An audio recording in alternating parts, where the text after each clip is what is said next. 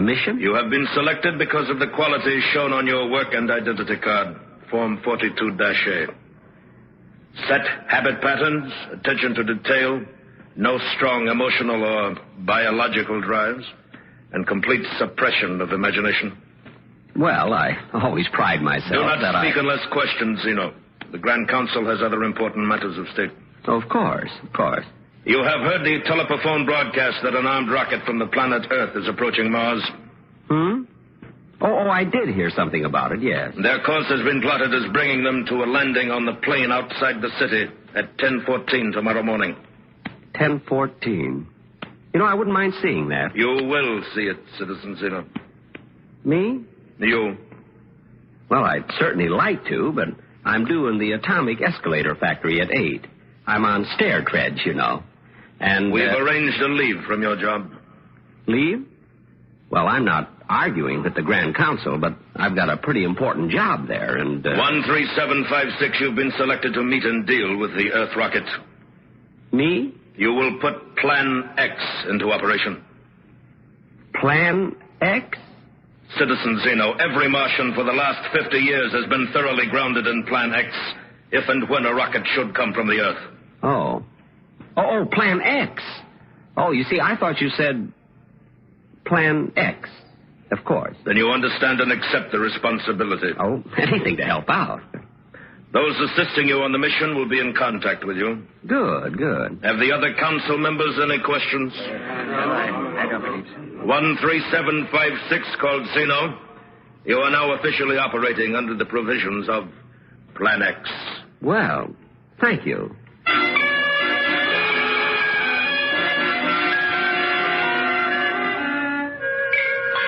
I took the aerial transmission belt directly home. Let them get along without me at the escalator factory if they could. Besides, it was almost quitting time. I went to bed early that night. Tomorrow was going to be a big day. Plan X. Out of the whole population of Mars, I was picked to carry out Plan X. Oh, I'll admit I had my criticisms of the Grand Council in the past, but this restored my confidence in them. Yes, sir. They couldn't have picked a better Martian.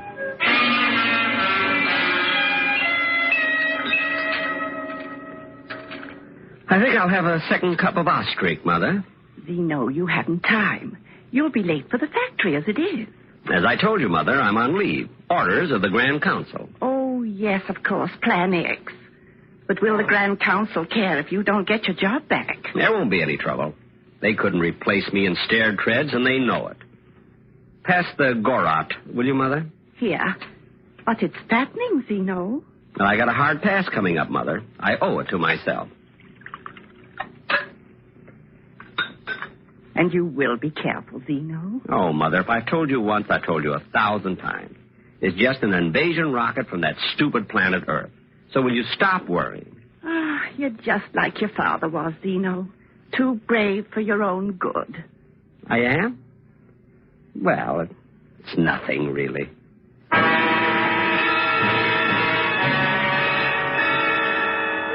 I took my time going over to the field where the Earth rocket was to land. I got there at 10, with not another soul around. Another few minutes, and I had my pocket radar screen working. Yep, the rocket was coming in, right on time. Then I could hear it out in space, and soon after that I could see it, bearing our first visitors from Earth. Gee, I was thinking they must be a brave crew. I almost felt sorry for them.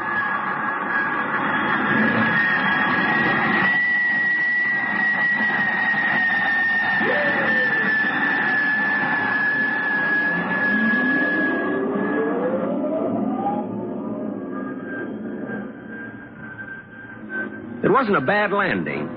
Not the greatest, but not bad. After another 10 minutes, a port in the side of the rocket started to swing open, and I walked over. If I do say it myself, I made quite an impression. Commander, look. Great Scott, what is it? Commander, I think we've met our first Martian. All right, keep back, everybody. Dr. Fielding and I will deal with it. Him, whatever it is. Hand me the Martian kit, Parker. All ready, sir? Come on, Fielding. We'll be ready for anything. Right, Commander. Incredible. Absolutely incredible. I'll try to talk to him. We Earth people, we friends, we come from out there.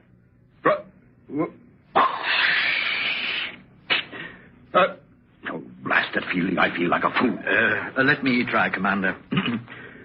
We bring you presents. Here, we bring you beads, cloths of many colors. Take them. You wouldn't have something a little more conservative? Fielding. He speaks Esperanto. Incredible. Gentlemen, welcome to Mars. It's almost as if he was expecting us. Oh, yes, for some days now. Ever since you left Earth, as a matter of fact. You hear that, Fielding? Commander, we may very well be in the presence of a superior race. Well, thank you. You say you expected us? Everyone expected us? Oh, certainly. But you're here alone. Yes. Well, unfortunately, all other adult Martians are, shall we say, unavailable. For how long? Not wishing to pry, but how long are you staying?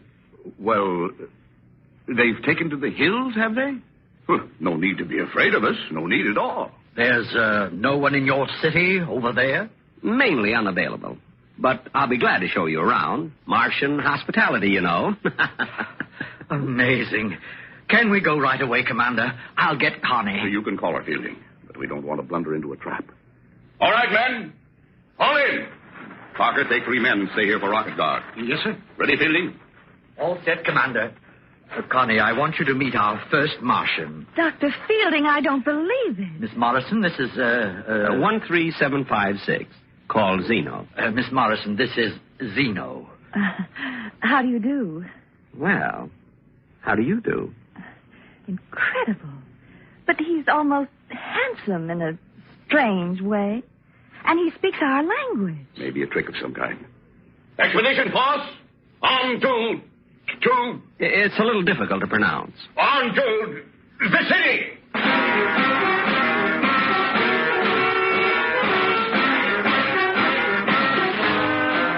We march into the city, which, of course, appeared quite deserted. Plan X.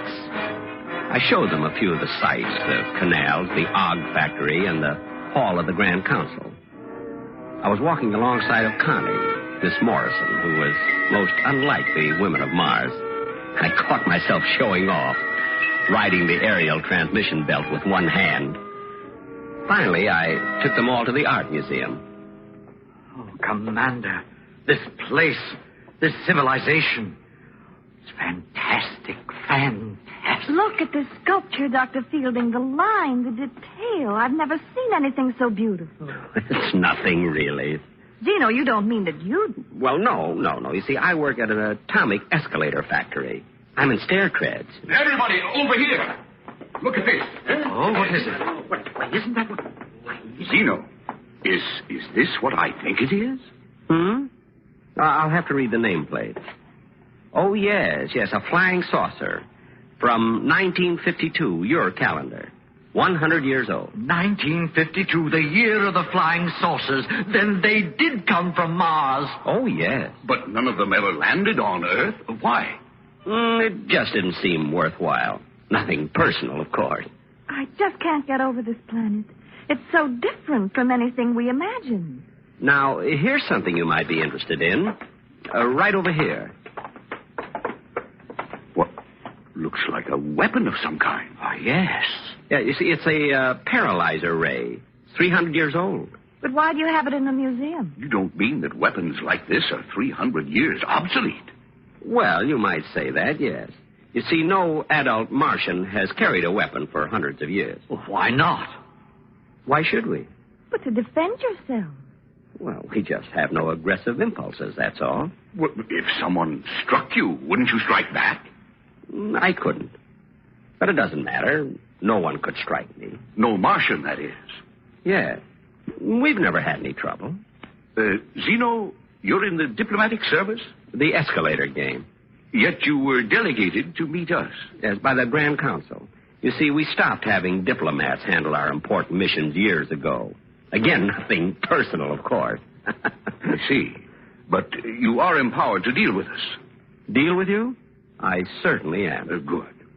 Now, it seems logical to me that we should work out a mutual defense pact. Not right now, of course. Mr. Zeno! Mr. Zeno! Who's that? We look like children. We have to see him, Mr. Zeno. Just some little friends of mine. Oh, they're darling. What's the problem, Ormy?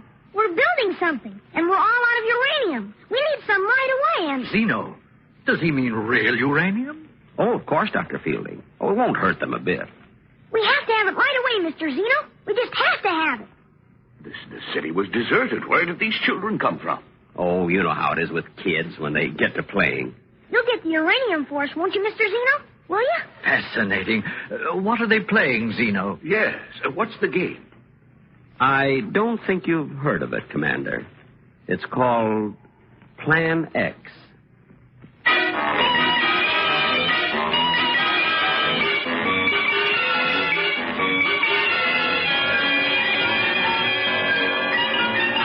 Autolite is bringing you Mr. Jack Benny in Plan X.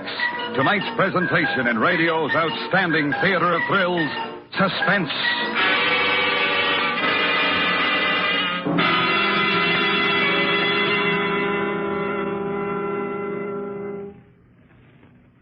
Say, Harlow, do you like to make speeches? Sure, Hap, especially about the Autolite Stay Full battery. Friends, Romans, motorists, lend me your ears while I praise the greatest of the great, the incomparable Autolite Stay Full. The battery that needs water only 3 times a year in normal car use. The battery that gives longer life as proved by tests conducted according to accepted life cycle standards. The famous Autolite Stay Full has over 3 times the liquid reserve of ordinary batteries. And because every positive plate is protected by fiberglass retaining mats to reduce shedding and flaking, the Autolite Stay Full just naturally gives longer life than ordinary batteries. And where can one get this glorious battery? From your nearest Autolite battery dealer who services all makes of batteries. To quickly locate him, just phone Western Union and ask for operator 25. And I'll tell you where you can get an Autolite Stay Full, the battery that needs water only 3 times a year in normal car use. And remember, from bumper to tail light, you're always right with Autolite. And now, Autolite brings back to our Hollywood soundstage Mr. Jack Benny in Elliot Lewis's production of Plan X, a tale well calculated to keep you in suspense.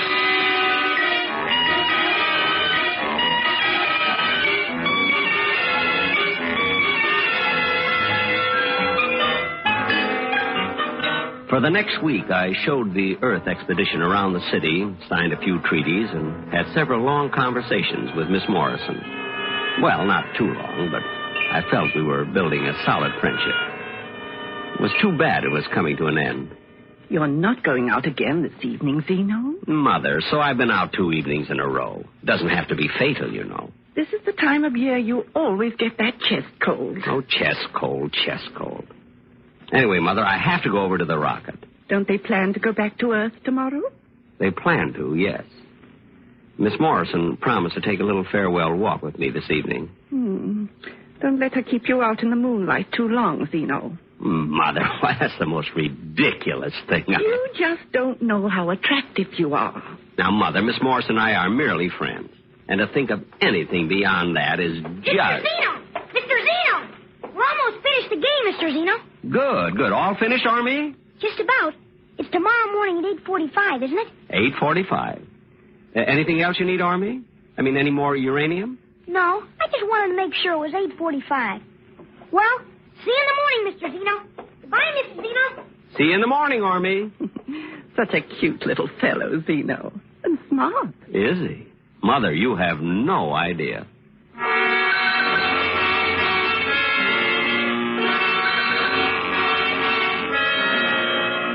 The Earth expedition was camped beside their rocket, getting ready for takeoff the next day. Connie, Miss Morrison, waved when she saw me coming. I waved back, and then she smiled at me, and I smiled back. It was a beautiful evening. We walked out over the plain, Connie and I, and then we sat down quite close. Connie lit a cigarette, and I opened up a package of Gurkhag. Zeno. Yes, Connie. Miss Morrison. Connie. How is it you're not married, Zeno? Don't Martians believe in it? Oh, definitely. But there's Mother and... And what? Connie, you don't find me a little bit strange? You mean because you're a Martian? Not exactly. You see, even to Martian girls, I'm a little bit strange. I find you very attractive, Zeno. Really? You're from a superior race? Well... The commander may not see it, but Dr. Fielding does, and I do. Your civilization, your culture, and you. Actually, I'm... What are the other Martians like? You know, I seem to feel there are people all around watching, waiting, and yet we've seen only you. And the children, of course. Yes, and the children. They've been playing around the rocket all day. Yes. Zeno, what'll happen to this planet, this beautiful planet, when the next Earth rocket comes? And the next one? Connie. I'd almost like to stay here. Or I wish we'd never come. None of us. Connie, there's something I... What, Zeno? What is it? It's just that it's getting cold. Maybe we better go back.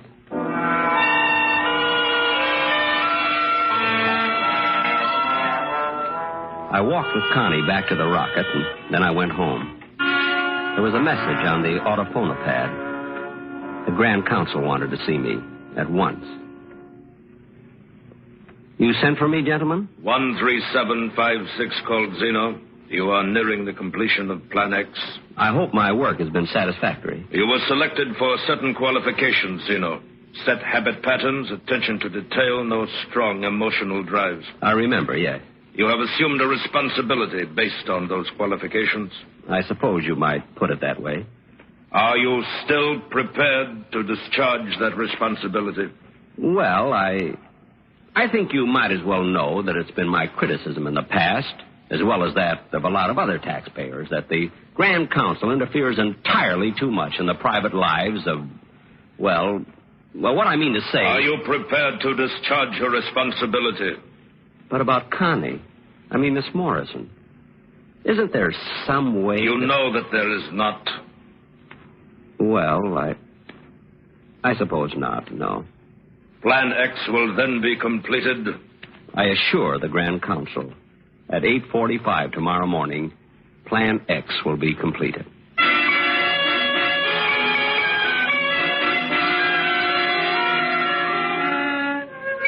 I didn't sleep well that night, and Mother was worried when I hadn't any appetite in the morning.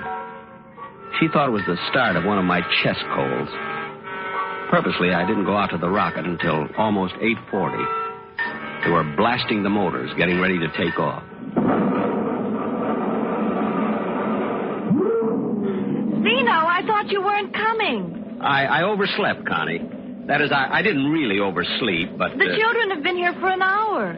We're just about to finish playing, Mr. Zeno. Oh, good, Army. Did you win the game? Plan X? I think so. We'll know in a minute, Mr. Zeno. They're so intense. Are the children on Mars always that way, Zeno?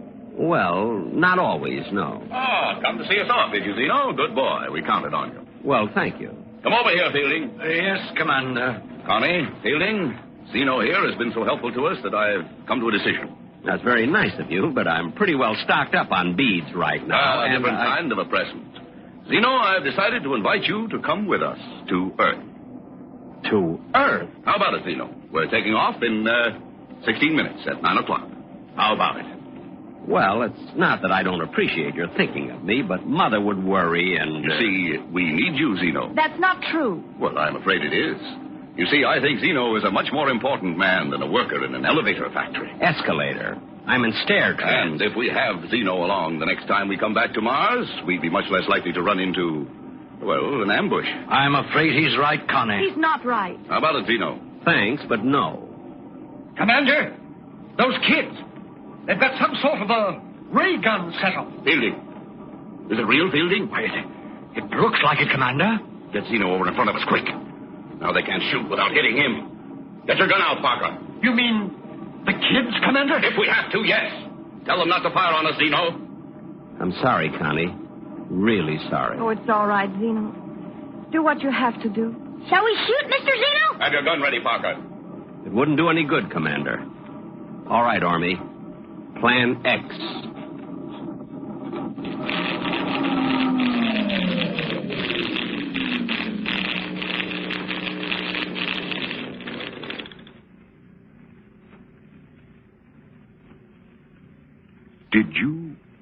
Did you fire, Parker? Me, sir? Fire a gun? Why, I couldn't. I couldn't do a thing like that. No, of course you couldn't.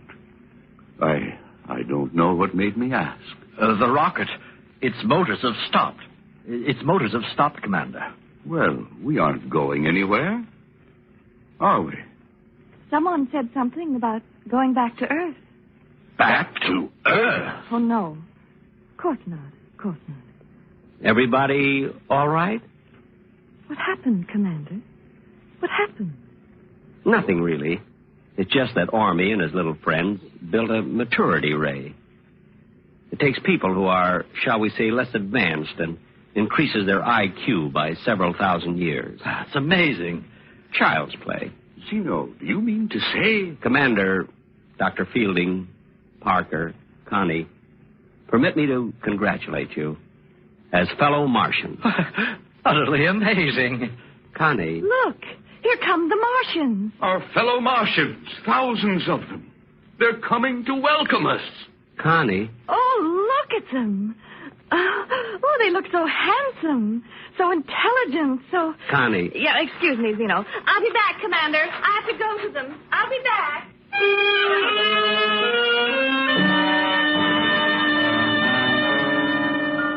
Well, she did like me for a while. Before Plan X. But she did like me. Even just for a while. That's something, isn't it?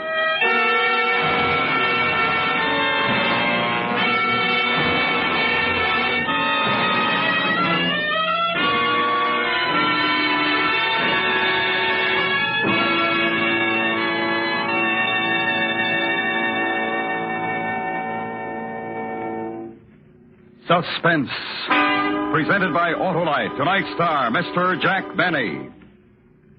This is Harlow Wilcox again, speaking for Autolite, world's largest independent manufacturer of automotive electrical equipment. Autolite is proud to serve the greatest names in the industry. That's why, during the early months of 1953, as we did last year, the Autolite family will join in saluting the leading car manufacturers who install Autolite products as original equipment. Our Autolite family is a worldwide family and numbers among its members some 30,000 men and women in Autolite plants in the United States, Canada, and many foreign countries, and the 18,000 people who have invested a portion of their savings in Autolite, as well as thousands of Autolite distributors and dealers, and the many leading manufacturers who use Autolite products as original equipment. Our Autolite family will salute the Dodge division of Chrysler Corporation on the next Autolite Suspense program on television.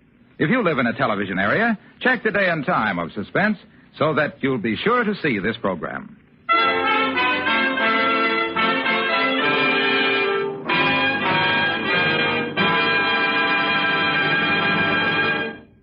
Next week, the dramatic report of a man's desperate race for freedom. A true story with names and places changed in order to protect the lives of the principals. The story is called The Man Who Cried Wolf. Our star, Mr. Jeff Chandler. That's next week on Suspense.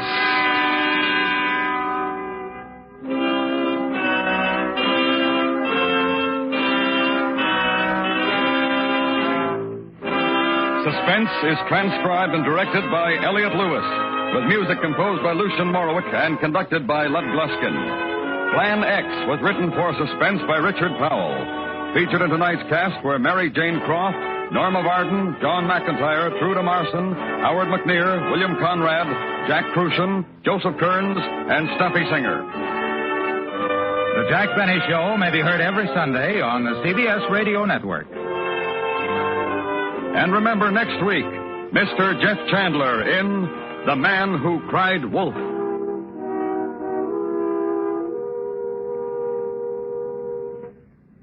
The 1953 March of Dimes has nearly passed by.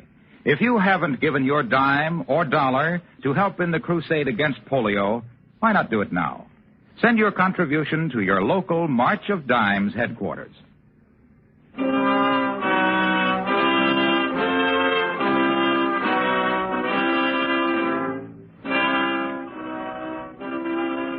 This is the CBS Radio Network.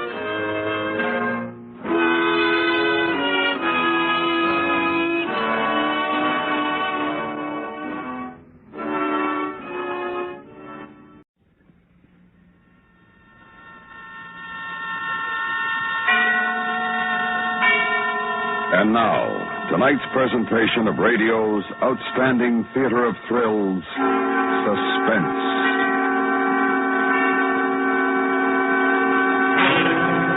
Tonight, we bring you a story of betrayal and retribution on Devil's Island. We call it The Stool Pigeon. So now, starring Mr. John Daner, here is tonight's suspense play, The Stool Pigeon.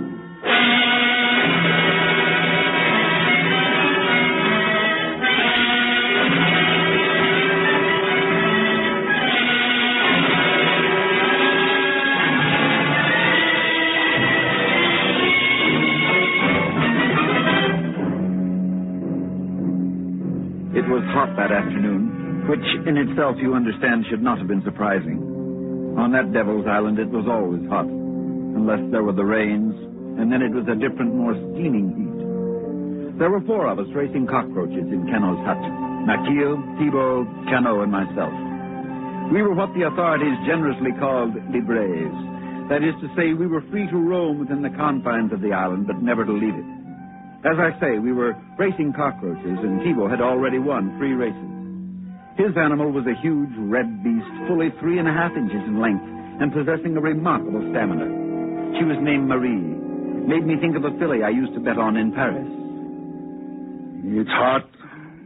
My friends, it is hot. You never get tired of saying that, do you, Thibault? Yeah. Does he? Yesterday you said the same thing, last month, last year. You owe me 5 francs from the last race, pay. Oh, I always lose. Here. Shall we have another? No, it's too hot. Oh, there. Now, who says it's hot? Who said it? Oh, shut up. You little maggot. I could break your shell with my nail if I felt like it. But I like you, Maquille, so I allow you to speak to me thus. I heard there's a ship coming this week. Oh? Where'd you hear that? Cano hears everything and knows nothing.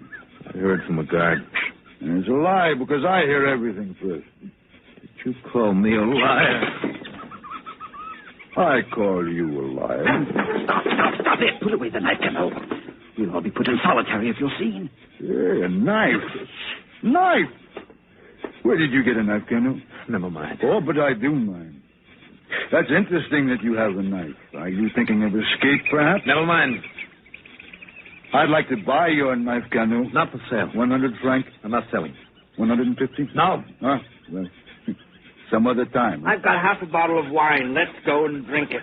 I don't feel like quarreling. Oh, Maquille, you have a divine soul. Come, my little maggot. You too, Cano. Exile.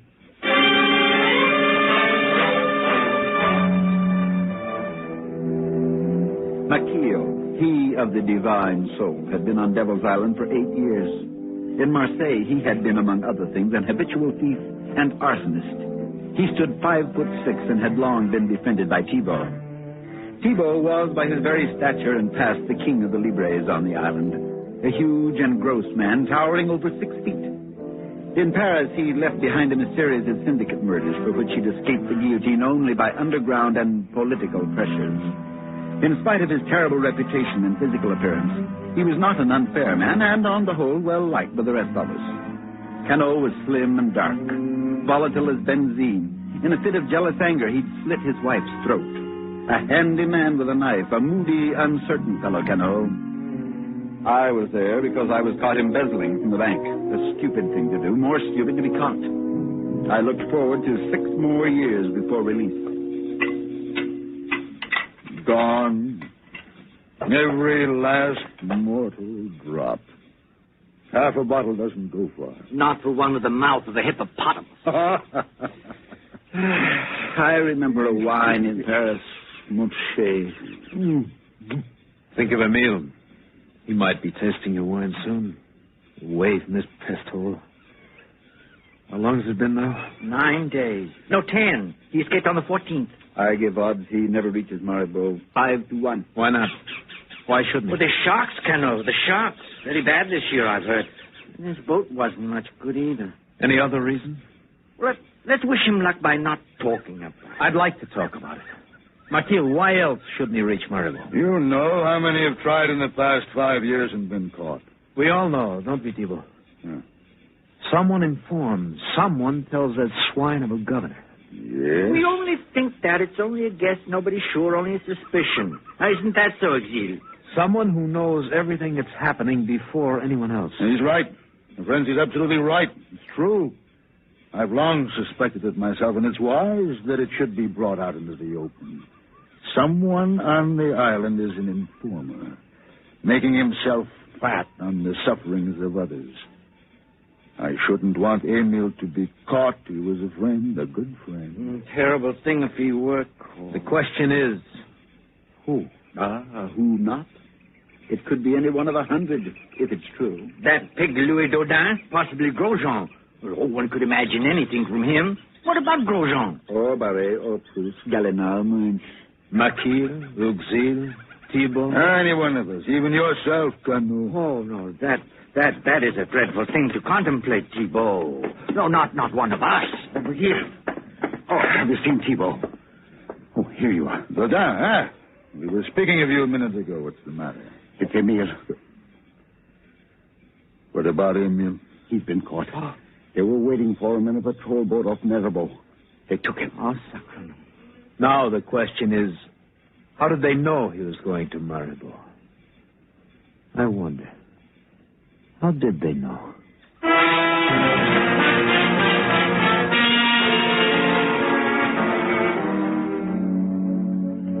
2 days later, Emile was back on the island, in solitary. We heard that he was in bad shape. Thibault managed to smuggle in some cigarettes through a friendly guard, and that was the best he could do. Things were very bad, worse than usual. The governor, M. Planche, was angry, and restrictions even for Libres became more intolerable. He seemed determined to make us all pay for Emile's attempted escape. There was a lot of grumbling. Even Thibault felt the pinch. Then Emile died. We heard from the beating he received when he was captured. Thibault was very quiet. For a week after, too quiet. Then one day he said, I'm fed up. Why don't you take a petition to the governor? There's no joke. I repeat, I'm fed up. Something must be done. Escape, Thibault? That or what? Yes, what? Stand. Stand for better conditions. No more oppressions. We're prisoners, but there's still rights, human rights, to stand against tyranny and inhumanity. Bravo. You've just been elected to the Chamber of Deputies. I'm losing patience with you, Colonel. Don't be a fool. We have no rights. Even animals. The governor's dog has more rights than we. And you know why? Shall I tell you why? Because the governor's dog is clever. We are not clever. The governor's dog sits up prettily and begs for a morsel. He has no other dogs to contend with, no competition, while we fight and snarl among ourselves for the garbage in the street. It's true what he says. What does he say? What do you mean, Thibault? We no longer fought among ourselves, but banded together. A unit of strength, a solid front. We could force the governor and the authorities in France to better our conditions. Then what do we do? Present a petition at Cano puts it? Perhaps not. Something more forceful, eh? No good would come of it. If there is to be action, I'd rather try an escape. How far would you get, Uxie? Are you forgetting the informer? We don't know. We don't know there's an informer. We suspect, but we suspect everything. There's nothing else to do. Suppose it's the natives who inform. They have before. Suppose the governor is just too smart for us. How many choices do we have anyway? Brazil, they turn us back. Dutch Guiana, Emile tried it. They're always watching. West Indies, Venezuela, in an open boat? Not much chance there. Or do you want the jungle?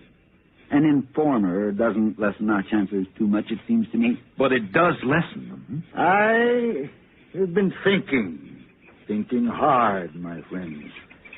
We're agreed on one thing. Conditions could not be worse, huh? If we could escape, we would do so and take our chances. If. Therefore, there are two choices, it seems. Better conditions on the island or escape. And both impossible, I would say. You're a pessimist, Exil. That's why you'll never be a success. He's right, Exil. You'll never be a success. Go on, Thibault. I think that we may accept both choices, one dependent on the other. What do you mean? If we had better conditions, we might be able to escape. Can't you ever talk in a straight line? Now, which of us has the greatest opportunity to see the governor? Well, you have. You have, Thibault. You do his garden work. Exactly. Come on. Patience, my friend. Monsieur Planche strolls in his garden. Thibault, he says. Thibault, the roses are not looking very well today. He stands next to me and he says this. And for the indignity this petty official heaps on my head and for what he allowed done to Emil, I could stretch out my hands and strangle him in 5 seconds. You understand? In 5 seconds. But if I chose, I would not strangle. I would hold him as a hostage. A hostage? You follow me. Now, let us suppose that a revolt were begun, the guards overthrown. Oh, la, la, la. It's a thought. Nobody's ever tried it. But the guards would shoot us down. They would have to shoot the governor if they tried. And if we succeed in what you say, then what? Huh? What happens? What do we do? What? That remains in my head. You must trust me there. I trust no one. Achille? If there were a chance, I'd be with you. I don't look forward to 6 more years of this. Maki. I'm at your side, my friend, as always. As always. That leaves you, Cano. All right. Excellent. Then we must start to make our plans carefully, very carefully. Cano, stand by the door and warn us if anyone approaches. We don't want the informer to overhear us, do we?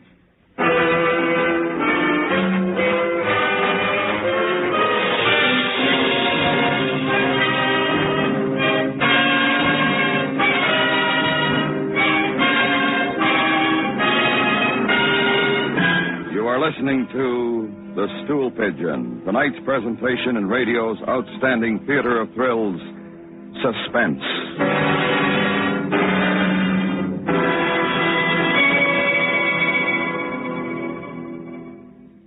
If you're interested in spreading the truth about America to others, CBS Radio suggests you contact Letters Abroad, 695 Park Avenue, New York 17, New York. Letters Abroad, once you've given them a few facts about yourself, job interests, hobbies, age, will furnish you with the name of a correspondent who lives overseas. Send a stamped, self-addressed envelope to Letters Abroad at 695 Park Avenue, New York 17, New York. And now, we bring back to our Hollywood soundstage Mr. John Daner, starring in tonight's production, The Stool Pigeon, a tale well calculated to keep you in suspense.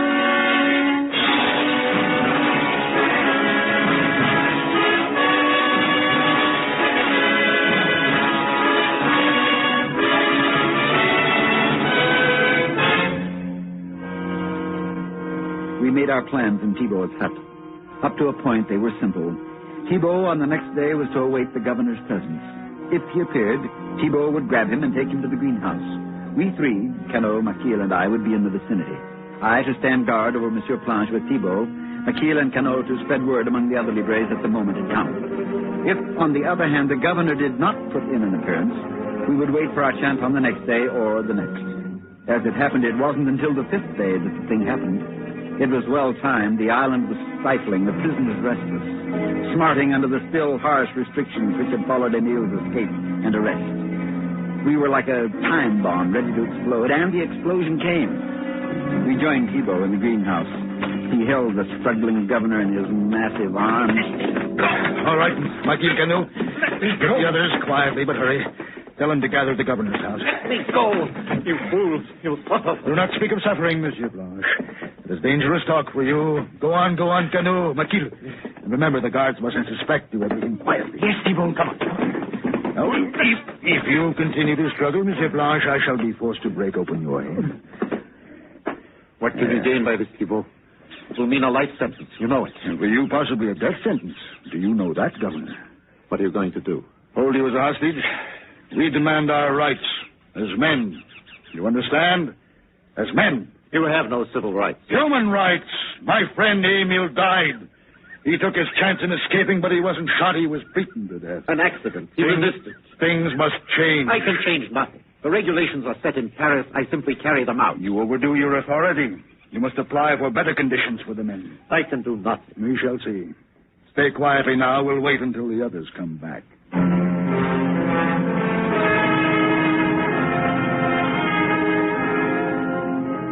We waited. It seemed a long time, and the silence was more terrible than the heat in that place. The governor's hobby was raising orchids, and the greenhouse was full of them. I've always hated the things. Then, suddenly, it was too quiet, as it might be on a summer's day, a moment before a thunderstorm. What the devil's keeping them? I don't know. Maybe the guards know what's happened. Maybe they've been caught. Listen. They're shooting them. Thibault, they're shooting them. Shut up. Someone get me alive. Where's Marquita? Coming. What happened? We got word of about a dozen. And word must have got to the guards about him. I told you. Now, before it's too late, release me. It'll be better for you if you do. What happened to the others? Last I saw, they were coming his way. Thibault, it's horrible. I saw 4 of them fall. All right, come on. Where? To his office. Monsieur Blanche, we are taking you to your office. If any guards try to stop us, you know what happens. You can do nothing, Thibault. Now, give yourself up now. All of you. Walk. Slowly. You in there! Come out with your hands up! The guards, Thibault. Tell them, Governor, tell them that we're coming out. With you. Now tell them. This is the governor speaking. These men are holding me. They're coming out. Tell them not to shoot. Don't shoot. Now, calmly, nicely, we walk out. Stay very close to them, my friends. That way you'll be safe.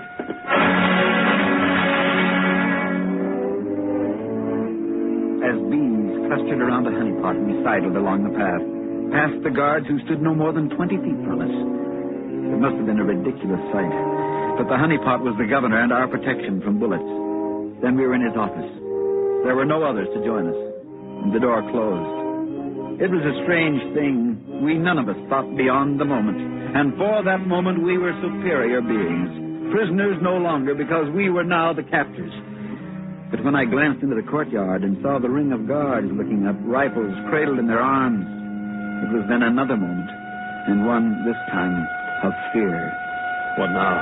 First, the siren must stop. It offends my ears. Governor, give the order. This is the governor. Turn off the siren.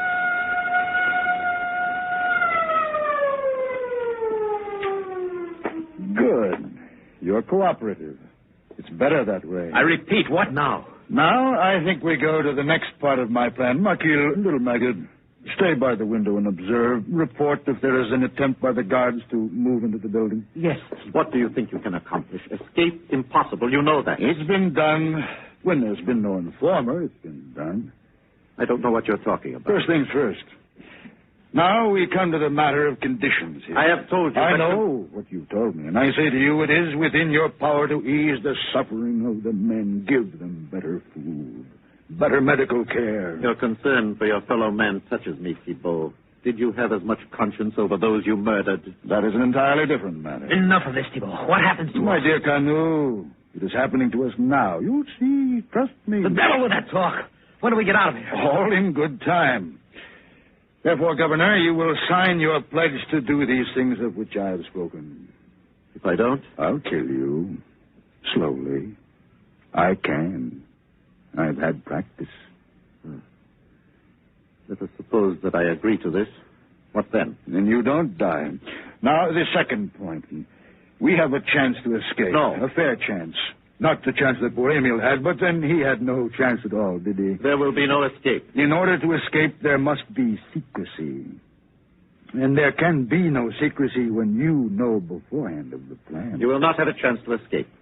If you let me go, I warn you, I will deal with you all. There will be no escape. My dear Governor, I said nothing about when we attempt to make this escape. What are you talking about? Escape now, Thibault. Yes, of course, now. Each to his own desire for me. It may be now or sometime later, but the opportunity, if it comes, must at least allow a reasonable margin of success. That is up to you, Monsieur Blanche. What do you mean? Here now, the third point. I wish to know the name of your informer. The one who has, for what must be at least 5 years, supplied you with information concerning every thought and deed of the prisoners. There is no informer. You are lying, Governor. No, I have no need. You have a great need if you wish to go on living. What are you up to, Thibault? Don't interrupt His Excellency Carnot. He is about to tell us something. If I tell you, will you give yourselves up? I cannot speak for the others.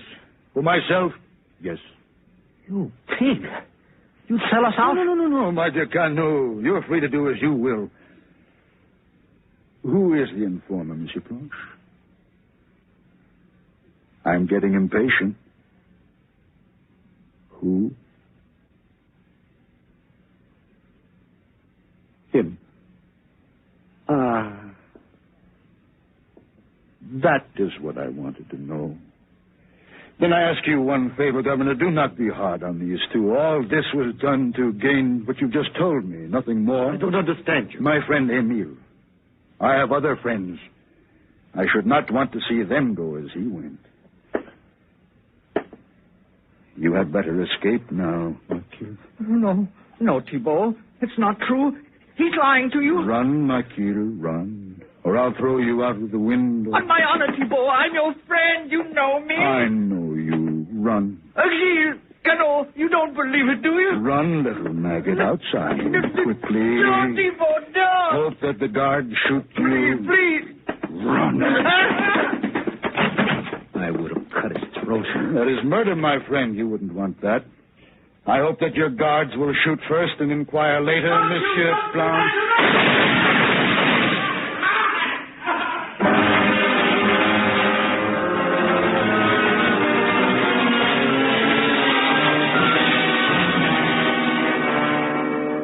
We all went to solitary. It was expected, but somehow things were different, a little better on the island. How do you explain it?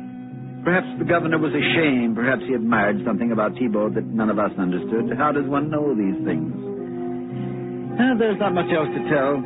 A year after we were released from solitary, Thibault tried to escape. And this time it wasn't a prison informer who turned him in. It was the native from whom he bought the boat. How do you explain these things?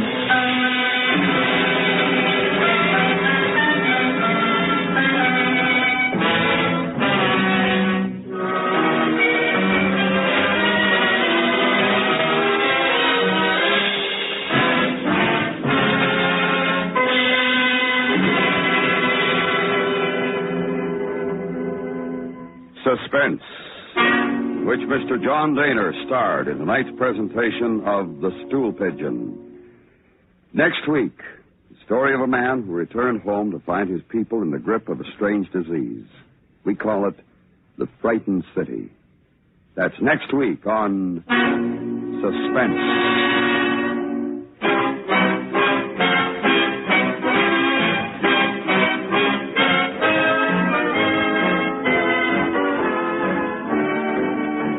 Suspense is produced and directed by Anthony Ellis, who wrote tonight's script.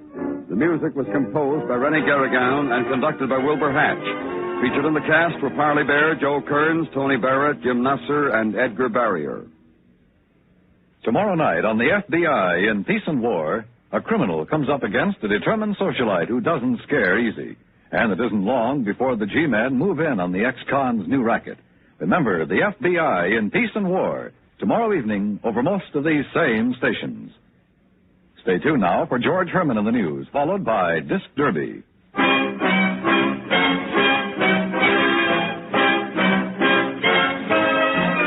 Thursday nights, The Whistler brings mystery on the CBS Radio Network.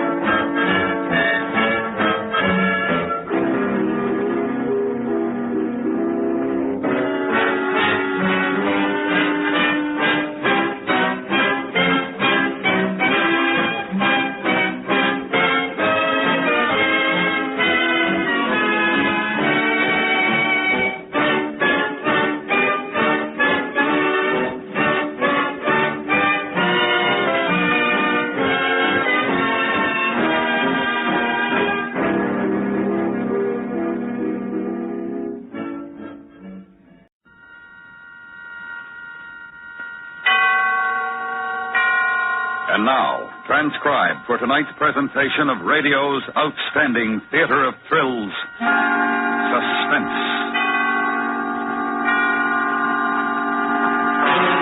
Tonight, the story of a motion picture producer and a young actress who finds to her dismay that she has rather more dramatic talent than even she ever hoped for.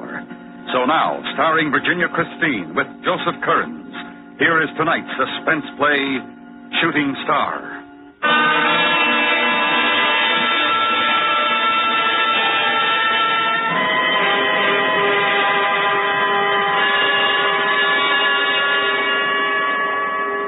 These contract players, Dave. Martin Richards, Drake. Cancel. Tab Richards? But I thought... Oh, I play gin with him, and he goes with my daughter. I don't do business that way. Well, I just meant... I thought the boy was pretty good. I can't use him. Well, that's all, Dave. Yes. All right. Yes? Goodbye, J.D. Well, offer what you have to, but get her. Oh, and bring the papers to my place at Palm Desert. I'll sign them there. All right, goodbye. Bye. Yes? Benjamin Kahn to see you, Mr. Zimmer. Oh, all right. Send him in. Oh, and Miss Davis. Yes, Mr. Zimmer. Have my car sent around. Yes, Mr. Zimmer. Well, good afternoon, J.D. Oh, hello, Ben. How's your arthritis? Not so good. Oh, that's too bad. Going to the desert for the weekend. That's the place. Bake it out. Yeah. Say, J.D., I want to talk to you about Gay Lansing. You've thought about her for a Dark Lady? Yeah. It would be novel casting, and she wants to try something different, J.D. Now, the way I see it, after this musical is over, we could have something really big and gay. Go for the Italian type. Cut her hair.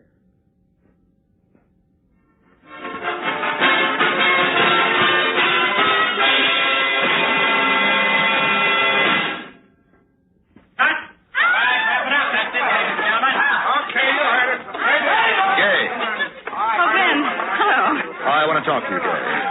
Come into my dressing room where I can sit down and take my shoes off.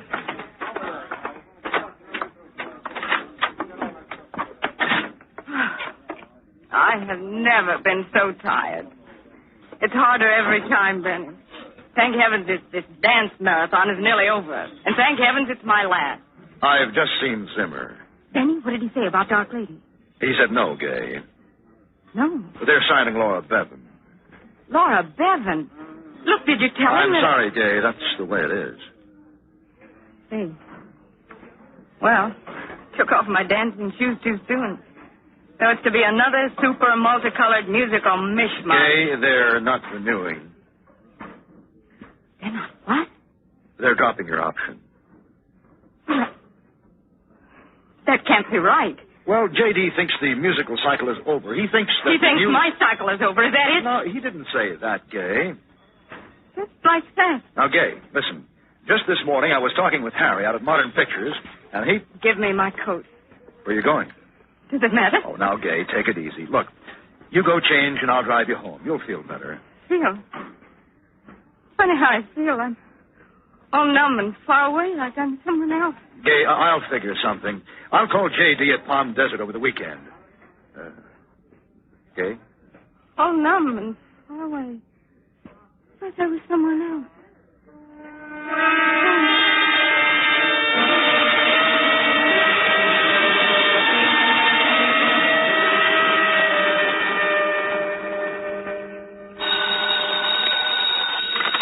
Yes? Oh, hello, Iris. Yeah, I just got here. I'm in the patio now, enjoying the hot sun and a long, tall, cold one. I let Haynes go back. No, I'll be all right. I'll have my meal sent in. Is the clan still at the house? Well, you let me know when they go, huh? All right. Goodbye. Hello, J.D. Why, Gay. Well, I didn't hear you when... Well, here, sit down. I understand you're dropping my contract. Well, Benny told you already, huh? Sorry about that, Gay, but the stockholders feel... I want a new contract, J.D. I want it for $2,500 a week, 7 years, no options, and I want the lead in Dark Lady. Now, Look, I want you to call the studio now and arrange it. Well, you're being ridiculous. After all, in today's market, it's the exhibitors who... I mean what I say, J.D. Almost like an ornament, isn't it? So small and the pearl handle, but it shoots real bullets. I advise you to respect it. No, you're... Well, you're not yourself, Gay. Perhaps you just don't know me very well. Get on that phone, J.D., and be careful. Very well.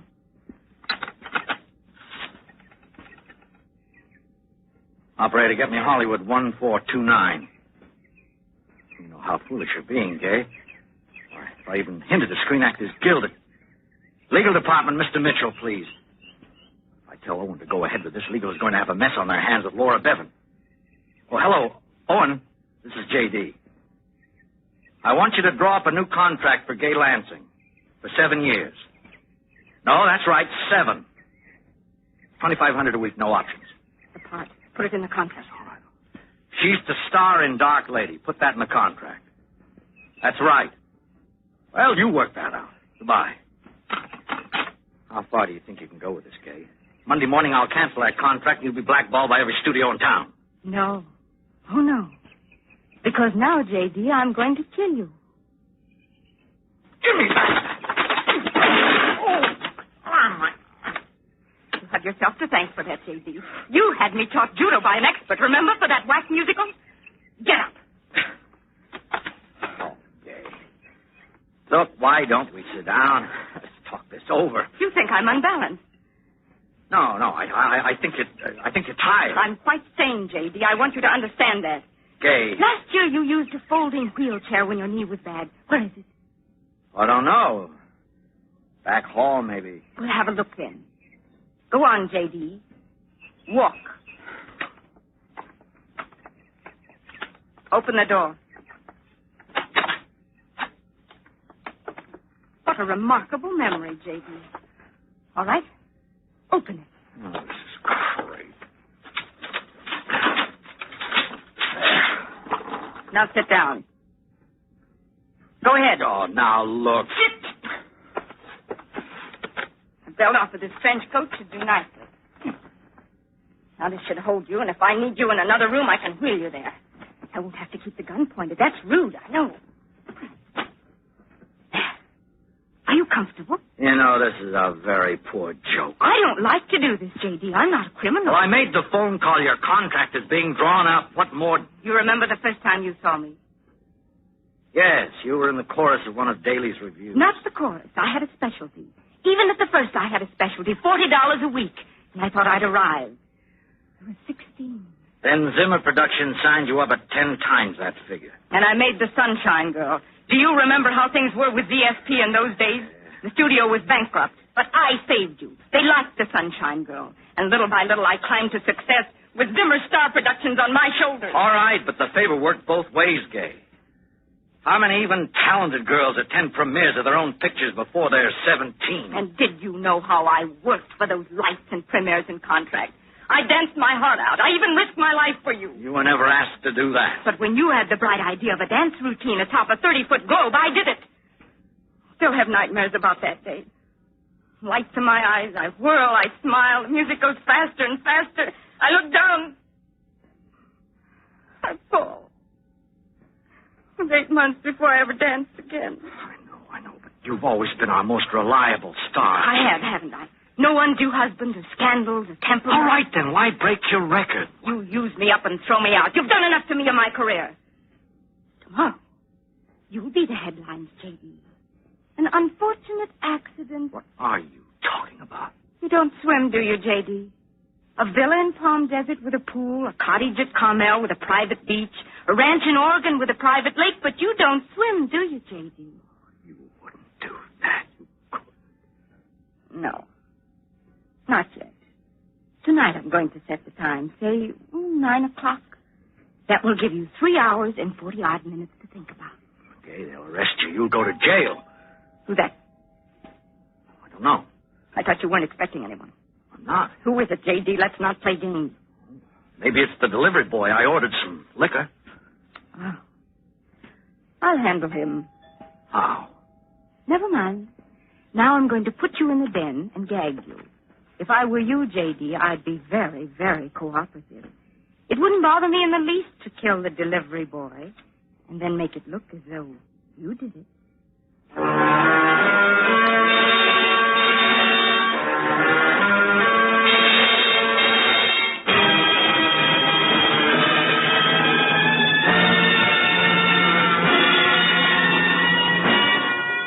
You are listening to Shooting Star, tonight's presentation in radio's outstanding theater of thrills, Suspense.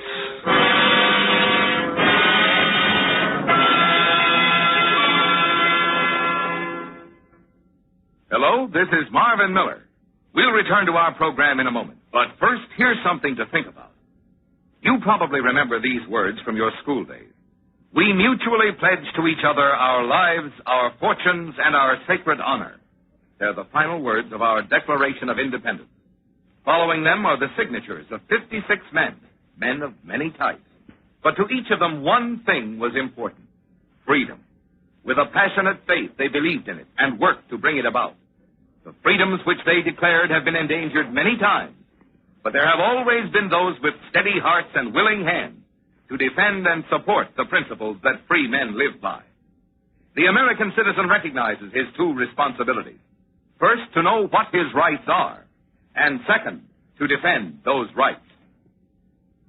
And now, we bring back to our Hollywood soundstage Virginia Christine with Joseph Kearns, starring in tonight's production of Shooting Star, a tale well calculated to keep you in suspense.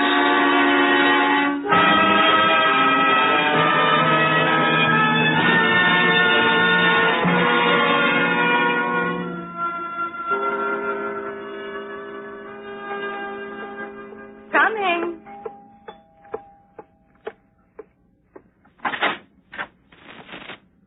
Well, hello. Delivery for Mr. Zimmer. Bring him in? Yes. Yes, come in. Where do you want this stuff? Well, over here in the bar. Do you mind? No. Well, it's hot for this late in the afternoon. Could you use a drink? Well, sure. Why not? I'll get the glasses. You open the bottle. Which one? Bourbon. Ancient age, okay? Fine. Go ahead. Pour. Say, I thought Mr. Zimmer was here alone this time. Well, he is, technically. I'm his secretary. You don't say. Mm-hmm. Yeah? Thanks. Well, bottoms up. Why not? You know, you're awful cute. I get around. I'll bet you do. Come here.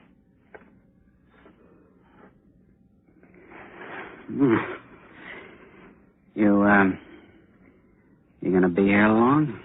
Well... What's that? Nothing. I'm defrosting the refrigerator. Maybe you'd better go now. Go? Now? You'd better. Well, that's a quick switch. I'll see you again, maybe? Yes, maybe. Yeah, well, bye. And, give my compliments to the old man.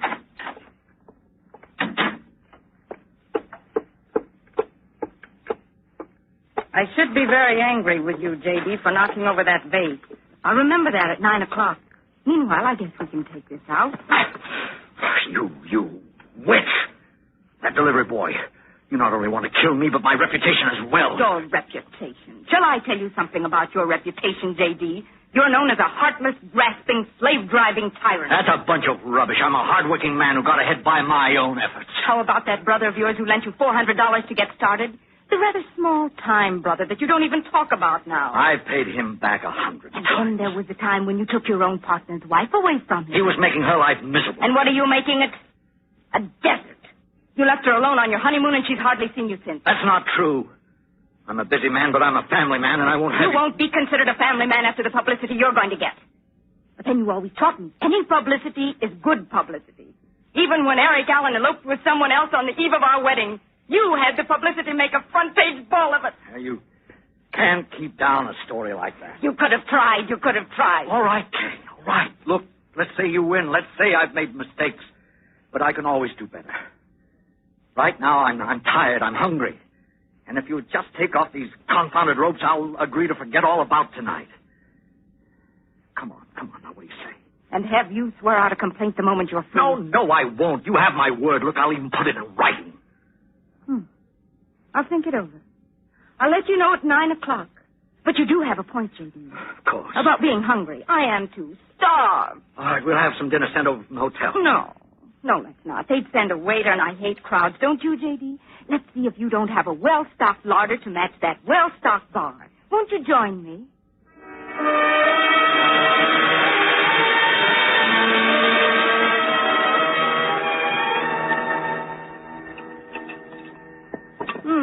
Pompano, artichoke hearts, and brandied peaches. Quite a snack. And it's only 7:24. You have plenty of time to enjoy it. Shall I untie you so you can eat?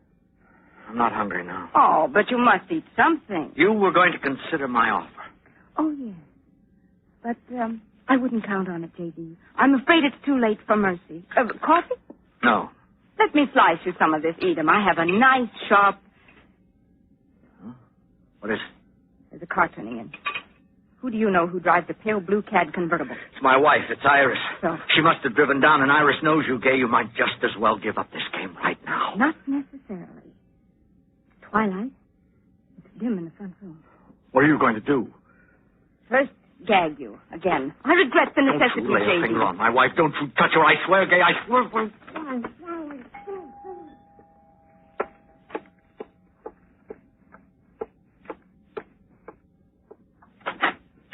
Yeah? Oh. Who are you? I'm the maid here from the hotel. Mr. Simmer, he wanted some cleaning up done. Oh, I see. Well, I'm Mrs. Zimmer. I'll come in if you don't mind. I forgot my key. Where's Mr. Zimmer? Oh, he's out. Out? Yeah, to dinner. Well, I thought... Where was he going, did he say? I don't know. Some club somewhere. The Palm Club? Tennis club? Yeah, that might be it. The tennis club. Oh. Well, I'll drive over and join him. That drive through the desert is simply partially. I think I'll get a drink of water. Oh, I'll get it for you. No, don't bother. I'll just run out to the kitchen and... I was so worried about him, about his going out. I tell you, he had the mark of the dead on him. Mark? What are you talking about? Well, I tell you, he had shadows in his eyes. It was just about 10 minutes after the pain. I told him to go to bed and let me bring him something, but he wouldn't do it. A telephone call and off he goes. Are you trying to say my husband had a heart attack? Yeah, slight, perhaps. When did this happen? Well, not 10 minutes after I got here. Oh, I knew it this morning. The minute I opened my eyes, I said, there's going to be trouble today. I said, there's going to be trouble today. Oh, do be quiet. I better get over there. Just leave the latch off the door. We won't be late. I hope you're not too late. Yeah. Goodbye.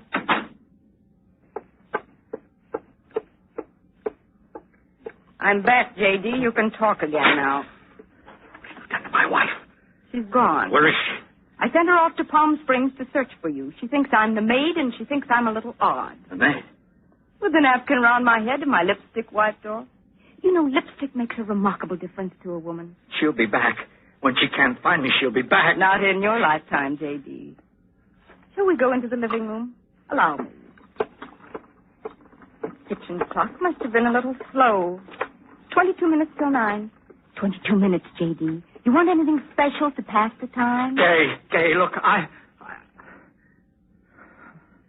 Oh, no. No? No little enthusiasms, J.D.? Then how about the radio? And I'll sit down. We shall have 21 minutes to wait, and I'm really very tired. Odd how much planning a murder takes out of one.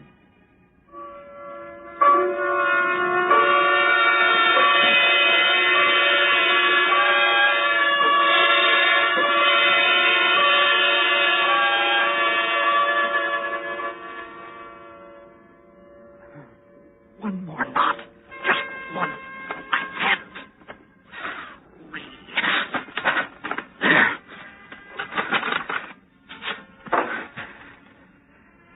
Operator, get me the police. The police, quickly. Too late. Put down that phone. You thought I was asleep, but I wasn't. You might say I was acting. It's 9 o'clock, J.D. No. Get up and walk towards the pool, J.D. No, Gay. Don't make me shoot you here, J.D. Get out of that wheelchair. Gay, please, you can't do this. You wouldn't get away with it. Now listen to me, Gay. I've been wrong. I'll make it up to you. You can have anything you want, money, parts, anything. No, Gay, don't. Not my life. Don't take my life, please. I beg you. I beg you. All right, J.D. The audition's over. It was rather drastic, but it was the only way I knew. It was all an act, J.D. After all, I had to prove to you that I could be something more than a song and dance girl. I'll see who's at the door.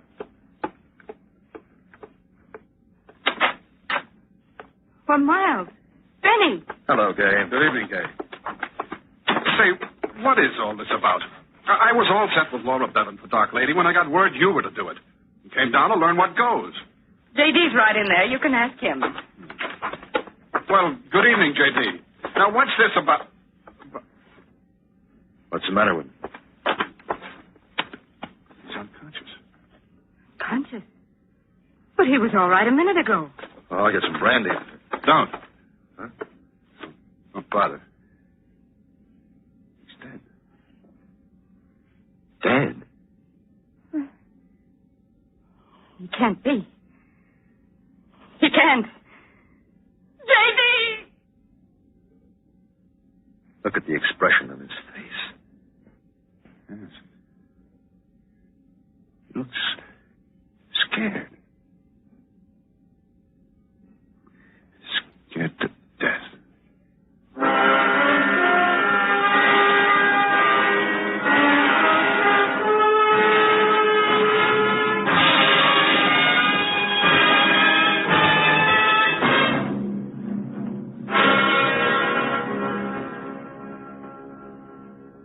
Suspense, in which Virginia Christine starred as Gay with Joseph Kearns as J.D.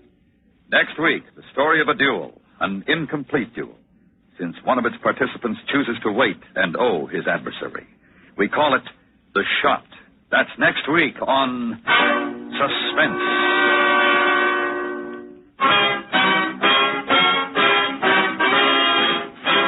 Suspense is produced and transcribed by Norman MacDonald, with music composed by Lucian Morowick and conducted by Wilbur Hatch. Shooting Star was specially written for Suspense by Ruth Bourne. Featured in the cast were Sam Edwards, John Daner, Michael Ann Barrett, Jill Jarman, and John Large. Suspense is another worldwide presentation of the United States Armed Forces Radio and Television Service.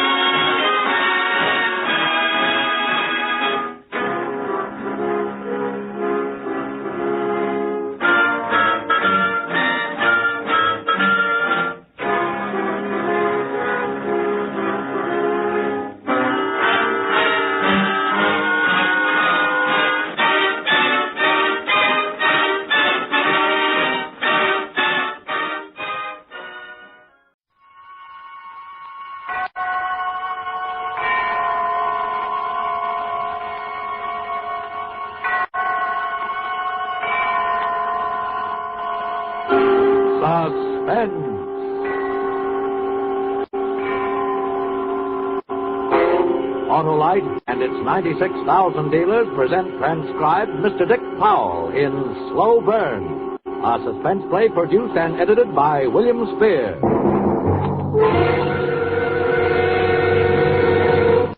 Fill her up, sir? Please do, my personable peddler of petroleum. How about your battery? Why, lad, I've got an Autolite Stay Full battery, the battery that needs water only 3 times a year in normal car use. An Autolite Stay Full battery? Say! Say no more, my good fellow, for when you've said Autolite Stay Full battery, you've said the ultimate. This demon deliverer of starting stamina has over 3 times as much liquid reserve above the plates as batteries without Stay Full features. You sound like Harlow Wilcox. I sound like every motorist in modern memory who's been moved to murderous fury by one of the major causes of battery failure, namely a thirsty battery, but who has discovered the delight of the Autolite Stay Full battery, a battery that needs water only 3 times a year in normal car use. Sure, but you still sound like Harlow Wilcox to me. Well, by a curious coincidence, that couldn't happen again in 1,000 years. I am Harlow Wilcox. Well, why didn't you say so? Because right now I'm too busy saying you're always right with Autolite. And now, with Slow Burn, and with the performance of Dick Powell, Autolite hopes once again to keep you in suspense.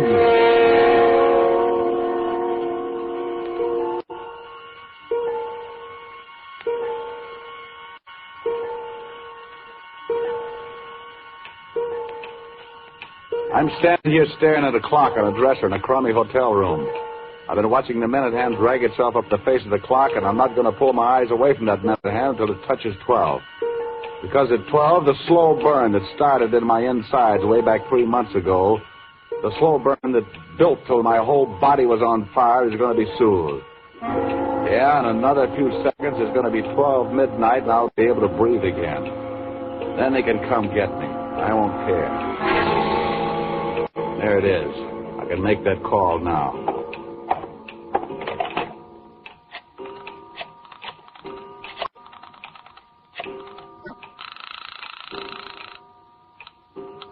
Morning, Harold. Let me speak to Todd Sloan. Sports Department, Todd Sloan speaking. This is Johnny Wilson. Johnny? Don't Where? interrupt. This call is a cinch to be traced. I got a lot to say. The cops have a tight circle around. Got no exit. But before they get me, I want to clear a few things up. Now listen to me. I did it. I'm not denying it. I'm telling you why I did it, and you're going to print it because you're a right guy. Oh, Johnny, Shut up. I don't have much time. It all started the day I fought in Duville, Pennsylvania. Dania, my wife, didn't want me to fight, but to me it was the fastest way to make a buck. I was just beginning then, right after the war. And the coal town was the best I could do. I was fighting Tony Tadro, a good boxer and a puncher. And the second round was just squared off, and the crowd pulled to its feet, roaring the guy's name. Not mine, not Tony. Me, it didn't throw, but Tony, it did. He dropped his guard just long enough. Tony was flat on his back, out cold. I let the referee raise my mitt. Then I walked to Lefty Wilkins, my manager. Nice work, Johnny. Oh, thanks, Lefty. What was you shouting about? Ain't you heard? The hometown kid who won that Medal of Honor blew into town today. Not only that, he blew into the arena just before you tagged Tony. Well, I'd have glad to have the kid myself then. You made it easy for me. You don't have time. We're to meet Courtney Barr at the Club Trianon in 30 minutes. Okay. And just this once, let your tongue lay flat inside your face. I'll do the talking. Okay, I said. Okay. I knocked out in the second round. Johnny Wilson, victorious over Tony.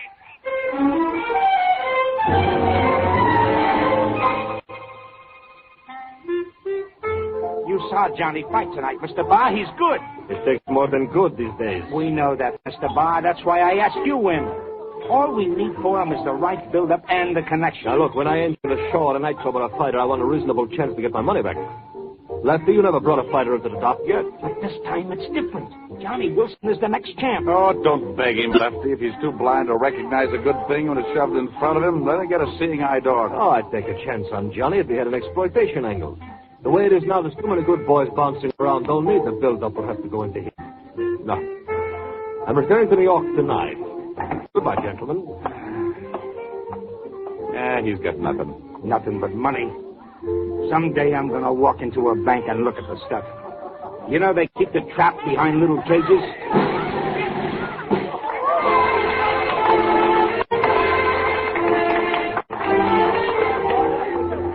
Uh-oh, there's that kid again. The metal boy. Name's Chuck Masters. They say he got 30 jabs. 30 jabs?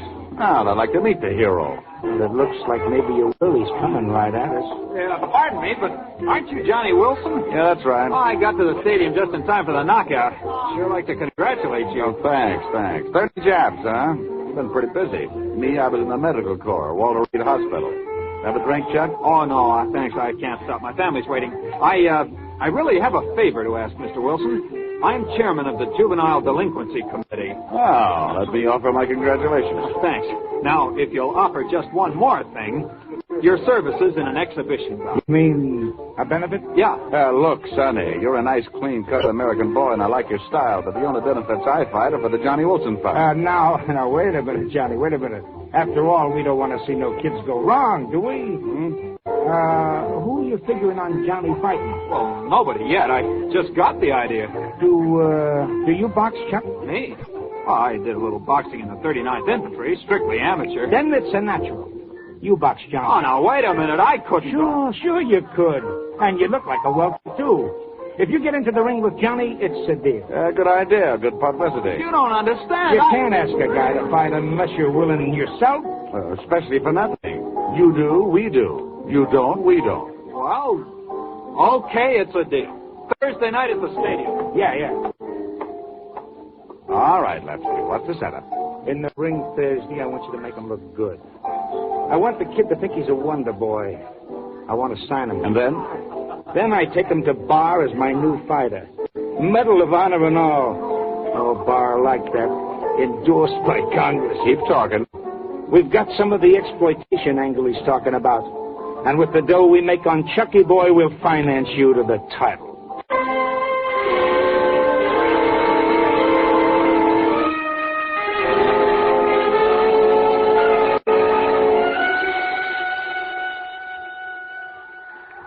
Get a load of the crowd. Any more people come in, we'll have to ration the oxygen. That's what bar means by exploitation. That Medal of Honor drags them in. There it is. Remember, Johnny, don't win. You don't have to lose, but don't win.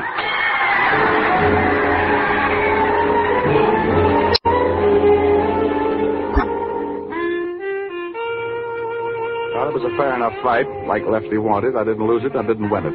The kid was a cinch to sign. Lefty wired Bar to find out if he was interested. He was, and now we were in New York in the Copa Club signing the contracts. There's one thing, Lefty. Now that Chuck is signed, where does Johnny here fit in? Oh, Johnny's going to stop boxing for a while. He's going to groom Chuck. Me, I wasn't having any conversation just then. I was watching Chuck watch a long-haired, slinky dame coming towards our table. She had on a gown that had no straps and didn't need any. There was sweet rhythm in her walk, and she wore a hands-off look that beat blood into a guy's head. She stopped at our table, and Chuck's mouth flopped open. I said, "Well, gentlemen, this is my wife." Hello. Danya, this is Chuck Masters. Sit down, baby.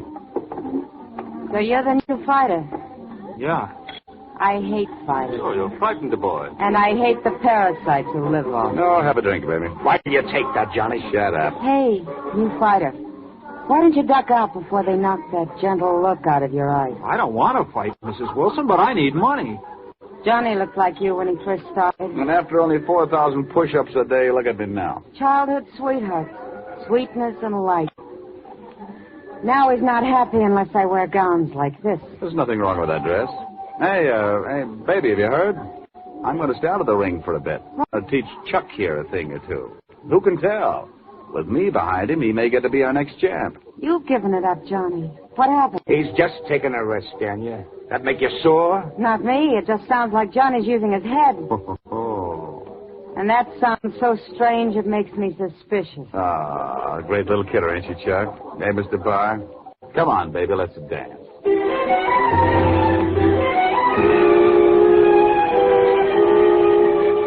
Now the publicity build-up started. Chuck was a hero. The story of the signing hit the papers coast to coast, border to border. The Fighting Marine. They traced his medals to every beachhead. I even came in for some publicity as Chuck's best friend. the guy who was sidetracking his own career to train him. And on the day Chuck signed for his first fight, with Whitey Carnes in the Bronx Coliseum it was, who should come in to give him his medical but my old CO from the Med Corps, Doc Peterson. Hey, Corporal Johnny Wilson. Well, don't make me say what are you doing here. Tell me. I'm a fighter, Captain. Well. That's a far cry from Walter Reed Hospital, huh, Johnny? How you doing? So far, the Army paid off better. Doc, this is Chuck Masters. Oh, hiya, Chuck. Say, according to all the publicity I hear, you're going to be the next welter champ. Yeah.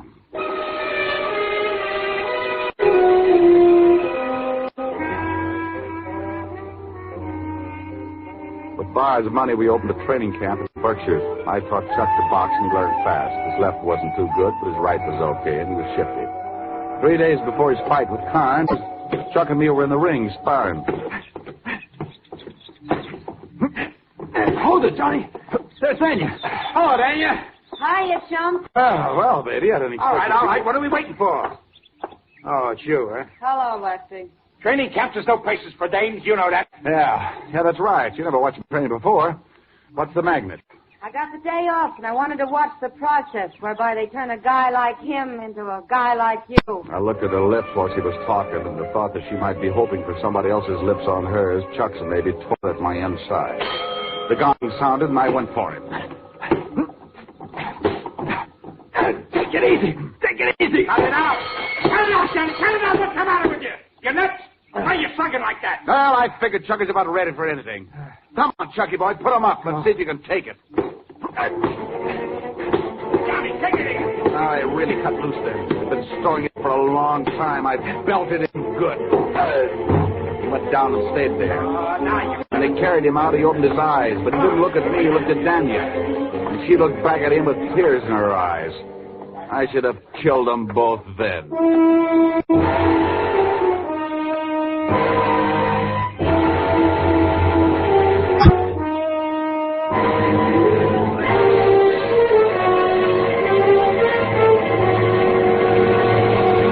Autolite is bringing you Dick Powell in Slow Burn, tonight's production in radio's outstanding theater of thrills, Suspense.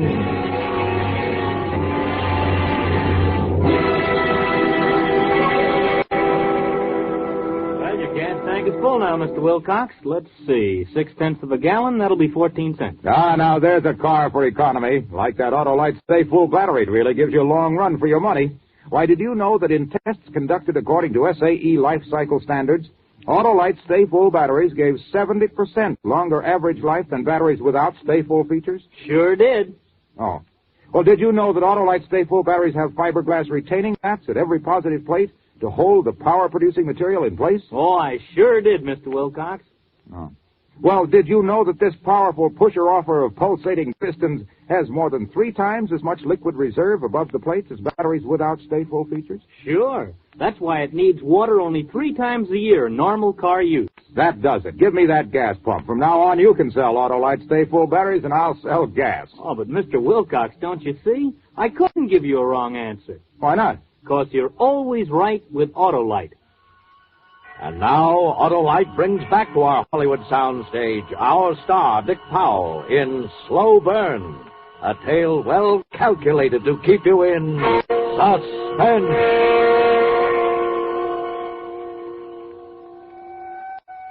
Still on the phone, Todd? Yeah. Well, hold it a second. I want to gander out the window.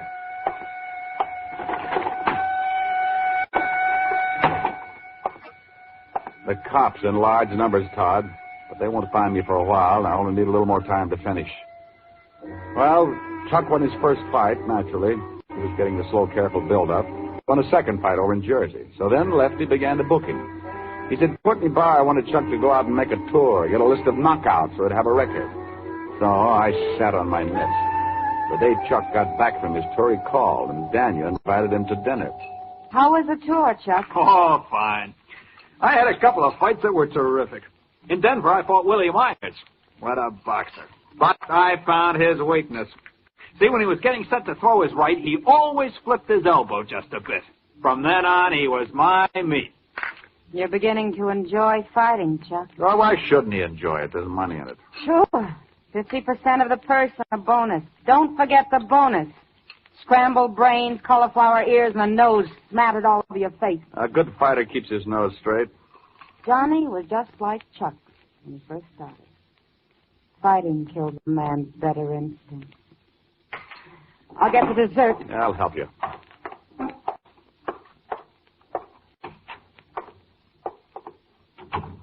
So I got no instincts. I'm just a bum, huh? Cut the pie, Johnny. Now, give me the knife. I'm not worth anything, huh? I stay with you because I'm trying to salvage what I think is still there. And that quack that I used to be like Chuck is Johnny, now. we can still save it. I want it to be the way it was. You stay away from him. What's the use? Come in and finish your dinner. You heard me. Stay away from Chuck or I'll finish him.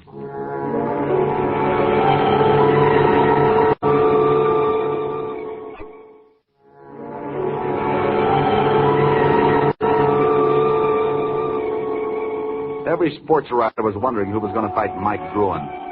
Nobody got a crack at the champ unless he fought Gruen first. I knew who it was going to be. Me. And with the money left he got out of Chuck's fights, that was the deal we'd made. But, well, I was getting itchy about it. All this time, I wasn't getting any particular build-up. We were on the lake cruising around relaxing after 2 weeks of hard training. Bar and Chuck were watching a kid horsing around doing handstands in a canoe. I took Lefty to the other end of the launch. Yeah? Yeah, look, Lefty. I know, Johnny, I know. Now, don't worry about the Gruen box. Maybe it would be smarter, Lefty, if you gave up my contract on the surface. Then you could hold off Chuck while my new manager signed me for that match. I can't, Johnny. So why not? Now, don't get mad. But I had to give Barr 50% of your contract or he wouldn't back Chuck originally. But I got it fixed. Oh, you dumb, stupid... I spun around and saw a canoe floating bottoms up. Chuck was ripping off his clothes, but I got out of mine fast, too. Me and Chuck hit the water together. Did you see him, Johnny? Huh? No. I saw the kid, but I wasn't telling Chuck. He'd come up about 20 yards away, and he went down to the same spot. This was going to be publicity for me. I dove for the kid, grabbed his hair, and pulled him up. When the boat came up alongside, Lefty hauled him in. That's it, come on. When they pulled me into the boat, I saw Lefty point to the landing. Oh, look at that carload of reporters that just drove up. Chuck, you and Johnny get all of those wet clothes. I'll take care of the reporters. Reporters? Well, send them along, boys. Photographers, bring them on.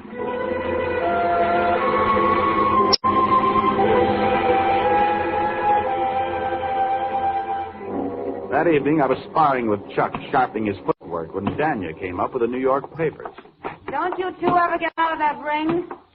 Oh, and by the way, congratulations. Huh? Oh, you hear all about the hero stuff on the lake? Yeah, congratulations. But she wasn't looking at me. She was looking at Chuck. I hopped out of the ring, grabbed the newspapers out of her hand. The story was there, all right, in big block headlines. Chuck Masters saves boy from drowning. Medal of Honor winner does it again. Me? I wasn't even in the comic section. This is all wrong, Danya.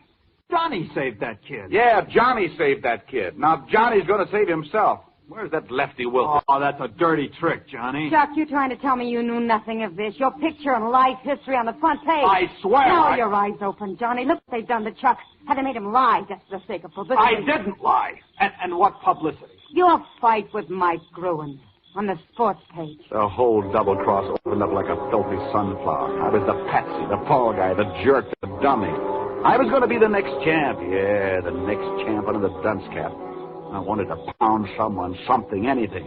My eyes focused on Danya. I'm glad this has happened. Maybe, Johnny, now you'll give up. We'll have a chance to live decent, normal lives. I'm glad this has happened. I spark-plugged this whole thing so I could get that Gruen bout. I fixed it. Stupid. Shut up! Huh? You hit me. You miserable skunk.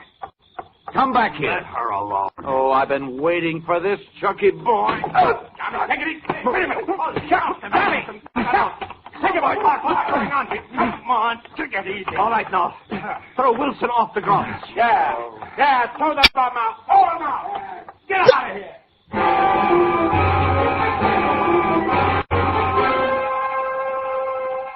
They threw me out all right, and while they were doing it, I was thinking I was going to kill Lefty Wilkins. That was definite. And I remembered that all Daniel worried about was Chuck. Chuck's character. Chuck's gentle look. Yeah. I was going to kill Lefty. And for Chucky Boy, I was going to think up something special. Very special.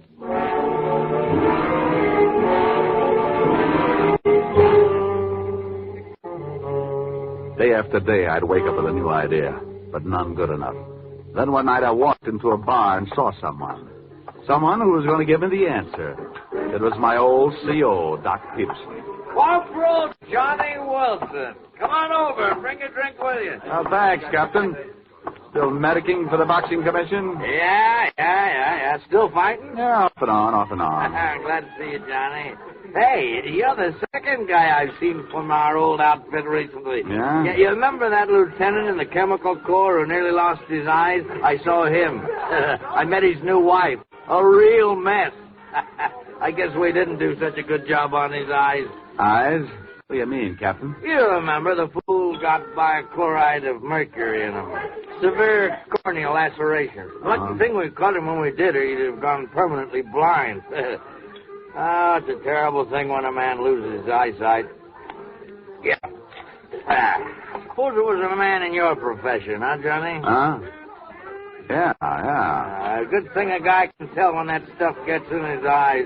And a guy can always tell. Burns like mad. Yeah, I guess it would. Well, I gotta be on my way, Johnny. Captain, how long would that stuff have to be in a guy's eyes to blind him permanently? 26 hours about, if he's in top condition. The captain left, and me, I walked the streets all night, most of the next morning until the 42nd Street Library opened. I went through 5 medical books before I found what I wanted. Eye anesthesia. Ponticaine. Causes loss of sensation in the eye without affecting the eyesight. I went up to the training camp. The brewing bout was in 3 days. I had to get back in favor. I piled it on good. I played it with hearts and flowers, everything. Poor Johnny boy. I'm sincerely sorry. That's the way it is, Chuck. I'm sorry for the hassle I caused. I'd sure like to be with you the night of the fight. Well, okay, Johnny. It'd be funny fighting a local match without you in my corner. Sounds fishy to me. You ain't the kind to forgive. Well, it ain't fishy, Lefty. Since Daniel left, things have been lousy with me. I'm out of dough. I gotta eat. I need the job. He gets the job, Lefty. He rates it. He taught me everything I know. I want him in my corner.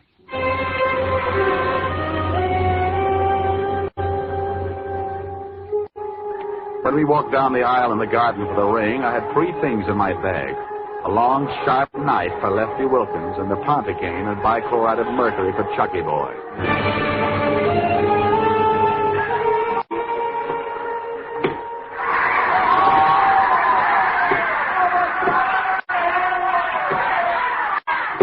At the end of the 4th round, Chuck was way out in front and the Lefty was beaming all over.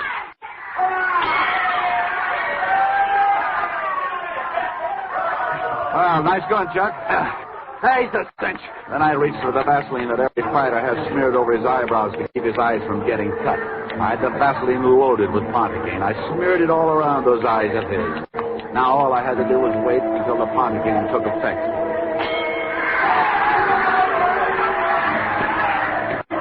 The next 3 rounds were a nightmare. Chuck seemed as good as ever, and Bruin was weakening fast. Suppose he got knocked out before I got the bichloride in Chuck's eyes. Well, everything still okay, Chuck, huh? Hey, sure must be poop, Johnny. He hit me in the eye 3 times that round. I didn't even feel it. Yeah? That's all? Oh, come on, Dummy. Smell my face. We'll all cold water, boy. Next round, I'll kill him. He leaned back. I picked up a sopping sponge from the outer bucket, the one with the bichloride, and I swabbed his face and kept swabbing it while the liquid ran over his forehead and down in his eyes. This is it. He didn't even wince as the poison drained under his lids, into his eyes and over his eyeballs. He started the 8th round strong and cocky, pushed Bruin all over that ring, and then all of a sudden it happened. He stopped and put his gloves to his eyes, trying to rub away the creeping blindness. Bruin played it cagey. He thought it was a trick. But as Chuck desperately hunted for him, Bruin caught wise and he piled into Chuck. Bruin tore his head off. He hit Chuck with everything but the ring post. Chuck kept going down and coming up for more. Oh, it was beautiful. I picked up my bag and left the corner. On the way out, I stopped for a moment where Lefty Wilkins bent forward, agonizing in his seat as he watched the championship go out the window. He didn't even move when I shoved a knife into his back. The crowd was screaming for the kill as I walked out.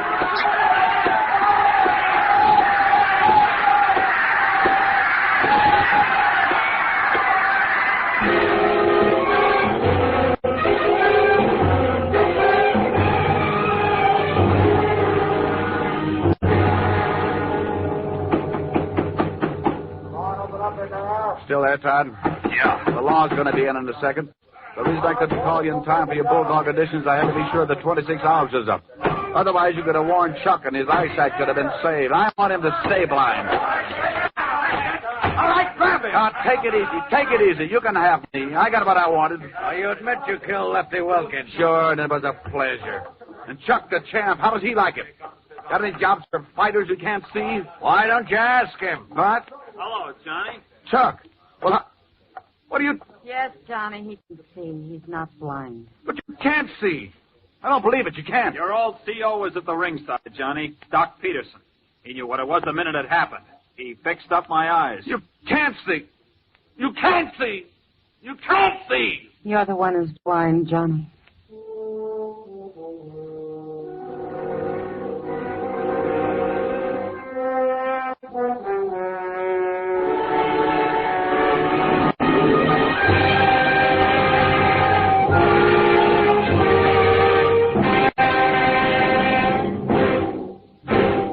Suspense, presented by Autolite. Tonight's star, Dick Powell. Thanks, Mr. Wilcox. Come back again. I'll do that, son. I'll be back not only for gasoline, but any time I need ignition engineered Autolite spark plugs or any one of the more than 400 other products made by Autolite for cars, trucks, planes, and boats in 28 plants coast to coast. These include complete electrical systems used as original equipment on many makes of America's finest cars and trucks.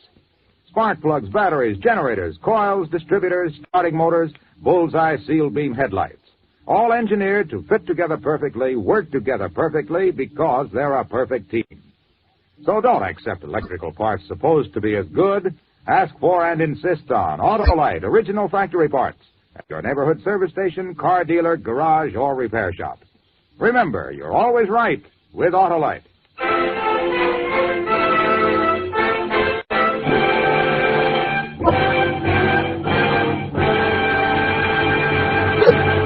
Next Thursday for Suspense, Loretta Young will be our star.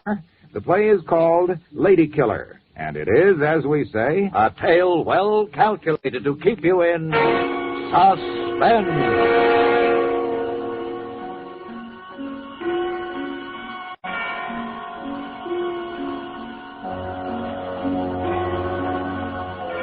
Tonight's transcribed suspense play was produced and edited by William Spear and directed by Norman MacDonald. Music for Suspense is composed by Lucien Morawek and conducted by Lud Gluskin. Slow Burn is an original play for radio by Fred Freiberger. Dick Powell may currently be seen in the motion picture version of the best-selling novel, Mrs. Mike, and may be heard each week in his own radio show, Richard Diamond, Private Detective. In the coming weeks, you will hear such stars as James Mason, Ronald Reagan, and Ginger Rogers. And don't forget, next Thursday, same time, Autolite will present Suspense, starring Loretta Young. Would you intentionally weaken your country? No. So don't do it unintentionally. Don't listen to or spread rumors against any race or religion. Speak up against prejudice, for unity and understanding. Strengthen America at home and abroad. Accept or reject people on their individual worth. Let's make Brotherhood Week last throughout the year. This is CBS, the Columbia Broadcasting System.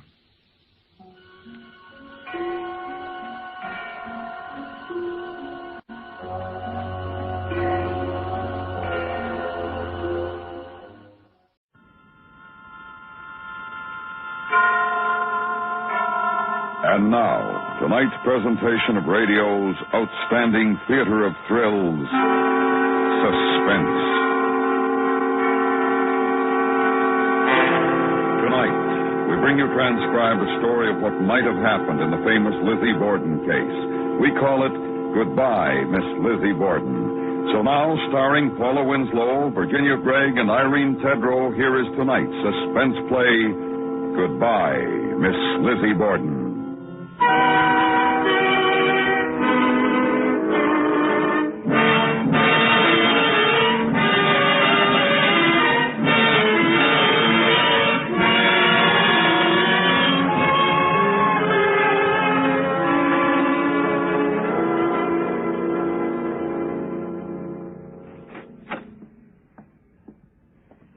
What did I do with my purse?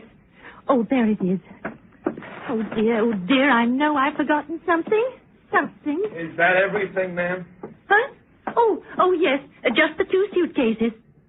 What are you doing with the trunk, expressman? There isn't any trunk, only the 2 bags. I'm only going for a short visit. It's my trunk, Miss Emma. I'm leaving. Oh, Maggie. It's all right, expressman. You can take the trunk out. Yes, ma'am. Maggie, you can't. I can't help it. I'm sorry, I really am, but I can't stand it another minute. Oh, dear. They all leave. They always do. What are we going... I'm sorry, Miss Emma. I've only stayed this long for your sake. I couldn't bear to leave you alone with her. Thank you, Maggie. Now you'll be gone off on your little vacation, and she'll have somebody else in the kitchen maybe before you come back. Oh, dear, Maggie. What shall we do? What are we going to do? I can't stand it, Miss Emma. I never feel alone in this house. I'm cleaning about, thinking no evil, and then I get a shiver between my shoulder blades, and I turn around, and there she is, perfectly still, just looking at me, with that look she's had since the trial. More than a body can stand, and I'm leaving. I know, Maggie. She's always spying. She knows every move I make. I know. Never a party, no callers, not a friend to drop in of an evening. It's like a house of death. It is a house of death. I can't stand it any more than you can. That's why I'm going down to Fairhaven. I can't stand being cooped up with her any longer. Then you know what I mean, Miss Emma. Have you told her? No. If you want to know the truth, I was afraid to say anything. Thought I might get my trunk away with your things before she knew. Where is she? Upstairs. Well, you'd better hurry then. Goodbye, Maggie. Goodbye, miss. I'm sorry. And don't miss your train. Oh, I won't. I have a half hour yet. And it isn't as if there wasn't another one soon after, you know. Well, I know you, Miss Emma. Don't miss them both. Goodbye. Goodbye, Maggie. Oh, what am I going to do? Miss Lizzie? Miss Borden is out. Oh, dear. Why can't they leave us in peace? Oh, now, what did I do with my gloves? Oh, I wonder what time it is. Maggie! Oh, she's gone. Oh, dear. Lizzie will be furious. Oh, who is it? Who is it? Miss Borden. Oh, no, you can't come in. My sister won't see you. Please, take your shoe out of the door. So this is the scene of the crime. Oh, please. What's found over there? Please, my Blood sister. spattered all over the walls. Had them repapered, haven't you? Oh. Nice happy pattern, too. Oh, this is the picture, isn't it? The one that had 46 blood spots on it. You're Miss Lizzie Borden, I presume. Oh, no, I I'm must not. say you're not what I expected. Out west where I come from, when a woman's tough, she's tough. Now, Miss Lizzie, I am not Miss Lizzie. I'm Miss Emma. Oh, the sister. That accounts for it. Well, Miss Emma, this is the anniversary of the 2nd Street murders, isn't it? It's just a year since Mr. and Mrs. Borden were murdered by... Since my father and stepmother died. We don't talk about it. I missed your sister's trial. Some old girl, I heard. She was acquitted. We don't talk about it. Of course not. But the public is interested, you know. Now, I'm from Cripple Creek, Colorado, Miss Emma. Greatest town on earth. Pick up gold right on the streets. I represent the Cripple Creek Record, and I'm here to get some impressions for my paper. 2nd Street Revisited and all that. Oh, you're one of those nasty female reporters. Oh, Lizzie hates reporters. I know she won't listen to you for a minute. Oh, well. Hey, isn't that a picture of Pike's Peak on the wall? Oh, yes. It's quite artistic, isn't it? Uncle Morse brought it back to me from the goldfields. It's all he brought back. He painted it himself. Now, isn't that a coincidence? I'm from the Pike's Peak goldfields myself. Oh. Morse. Is your Uncle Morse an old codger, 60-ish maybe? A droopy mustache? That's it, a droopy mustache and a sort of... Tall and thin. Oh, my goodness. Do you know Uncle Morse? I should say I do. I knew him well in Cripple Creek. How is the old coyote? Put her there, Miss Emma. Any niece of old man Morse is a friend of mine. Oh, how do you do? Won't you sit down, Miss... Nellie Cutts. You just call me Nellie. Now, as I was saying... I represent the Cripple Creek Record, and I'm on kind of a roving commission to report how things are on this side of the range. And listen, this Borden story's got everything. New England old maid, Sunday school teacher, and all that. Just as a story, you know. Color? She ups and kills half the family with an axe. Interview with Miss Lizzie Borden a year after. Great stuff. They need it up in Cripple Creek. She won't see you. Lizzie won't see you. I know that. Well, how about a word from you, the sister? How does it feel, Miss Emma, to live day in and day out within sight of the very bloodstains, as you might say? How does it feel to take meals with a woman who was tried for the crime? Oh, I've stood it as long as I can. That's why I'm going to Fairhaven. I can be alone in Fairhaven. Must have been pretty tough on the nerves this last year. I guess Miss Lizzie'd be difficult to live with, huh? Shh. She hears. She's always listening and spying. She never leaves me alone. Oh, dear, I mustn't miss the 3:37. What time is it? You won't miss it. It's only 4:15. Oh, my watch says 10. No, I set mine at the station. Just Lizzie Borden took an axe and gave her mother 40 whacks. And when she saw what she had done, she gave her father 41. Lizzie Borden. Go away, you naughty child. Go away. What was that? She gave her father 41. Oh, how did it begin? She gave her father 41. This is a classic. Lizzie Borden took an axe and gave her... Please don't. She hears every word you say down here. Her room is right up there. Right up there? But she wasn't up there when her father was being murdered, was she? She was in the barn eating pears, she says. Now, Miss Emma, just sit down a minute, please. Is it true that on the morning of the murder, the breakfast consisted of bananas, cookies, and cold mutton soup? I don't know. I wasn't here. I was at Fairhaven. Cold mutton soup in August. No wonder somebody committed murder. Well, now, Miss Emma, your stepmother was found upstairs with her head battered in with an axe. That's right. And your father's body was on the sofa here, like this. Oh, don't! Miss Lizzie spread the alarm. The front door was triple locked, and Miss Lizzie was watching the side door, so she says. She was watching from the upper barn window, just standing there, eating a pear and looking out, she says. How could anyone outside have done it? How could they escape right under her eyes if Miss Lizzie wasn't lying? My sister was acquitted. It beats me how they acquitted her. Blood. Blood. Whoever did it was covered with blood. Well, what about it? Everybody saw Lizzie within 10 minutes of the crime, and she hadn't a spot of blood on her.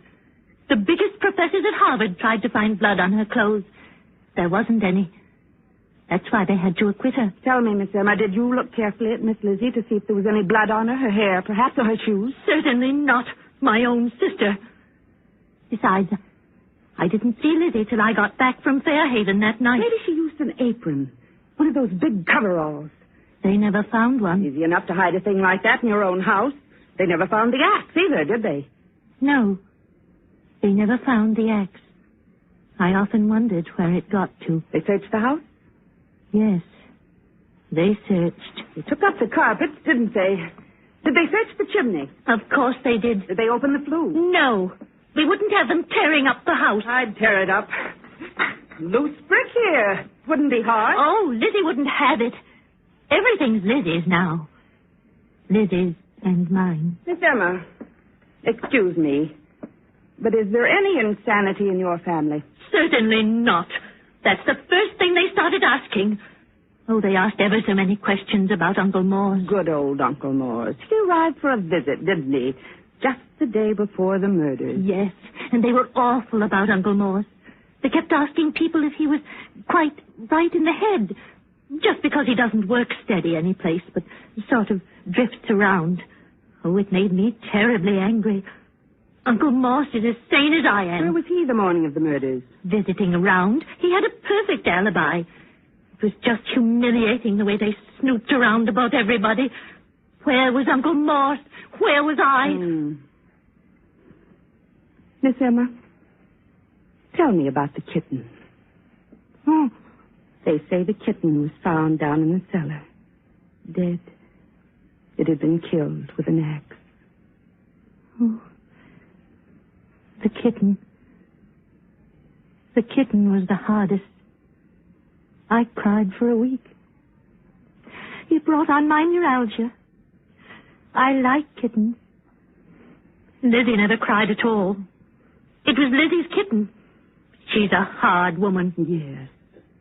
Well, now, Miss Emma, let's get back to the fatal day. Mrs. Borden is lying in her blood upstairs. The servant is downstairs. She hears Mr. Borden at the front door trying to get in. She goes to let him in. She finds the door is triple locked. She lets him in, and upstairs on the landing, she hears a horrible, gloating laugh. The murderer is standing up there, Miss Emma. And as she sees her second victim walk into her trap, she laughs. It wasn't Lizzie. Lizzie was downstairs. She changed her story. First she said she was downstairs, then upstairs. She was lying then. Well, in comes Mr. Borden and lies down for a nap, right here on the sofa. The murderer covers herself with something and creeps up on the old man with an axe from behind, like this. And brings down the axe again and again. No. Was it Miss Lizzie? No, it wasn't Lizzie. It wasn't. Emma. Oh. You talk too much, Emma.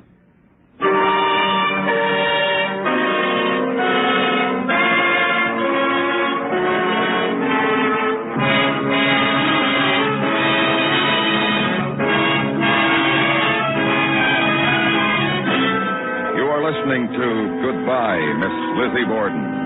Tonight's presentation in radio's outstanding theater of thrills, Suspense.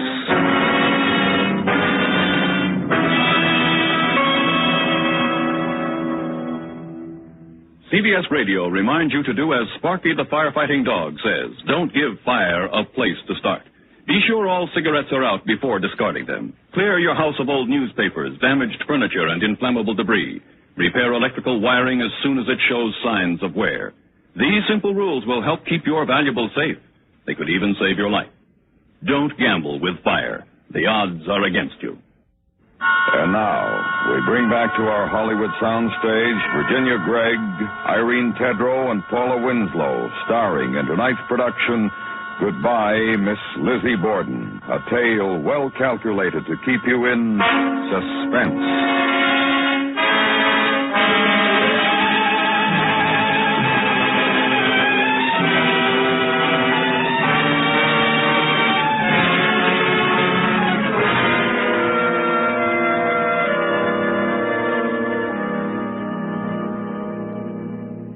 Lizzie, this lady's an old friend of Uncle Morse. You're going to miss your train, Emma. Oh, yes, Lizzie. Oh, dear, perhaps I should have called a cab, but it's only a step from here. Goodbye, Lizzie. Goodbye. Emma? Yes? You forgot your gloves. Oh, so I did. Thank you, Lizzie. Goodbye. Goodbye, Miss.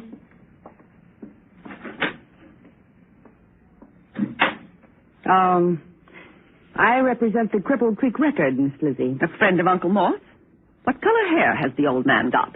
Gray. Bald as an egg. Good day, miss. But, Miss Borden, my paper wants an interview. I don't give interviews. Just one question, Miss Lizzie. The blood-stained apron, where did it get to? I have nothing to say. And the bloody axe. Why wasn't the chimney back first? Good day, miss. If you just say a word for my paper...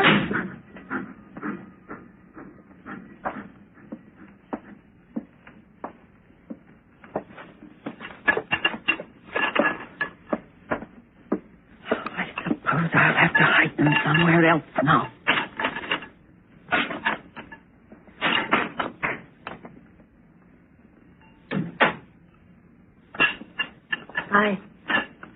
I missed the train. You can catch the next one. Lizzie, your apron and the axe. That's where they were all the time. Lock the door, Emma.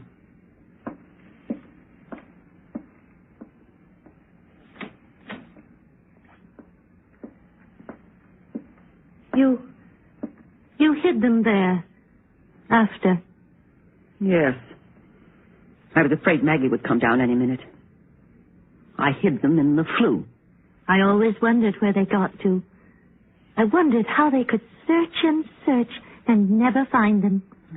Father kept money behind that brick. He never knew I knew. And once he was dead, nobody knew about it but me. Why did you do it? There's a way, isn't there, to tell who's been handling a weapon? I don't know. You've always been the clever one. I don't see any marks. I don't either, but they say the police can. A Frenchman wrote a book about it. Besides, you bought the axe in Fairhaven. It has the star mark etched on the head. Why, Lizzie, you knew all the time. I saw you. I saw you from the barn window. You came out the side door and stood looking around, and I saw your face. It was all I needed. You ran to the street, and I came in and found Father. It was my apron and the blood. You needn't have used my apron, Emma. It was the handiest, Lizzie. And you brought the axe from Fairhaven. I only had a minute. I hid them in Father's hiding place. They were safe until that newspaper snooper began to get ideas. Why did you hide them, Lizzie? But what else could I do? I hated her too, Emma. Oh, you don't remember our mother as I do. You couldn't have hated Mrs. Borden as I did. But Father... Why, Father? After what he did to Mother? Marrying that woman so soon after? You were always soft over Father, Lizzie. It's a relief, I suppose.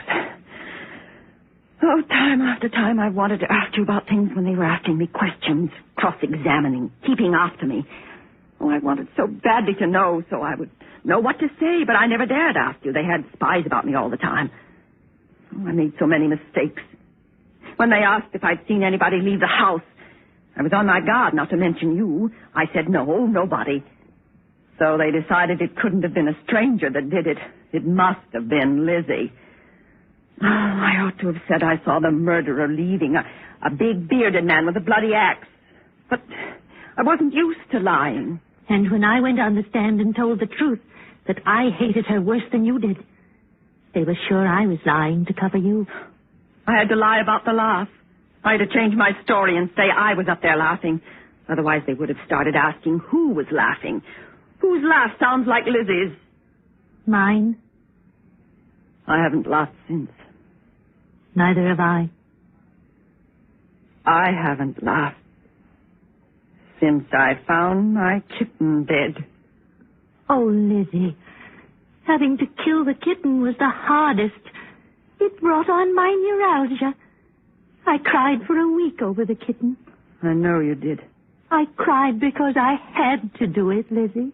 Oh, I should have understood then. After that kitten, I should have been on guard. You know, I was afraid at first they'd find out you'd been away from Fairhaven. Oh, I prayed for guidance, Lizzie. All the time I was at Fairhaven, I stayed in my room and prayed for guidance. What's that got to do with it? Why, don't you see? When the answer came to me, I just got the axe and started for Fall River. They thought I was still in my room. What a risk that was. Oh, no. No risk, Lizzie. My prayers for guidance were answered, don't you see? I was protected. I protected you. Why? I wonder why. Oh, I don't know. Because I've always protected you, I suppose. Because I enjoyed having the laugh on everybody, maybe. I never guessed. You had the laugh on me, didn't you, Lizzie? Didn't you know I knew? No, of course you didn't. What would you have done if they'd found you guilty? Oh, gone through with it, I suppose. I'd have gone through with it before I'd given in to them. I guess you would. You were always a wicked, stubborn thing. Oh, I used to get sick of it. The jail, reporters, examining, cross-examining. I'd get sick of it and think I'd had enough. I'd tell them now the truth. And then that prosecutor would come along with his pious face like a public statue. And the very thought of giving in and admitting I'd lie would make me say no. I'll face it. They won't break me. And they didn't. No, they didn't. Besides, would have been giving in for nothing. They wouldn't have believed me. I suppose they wouldn't.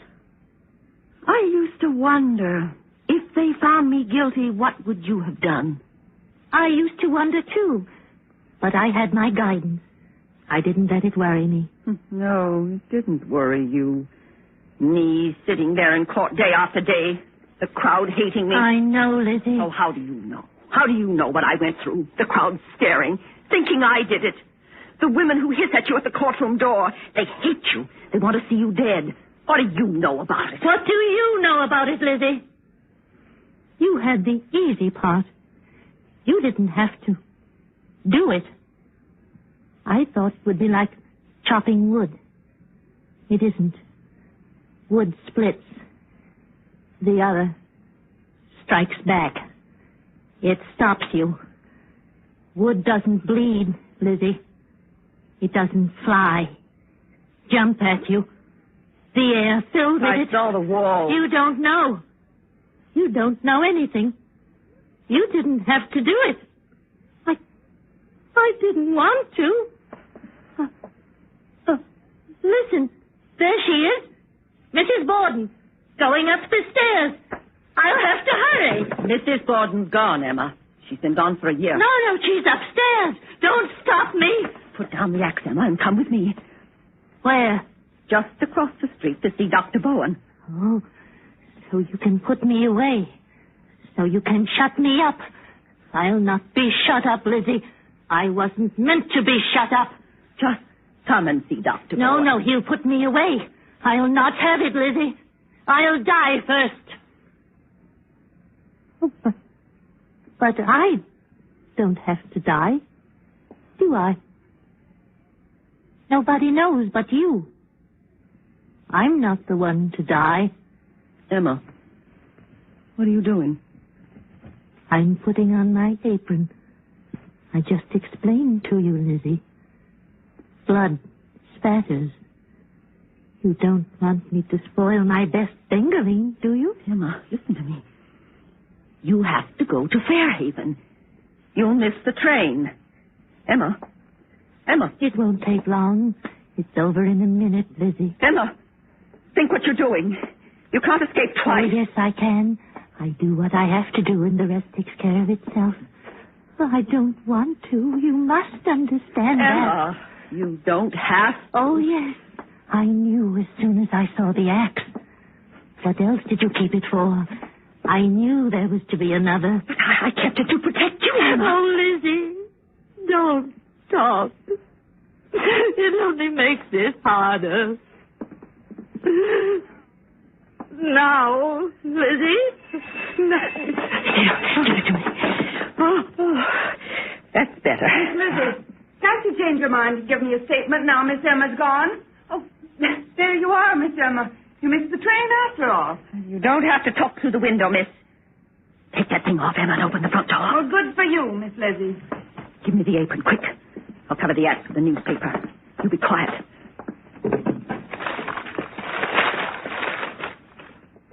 Now, open the door.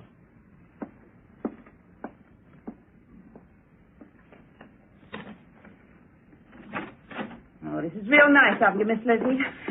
Hot day. I hope we have rain. What's the weather forecast? What's the paper say? Fair and warmer, fair and warmer. Oh, fair and warmer. Now then, young woman, what do you want to know? Quickly, please. Tell me, Miss Lizzie, the murder weapon. Was it ever found? What's your opinion? Where did it get to? I think the murderer carried it away with him. That's all you think? That's all, thank you very much. But I'm not through. I have nothing more to say. Miss Emma is leaving now. You can walk with her to the station. Well, hey, isn't this the Providence Journal? I hear they put out a scorching editorial wanting to know why these murders are still unsolved. Please don't.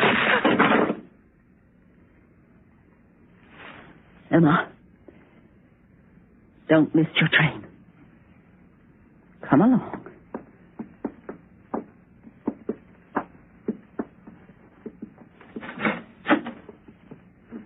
I'll send for my things, Lizzie. Very well, Emma. Goodbye, Lizzie.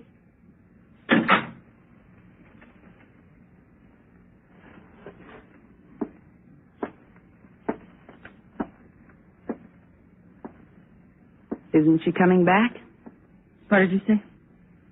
Isn't she coming back? No. She isn't coming back. So that's the axe. Whole thing torn wide open now, Will you give me a statement? Certainly not. Miss Emma thinks now you killed them, doesn't she? Did you, Miss Lizzie? No, I didn't kill them. Come on, you've been acquitted. You can't be tried again. I didn't do it. Then who did it? Was somebody in the house? There's the murder weapon. If you didn't do it, who did? Maggie? Miss Emma? Miss Emma, that's it, Miss Emma Borden. Why didn't I see it before? Stop talking rubbish, young woman. I'll make a statement for you. I did it. You killed them? You killed them both? With the axe? Yes. Why? Why did you? I don't like cold mutton soup. But a scoop. It isn't a scoop. Why not? It isn't a scoop if you can't print it, and I'll sue you if you print it. I've been acquitted in open court, my girl. I'm innocent. And don't you forget it. You print a word and I'll sue. I've got $250,000 and I'll spend every cent of it defending my good name. Good name. Everybody in Fall River knows you did it. You just admitted it yourself. Never mind what I admitted. Just you keep your tongue between your teeth. You're not going to print that story so you can tear up those notes of yours. I certainly will not tear it up. I have a duty to my paper. I said tear it up. You wouldn't. Tear it up. Of course, Miss Lizzie. I'm glad to oblige you. You can put down the axe. Thank you, Miss Lizzie, for your time. I'm just going. Go on. Open the door. Go on. Yes. Yes, of course. Thank you again. No wonder Miss Emma isn't coming back. Goodbye, Miss Lizzie.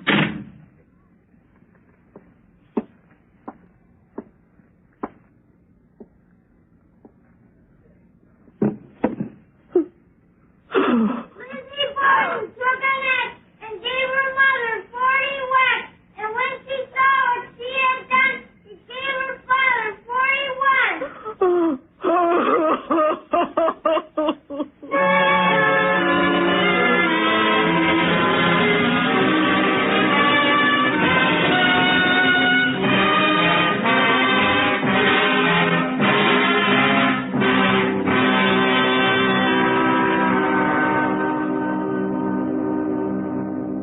Suspense, in which Irene Tedrow, Paula Winslow, and Virginia Gregg starred in tonight's presentation of Goodbye, Miss Lizzie Borden. Next week, be sure to listen to radio's outstanding theater of thrills, Suspense.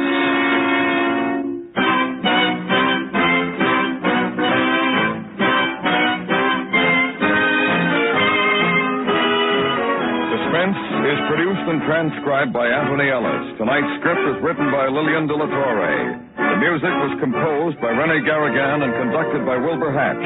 Featured in the cast were Helen Cleve, Leonard Weinrib, and Richard Beals. It's here every weekday evening, the new Jack Carson Show.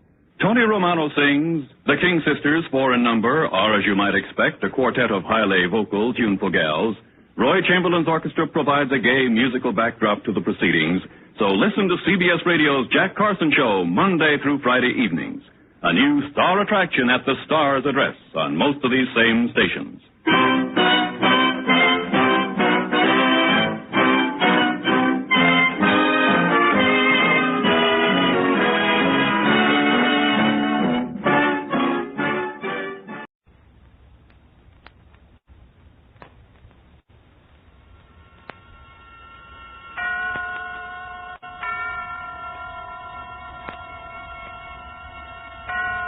And now, Autolite and its 60,000 dealers and service stations present Suspense.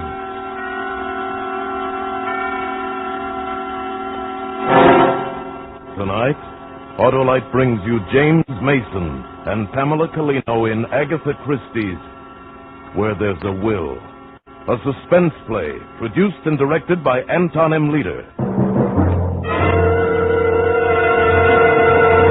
Friends, have you ever been in a dilemma? I mean, in a fix, like having to get started in a hurry and your motor won't turn over? Well, what you need is an Autolite Stay Full battery, that dandy dynamic battery you can definitely depend on. Why, by Cornelius, an Autolite Stay Full battery needs water only 3 times a year in normal car use. You can say bravura for that Aquapura. Plenty of extra liquid reserve. Yes, sirree. And it has extra plates in every cell. That means longer life and stronger life. What's more, those plates are protected against loss by fiberglass insulation. I can't say enough about Autolite Stay Full batteries, those marvelous marvels with more liquid reserve than Hollywood has stars. So get wise. Get an Autolite Stay Full. Remember, you're right with Autolite. And now, Autolite presents James Mason and Pamela Colino in a tale well calculated to keep you in suspense.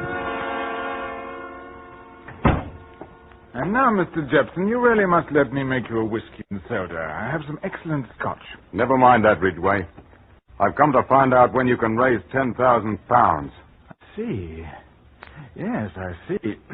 Well, Mr. Jepson, 10,000 pounds is a great deal of money. It's what's needed to cover your notes. Yes, that's right.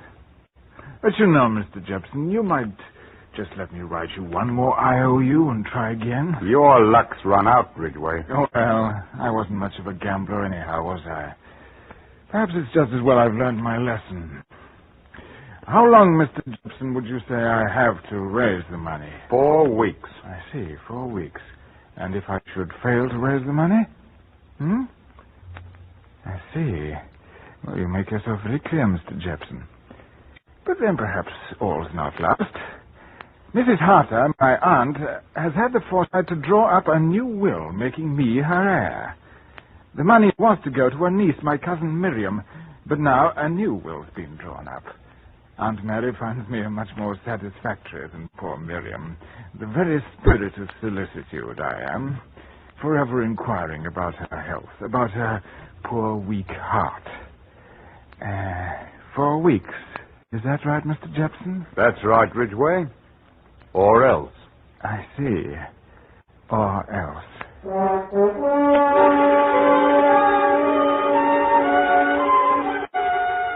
That's when it began. That, plus the fortunate circumstance of the new will in my favor, decided me on my plan. Now, murder wouldn't look right. Nobody else living in the house but Aunt Mary and I, and Elizabeth, the maid. And since I would benefit by 40,000 pounds, no, murder would not look right. Besides, I was fond of Aunt Mary.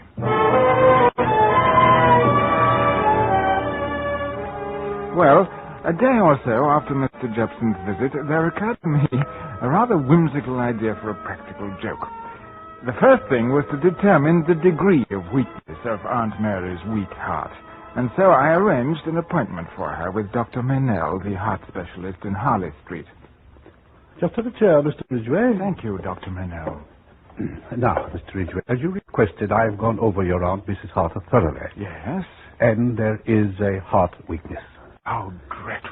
But not terribly serious, Charles, Dr. Meynell says. But my poor dear Aunt Mary. Dear Charles. Naturally, you're shocked, Mr. Ridgway, but with the least care, she'll live to be 90, I should think. However, her mind must be kept well distracted. Mind distracted? Yes, distraction for the mind and no sudden shocks. That's most important. No sudden shocks. I see. Well, thank you, Doctor. Not at all. Out this way, my private exit. No use going through the waiting room again, eh? Well, good day, Mrs. Harter. Good day, Doctor. Goodbye, Doctor. Oh, I say, Ridgway. Yes? I minimized your aunt's condition just a bit. Didn't want to alarm her. You understand. Yes, of course. But what I said about no shocks, no frights, most important. A good fright might very well carry her off. I see. I see. Well, thank you, Doctor.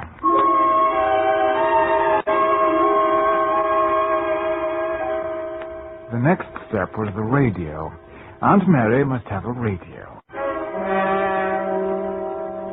But, Charles, you know I don't care for newfangled things. We've got on quite well without a wireless. I don't see why we should have one now. But don't you remember what Dr. Meynell said, Aunt Mary? The mind distracted, well distracted. Those were his very words. You know, I'm only thinking of your heart. I know you are, dear Charles. That's better, Aunt Mary. That's more like yourself. You are a comfort to me, Charles. Thank you, Aunt Mary. Now, about the radio. But really, Now. You really ought to trust my judgment. I'm a bit of an expert on radio, you know. Before the war, I even had a small sender station of my own. Some of the equipment is still in one of my boxes somewhere about. So you see, I know. But the waves, Charles, the electric waves, they might affect me. There's no more electricity about it than there is about an electric light. Radio waves aren't electric. But, Charles,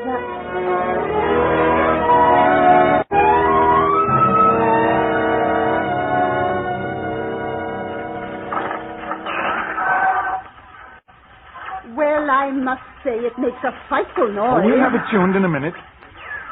Here we are. What is it? It's Spanish, Auntie. Madrid propaganda.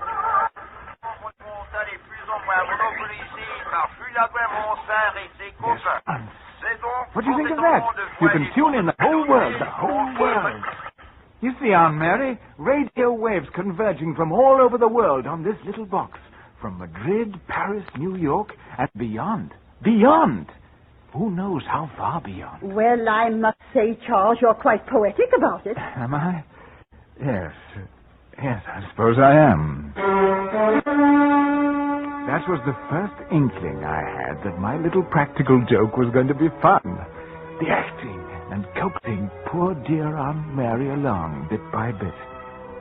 Every evening she'd sit by the radio, listening to the news on the BBC Home Service and the classical music on the third program. Then, one morning, I attached a wire into the radio while she was still in bed, ran it along under the carpet into the small anteroom of the sitting room where the radio stood, took the hand microphone left over from my amateur sending days and hooked it to the other end of the wire, and everything was all ready. That evening, I backed the car out of the garage and started off for my regular Wednesday evening of bridge. But I drove only a short way, then parked behind a hedge and walked back to the house. I let myself in the side door and went into the small room off the sitting room where Aunt Mary sat alone listening to the radio.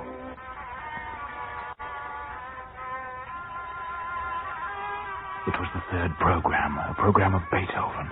I opened the door the slightest crack. The moment had come. And I felt my heart beating with strange emotion.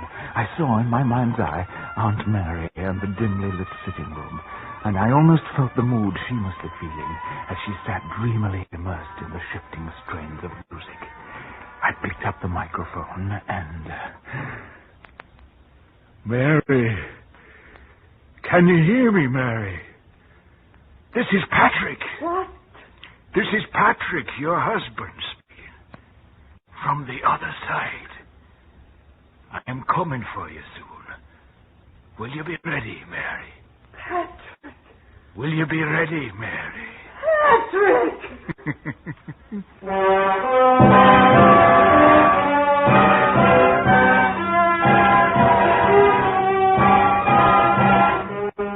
For Suspense, Autolite is bringing you James Mason and Pamela Collino in radio's outstanding theater of thrills, Suspense.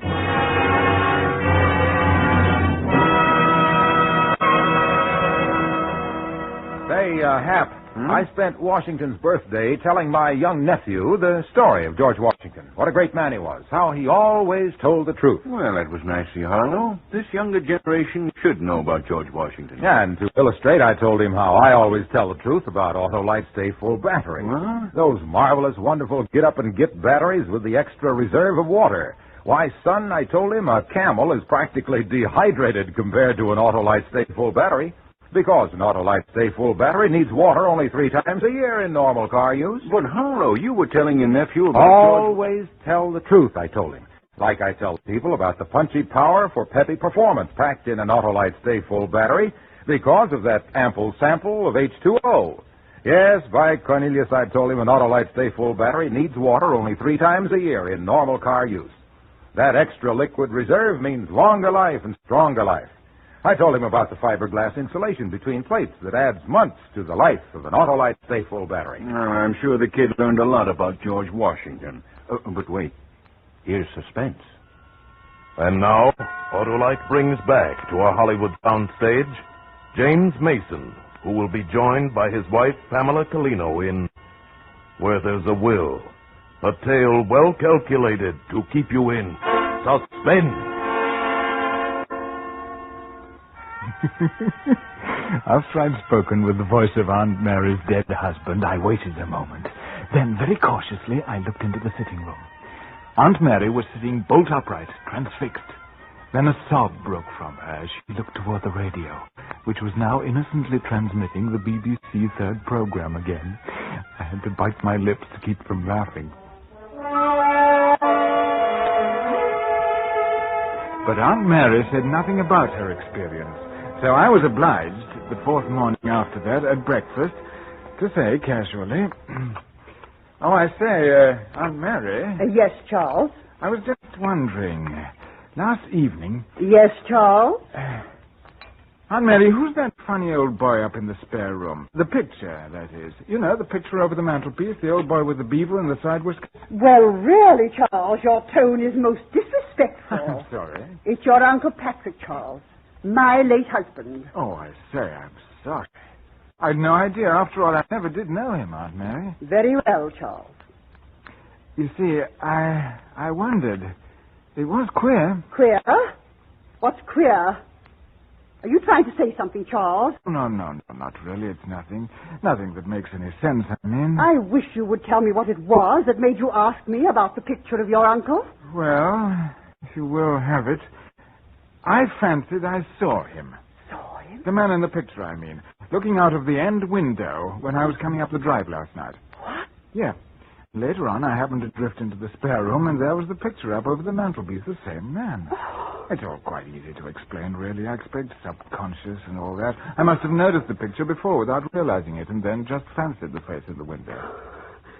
Aunt Mary, is something the matter? Charles, my husband's face. Did you see it in the end window? Why, yes. Why? Only that was Patrick's. Your late uncle's dressing room, Charles.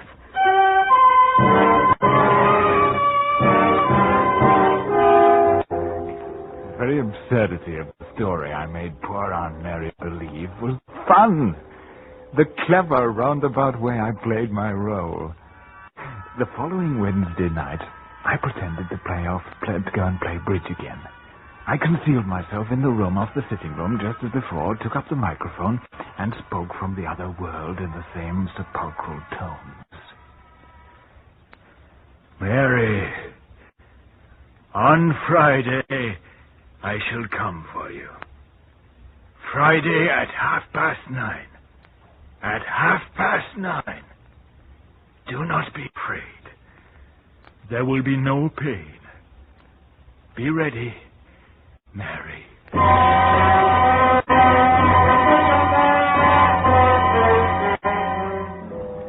When I came into her bedroom the next morning, Aunt Mary was speaking to Elizabeth in a most businesslike manner. Now, here you are, Elizabeth. I want you to take this letter I've written. Yes, ma'am. I wrote it last evening. If anything should happen, Friday evening. You understand me? Yes, ma'am. Friday evening? That's my night out. So it is, and you go right ahead. However, if anything shall have happened by the time you get back on Saturday, I want this letter delivered to Dr. Mayo. Yes, ma'am. Now, the top left-hand drawer of my bureau, it's locked. The long key with a white label. Everything in the drawer is ready. Ready, ma'am? For my burial. Oh, ma'am, what are you saying? I thought you was in a sight better health. Never mind that, Elizabeth. Don't be maudlin. Elizabeth, did I ever tell you how much I've left you in my will? Oh, no, ma'am. Well, I can't seem to remember. It was £50 in the old will, but did I raise it to 100? Well, at any rate, I want you to have £100. I'll have to look into it. But if anything should happen before I do, then Mr. Charles will see to it. Did I hear my name mentioned, dear Aunt Mary? Oh, good morning, Charles. Yes, I was just saying to Elizabeth, I don't know if I've left her £50 or £100, But if anything should happen to me, it's to be £100. Well, I must say, that's a gloomy thing to be thinking about. Oh, Miss Charles, she's been carrying on most awful just now. What's this? That's enough, Elizabeth. You may go now. Yes, Mum. Yes, Mum. Well, now, just what in the world is all this about? Suppose you tell me just what's going to happen to dear Aunt Mary. Charles, what do you plan to be doing Friday evening? Friday evening? Well, as a matter of fact, the Ewings asked me to go in and play bridge. But if you'd rather I stayed at home... No, Charles. Actually, I prefer to be alone. Well, just as you wish. You know, I think I'll have Mr. Hopkinson send me the will. I want to find out about the bequest to Elizabeth. It's either £50 or £100. The rest, dear Charles, of course, goes to you. Yes, dear Aunt Mary. Whatever you say.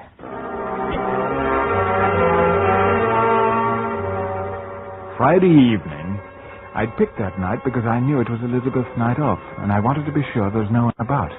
Friday evening, at 8 o'clock, I drove away, waited for an hour to elapse, then slipped back into the house.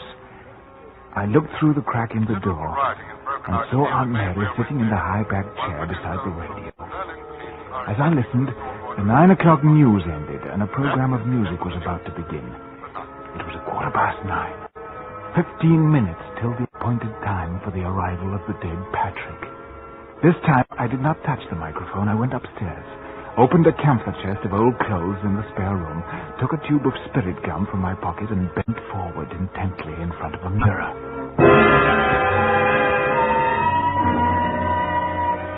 Sharp on the instant of 9:30, there was a fumbling at the outer door of the house, and the front door slowly opened. And then there were slow, halting footsteps along the short hall to the sitting room, where an old woman waited. And then the sitting room door opened. The time has come, Mary. Patrick, I'm ready.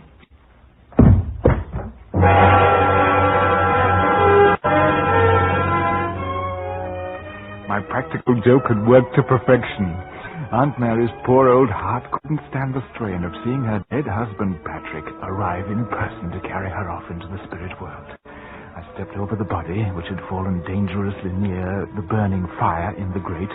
I took the poker and thrust some folds of paper that were lying in the ash into the fire to bring up a blaze, and in the blaze burned the false beard and side whiskers. I detached the wire fixed into the radio and took wire and microphone upstairs. I undressed and replaced Uncle Patrick's old-fashioned suit of clothes in the camphor chest in the spare room where I'd found it. Then I dressed again and went off to play bridge at the Ewings.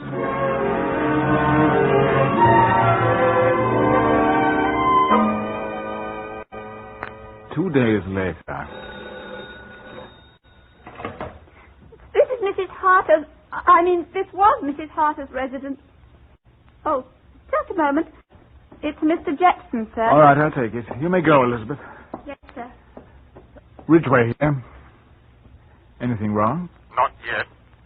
I just wanted you to know that I read about it in the Daily Standard, Ridgway.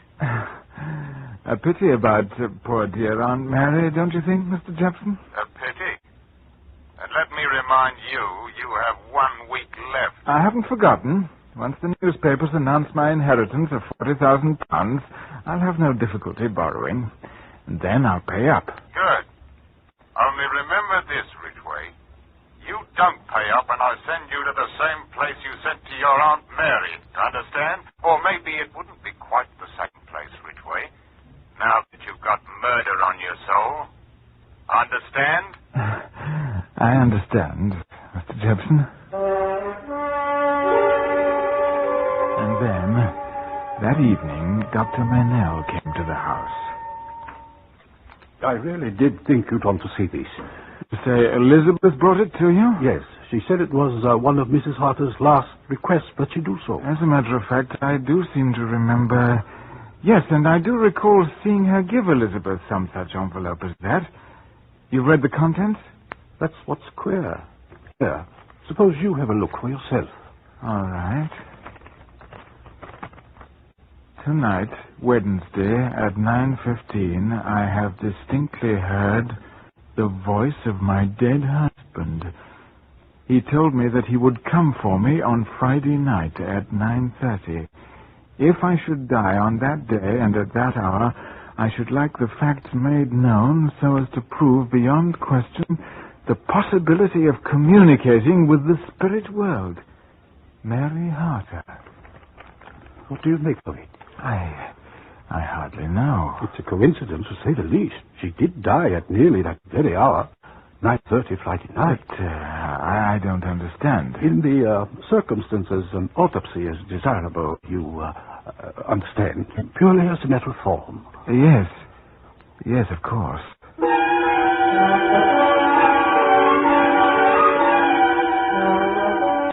Why not? Of course, everything must be done according to form. What's the matter with you, Charles? Have you lost your sense of humor? Finally, 5 days later...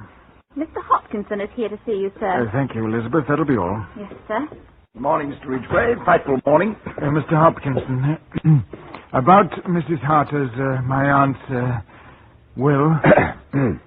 I did not quite understand your insistent messages to me, Mr. Ridgway. You seem to be under the impression the late Mrs. Harter's will was in our keeping. Why, yes. I've often heard my aunt say as much. Oh, quite so. It was in our keeping. Was? That is what I said. Mrs. Harter wrote to us, however, asking that it be forwarded to her. There seemed to be some haste to the matter. At any rate, we got it out to her at once. She would have received it on Friday, the day of her death. I do seem to remember her making mention of it. Something about the bequest to Elizabeth. She wanted to check the amount. It must be about the house somewhere, then. Elizabeth has been through Mrs. Harter's personal effects, I believe. Yes, just a moment. I'll call her. Elizabeth? Yes, Mr. Charles? Elizabeth, come here a moment, please. Yes, sir? Elizabeth, when you went through Mrs. Harter's things, was her will among them? No, sir.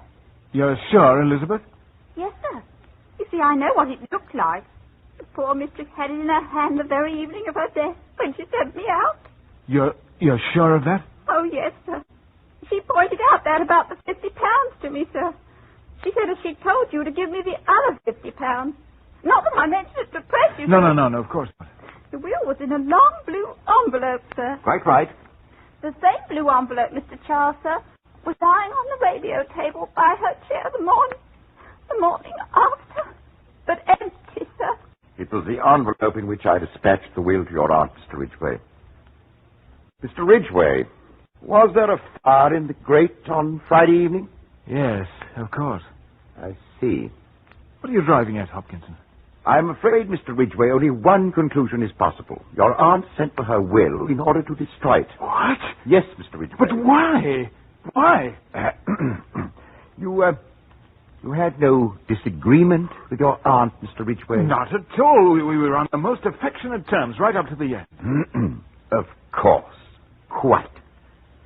Mr. Ridgway, you will understand, under the circumstances, we were obliged to investigate. Investigate? What do you mean? It happened that there is a former will of Mrs. Harter still extant. By it, Mrs. Harter leaves everything to her niece, to your cousin, Miriam. To Miriam? Yes, but... As for the more recent will sent by me before her death to Mrs. Harter, it must have been burned in the grate. Burned? The will was burned. Mr. Charles, can I get you something? No, I'll be all right. You may go, Elizabeth. Yes. I'll run along too, Mr. Ridgway, if there is nothing further. No, I'll telephone. Quite. And yet there would seem to be little use for that. We've notified your cousin Miriam of her inheritance. As a matter of fact, I'm surprised you didn't know all this yourself. You see, we sent word round to the press yesterday. Well, good day, Mr. Ridgway. Good day. I remembered some folds of paper that I thrust into the fire to make it blaze up and burn the false beard and side whiskers with which I'd frightened an old lady to death.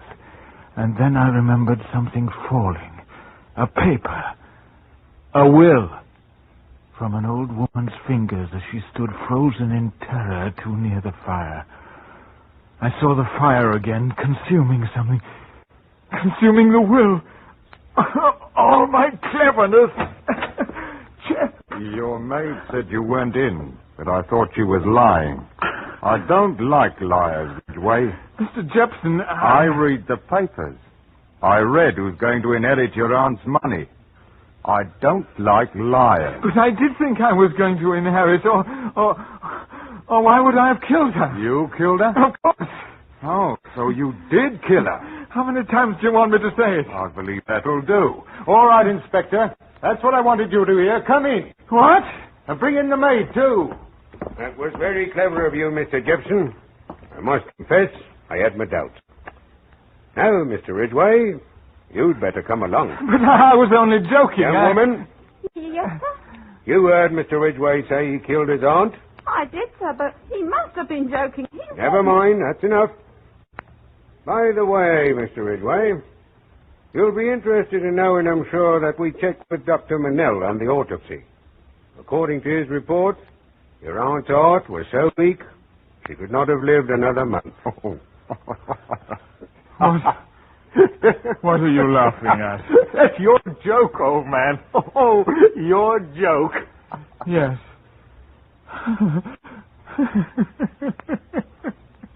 It is funny, isn't it? Very funny.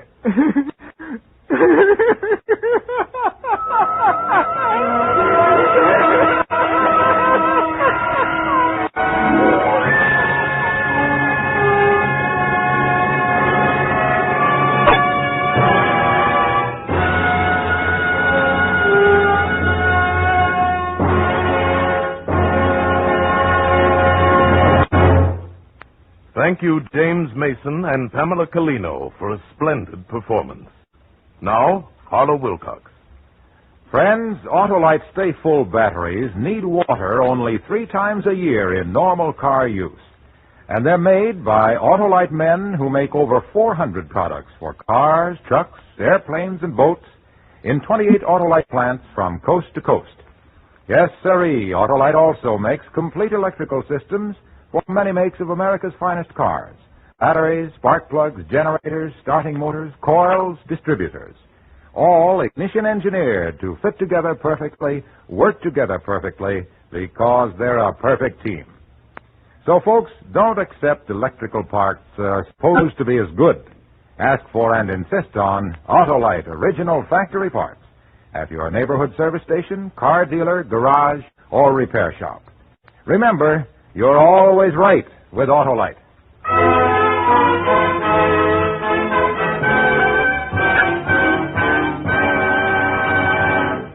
Now, here again is James Mason and wife Pamela Colino.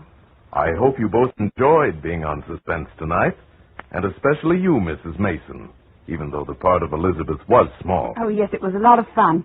You see, James and I learned a long time ago that it's not how large the part is, but how much fun you have playing it. Besides, next time, Tony Lisa has promised to find a script for me, in which James can play a butler or a cat or something. How about that, Mr. Mason? I'm looking forward to it. And we're looking forward, too, to next week when Joan Fontaine will star in The Lovebirds, another gripping study in Suspense.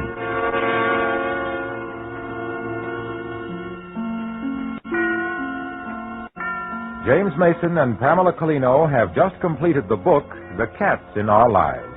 Tonight's suspense play was adapted from the Agatha Christie story by William Fifield. Music was composed by Lucian Moraweck and conducted by Lud Gluskin. The entire production was under the direction of Anton M. Leader. Now here is great news. Beginning March 1st, Suspense on television may be seen in many areas of the country, Tuesdays at 9:30 p.m. Eastern Time.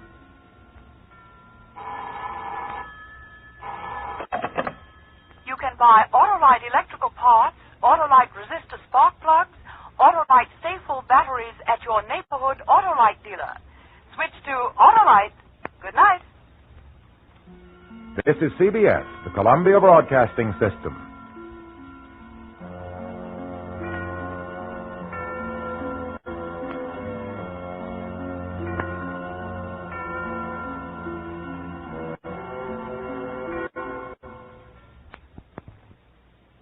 This is Chesterton Radio, the true, good, and beautiful at chestertonradio.com.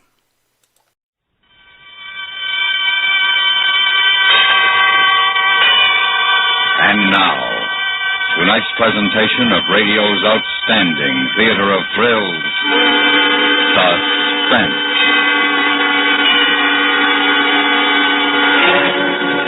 Tonight, Suspense is dedicated to the crusade for freedom. It is a true story in which it has been necessary to change the names of all principal participants in order that their survivors, still imprisoned, may live. So now, starring Charlotte Lawrence and Sam Edwards, here is tonight's suspense play, Listen, Young Lovers.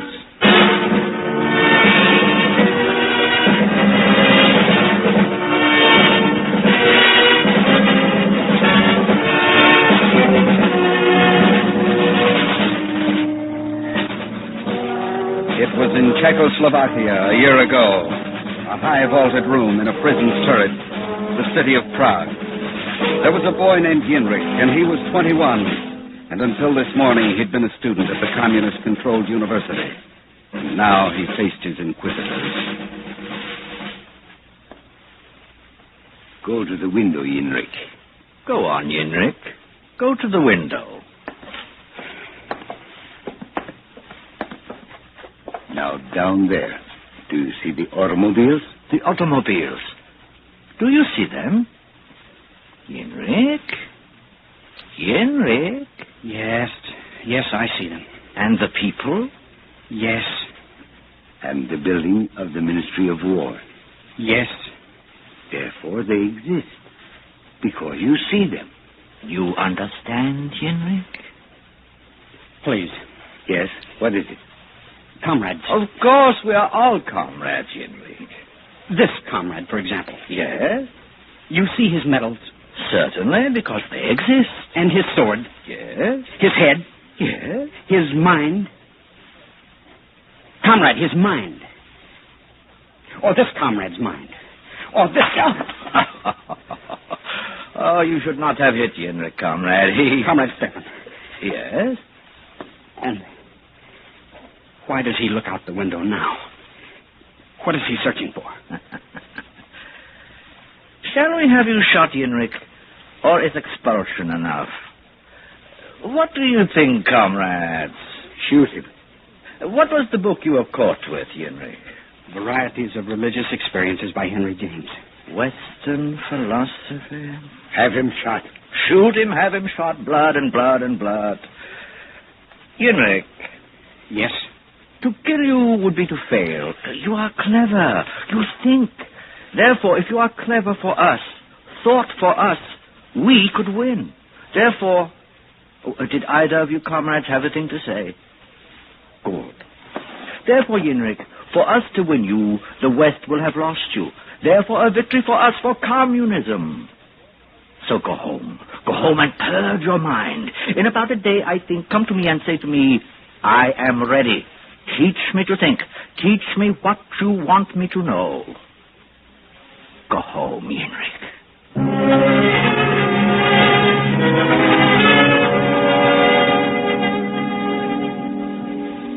And for this they expelled you? For daring to read, for daring to think, to taste of a knowledge... For this, Mulata. But you are a student. Student and violator. Scholar and heretic. Sinner who stood before his inquisitors and... You should have seen their faces, Mulata. No. No. Not gentle Mulata. No beautiful Mulata. No child Mulata. Yenrik? Yes. This that they have done to you, Yes. after it will come arrest and torture and imprisonment and the labor camp Mulata. and death. As it came to Miklos, who was also a student, who also read of alien philosophies, who also tasted Mulata. of death. Death. Stop it! It will not be so. It will not. You must go away from here. I will not leave you, Mulata. You must. You must. Listen to me. Only to my voice, and to nothing else. Not to fear, nor to horror, nor to the madness around us. Only to me. I love you, and And I will not go from you. And we will marry as we had planned. When you've finished your studies. I will find something else to do here. Not a student, laborer then. Or shopkeeper, or beggar. There will be something else. We will make a life. Out of what? Out of terror, out of darkness, No out of... more. We speak of it no more, Milada. What time is it? It is almost the hour. Turn on the radio, then.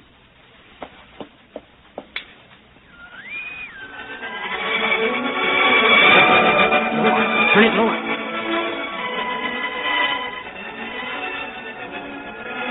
Yenrik, Yes? come here to me. Close to me. Sit with me. Watch the fall of night. And hold me. Milada. Gentle Milada.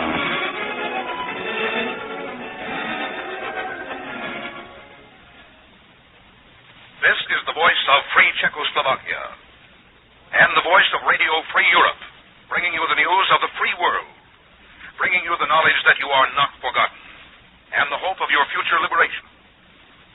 The voice now of Free Czechoslovakia. This is Password Little Garden. Dear Mother, we know these are the worst times you have ever lived through, but you must believe that one day we will see you again. This is Password Hephaistos, calling my friends from the Krumlov area. The border crossing was hard and exhausting, but it was a success. Now I am well, and I see true freedom. Tonight, as we promised, we're going to tell you about the Free Europe College in Strasbourg. Like Radio Free Europe, the college is maintained by the voluntary contributions of the American people. It is for students who have escaped from the Soviet orbit, from Soviet tyranny, from Soviet terror. You hear, Yenrik? For students who have fled across the border and come to Germany. Yes. Where they have found a climate of freedom and of learning. Yenrik, why have you turned it off? Why? I thought I heard a step on the stairs in the hall. Yes, I did hear. Turn on the light, Milada, quickly. Well, perhaps it is only the man who lives up...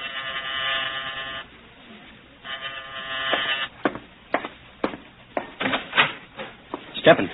Comrade Stepan, who was walking the streets in loneliness and in regret, and who thought to call on a friend, on a comrade. May I? Come in. You know Milada. Of course. You brought her once to the university, and her sweet young face made such an impression amongst us. We talked of it, of you, of your lovely fiancée, Milada. Why are you here? I told you. It was a night of loneliness and of regret. Oh, how harsh we were with him, Milada, with your love. How almost brutal, what savage blows we struck against his sensitive brain. And I became concerned for him. I became... But sure, young man, a man of intellect, of perception. And see him, see his face. How he knows I lie. How he knows I have no concern for him, nor pity, nor rage. But you, Milada, you have such emotions for him, and love also.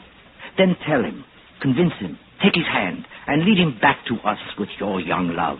For this, that one day and soon your gentle arms will not have to cradle his corpse. Tomorrow, Yenrik, and we will welcome you back with such warmth and joy. Good night, Yenrik. Milada?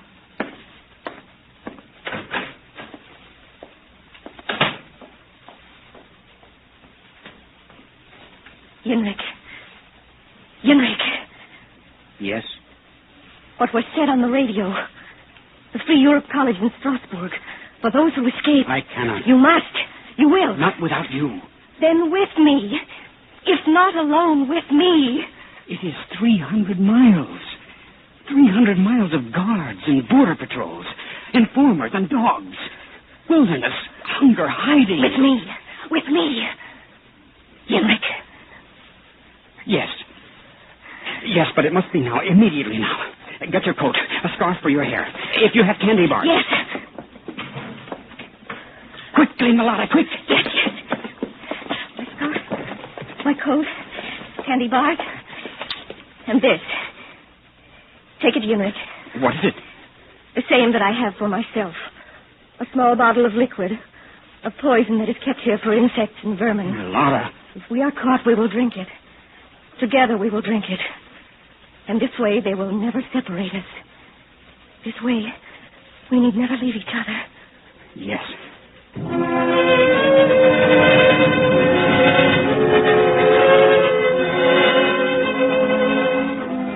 A thing they had talked about for a long time, now decided. But how to get to freedom? No passports, so they dare not trust trains nor other public conveyances. Nothing but their feet to carry them. Two sweethearts out for a casual stroll. So they walked. Prague to Kladno. Across the Vltava River, swollen by spring rains. To Kraslice, and close to the border now. Lonely paths through the mountain roads and across fields. To the young lovers, almost a pleasant adventure. Almost. Run! Run! Quickly! Here.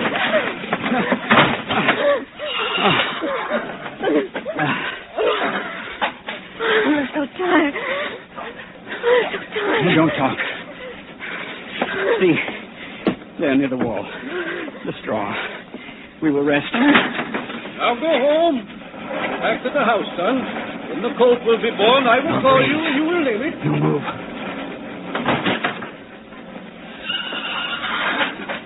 Not yet, friend of mine? Then what shall we name your colt? My son wants to know. Ludmilla? And if a stallion, shall we name... Out! Out! Or with this pitchfork? Let me look at you. Step closer to the light.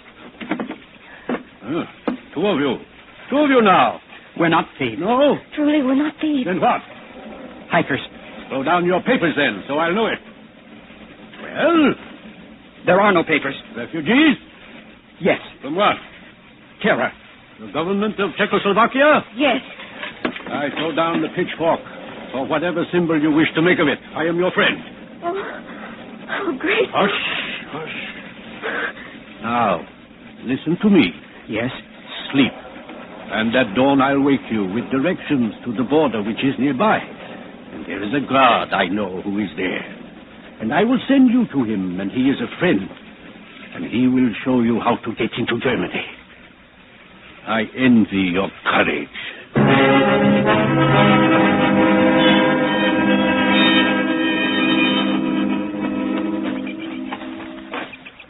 Halt! Raise your arms over your head. Yenrik. Do not there. You are Radek? The guard? I am Radek. Come forward. And you are the two who slept in my friend's barn. The pretty young girl and her young man. The refugees. Yes. He said you would be our friend. Radek, show us how we could get into Germany. And for this we are... You are what? Grateful. Because he was kind. As you are kind. And the final act of kindness. You are under arrest. No. Yes, I say it. You are under arrest.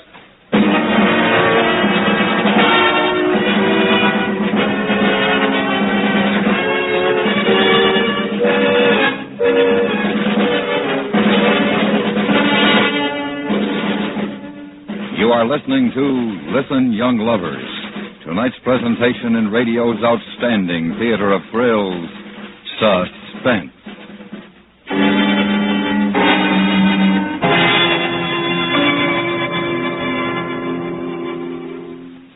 For 70 million captive people in Soviet satellite Europe, the only source of truth is news from the outside world.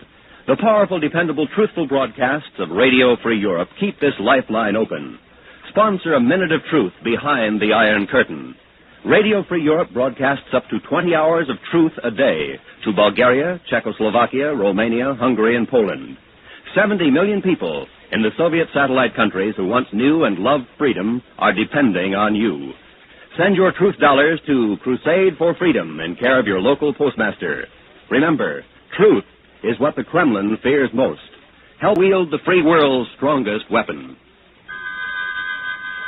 And now we bring back to our Hollywood soundstage Sam Edwards and Charlotte Lawrence, starring in tonight's production, Listen, Young Lovers, a tale well calculated to keep you in suspense.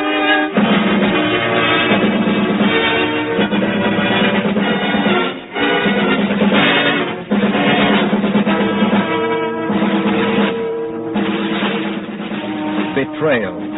Escape to freedom, which was a thing of loneliness and of sobbing and of scorn, halted now and betrayed, made futile by a man who had given them a night's sleep in his barn and spoke gently of refugees and of courage and of help to be had from his friend, the guard. And while they slept, informed to the man of the automatic rifle who stood guard on the Czech-German border, who was communist, who was called Radic.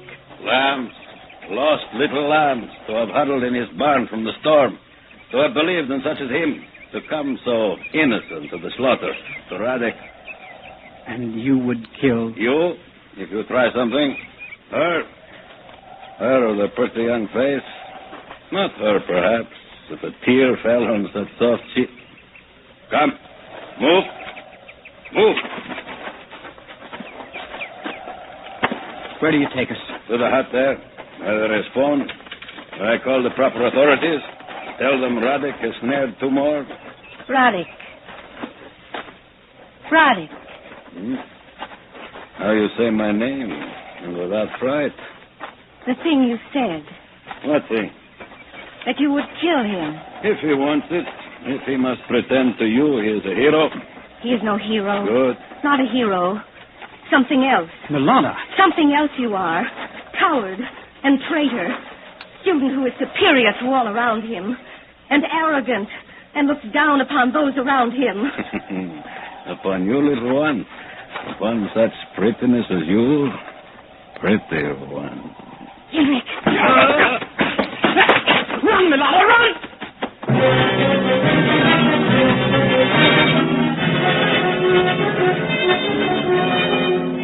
The trick and run, Germany, and keep running. And behind them the shouts of clamor and the braying of dogs. And like animals hide, run again into darkness. And under the shield of night, exhausted sleep.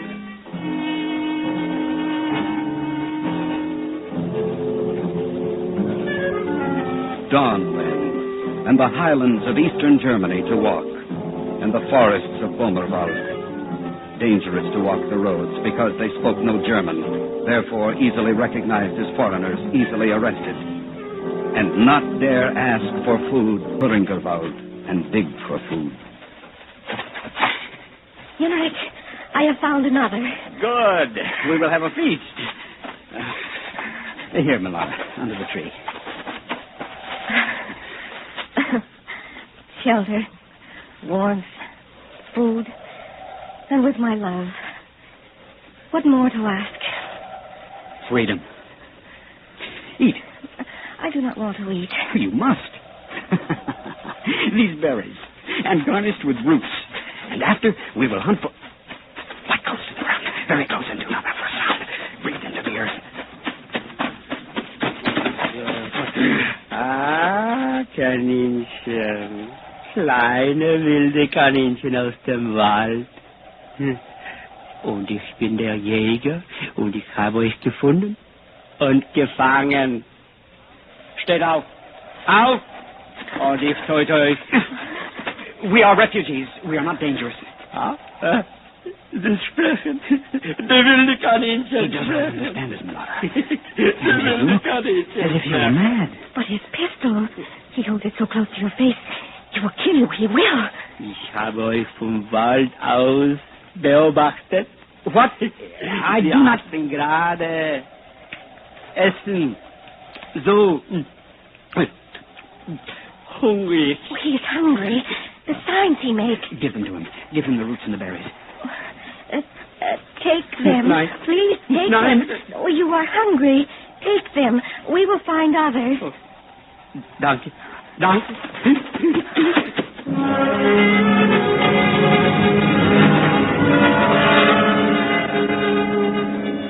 By now, they'd lost all track of time. Some days they covered as much as 10 or 15 miles. Other days they knew they were lost and had to retrace their steps. And always there was the hunger, and always the feeling somehow that the trip would never end. I can't go on. I can't. Milada. I can't. You go. You can make it. No, listen. What? Listen. Can you hear it? A car. We must be near a highway. We'll ask someone for a ride. Yes. No. But we... No. Suppose it is a communist who stops for us. Immediately there will be questions. And there are always the bottles, Milada. The bottles of poison. We'll die together, and that will be our victory. Yes. Then come.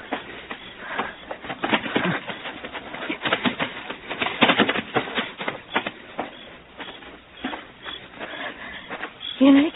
Yes? Pray. Yes. Was there ever such a prayer? That a vehicle should come by? That the driver of the vehicle be not a communist?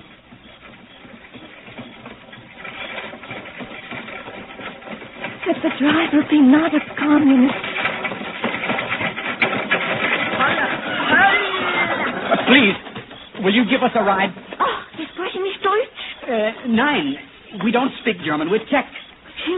Children, get into the wagon. Quickly. A car is coming. Approaching as a spotlight. It's a patrol car. Quickly.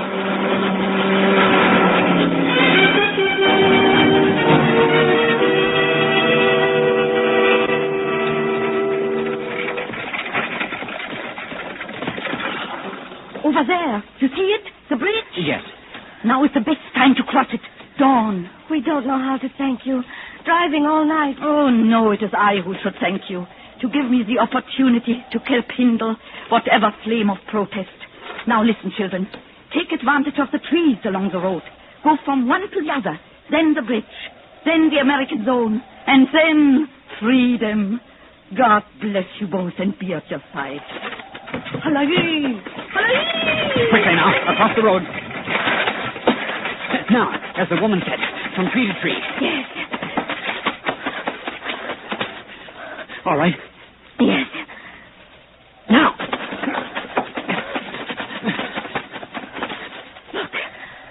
Look at the bridge. Guards. 2 guards. Russians. Walking their posts. And across the bridge is freedom. Across the bridge is life.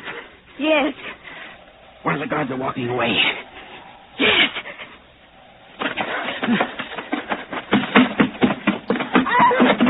Milana, get up quickly before the guards see you. My ankle. I tried. I'll help you. Arm around my shoulder. Oh, I can't. I must have broken it. The Russian guards. They've seen us. Henrik. Run, beloved, run. Not without you. Leave me. The bottle. Leave me. I will drink of mine. Beloved. No separation. No torture. Yes. And I will drink of mine. Я располнен. Пойдемте со мной. Hey, what's happened here? What's the matter? 2 young people. Too much whiskey. What do you think, Sarge? They're on our side of the bridge. Please? We'll take care of them. But they are old people. Our side of the bridge, Commissar. See the marker? Our side. But they You help the girl, Nolan. I'll take care of the guy. But Knock it off, Jack. Our side of the bridge. They belong to us. What's the matter, sis? Too much of the booze? Poison. What? Poison.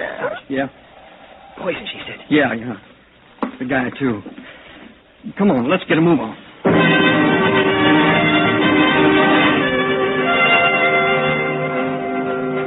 Radio Free Europe, brought to you by your friends in America.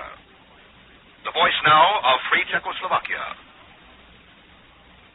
This is Password Greenbauer, calling our friends in the area of Prague. My friend and I have married. We attend now the Free Europe College in Strasbourg. Students who escape the Russian orbit are welcome here.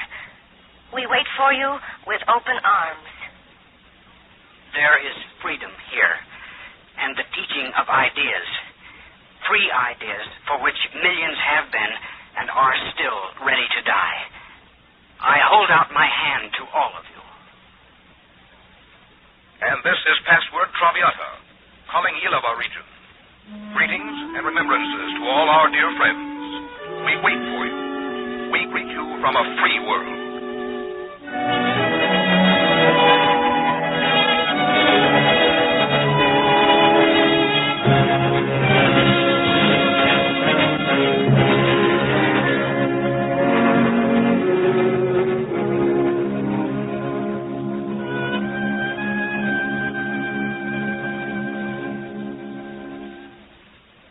Suspense, in which Charlotte Lawrence and Sam Edwards starred in tonight's presentation of Listen, Young Lovers. Next week, a story of a ghost town and a practical joke that wasn't. We call it Hollywood Hostages. That's next week on Suspense.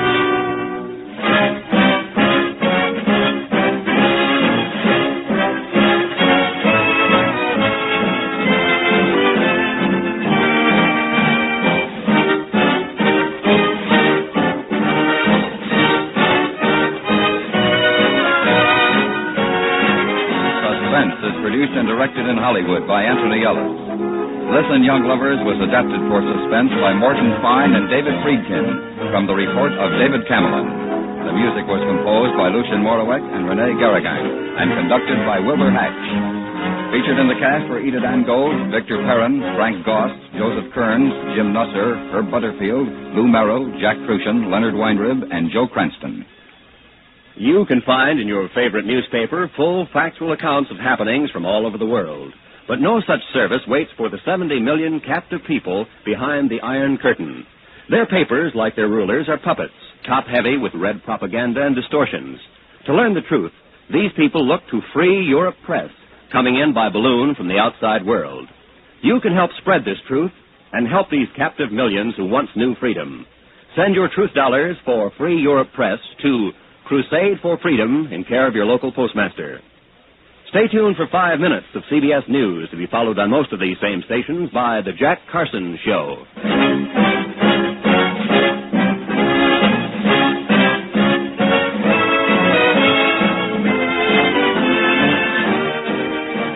The Radio Workshop presents the new and unusual Friday nights on the CBS Radio Network.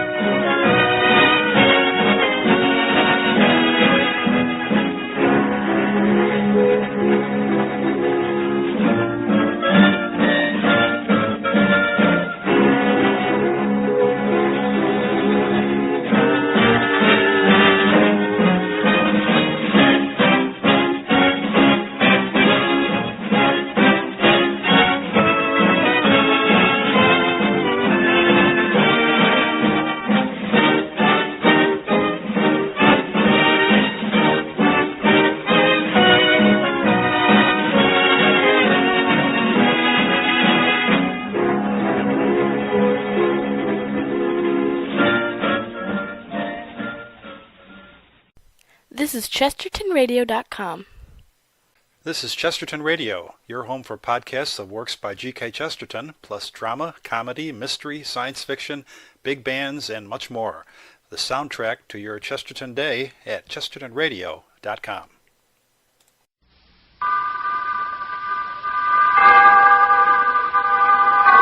Autolite and its 98,000 dealers bring you Richard Widmark, Kathy Lewis, and Elliot Lewis in tonight's presentation of Suspense.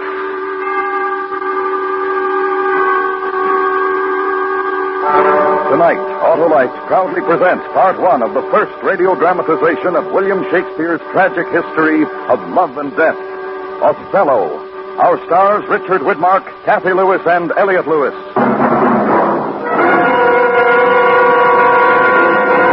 Harlow, what's this great electing system of yours? Oh, you mean the Autolite electrical system that's designed to work as a perfect team. The generator, starting motor, distributor, and coil, spark plugs, battery, and all the other units are related by Autolite engineering design and manufacturing skill to give you the smoothest performance money can buy. Can it get me reelected, Harlow? Senator, with an Autolite electrical system, you just can't lose.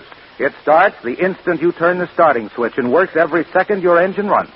It works, too, every time you blow the horn, turn on lights, radio, heater, or electric windshield wiper. Sounds mighty important. It sure is, and that's why it pays to treat the electrical system of your car to a periodic checkup at your car dealer or your nearest authorized Autolite service station. To locate him, look in the classified section of the phone book under Automobile Electrical Service. Or call Western Union by number and ask for Operator 25. And remember, from bumper to tail light, you're always right with Autolite.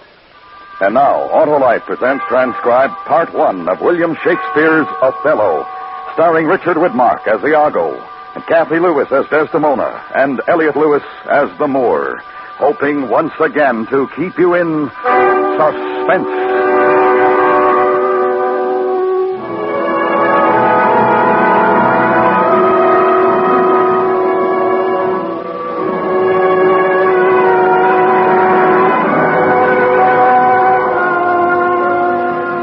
Act 1, Scene 1, Venice, a street. Enter Roderigo and Iago. You told me you hated the Moor. Despise me if I do not. I know my price, Roderigo. I am worth no worse a place.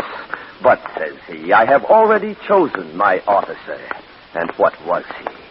Forsooth, one Michael Cassio of Florentine. He in good time must his lieutenant be, and I, God bless the mark, his worship's ensign. I would not follow him then, good Iago. Oh, sir, content you. I follow him to serve my turn upon him. We cannot all be masters, nor all masters cannot be truly followed. In following him, I follow but myself. Call up her father. Rouse him. Make after him. Poison his delight. What ho, Babencio! Signor Babencio, ho! Look to your house, your daughter, and your bags. Thieves! Thieves! What is the reason of this terrible summons? What is the matter there? Signor, is all your family within? Are all doors locked? What, have you lost your wit? Most reverend Signor, do you know my boy? Not I. What are you? My name is Roderigo. Your worth welcome. I have charged you not to haunt about my door. In honest plainness, you heard me say my daughter is not for you. Sir, I beseech you that your fair daughter, Desdemona, to the gross class of a lascivious Moor has fled. Straight satisfy yourself. If she be in her chamber or your house, let loose on me the justice of the state for this delusion. Strike on the tinder hole. Give me a taper. Call up all my people. Like, I say, like. Farewell, Roderigo, for I must leave you. It seems not meet nor wholesome to my place to be produced against the Moor. Lead to the arsenal the razed search, and there will I be with him. So farewell.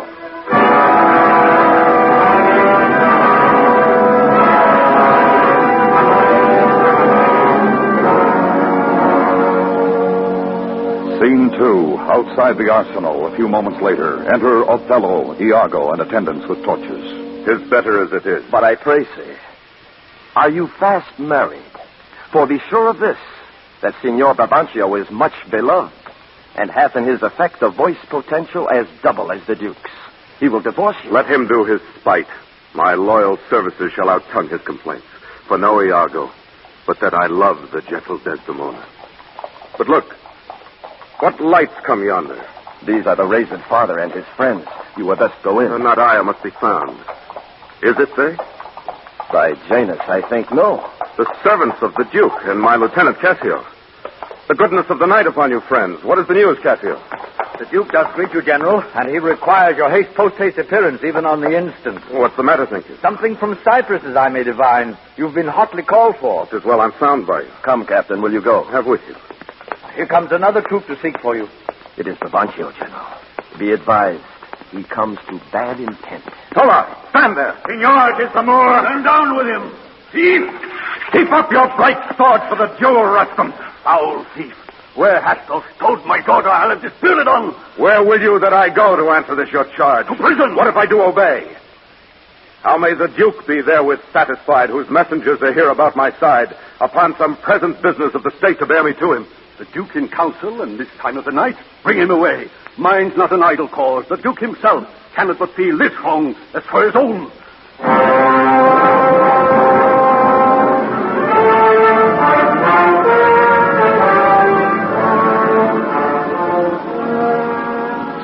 3, a council chamber. The Duke and Senator sitting at a table with lights.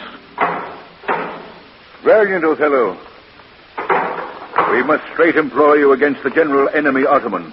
I did not see you. Welcome, Signor Brabantio. We lacked your counsel and your help tonight. So did I yours. Good your grace, pardon me. Neither my place nor aught I heard of business has raised me from my bed, for my particular grief is of so floodgate and all-bearing nature that it engluts and swallows other sorrows. Why, what's the matter? My daughter. Oh, my daughter. Dead? Aye, to me.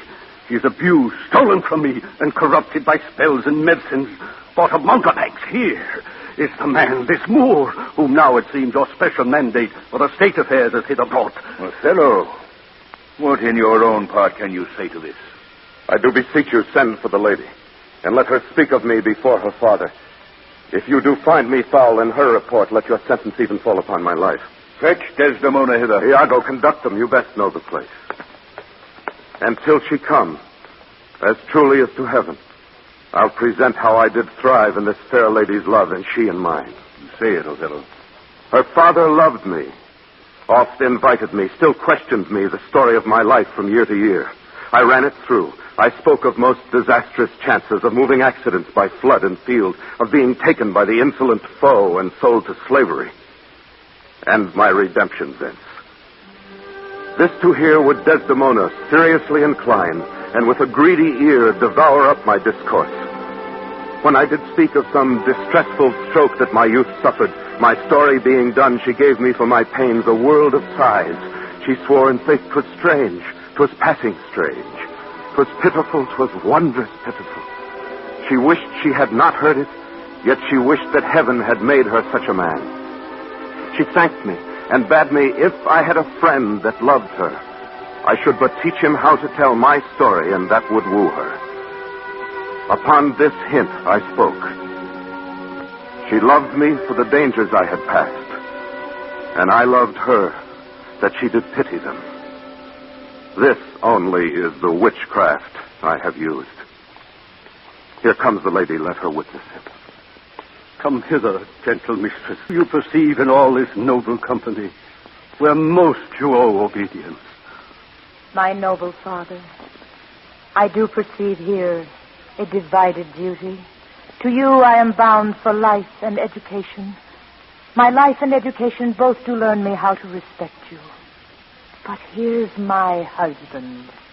And so much duty as my mother showed to you, preferring you before her father, so much I challenge that I may profess due to the Moor, my lord.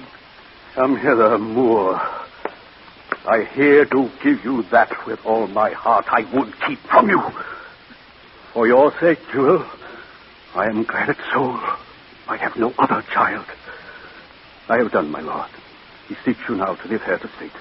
The Turk, with most mighty preparation, makes for Cyprus.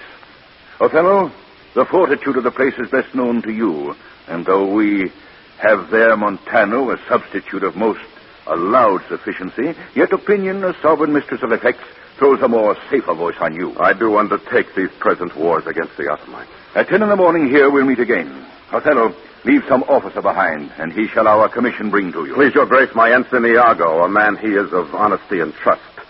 To his conveyance I assign my wife, with what else needful your good grace shall think to be sent after me. Let it be so. Good night to everyone. Adieu, brave Moor. Use Desdemona well. Look to her, Moor.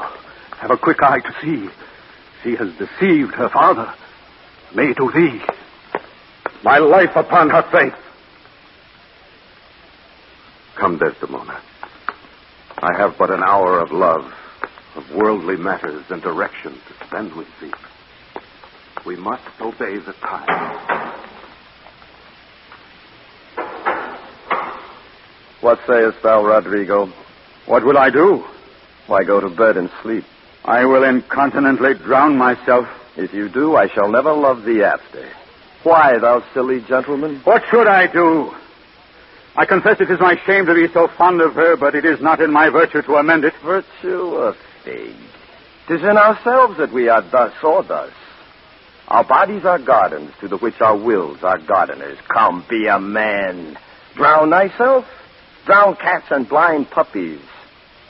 put money in thy purse.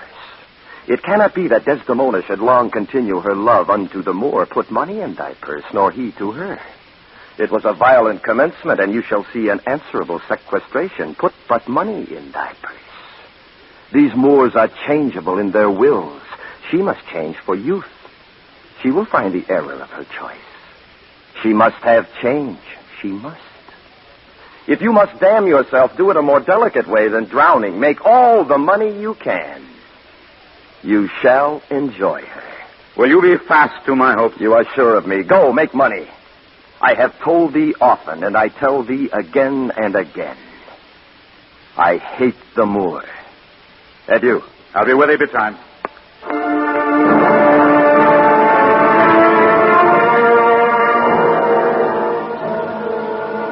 Thus do I ever make my fool my purse. I hate the Moor. Let me see now. Cassio's a proper man. To get his place and to make up my will, a double knavery. How? After some time to abuse a fellow's ear, that his Lieutenant Cassio is too familiar with his wife. Cassio hath a person and a smooth disposed to be suspected. The Moor is of a free and open nature that thinks men honest that but seem to be so, and will as tenderly be led by the nose as asses are. I have it. It is engendered. Hell and night must bring this monstrous birth to the world's light.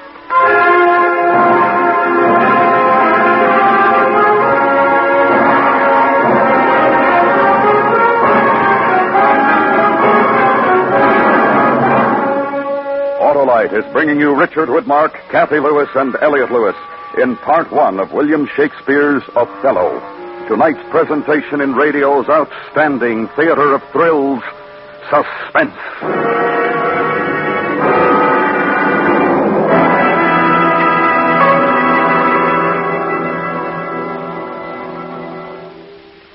Say, Harlow, how long has Autolite been making electrical systems? Ever since 1911, Senator, when Autolite developed the first 2 units ever used as original equipment.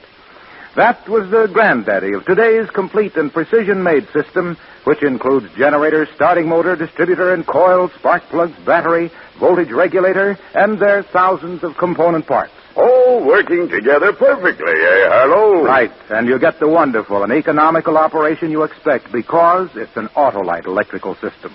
That means that every unit and component part is related by Autolite engineering design and manufacturing skill to give you the smoothest performance money can buy. Sounds convincing, Wilcox. So, friends, be sure to specify Autolite original service parts for your Autolite-equipped car. And remember, from bumper to tail light, you're always right with Autolite. And now, Autolite brings back to our Hollywood soundstage Richard Widmark, Kathy Lewis, and Elliot Lewis in Mr. Lewis's production of William Shakespeare's Othello, a tale well calculated to keep you in suspense.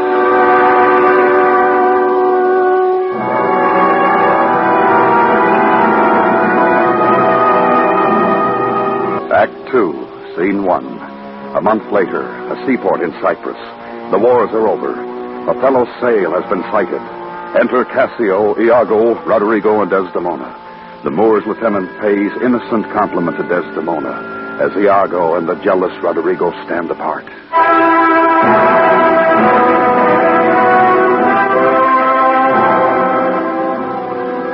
He takes her by the palm. Aye, well said. Whisper. With as little a web as this, will I ensnare as great a fly as Cassio. Aye, smile upon her, do. I will catch you in your own courtesies. Good, well kissed. An excellent courtesy. 'Tis so indeed. Yet again your fingers to your lips. Would they were clyster pipes for your sake. The Moor, I know his trumpet. 'Tis truly so. Let's meet him and receive him.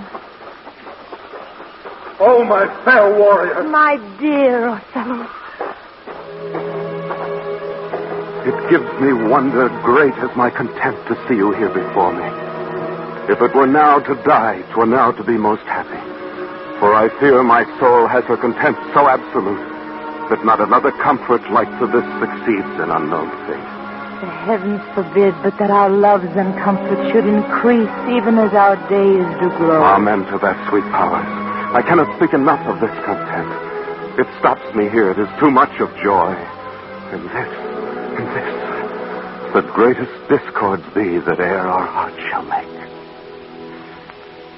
I pray thee, good Iago, go to the bay and disembark my coffers. Come, Cassio. Come, Desdemona. Once more, well met at Cyprus. I will tell you this, good Roderigo.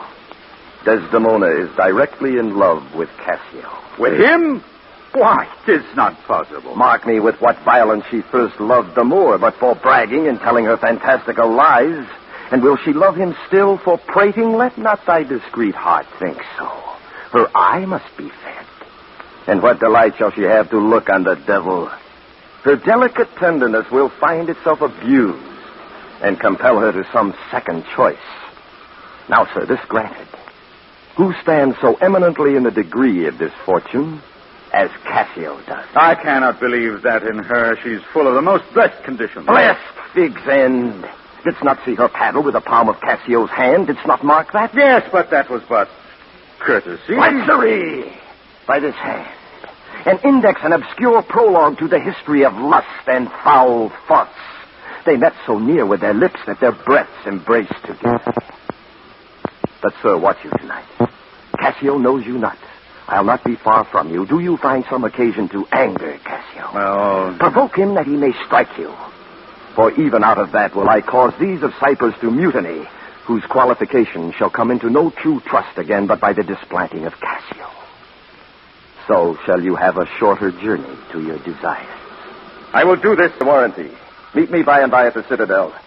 I must fetch his necessaries ashore. Farewell. Adieu. I'll have our Michael Cassio on the hip. Abuse him to the Moor in the rank garb. Make the Moor thank me, love me, and reward me for making him egregiously an ass and practicing upon his peace and quiet, even to madness. 'Tis here, but yet confused. Knavery's plain face is never seen till used.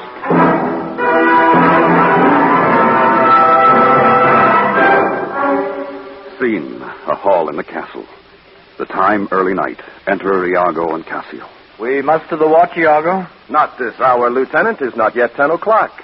Our general cast us thus early for the love of his Desdemona, who let us not therefore blame. She is a most exquisite lady. Indeed, she is a most fresh and delicate creature. What an eye she has.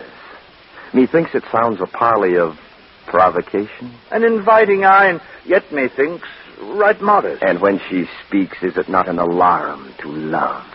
It is indeed perfection. Well, happiness to them. Come, Lieutenant, I have a stoup of wine.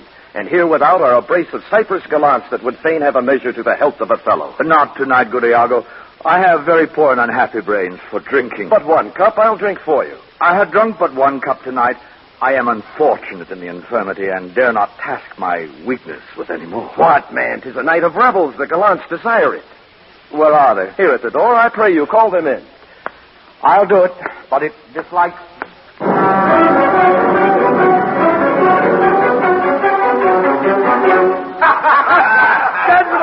Do not think, gentlemen, I am drunk. This is my right hand and this is my left hand. I am not drunk now. I can stand well enough and speak well enough. Very well, then. You must not think that I am drunk. To the master's platform. Come, let's set the watch. Good Montano. You see this fellow that has gone before. He is a soldier fit to stand by Caesar. Yet I fear the trust Othello put him in on some odd time of his infirmity will shake this island. Oh, but is he often thus? 'Tis evermore the prologue to his sleep. It were well the general were put in mind of it. Help! But hark, what noise? Help, you rogue, you rascal! What's the matter, Lieutenant? I'll beat the knave into a liquor bottle. Beat me? Do you break rum? Good Lieutenant. Pray, sir, hold your hand. Let me go, sir. I'll knock you all to mazard. Come, you're drunk. Rodrigo, away. Go out and cry a mutiny. Me, good Lieutenant, sir. Montano, help me first. Who's that rings the bell? The town will rise. What is the matter here? Hold for your lives. Lieutenant, sir. Montano, gentlemen, have you forgot all sense of place and duty? Hold! The General speaks to you. Silence that dreadful bell. It strikes the isle from her propriety.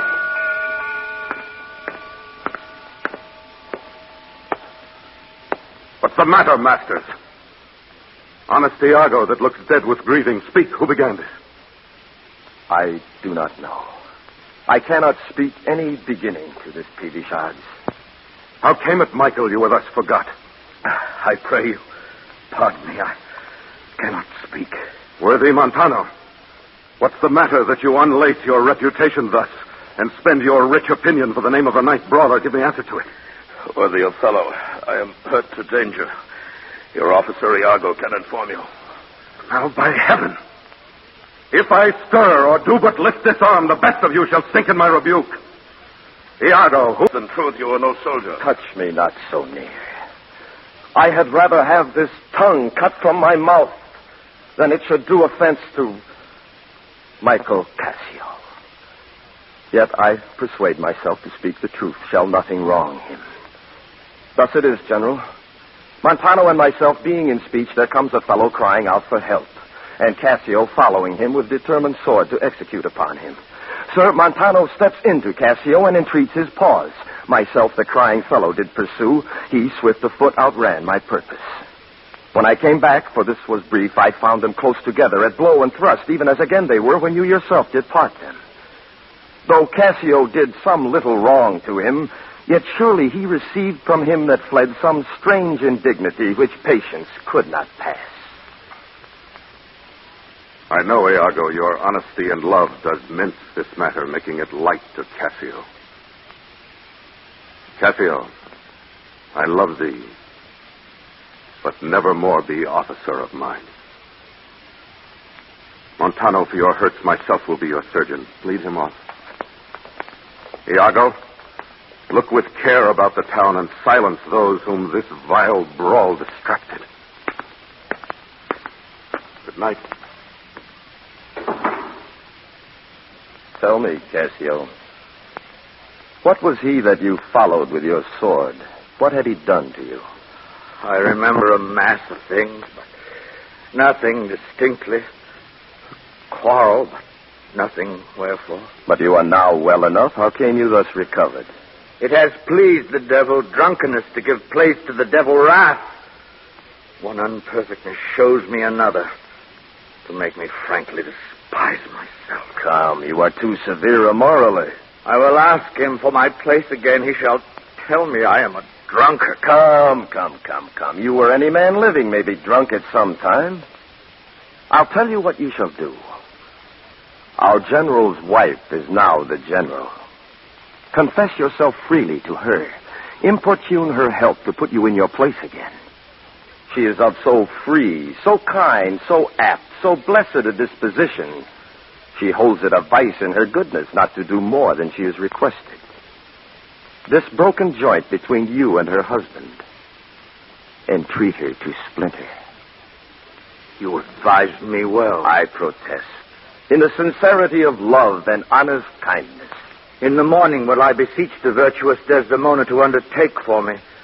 I am desperate of my fortunes if they check me here. You are in the right. Good night, Lieutenant. I must to the watch. Good night, honest Iago. And what is he, then, that says I play the villain? When this advice is free, I give, and honest, probable to thinking, and indeed the course to win the Moor again.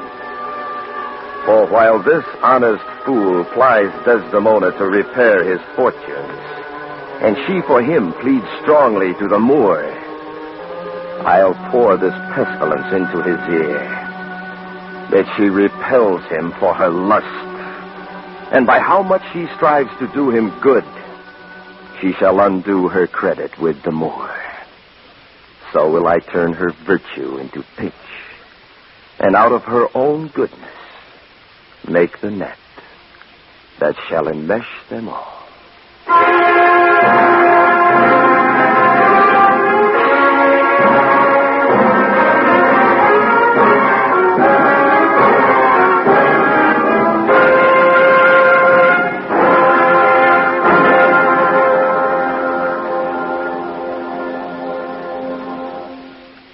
Suspense. Part 1 of Othello by William Shakespeare. Tonight stars Richard Widmark, Kathy Lewis, and Elliot Lewis. Suspense. The abridged Othello was adapted for Suspense by Anthony Ellis and Elliot Lewis. The program was transcribed and directed by Mr. Lewis, with music arranged by Giuseppe Verdi. The orchestra was conducted by Lud Gluskin. Featured in tonight's cast were Joseph Kearns as Cassio, William Conrad as Montano, and Irene Tedrow as Amelia. Your narrator is Larry Thor. Richard Widmark may soon be seen in the 20th Century Fox picture, Pickup on South Street. And remember next week, Mr. Lloyd Nolan in A Vial of Death. Is Autolite resistor or standard type spark plugs and Autolite electrical parts at your neighborhood Autolite dealers. Switch to Autolite. Good night.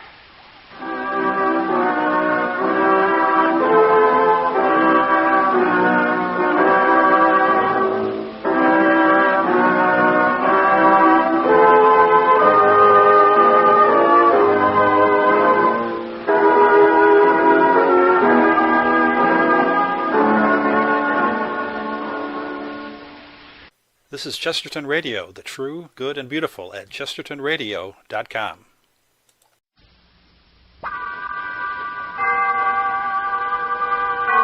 Autolite and its 98,000 dealers bring you Richard Widmark, Kathy Lewis, and Elliot Lewis in tonight's presentation of Suspense.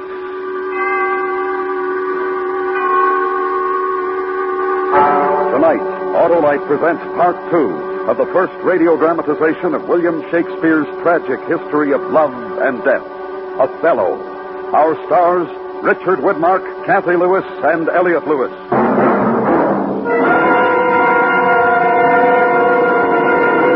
Hi, Harlow. Doing some gardening? Yes, sir, Hap, and here's my favorite plant. Well, that's an Autolite Stay Full battery. Sure, the power plant for quick, dependable starts.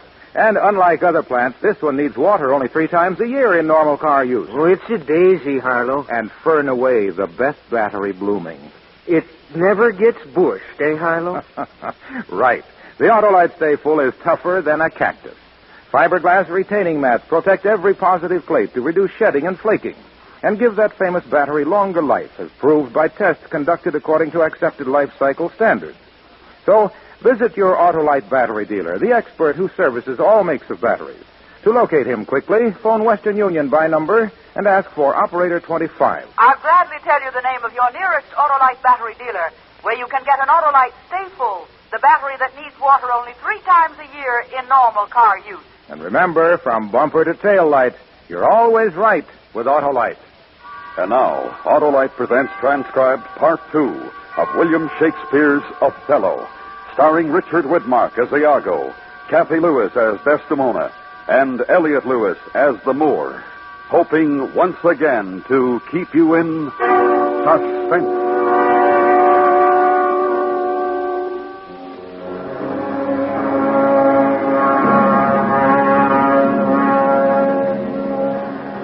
The scene is Cyprus. Othello has returned triumphant from the wars, now to govern the island with his wife Desdemona. The ensign, Iago, jealous of the position held by Cassio, lieutenant to Othello, plots revenge on both Cassio and the Moor, whom he hates.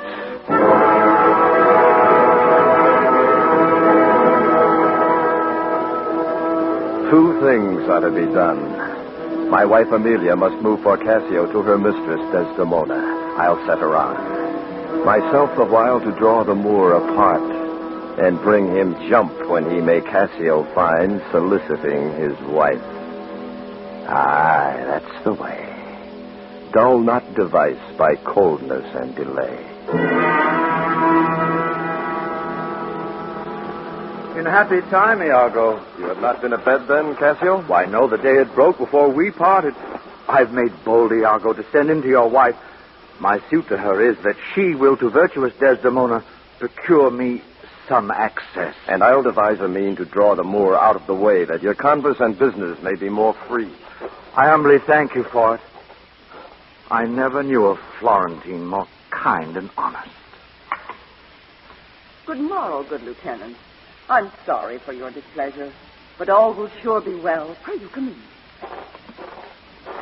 I will bestow you where you shall have time to speak your bosom freely. I am much bound to you.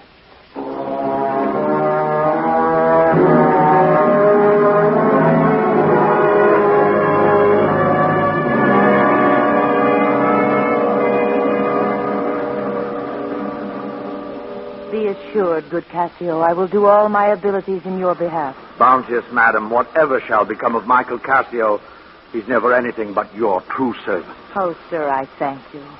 Before Amelia here, I give you warrant of your place. Be assured, if I do vow a friendship, I'll perform it to the last article. My lord shall never rest. I'll intermingle everything he does with Cassio's suit. Therefore be merry, Cassio, for I should rather die than give your cause away. Madam, here comes my lord. Oh, madam, I'll take my leave. Why, stay and hear me speak. Madam, not now. I'm very ill at ease, unfit for mine own purpose. I'll do your distressing.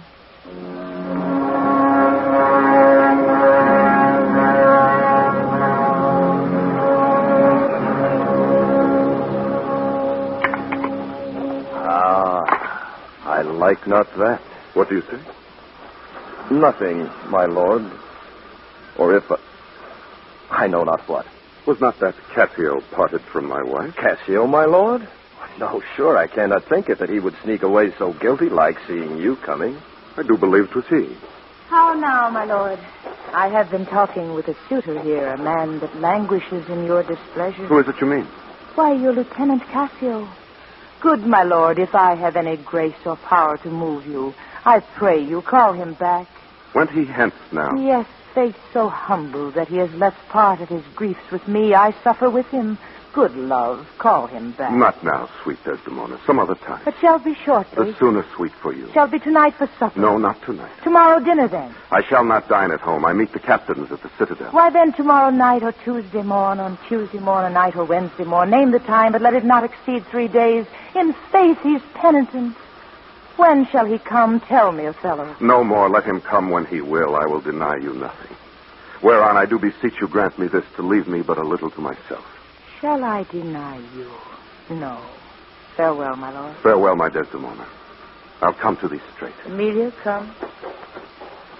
Perdition catch my soul, but I do love thee. And when I love thee not, chaos is come again. My noble lord. What do you say, Arnold? Did Michael Cassio, when you wooed my lady, know of your love? He did from first to last. Why do you ask? But for a satisfaction of my thoughts, no further harm. Why of your thought, Iago? I did not think he had been acquainted with her. Oh, yes, and went between us very often. Indeed? Indeed. Aye, indeed.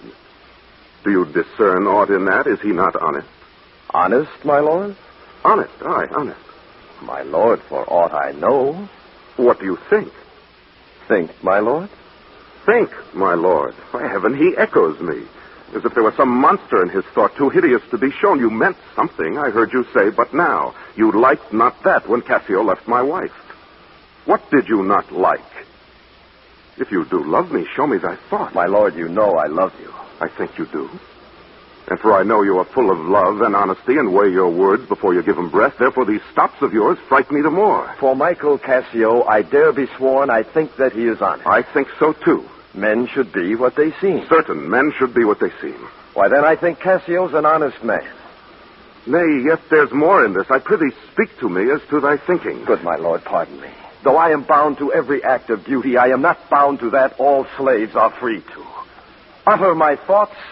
Why, say they are vile and false. You conspire against your friend, Iago, if you but think him wronged and make his ear a stranger to your thoughts. It were not for your quiet nor your good, nor for my manhood, honesty, or wisdom to let you know my thoughts. By heaven, I'll know your thought. Oh, beware, my lord, of jealousy. It is the green-eyed monster which doth mock that meat it feeds on. Why is this? Do you think I'd make a life of jealousy? No, Iago. I see before I doubt. When I doubt, prove, and on the proof, there is no more but this, away at once with love or jealousy. I'm glad of it. For now I shall have reason to show the love and duty that I bear you with franker spirit. Therefore, as I am bound, receive it from me. Look to your wife. Observe her well with Cassio. Wear your eye thus, not jealous nor secure. I would not have your free and noble nature out of self-bounty be abused. Look to it. Do you say so? She did deceive her father, marrying you, and when she seemed to shake and fear your looks, she loved them most. And so she did. I see this hath a little dashed your spirit. Not a jot. Not a jot. In faith, I fear it has. I hope you will consider what is spoke comes from my love. But I do see you're moved. I pray you not to strain my speech to grosser issues, nor to larger reach than to suspicion. I will not. Should you do so, my lord, my speech should fall into such vile success as my thoughts aim not at. Cassio is my worthy friend. My lord, I see you are moved. No, not much moved. I do not think that Desdemona is honest. Long live she so. And long live you to think so. Farewell. If you do perceive more, let me know more. Set your wife Amelia to observe. Leave me, Iago. My lord, I take my leave. If she be false, oh, then heaven mocks itself. I'll not believe it. Oh, now, my dear Othello, your dinner and the generous islanders by you invited to attend your presence. I am to blame. Why is your speech so faint? Are you not well? I have a pain upon my forehead. Faith, Bethless, watching twill away again. Let me but bind your head. Within this hour it will be well again. Your handkerchief is too little.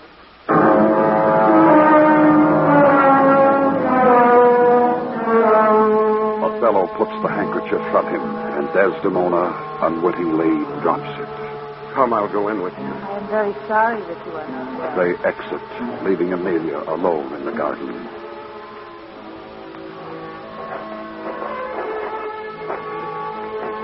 I'm glad I have found this handkerchief. This was her first remembrance from the moor. In recent days, my wayward husband has 100 times wooed me to steal it. But she so loves the token, for a fellow conjured her she should ever keep it, that she reserves it evermore about her to kiss and talk to. How now? What do you here alone? Do not you chide. I have a thing for you. A thing for me? What will you give me now for that same handkerchief? What handkerchief? What handkerchief? Why, that the Moor first gave to Desdemona. That which so often you did bid me steal? Hast stolen it from her? No, Faith. She let it drop by negligence, and to the advantage I being here took it up. Look, here it is. A good wench. Give it me. What will you do with it that you have been so earnest to have me filch it? Why, what's that to you? If it be not for some purpose of import, give it me again.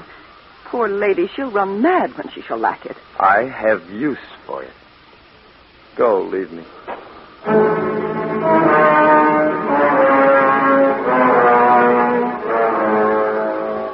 I will in Cassio's lodging lose this handkerchief and let him find it.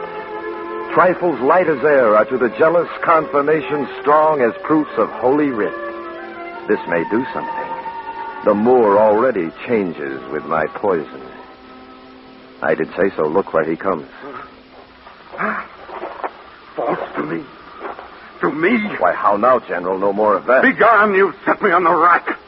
I swear it is better to be much abused than but to know a little. I am sorry to hear this. Villain! Be sure thou prove my love a strumpet. Be sure of it. Give me the ocular proof. Or by the worth of man's eternal soul, you'd better have been born a dog than answer my weight wrath. It's come to this. Make me to see it. I'll have some proof. I'll not endure it. I see, sir, you are eaten up with passion. I do repent me that I put it to you. You would be satisfied? Would, nay, I will. Give me a living reason she's disloyal. I do not like the office. But since I am entered into this cause so far, pricked to it by foolish honesty and love, I will go on. I lay with Cassio lately, and being troubled with a raging tooth, I could not sleep. There are a kind of men so loose of soul that in their sleep will mutter their affairs. One of this kind is Cassio. In sleep, I heard him say, "Sweet Desdemona, let us be wary. Let us hide our love." And then, sir, would he grip and wring my hand, cry out, "Sweet creature," and then kiss me hard as if he plucked up kisses by the roots that grew upon my lips, and then cried, "Cursed fate that gave thee to the Moor." Monstrous. 'Tis a shrewd doubt, though it be but a dream. And this may help to thicken other proofs that do demonstrate thinly. Tear her to pieces. Nay, but be wise, yet we see nothing done. She may be honest yet. Tell me but this. Have you not sometimes seen a handkerchief spotted with strawberries in your wife's hand? I gave her such a one. 'Twas my first gift. I know not that, but such a handkerchief, I'm sure it was your wife's. Did I today see Cassio wipe his beard with? If be that. If be that, or any that was hers, it speaks against her with the other proofs. Now do I see 'tis true.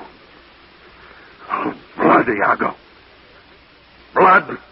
Then witness that here Iago does give up the execution of his wit, hands, heart, to wronged Othello's service. Let him command, and to obey shall be in me remorse what bloody business ever. I will upon the instant put you to it. Within these 3 days, let me hear you say that Cassio's not alive. My friend is dead. 'Tis done at your request. But let her live. Damn her! Lewd minx, damn her! Come, go with me apart. I will withdraw to furnish me with some swift means of death for the fair devil. Now art thou my lieutenant. I am your own. Forever.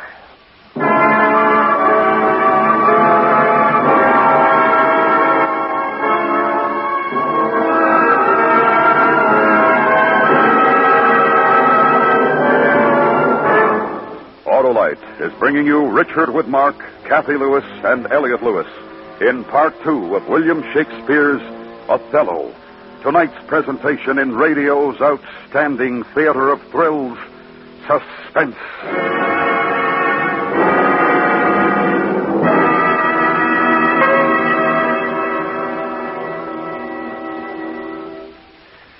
May time's the time, eh, Harlow? Yeah, the time to get an Autolite Stay Full battery, the perfectly performing, peerless producer of prompt propulsions that needs water only 3 times a year in normal car use. A pretty particular package, Harlow. Yes, Hap, and that personable power-packed Paragon is persistently prepared to give quick starting power every time.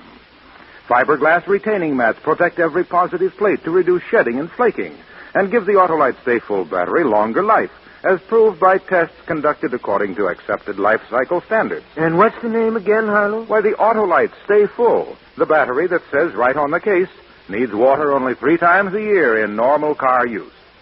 Friends, to quickly locate your nearest Autolite battery dealer, just phone Western Union by number and ask for Operator 25. I'll gladly tell you his name and address. And remember, from bumper to tail light, you're always right with Autolite. And now, Autolite brings back to our Hollywood soundstage Richard Widmark, Kathy Lewis, and Elliot Lewis in the concluding act of Mr. Lewis's production of William Shakespeare's Othello, a tale well calculated to keep you in suspense.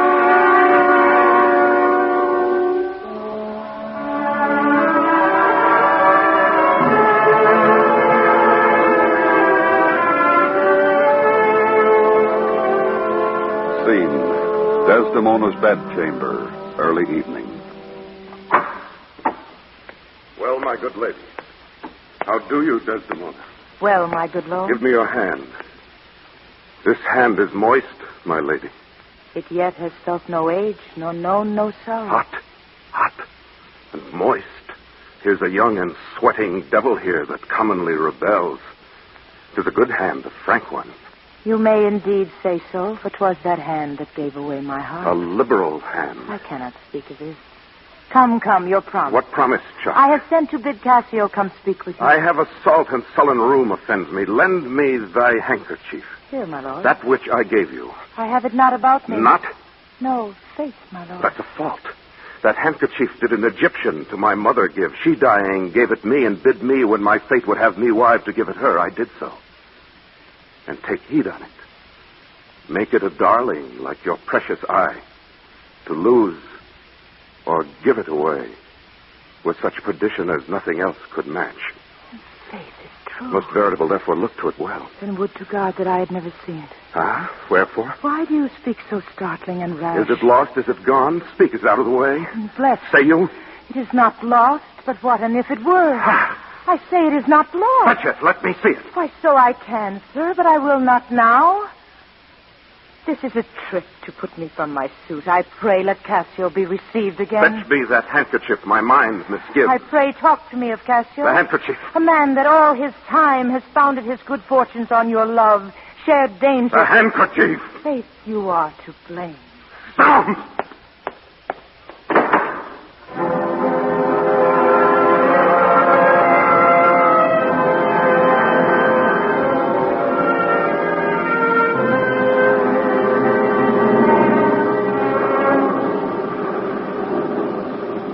They that mean virtuously and yet do so, the devil their virtue tempts, and they tempt heaven. So they do nothing. 'Tis a venial slip. But if I give my wife a handkerchief... What then? Why, then 'tis hers, my lord. And being hers, she may, I think, bestow it on any man. She is protectress of her honor, too. May she give that? Oh, 'tis foul in her. With mine office. That's fouler. Get me some poison, Iago. This night. I'll not expostulate with her, lest her body and beauty unprovide my mind again. This night, Iago. Do it not with poison. Strangle her in her bed. Good. Good. The justice of it pleases. Very good. And for Cassio, let me be his undertaker. You shall hear more by midnight.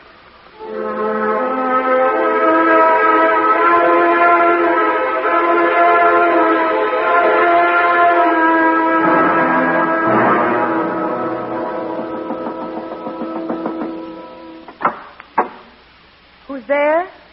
Othello? Hi, Desdemona. Will you come to bed, my lord? Have you prayed tonight, Desdemona?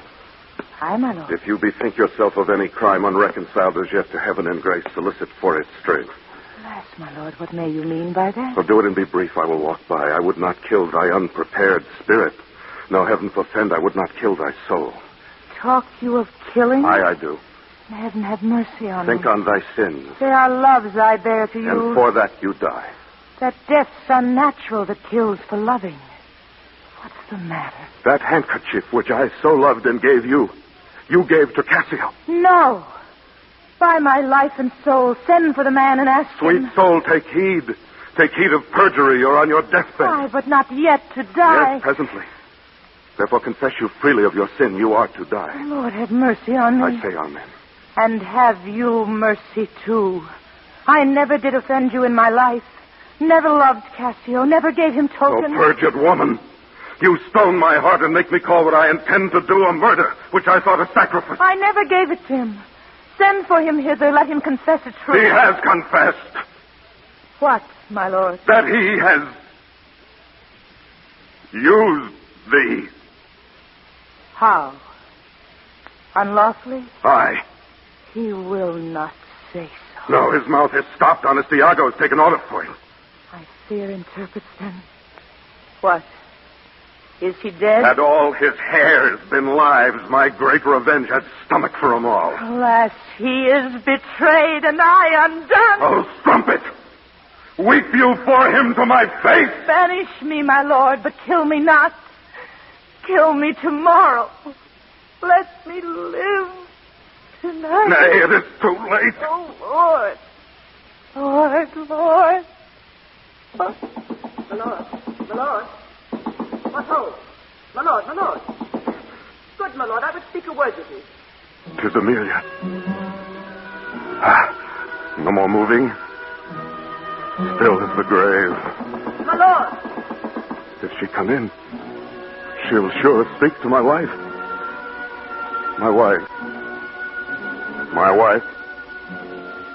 My wife.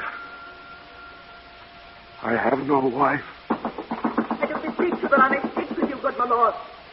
Soft by and by. Let me the curtains draw.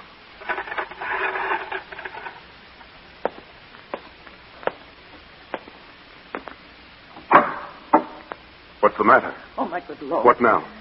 Falsely murdered. Alas, what cry is that? That? What? What an alas it is, my lady's voice. Help, oh, help. Oh, lady, speak again. Sweet Desdemona. Oh, sweet mistress, speak. Guilty die. Oh, who has done this deed? It was I that killed her. She was false as water. How as rash as fire to say that she was false. Oh, she was heavenly true. Your husband knew it all. My husband? Your husband. That she was false to wedlock? I was Cassio. If he say so, he lies to his heart. She was too fond of her most filthy bargain. Ah? Help, help, help, help! The moon has killed my mistress. Murder, murder! What is the matter? How now, General? Oh, you come, Iago. You have done well that men must lay their murders on your neck. What is the matter? Disprove this villain if you are a man. He said... I told him what I thought, and told no more than what he found himself was apt and true. But did you ever tell him she was false? I did. You told a lie. An odious, damned lie. She fought with Cassio? Iago knows that she was Cassio as the act of shame 1,000 times committed. And she did gratify his amorous works with the recognizance and pledge of love which I first gave her. It was a handkerchief. Oh, thou dull Moor. The handkerchief you speak on I found by fortune and did give my husband. For often with a solemn earnestness, more than indeed belonged to such a trifle, he begged of me to steal it. Villainous! She gave it, Cassio. No, alas, I found it and I did give my husband. Filth, you lie! Are there no stones in heaven but what serve for the thunder? Precious villain! Bring his sword on him! I plead, sir, but not killed. I am not sorry, neither. I'd have thee live. For in my sense, 'tis happiness to die. Othello, you must forsake this room and go with us. Your power and your command is taken off. You shall close prison arrest till that the nature of your fault be known to the Venetian state. Come, bring him away. Soft you. A word or two. I have done the state some service, and they know it. No more of that. I pray you, in your letters, when you shall these unlucky deeds relate, speak of them as they are. Nothing extenuate, nor set down aught in malice. Then must you speak of one that loved not wisely, but too well. Of one not easily jealous, but being wrought, perplexed to the extreme. Of one whose hand, like the base Indian, threw a pearl away, richer than all his tribe. I kissed thee ere I killed thee. No way but this. Killing myself to die upon a kiss. Oh. Look on the tragic lodging of this bed. This is thy work, Iago. The object poison's sight, let it be hid. Myself will straight aboard, and to the state this heavy act, with heavy heart, relate.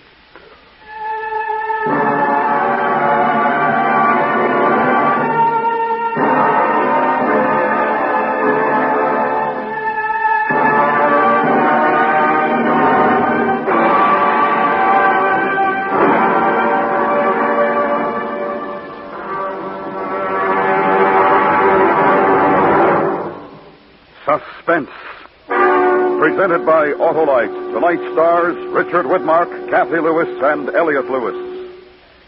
This is Harlow Wilcox speaking for Autolite, world's largest independent manufacturer of automotive electrical equipment. Autolite is proud to serve the greatest names in the industry. They are members of the Autolite family, as well as other 98,000 Autolite distributors and dealers in the United States and thousands more in Canada and throughout the world. Our family also includes the nearly 30,000 men and women in 28 great Autolite plants from coast to coast and Autolite plants in many foreign countries, as well as the 18,000 people who have invested a portion of their savings in Autolite. Every Autolite product is backed by constant research and precision built to the highest standards of quality and performance. So remember, from bumper to tail light, you're always right with Autolite.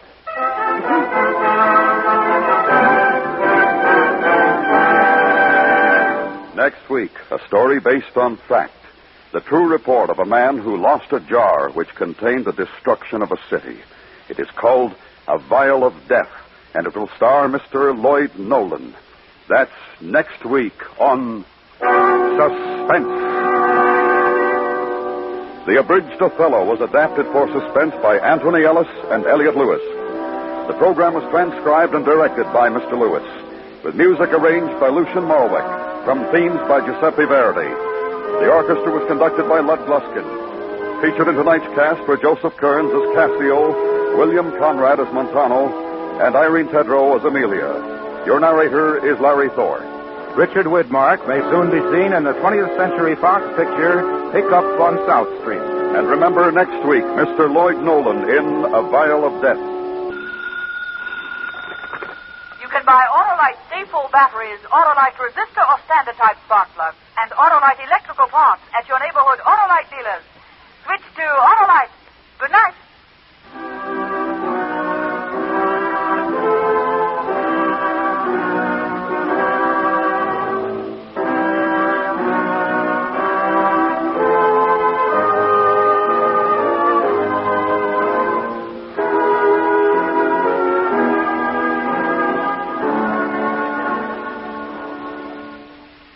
This is Chesterton Radio, the true, good, and beautiful at chestertonradio.com.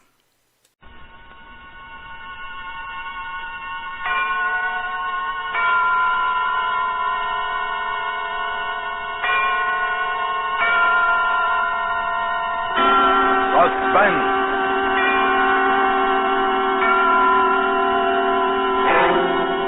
Autolite and its 96,000 dealers present Miss Lana Turner in The Flame Blue Glove, a transcribed suspense play produced and edited by William Spears.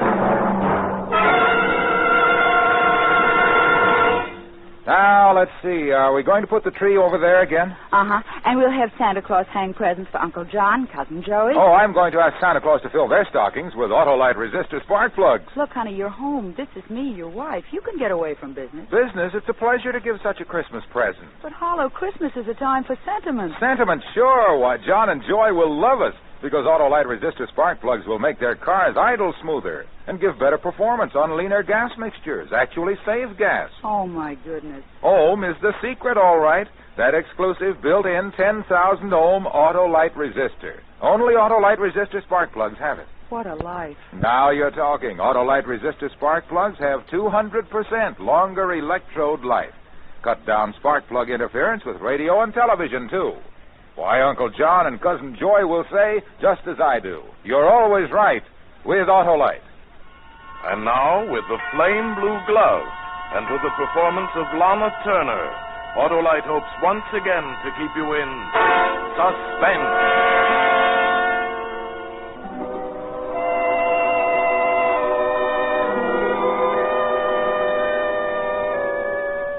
The trouble is, you never had any feelings, Dutch.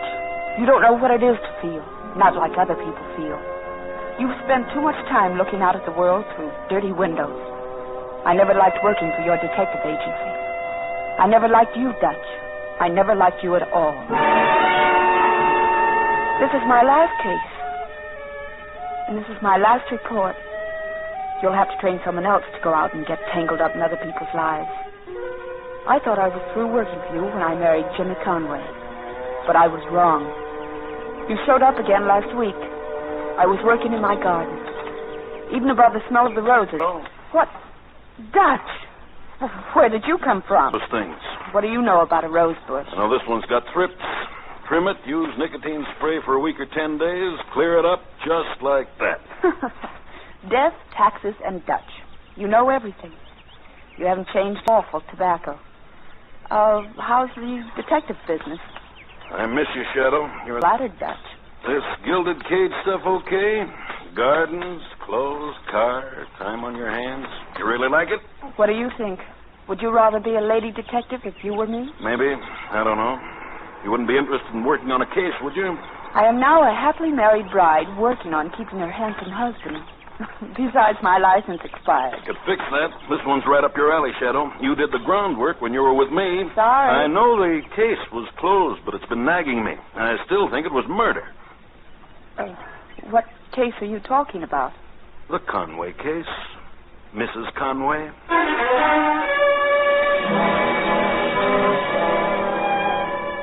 I looked at you. You weren't kidding, but you were smiling. And you only smile when something might go wrong for somebody. Yeah, I still believe your husband killed his first wife.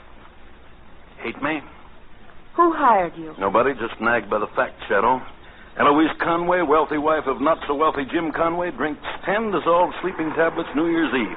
Coroner's jury says suicide. I just can't buy it. The police accepted the coroner's verdict. That day at the coroner's inquest, you disappointed me, Shadow, refusing to go on the stand. You'd been tailing him for 2 months. You could have told about his 3 lady friends. Telling those things to a coroner's jury wouldn't have helped one way or the other. Jimmy's clean and decent, Dutch. He would have been arrested on suspicion of murder if you'd spoken up. Those girls meant nothing to him. They were just friends. Maybe, and he might have fed her those pills so he could have one of those friends. Then why did he marry me instead of whoever it was? You saved his hide, Pigeon. You didn't tell the coroner about his friends. Maybe he married you to play it safe. For a while, maybe... Jimmy had nothing to do with Eloise's death. You know, I keep thinking what she said when she hired us. How did she put it? Yeah. Jimmy married me for my money. He was in love with somebody else. As soon as he thought it was safe, he went back to her. Went back to who? Who do you mean? Want to work on the case with me? No. No, I don't. Shadow, did you ever stop to think what might happen to you if he isn't innocent? If you let some little suspicion slip out somewhere and he gets it into his head that... Doesn't it ever scare you?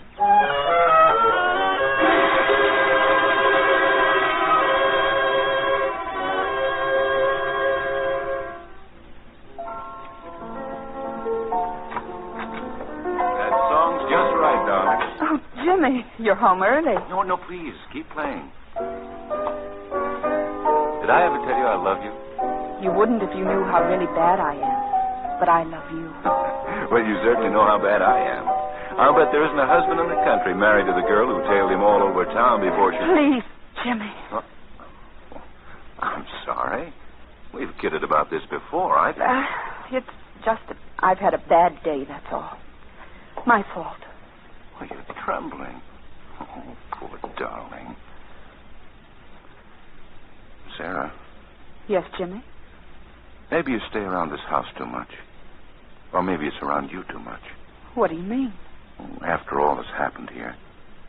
This is where Eloise died. I just thought maybe it gives you the creeps to live here. We can sell it, darling, get another place. Oh, no, Jimmy. This is our house now. I never was really jealous of Eloise. Well, there's nobody else. But, Jimmy, when Eloise did what she did, you had other friends. Now, Sarah. Were you in love with any of those girls? Kathy Dane. You used to sit around that nightclub listening to her sing. And Judy... Sarah, I never loved anyone. Not Kathy, not Judy, not Eloise, anyone. Until I met you. You believe that, don't you, Sarah? I want to, Jimmy. I want to so much.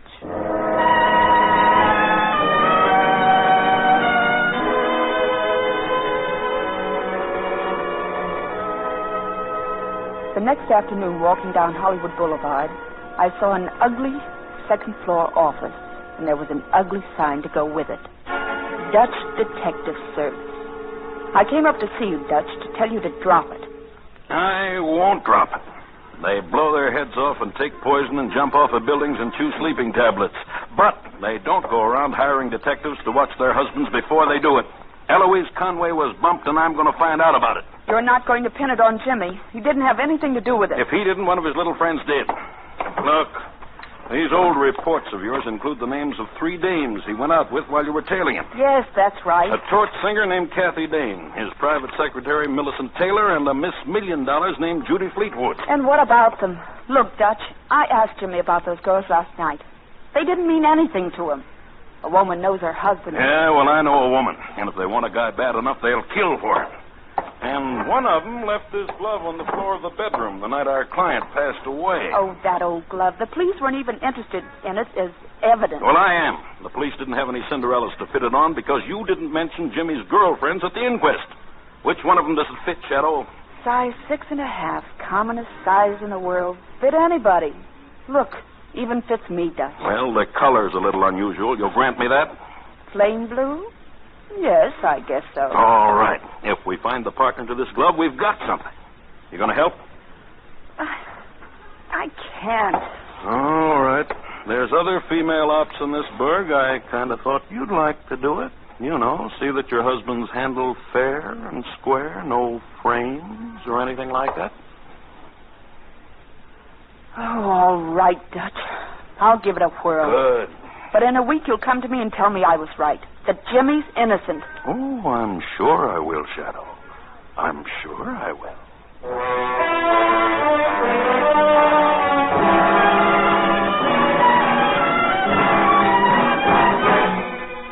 Autolite is bringing you Miss Lana Turner in tonight's production in radio's outstanding theater of thrills, Suspense.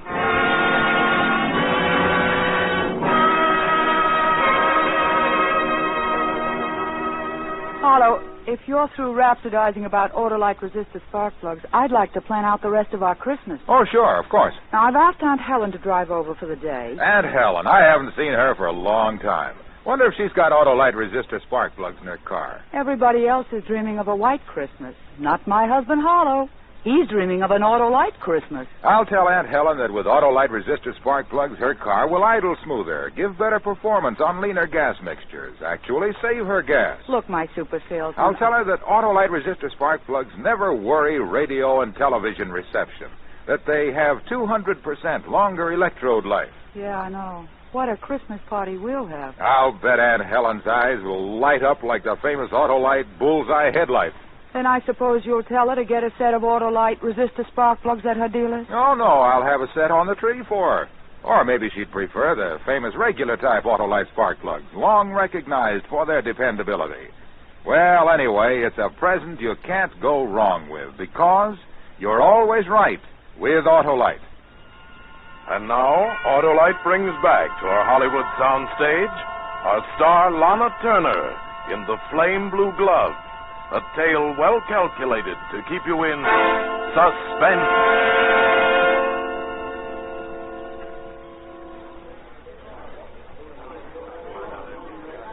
May I help you, please? I want to buy some gloves, a size 6.5. Certainly. Any particular shade in mind? Yes, blue. Blue? Yes, of course. Here's a lovely shade, hand-stitched. I was thinking of, well, more of a flame blue. Flame blue. Oh, I'm afraid... Oh, I do happen to have a pair. 6.5? Yes. Here you are. What about these? Yes. Yes, that's the pair. Exactly what I want. Oh, don't wrap them. I'll wear them. Lovely for cocktails. Yes. That's what I'm going to use them for.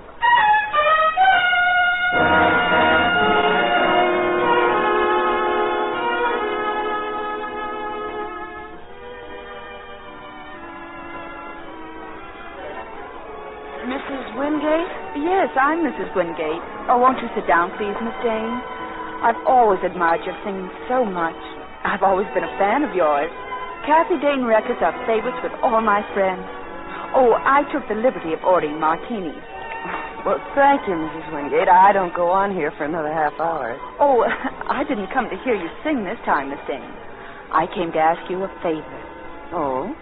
I want you to sing at a party I'm giving next month at my Bel Air home. Well, I'm flattered, but I'm afraid I couldn't possibly accept any private engagements. Oh, I wish you'd reconsider.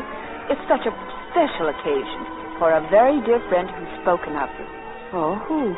Jimmy Conway. Jimmy? Yes, he's my neighbor. You know, he's been through so much in the last year with Eloise's death and everything. I felt this party might... You know Jimmy's wife? Yes, I've met Sarah. She's very nice. I'm glad. For Jimmy. I know I talk too much, but since I've met you, I can't help wondering why you and Jimmy... It's really quite simple, Mrs. Wingate. I'm a singer. I need backing. Jimmy couldn't help me then. He didn't have the money he inherited when his... Well, anyway, by the time I got my backing, what's her name? Sarah had come between us. I never met her, but... Oh, I'm sorry. Did any get on you? No, but I'm afraid those beautiful gloves of yours are ruined. Oh, what a shame. Well, I hope it won't take the color out. Flame blue is my favorite. Mine, too, I guess. I had some gloves pretty much like those ones. Oh, really? I lost one of them. Oh, really? Well, I've ruined one here. Perhaps we could make a pair between us. Which one did you lose? Oh, I can tell by just looking at yours that you're too small. I wear a 7 3/4 glove. Have to have them made to order. My piano teacher used to call me ham hands. Sorry, I'm not your girl. No, I'm afraid you're not.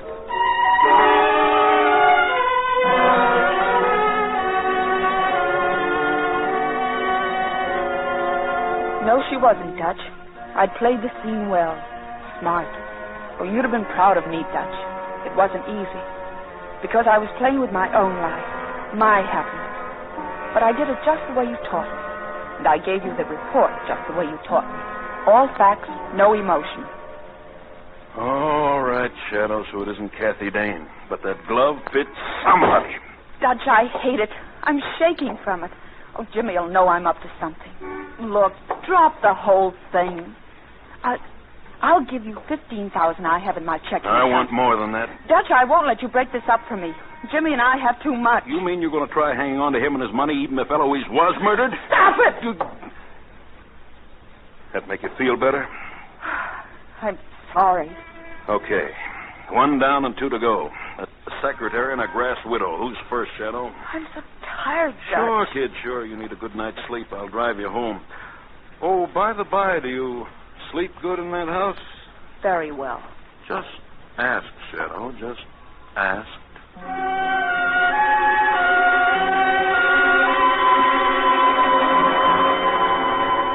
You drove me home. I don't know what I was thinking to let you do it. When we got there, we spent an hour sitting in the car while you gave me all the details about Millicent Taylor again. She'd been Jimmy's secretary for 4 years. She'd been out of town at the time of Eloise's death. You wanted to know where. We said goodnight finally. You drove off.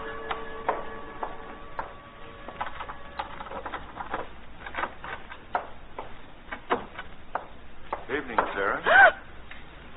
Since one of the taxis been slipping up to the house without lights? Oh, but Jimmy, didn't you get my message? Sure, darling. You wouldn't be home for dinner. Why are you so nervous? Who'd you have dinner with? Oh, Louise Gowans. You remember Louise. She just got in from Honolulu. Oh, how is Lou? Oh, fine. Fine, Jim. She asked about you. Well? What is it, darling? Don't you kiss your husband when you get home? Oh, of course. Well, what's the matter? Are you smoking a new brand of cigarettes or something? No, Well, your hair's full of a tobacco smell I seem to remember from somewhere. Oh, the cab driver was smoking a pipe. Oh, I remember now. That man you used to work for. He smoked an awful tobacco that I couldn't... It's just an old, cheap brand. So 2 people smoke it. Yes, of course.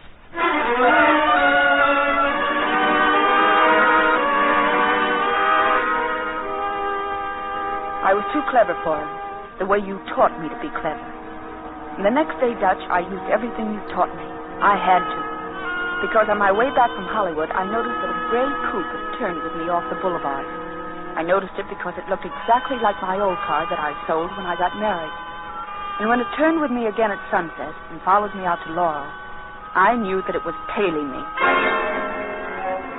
Oh, I used what you taught me so well, Dutch. I timed traffic lights, dodged up narrow streets, and got away from him. I would have taken his license number and looked him up, Dutch, but I had other things to do first. Things like playing sick, playing a scene for my husband's secretary. Come in. Oh, Millicent. Millicent, it was so sweet of you to come. Sit over here by the bed. Are you ill, Mrs. Conway? Oh, migraine headaches. Unbearable sometimes. Oh? Jane. Oh, but I never let Jimmy know about them. Sick wives are such a nuisance to a man. Yes, they certainly are. I called you, Millicent, because I've been planning a surprise for Jim's birthday. A costume party. And you want me to call it off? All right. What guests are coming in? No, I don't want to call it off. Jimmy needs relaxation. I wondered if you'd play hostess for me. Me? Hostess? Well, if the stupid headache persists, it'd be a great favor to me, and I know Jim would like it. Say you will, please. Really, Mrs. Conway? Please now. Well, I haven't a costume. I don't know what... Well, mine's in the closet. I got it from Hollywood costumers today. It would fit you. Which one? The colonial with the... Oh, yes. Yes. Well, it's lovely, Mrs. Conway. Oh, you'd look beautiful in it. I'd almost be afraid to let Jimmy see you wearing it. Would you? Now, the only thing it needs is some blue gloves. Of flame blue, don't you think? Of course, they're rather difficult to find. Well, that's no problem. I think I know... Yes? You're clever, aren't you, Mrs. Conway? How do you mean? You aren't like Eloise. Migraine headaches. She'd have called him away from work a couple of days to nurse her. She was that kind of wife. You're very fond of my husband, aren't you, Millicent? Yes. Yes, I am. Are you in love with him? Yes. Last winter it got so bad that I had to go to a sanitarium for a while. Oh, you poor dear. Everyone thought I was spending the holidays with my sister. When I came back, a lot of things had happened. Eloise had committed suicide, and I was married to Jimmy. Yeah. Mm-hmm. Here. But aren't you going to take the costume with you? I've got a feeling you'll be up and around by party time. If there is a party. Oh, just in case you want to check it. On New Year's Eve, I was in Riverview Sanitarium, Mrs. Conway. Goodbye.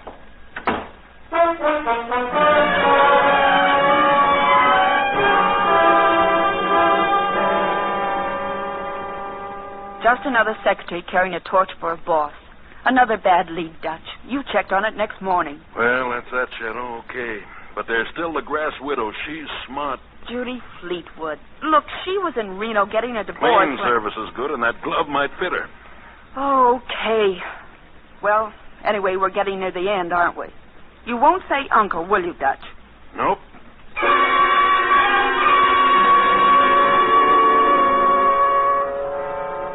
I drove over to Encino to Judy Fleetwood's ranch, a big rambling place that sprawled over several acres, complete with stable, swimming pool, and pictures.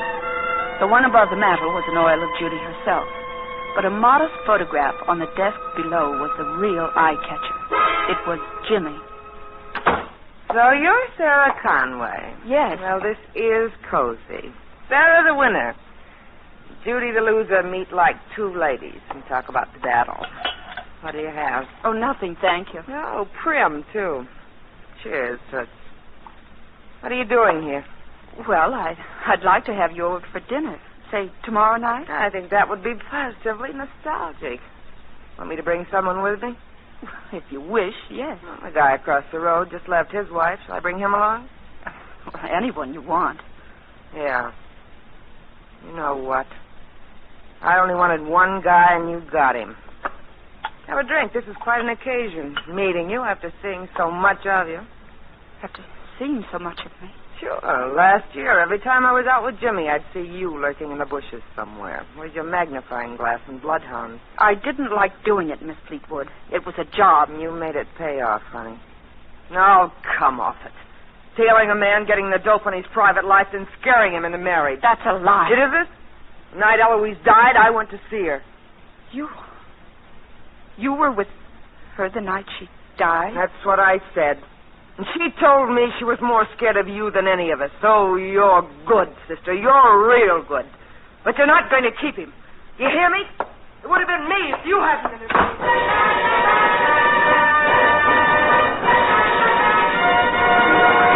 Give it to me. Dutch, Judy Fleetwood was there the night Eloise died. She told me so herself. That's how smart she is. Good. Anything else? Well, I didn't get a chance to find out about the glove. I got so I mad. found the glove, Shadow.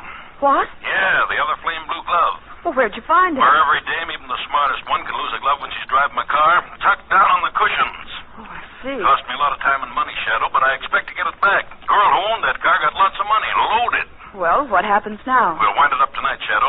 You know that little house outside the gate to the Fleetwood dame's place? Yes? Meet you there at 9. Oh, I have to hang up. Goodbye, Mr. Dameron. Who are you talking with? Oh, just a friend.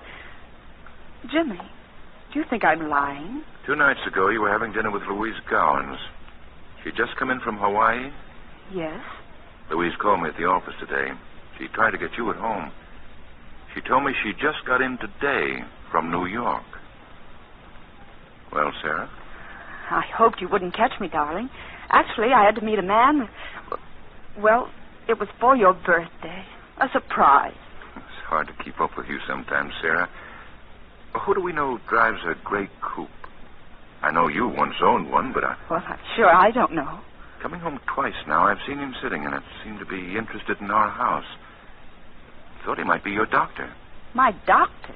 Oh, what are you talking about, Jimmy? Migraine headaches, darling. Oh. Millicent shouldn't have mentioned it. They're really nothing. It's funny. Eloise used to have migraines. Here. What are those? Take 2 of these. Put you right to sleep. I don't want you to suffer anymore. You shouldn't take too many of these, of course. Well, that's awfully sweet, Jimmy, but I feel perfectly fine. Do as I say. Here, take them. But Jimmy did. All right. Now, go on up to bed. Sarah, I'm sorry I found out about my birthday surprise. Yes, darling. I'll have to plan a surprise for you someday, won't I?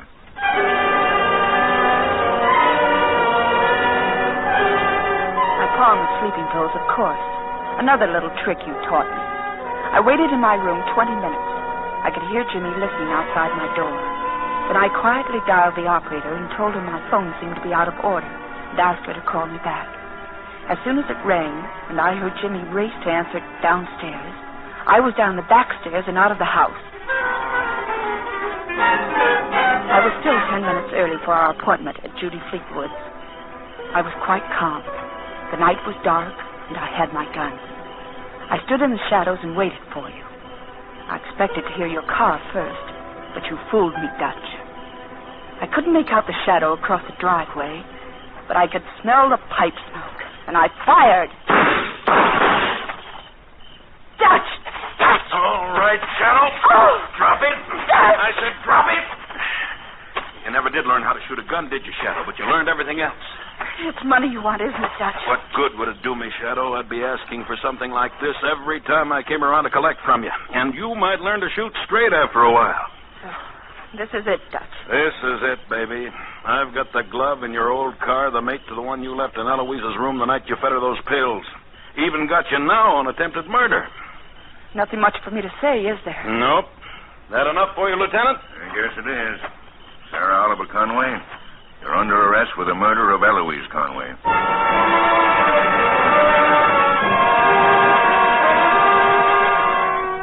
Jimmy came to see me today.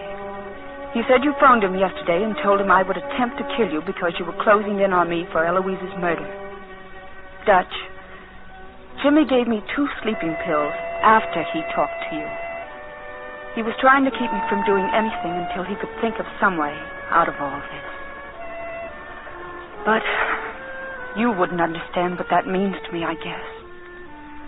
You never loved anybody Dutch.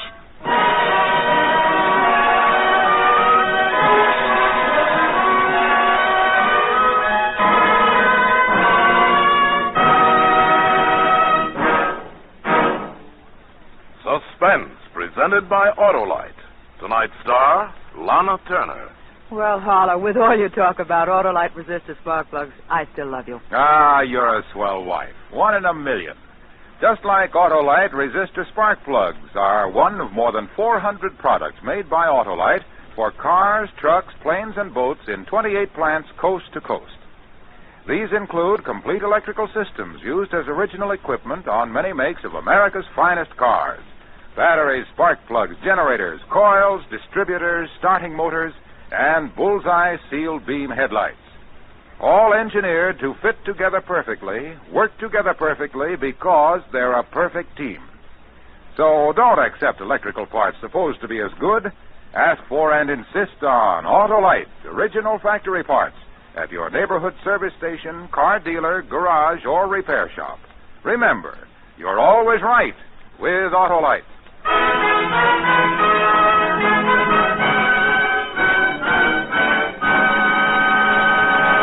Next Thursday for Suspense, Eddie Cantor will be our star. The play is called Double Entry. And it is, as we say, a tale well calculated to keep you in suspense.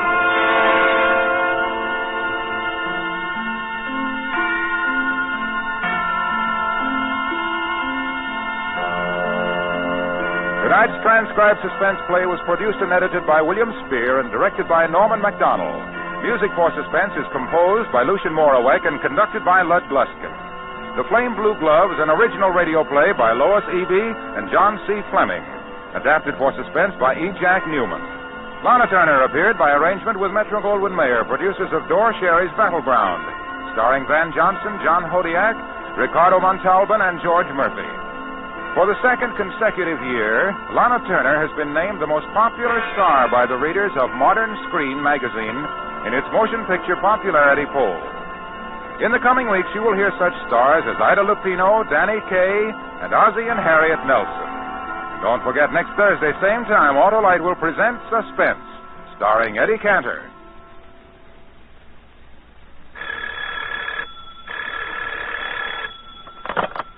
You can buy Autolite resistor or regular spark plugs, Autolite stay-full batteries, Autolite electrical parts at your neighborhood Autolite dealers. Switch to Autolite. Good night.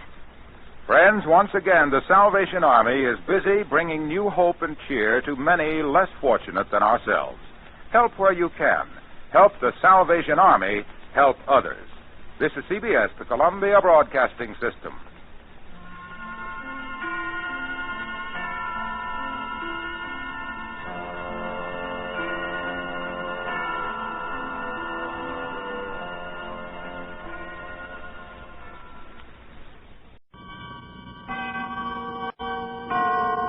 Autolite and its 96,000 dealers present Suspense. Tonight, Autolite brings you Alibi Me, a suspense play starring Mr. Mickey Rooney.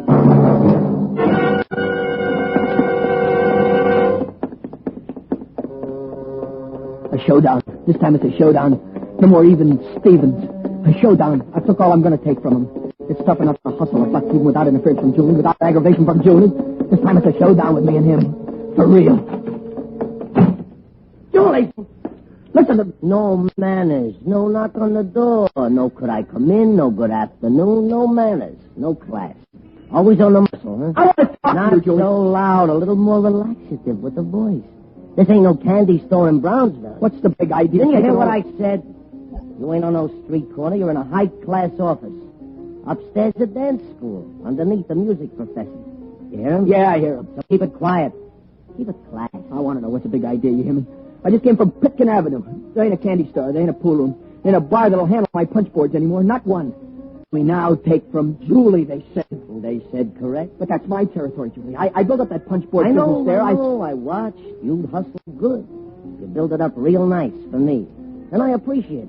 I already sent you the biggest lollipop I could find. The biggest lollipop in town for the town's biggest sucker. Julie, I'm warning you. You're warning me what? What did you do? Give me a double whammy like in the funnies? Oh, ever since we were kids, you hate me, I hate you, and it's like a kind of mutual life insurance for both of us, huh? There's not a cop on the force that don't know how we feel about each other. You're forgetting what Larkin said to us years ago. If ever one of you punks get knocked off, he says, my first suspect will be the other. So what are you warning me? Grow up, Georgie, grow up. I'm not going to let you get away with it. That punchboard business is mine. I need it, see? I need the dough, too. You need the dough. Well, I'll tell you what. This is just your speed. Here. Here's a half a buck. Run down and get me a corned beef sandwich and keep the change. Here, catch. Julie, I'm... Look at the face on him. If looks could kill, huh, kid? Go away now, huh?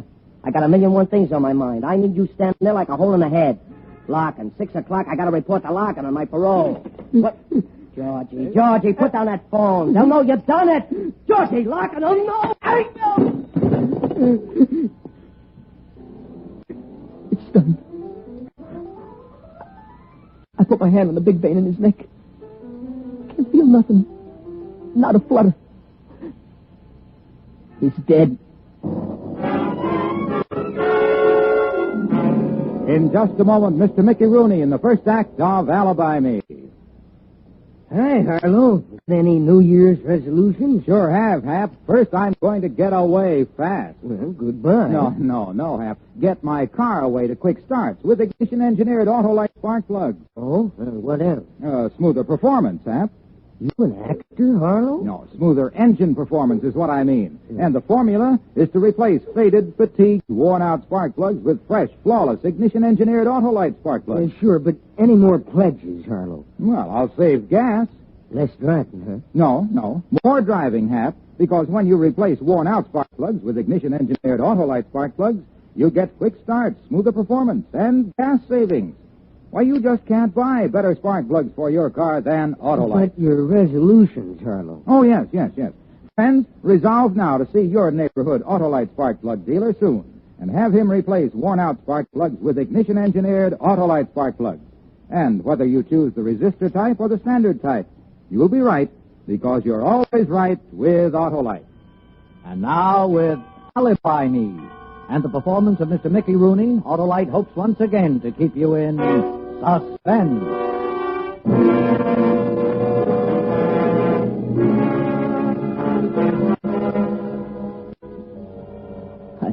I look at dead Julie lying there. Then I pick up the phone I hit him with. I wipe it clean. No fingerprints. And I stand still and listen. No screams, no whistles, no pounding on the door. Only the music professor underneath playing like nothing happened. Nothing much has. Just one stinker less in the world. I look down at Julie and I remember standing next to him in Larkin's office in the precinct station house years ago. And Lieutenant Larkin saying, if ever one of you punks is knocked off, my first suspect will be the other. Better have a good alibi, whichever one of you does it. Because I'm warning you now, once I get you down to headquarters, you're a hot seater. Good alibi. How much time do I have to set up a good alibi? 10 after 4. And at 6, Julie was supposed to report to Larkin till 6. An hour and 50 minutes to set up an alibi. Had much time. Come on, kid. Come on, get going. I leave Julie's office. Julie, more promotions. Wipe my pencil off the knob and hurry downstairs. Hurry down for an alibi I need. Hell, I need people, too, for it. But who? Who'll alibi for me? Leo. He's the one. He'll alibi me. Leo!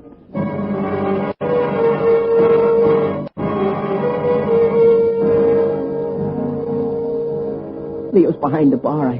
I plunk myself down at one end where I'm all alone. Leo sees me, gives me a big grin. I feel relaxed for the first time since I've done it. I wink and I give him a nod. He comes over and we shake. Georgie, Lord, love your boy. You're a sight. It's all right. Yeah, what do you have? Huh? Just name it. It's in the house. Give me a scotch, will you, Leo? We've known each other for a long time, huh? Oh, I hate to think of the years that's passed since we met.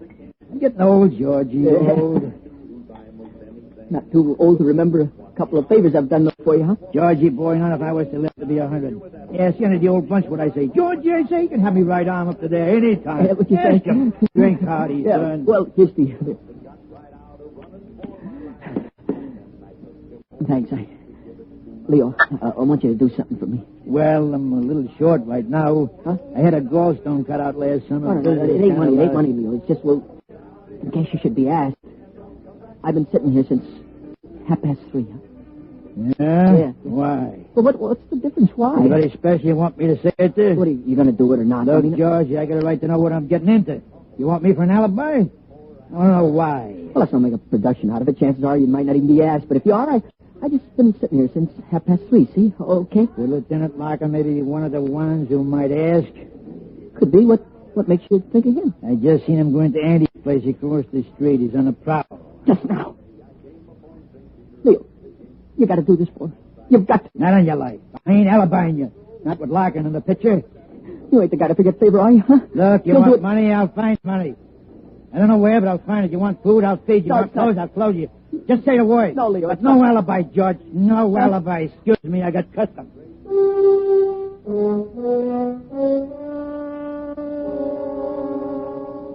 I feel like taking a bottle and smashing it over his head. Leo, just wait till he heats off of me this once. Now, come on, I want to remind you what you just said to me. Georgie, take a hold of yourself. It's 4:25. You got only 95 minutes left till 6 o'clock. When Julie don't show, Larkin goes looking first for Julie, then for you. I got to get ready for Larkin when he finds me. It's got to be a good alibi. He won't settle for less. Think, Georgie, think. Who do you know? Who your friends try to remember? Well, you have to have any friends. I mean, anybody you can pressure will do. Put down that bottle. Put it down before you drop it and everybody turns around and looks at you. Forget the drink and get out of here. No, not the front door, stupid. Larkin's across the street. Won't look at your pussy, know something's wrong. The back way. Out the back way. Hair feels good. I'm hot all over. I can feel sweat running down my legs. It's like an electric current juicing through my body. An electric... George, breathe deep. Take good deep breaths. Oh, that's good. That feels better. Now it's gone. Then it's gone like it was never there. That's all right, Georgie. Joe Moxie. You're not the... brains. You're not like... You'll get an alibi. You'll have it all set before 6 o'clock. Then let Larkin come. You can laugh in his face, sure. What time is it? 5 minutes more gone. Georgie, think. Stop right where you are. Think.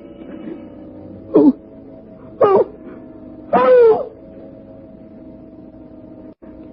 Aha. You see? Look. The second thought and everything comes to you. Joni. That's who Joni. She'll be your alibi.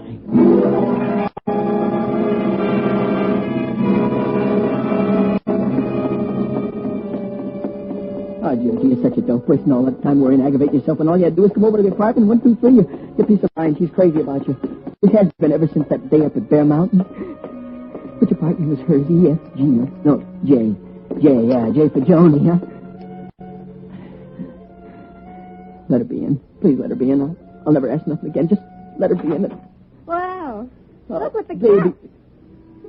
Kiss her, Georgie. Kiss her. Kiss her hard. That's right. That's it. Now pick her up in your arms, carry her in the living room. Set her down on your lap. Good. You ought to be in the movies. Oh, Joni. I don't know how I managed to stay away so long, baby. I shouldn't talk to you. I really shouldn't. It's more than 2 months. You want to know why? You began to mean too much to me, kid. So stay away from her, I says to myself. Just don't ever see her. She'll wear off. I was wrong, Joni. You mean much more to me than ever, though. I couldn't hold out no longer. That's why I'm here. Oh, George. Yeah. Baby, don't ever stay away again, no matter what the reason. Don't ever stay away from me. Shh. I'm back for good. Honest? Oh, sure. Look at me and the answer. You get it, huh? Take a good look. Oh, George. See? Satisfied, huh? Oh, it's been terrible without you. All the time singing the blues, not feeling like going out or seeing anybody. Just flopping around the apartment and listening to the radio. I thought I'd go crazy. Yeah, that's over and done with, honey. Happy times are back now. You know what? We're going to celebrate. Tonight, yeah. Put on the fancies. We'll go stepping, dinner, a show, dancing after. How does that sound? I got a new number I've been dying to wear. Yeah, good. Anybody here today? No, not a soul. I was all alone, feeling just awful. Until you came. Yeah, Joni, look, in case anybody asks you that... Anybody... Not that anybody's going to... but in case they should, do me a favor, huh? Would you tell them I was here with you all day? I'll tell the world you were here with me from the rooftops. I don't care who knows. Would you do that, honey? I love you, Georgie. Oh, baby, I love you, I too. just love you. Swell. I mean, look, Joni, in case anybody wants you to be definite, will you say I was here since 3:30 and stick to it no matter what? 3:30? I'll say I... What? Huh? Wait a sec. What are you trying to get me to do? Relax, honey. What are you sitting up for? No. No, Georgie. What's the matter? What's the matter? What's the matter? Plenty. Huh? Plenty's the matter. You dirty, no good, miserable piece of humanity. Joni, listen. I'm beginning to get it. I know I'm not the smartest girl ever lived, but how smart do you have to be to get this picture? You ought to be... You stayed away because I was getting to be a habit, huh? Stop, honey. You can't live without me. Isn't that the way it went? You want me. You want to spend the afternoon here. Look. Well, isn't that just too touching for words? Trying to sucker me to give yourself an alibi. Now, Johnny, stop yelling. Listen to me. What I said was true. I need you. Honestly. Sure you do, to give you an alibi. That's why you came here. Just so I'll say you were here with me since 3:30. You want to use me. What have you been up to, Georgie? Huh? What have you done since 3:30 that makes you need me like that? No, don't tell me, because it's no good. I don't care what you've done. I don't care what's done to you either. Huh? An arrest, jail, the electric chair, I don't care. Yeah. You get no alibi from me, Mr. Wise Guy. Now pick yourself up out of that chair and get out of here.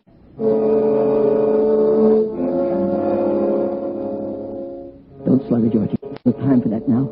Lady, but not now. The main thing now is that alibi. You wasted enough time with her now. You have to work fast. You wasted a whole half hour. What did you get for it? Nothing. Only 65 minutes left, kid. That ain't much. That's a complete show in a newsreel theater. It's a 5-course dinner at the Little Romanian. 65 minutes. They'll find Julie at 6 or a few minutes after, and then... Close it, Georgie. Close it. Larkin, on the prowl. He mustn't see you. He doesn't let him see you. Larkin sees you. He'll put two and two together. He'll talk to Joni.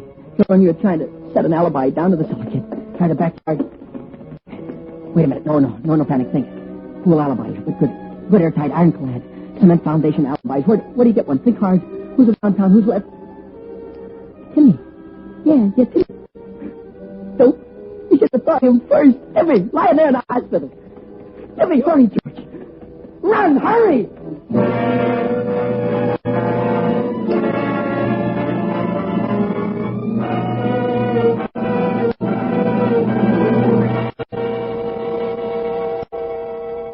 Autolite is bringing you Mr. Mickey Rooney in Alibi Me, tonight's production in radio's outstanding theater of thrills, Suspense.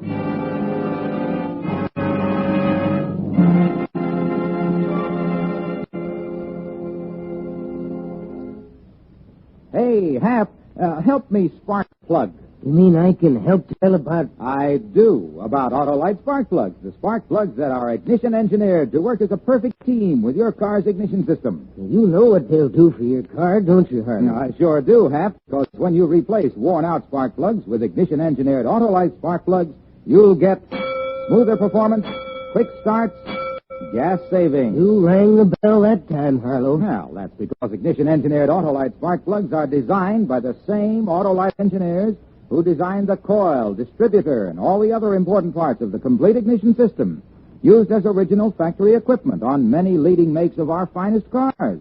Why, Autolite spark plugs are world famous for quality and performance. Go on, Harlow. Well, friends, see your neighborhood Autolite spark plug dealer and have him replace worn-out spark plugs with ignition-engineered Autolite spark plugs, either the resistor type or the standard type, because you're always right with Autolite.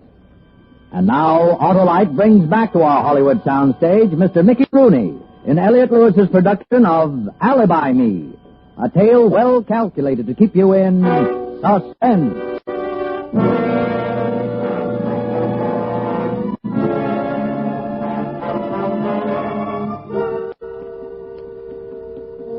The lobby of the general hospital is filled with visitors, some laughing, some looking sad. I walk past the desk and the elevators and up the stairs, 4th floor. I'm in luck. I see nobody. Nobody sees me. And a quick dash from the corridor to Timmy's room, and I just... Georgie. Oh, Georgie, it's good to see you. Hi, Timmy. You're looking 100% sorry. I didn't have time to bring candy or flowers. How you doing, kid? Oh, not good. Not bad at all. Pull up a chair, Georgie. Sit down. Yeah. You know something? You look sicker than me. How you feeling, Tim? Oh, not bad. You know how it is with what I got. The worst part's lying here in the hospital. I'm a guy who always likes to be in action, you know? But I'm alive and I'm not kicking. Yeah. Doctors say it was a miracle. Yeah, sure. Well, how are things with you, kid? Tim, I'm leveling with you, see? I come up by the stairs and I didn't want no one to see me. Yeah? In a spot, Georgie? I need an alibi for this afternoon, see? Since 3:30. You got it, Georgie. I'm in this private room. Nobody comes near it. The nurses and orderlies don't come unless I give out a yell. Yeah. And I can have visitors any time I like, but no one was here all day, not even my wife. Timmy, I'll never forget you for this. Georgie, You got one of the oldest alibis in the world. But you were sitting up with a sick friend. Anybody doubts it, send him to me. Shows you never know who's your friend till you're in the jam, huh? Here, wait. I'll have a nurse come in so she can see you. Then you take the elevator down. Ask some dumb questions so he'll remember you. Do things at all, kid. Do them right. Yeah, you don't miss a trick, do you, huh? Thanks again, Tim. I'll ring for it now. Georgie. What is Georgie? What is it? My ticker. What is George? What is it? You want a drink of water? I don't feel so good. Come on. Timmy. Don't worry. Don't worry about the alibi. Timmy, don't die now. Tim, don't answer me, please. Don't. He's dead.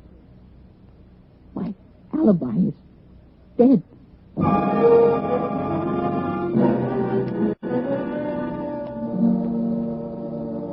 Stop moving, Georgie. No point hanging around. You can't do nothing for him. And he can't do nothing for you. And if you don't find that alibi fast, you'll be seeing him maybe sooner than you think. I leave the hospital where I came in, go into the lobby. I look at the clock. 45 minutes left. It's 5:15. 45 minutes left. 45 minus 10 seconds. 20, 30, 40, 50. 44 minutes left. Hurry, George. Hurry! I'm sunk. It's 5 or 6 and I'm sunk. In 10 minutes, maybe Larkin will be here. And I got nothing in the way of an alibi. I tried now. I'm tired of trying. What's the use? Wash out. I got no alibi. So I come home. I'm walking upstairs, see? And I hear a sound. My landlady, Mrs. Edinger, is nailing down linoleum in the hallway. Mrs. Edinger, yeah. How did that song go? Apples in spring. Through the window, painted back in your own backyard, sure. Mrs. Edinger. Here, honey, let me do that for you. Give me that hammer. Oh, it's you, Georgie. Thanks, but never mind. You just come in? Yeah, but if anyone asks you, especially Larkin, you tell them I was in all afternoon. Understand? Larkin? Lieutenant Larkin? Yeah, that's him. Oh, I couldn't do that, Georgie. I won't lie to that cop. Don't count on it. I do count on it. I do.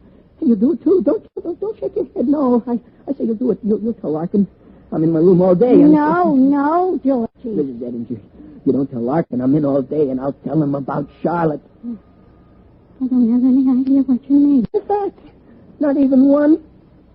Please, Georgie, I don't want no trouble. I'm honest. I work hard to keep my kids honest. You keep your kids honest, huh? So honest that Charlotte lifts a fur jacket right out of the department? I made her give it back. I marched her into the store myself. I gave it back to the manager. Sure, I know, but a crime's a crime, whether a store prosecutes or not. You take something... She's only 15. You wouldn't tell. Her life would be ruined, Georgie. No. Mrs. Edinger, what's to cry? Am I going to tell on Charlotte? Of course not. I'll keep my mouth shut just like you want. And you'll open your mouth just like I want, and everything will be fine. If Larkin asks you, I wasn't out of my room all afternoon. Agreed? You won't tell him about Charlotte? Not a word. I take an oath. Look, I swear it. All right, George. All right. But not a word about Charlotte. My memory is terrible. As long as yours is good. And there's my alibi.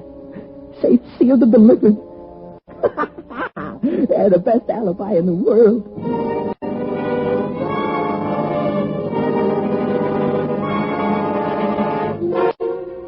6:15. Won't be long now, but watch yourself when Larkin is here, kiddo. Just the right attitude, remember. Not too anxious, not too casual. Just right, you know. Yeah? Who is it? Open up, Georgie. It's me, Larkin. Who is it? Oh. Well, what a surprise. Yeah. And to what do I owe this great pleasure? Remember I once told you, Georgie, if anything happened to Julie or to you, my first pickup would be the other one? Yeah, I remember. So what? Oh. You mean Julie is... He's been made dead. No, kid. No. What do you know? You come over to me and with your shoulder to cry on, huh? You're not surprised? I'm not the only guy who hated Julie, you know. Let me know who did it when you find out. I'll contribute a sawbuck to his defense, see? Save your money, Georgie. You might need it. How come? Remember I told you at the same time you better have a good alibi, because once I got you down to headquarters, I'd prove you did it. Yeah, that word seems to strike a bell. I'll get it, Georgie. Where were you today? Huh? Oh, I was nowhere. Oh, that a fact? That's a fact. I was right here all afternoon. Can you prove it? It ain't easy to prove. You was somewhere alone all day. Can you prove you were here? Well, I didn't see anybody. Except, yeah, Mrs. Edinger. My landlady. Yeah, all right. Let's hear her version. Mrs. Edinger? Hey, Mrs. Edinger. Come on up here a minute, will you? Now? Yeah, right now. All right, I'm coming. Oh, it's something. I'm up here, they want me down there. Yeah. Down there, they want me up here, George. All right. If it's a complaint, I don't want to hear. Tell me tomorrow. Today I can't take another This is one. Lieutenant Larkin. He wants to ask Sit down, you. Mrs. Edinger. You must be tired. I won't keep you long. Were you in all day? The whole day. Was Georgie in all day? Georgie? This Georgie? How many you got in the place? Yes, sure, he was in. You're positive? I'm positive. What makes you so positive? What makes me so positive? I cleaned this room. That's what makes me so positive. Yeah, that's what she cleaned it. And I pressed the suit for him later. That's what makes me so positive. Yeah. And when I was sweeping the hall, his door was open, and I saw him. And when I was downstairs, he yelled down to me a couple of times. You're prepared to swear to that in a court of law? Go ahead, Miss Edinger. Swear by your daughter's head. I swear it. All right. Thank you. You can go. I work hard all day, all night. Well, that's it then, Georgie. Meaning? Meaning your alibi stinks, as far as I'm personally concerned. But for the record, it lets you off the hook. Hate that, don't you? You'd like to hang the big one on me, wouldn't you? I'll see you around, Georgie. Keep your nose clean. Yeah, sure thing. Lennox, Mr. George Lennox. Yeah, that's me, kid. Yeah. I got a package for you. Blue Arrow Delivery Service. Sign here. Yeah, good. Who's from? Mr. Moore. Mr. Julie Moore. Open it, Georgie. I want to see. Yeah, I'll open it up and see. It's a lollipop. I never seen such a big one. That's your opinion. Beat it. Will you get out of here? Look, kid, go on, beat it. What are you waiting for? What do you think he's waiting for, Georgie? Stake the kid. You stake him. What am I, a mint? You stake him. Go ahead. Okay, cheapskate. Okay, keep your lousy tip. Fine, sir. I'm here twice this morning and 3 times this afternoon, and you're not in. 5 times up and down them stairs, and not even a nickel tip. Shut up! Shut up! Shut up! Hey, thanks, man. Shut up! Oh, fuck, thanks. Don't mention it, kid. You deserve it. You earned it. Shut up! Thanks. Oh, I almost forgot. There's a message goes with it. To the biggest sucker in town. That's all there is to the message. It's enough. Get your hat and coat, Georgie.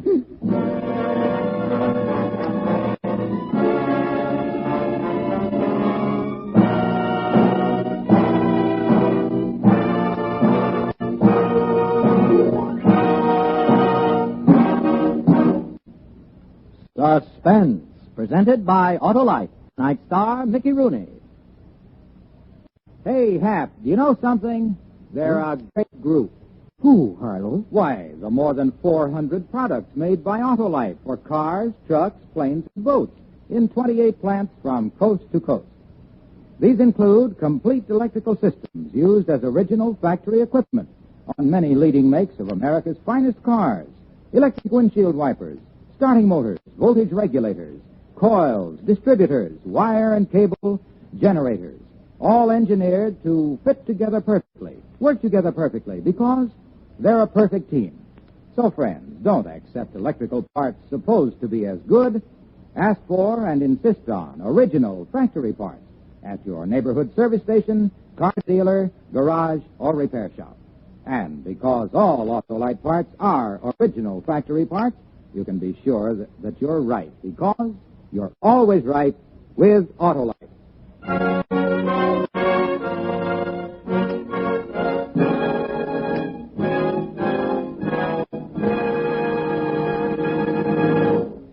Next week on Suspense, Miss Ginger Rogers as star of Vamp Till Dead.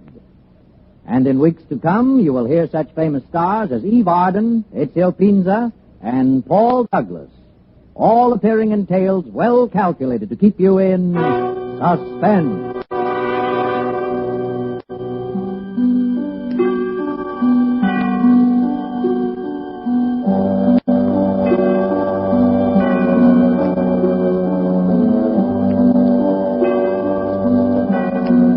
Is produced and directed by Elliott Lewis, with music composed by Lucien Moraweck and conducted by Lud Gluskin.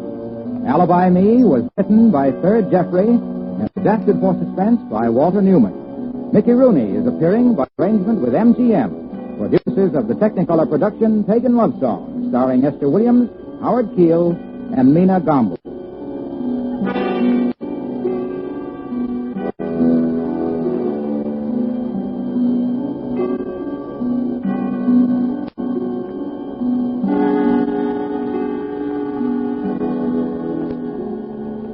And remember, next week on Suspense, Miss Ginger Rogers in Vamp Till Dead.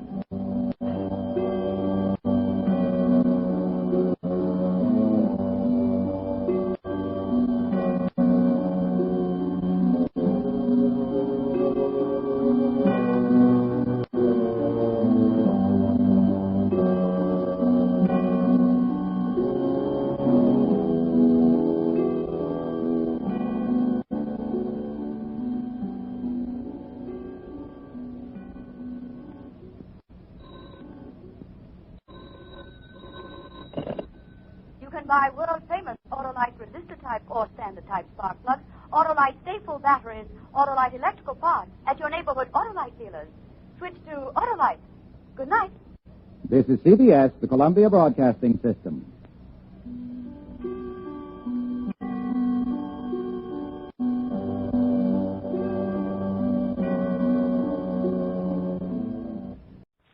Now, Roma Wine. R-O-M-A, made in California for enjoyment throughout the world. Roma Wines present Suspense. Tonight, Roma Wines bring you Mr. Paul Henry, the star of The Angel of Death, a suspense play produced, edited, and directed for Roma Wines by William Spear. Suspense, radio's outstanding theater of thrills, is presented for your enjoyment by Roma Wines. That's R-O-M-A, Roma Wines. Those excellent California wines that can add so much pleasantness to the way you live, to your happiness in entertaining guests, to your enjoyment of everyday meals. Yes, right now a glassful would be very pleasant as Roma Wines bring you Mr. Paul Henry in a remarkable tale of suspense. December 31st, New Year's Eve.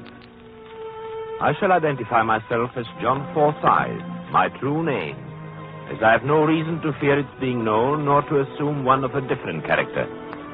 My early life has no place in this narrative, save only to point out with the utmost objectivity that I have always been possessed since my tenderest youth of extraordinary intellectual powers.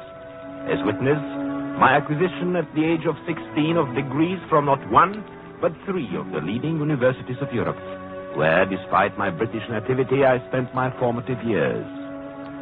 But this fact has no special significance other than as it applies to those events which were set in motion on another New Year's Eve in London 15 years ago. For it was on that evening, as I had planned some weeks before it should be, that I stood outside a door and listened for confirmation of the relationship I knew existed between my best friend and my wife. Oh, darling, darling, darling. It's all right now, Pam. It's all right. It's all over now. Yes, Are you happy? yes, now that we've decided. Yes. Almost for the first time since I can remember. I know, darling. I suppose we should feel sorry for him, but I can't. Not after the way he's treated you. Raymond, what do you suppose he'll do? It doesn't matter, darling. Tomorrow we'll be on the Atlantic Ocean, and within a month we'll be on my uncle's plantation in Brazil, where he couldn't find us if he looked for 100 years. No, I suppose it doesn't really matter. How long will it take you to pack? Oh, an hour. Well, I ought to be back by then. I just got to pick up the tickets and a few things. All right. Hurry, darling. I will, darling, I will. Goodbye. Goodbye, darling.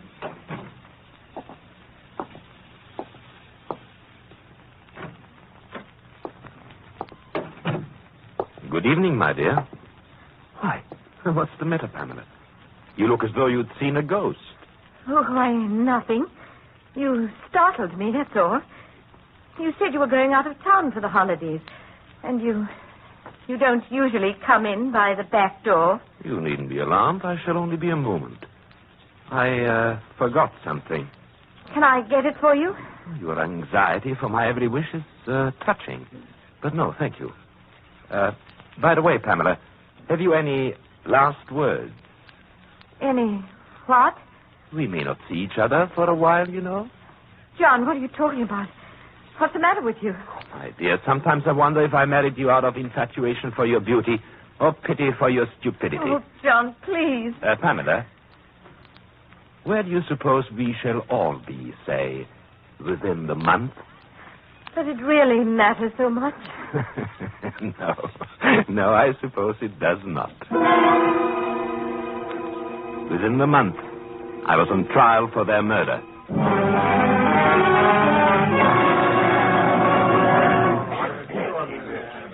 You are Henry Jenkins, proprietor of the Crown and Lion, number 17, Buxton Street. I'm that one, sir. I am. Henry Jenkins, sole owner and proprietor of... Now, will you kindly repeat the words spoken by the prisoner in the dock while in your place of business several weeks ago? Yes, sir. Excuse me, sir. About 2 weeks ago one night, Mr. Forsyth there, who's a steady customer of mine, although not what you'd call a sociable man. Yes. Well, sir, all me other customers had gone home, and I was asking Mr. Forsyth to leave also, just so I could close up me shutters, you know. When all of a sudden he looks up at me and he whispers, kind of hoarse-like, "Jenkins, I did it. I finally did it." Not knowing what he did, sir, I naturally asked him what he did. And what did the prisoner tell you, Mr. Jenkins? He said, sir, warning me to keep it quiet, sir. I found them together, and I killed him. And then he laughs in a crazy way and added, "And Jenkins, I've hid the bodies where no one will ever find them." Well, that's what he said, sir, so help me a tip.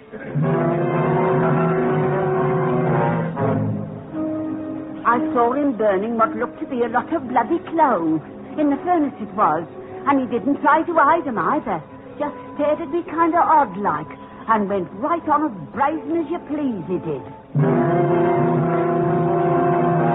He wasn't worried at all. He said the two of them won't ever get away together, except if they are dead.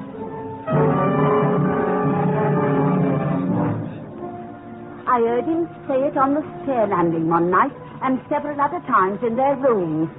"Pamela," he says, "if you don't stop leering at Raymond Tillotson with those evil eyes of yours, I'll see the two of you in your grave. I warn you."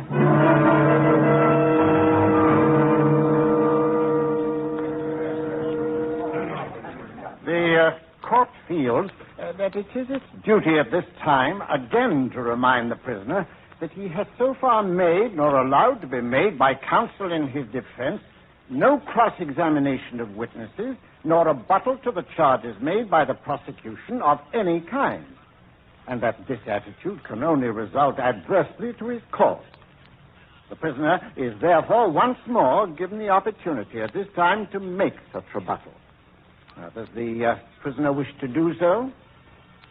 No, Your Lordship, I do not.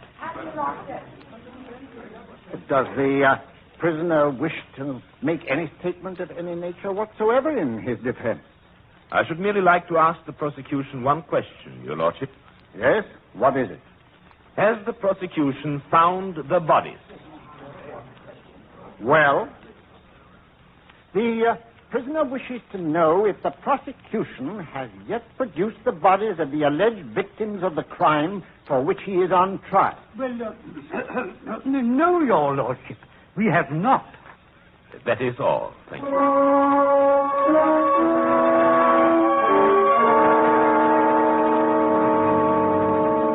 To kill them had been my plan and my intention, naturally. But not in the usual stupid way such things are done, where men gamble their own lives against the lives of those whom they destroy. Every faculty of my intelligence revolted against such a thought. And so, for me, the gambler's risk was needless. So I planned it. It was therefore without fear or question that I stood before the court to hear the verdict which, in all the writing of it, I had contrived against myself. Order!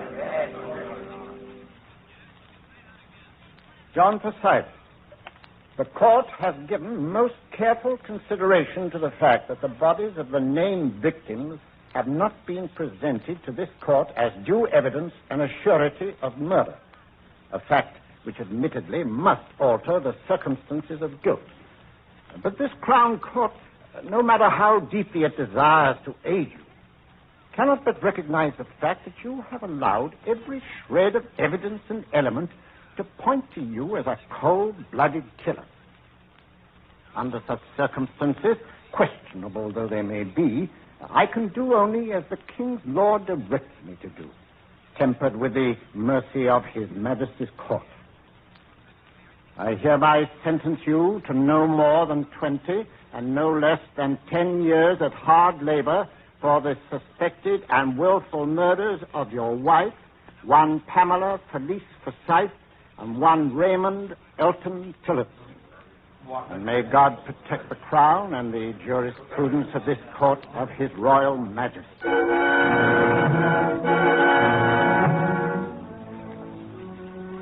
10 to 20 years. It was perhaps a bit more than I expected, but I was content. And it may be that there was even the trace of a smile upon my lips as I left the courtroom. Certainly, it was justified, if only by the looks of awe and admiration turned in my direction by the spectators. Clearly, they recognized my genius, and I knew they were thinking of the countless lesser men who had failed in their efforts to hide even one dead body, whereas I, apparently without effort, had successfully hidden two.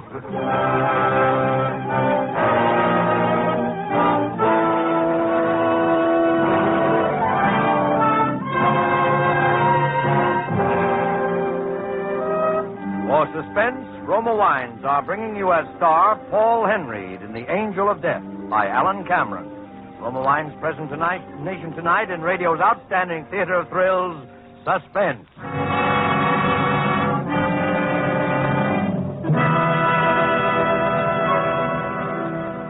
Between the acts of Suspense, this is Truman Bradley for Roma Wines. With the holiday excitement over, most of us are glad to enjoy evenings at home again, taking it easy and economizing. What a perfect time to serve Roma California Sherry. Yes, glorious golden amber Roma Sherry adds so much to happy hours at home, yet costs so very little. More Americans every day make Roma Sherry first call for dinner. You'll find Roma Sherry ideal for entertaining, too. Delicious anytime. For Roma Sherry is a happy, mellow wine with tempting fragrance, satisfying, natural sweetness, and superb nut-like taste. Roma Sherry, like all Roma wine, is a true wine, unvaryingly good always.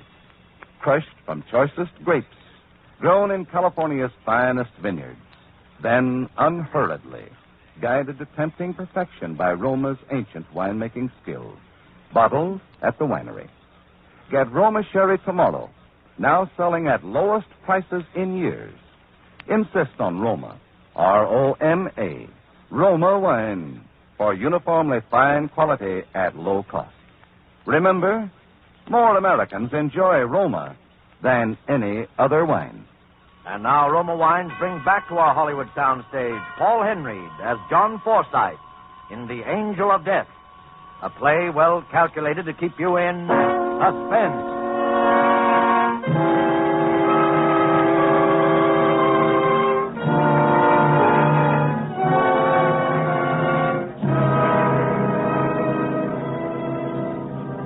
It was thus that I began my prison term and my association with William Waters, the sallow-faced, ill-favored little man who was to be my chief source of amusement and mental exercise for a long time to come, and to illustrate still further the inevitable triumph of the high intellect over all obstacles and surroundings.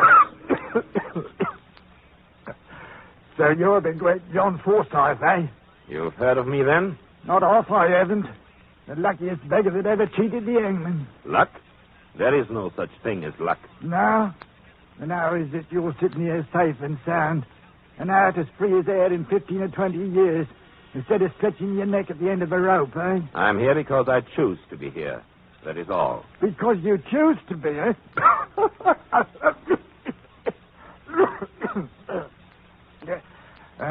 Now, tell me, Forsyth, just between us two, how did you do it? By using my brains. And there's many another tried that before and been caught up with. Simply because they did not really have any brains to start with. No, it's luck, I tell you.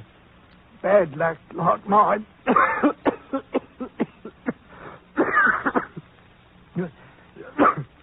You want to hear the worst bit of luck ever ruined a man's life?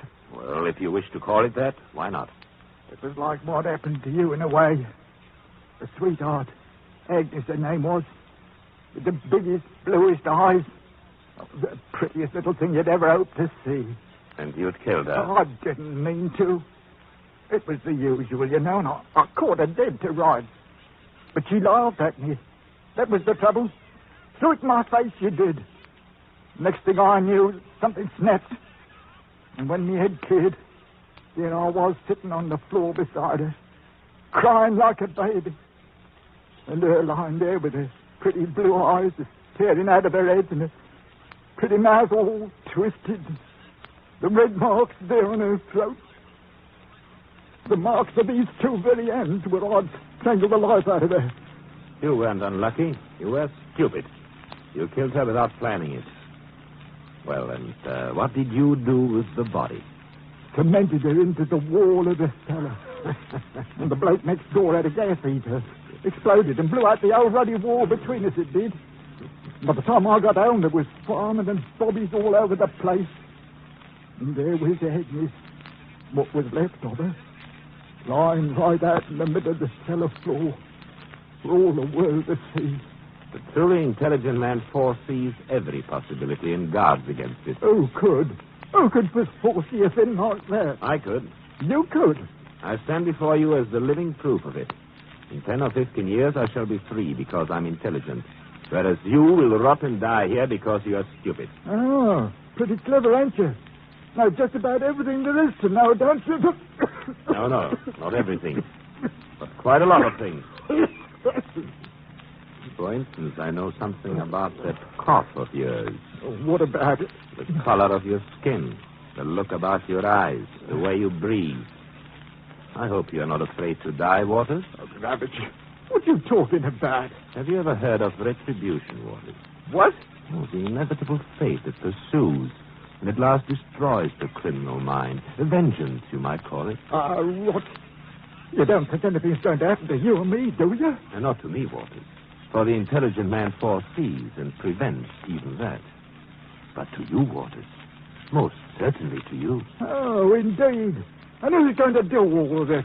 Oh, he is known by various names, Waters, but best known as the Angel of Death.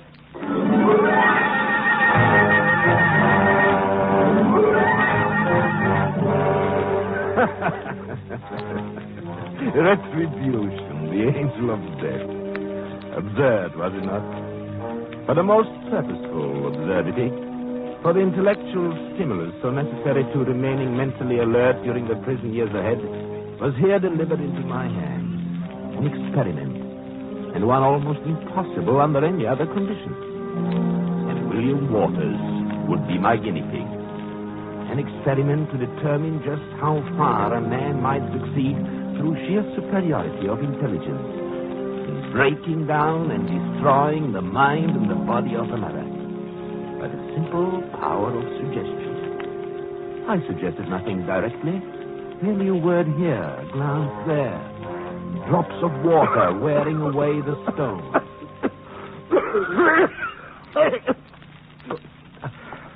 I got a fever again tonight, haven't I, John? No, a touch perhaps, but that is all. The head feels up.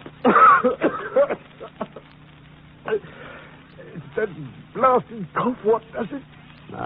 You mustn't worry about it. It's very bad for people with your condition to worry. What condition? What condition, John? Why, nothing. People with a cough like yours, people who feel, indisposed, that's all. Oh. What's that book you're reading, Nathan? Just a book. A scientific book that I got from the prison library. What sort of a scientific book? General book on medicine. Things like that, you know. Let me see it. Oh, no. You wouldn't understand. Here, give it here. No, please, give it back to me. You wouldn't be interested. Oh.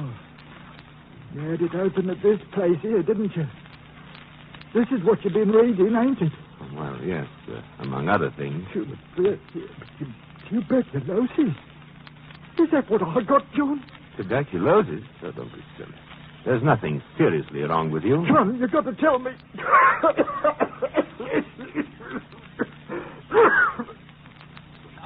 I don't want to die. No, you're not going to die. You take care of yourself. Why should he come to me? I've always been healthy. I'm not old yet. Of course you are not. You're just imagining things. Imagining things? You're worrying too much, that's all. So, what makes you think I'm worrying? Oh, I don't know. Sometimes when you're asleep, tell me, do you ever have dreams? What sort of dreams? Oh, well, about the past or... Oh, you mean about her? Yes. Do you ever dream you see her lying there on the floor with her eyes bulging out of her head and her mouth all twisted and her tongue all black and swollen? John, don't stop it. And your fingers digging into her throat? Stop it! Stop it! Here. What's the matter here? Oh, he seems somewhat disturbed in his mind this evening, Guard. Oh, his mind, eh? Oh, that reminds me. Doctor said we was to try to prevail on him to get out of his bunk tomorrow and get outside, get a little exercise and fresh air. Oh? You tell him, eh? All right, yes, I will. What was you two muttering about? Oh, he was just telling me what the doctor said about you. What? Oh, he wants you to stay in your bunk and get plenty of rest.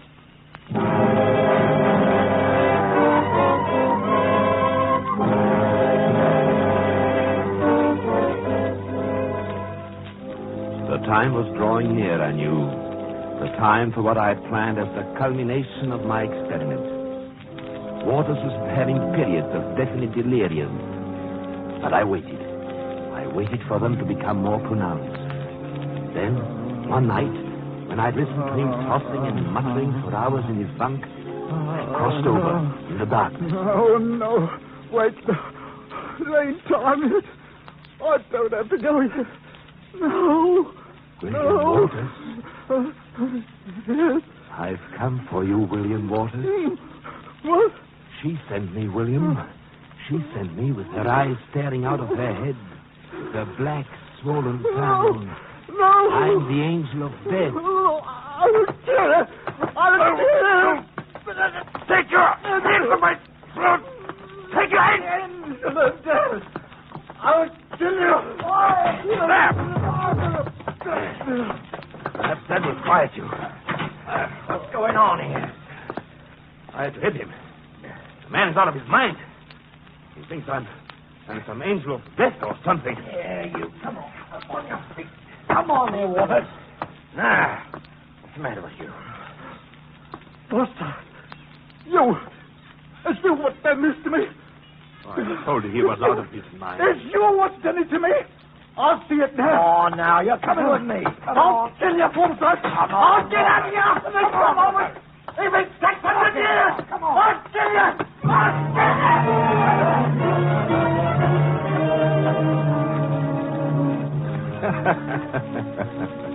It was interesting while it lasted. And I've always believed that given a little more time, I could have ended my experiment successfully. But I'd other plans to make now. Plans for the day when I would be free. And at last it came. At last I was walking away from the prison gate a free man. And now began my search. It was not difficult. It led me at last to Paris, to a small apartment, where I went tonight, December 31st, New Year's Eve. Yes? Good evening. Well, good evening, sir. Did you wish to see someone? Oh, you don't recognize me? Why, I do, of course, but, are you a friend of Pam's? I'm indeed. Who is it, darling? It's a friend of yours, dear. A friend of both of you. John. What? Yes, in fact, your husband, my dear, and Raymond's best friend. John, it's been... 15 years, yes. You only returned to Paris recently, did you not? Yes, a short time ago. And you never knew that I was convicted and sentenced to prison for your double murder, did you? Murder? Oh, that was quite as I planned it. I knew where you were, but the authorities did not. John. But perhaps you have heard of a curious legal technicality which provides that a man cannot be convicted twice for the same crime. You see, I've already paid for your murders. And now I've come to collect an ancient debt. Put down that gun.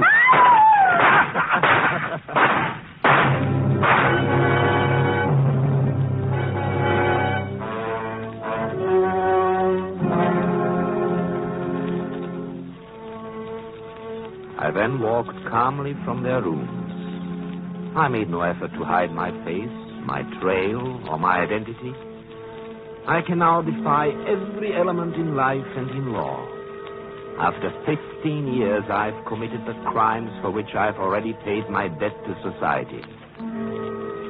I shall mail this letter to the police, who may give it to the newspapers, or whoever wants it. Although it is now a matter of indifference to me if the world remarks upon my cleverness or my patience. For my life is complete. No man has ever known such happiness. John Forsyth. Yes, come in, Madame Leclerc. That's the letter now that I wished you to mail for me.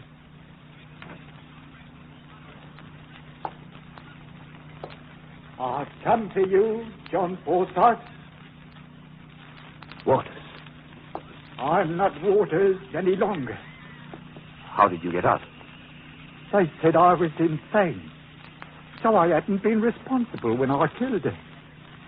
Then they said I was cured, sane again. And then they let me out. But there was one thing they never knew. They never knew who I really was. What are you talking about? That's why I've come to you, John Forsyth. I am the chosen messenger of an higher power. Look here, Waters. Die, John Forsyth.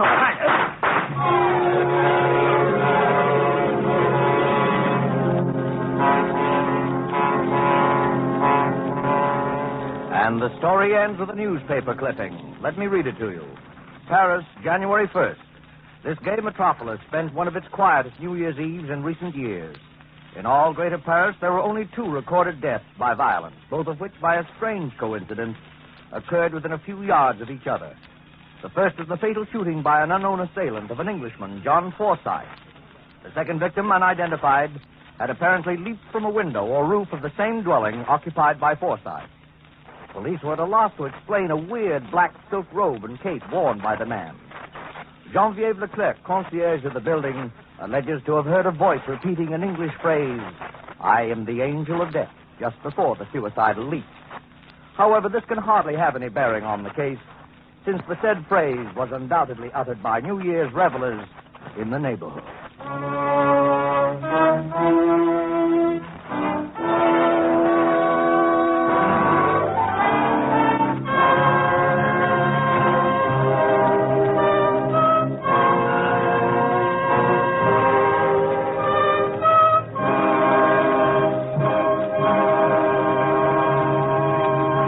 Suspense.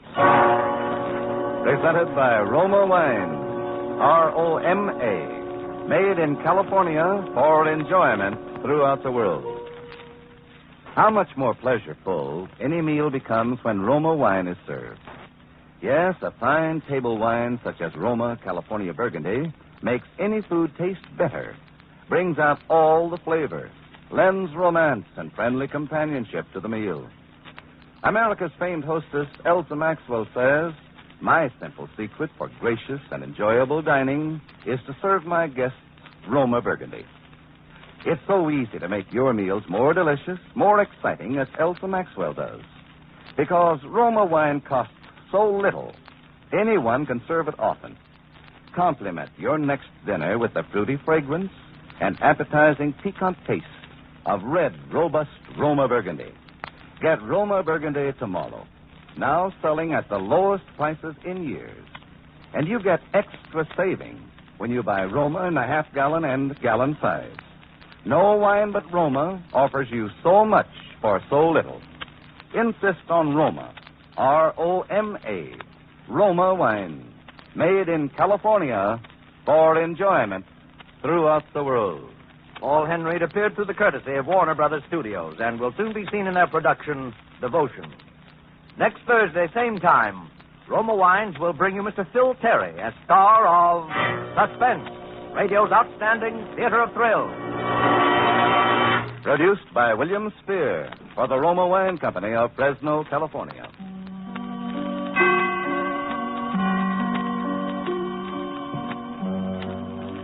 This is CBS, the Columbia Broadcasting System. KQW, San Jose, the Columbia station for the San Francisco Bay Area. Would you hand me that, please? Thank you. Now, let's see. Survey, survive, Susanna, suspect. Here we are. Suspense, meaning held in doubt, expressing doubt, the state of being uncertain, undecided, or insecure, state of anxious expectation or waiting for information, such as to keep one in suspense, therefore delay acquainting him with what he is eager to know. Suspense.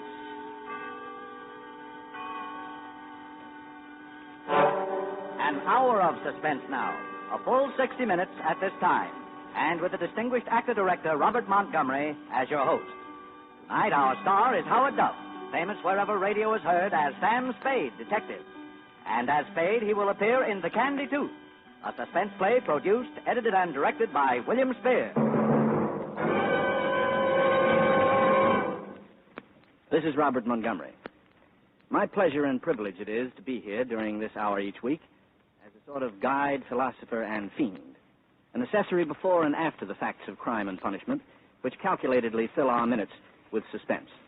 This evening, before we chat a little about the private life of America's favorite private eye, let me, on behalf of Mr. Spear and all of us, thank you sincerely for your wonderful letters and telegrams expressing appreciation and interest in this new full-hour presentation.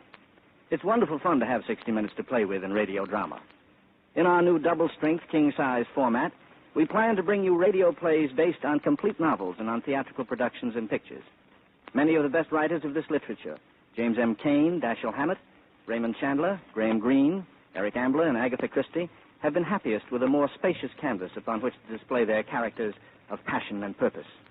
With a full hour for our theater of thrills, we can give these authors a full stage on which to have their people play out their lusts and desires, their temptations and frustrations, their frantic fears and villainous triumphs, their descent into black and terror-laden bewilderment. Sometimes we find ourselves locked in the tortured brain of the scheming criminal. At other times, we know the dread of the hunted and hapless victim. But always the basic ingredient of suspense is not mechanical gadgetry, not the detectival piecing out of fingerprints and convenient clues, but always the basic ingredient is people.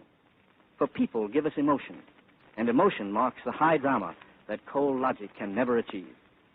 Nowhere will you find stranger people, motives, and situations than those that pass through the door of a little office in San Francisco's Post Street.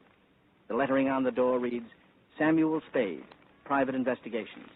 Once it read Spade and Archer, but that was before Miles Archer stopped a bullet and plunged Sam Spade into the greatest detective adventure of modern times, the search for the Maltese Falcon. It was literally a shot heard round the world, for it brought into prominence the name of Dashiell Hammett and the so-called hard-boiled school of crime detection. Since then, the fictional private eye has become a national institution. But Sam Spade still rules the roost. In book sales and motion pictures, the Maltese Falcon has been filmed 4 times now. And now on the air, every Sunday night, in The Adventures of Sam Spade, starring Howard Duff and produced by our very own Bill Spear.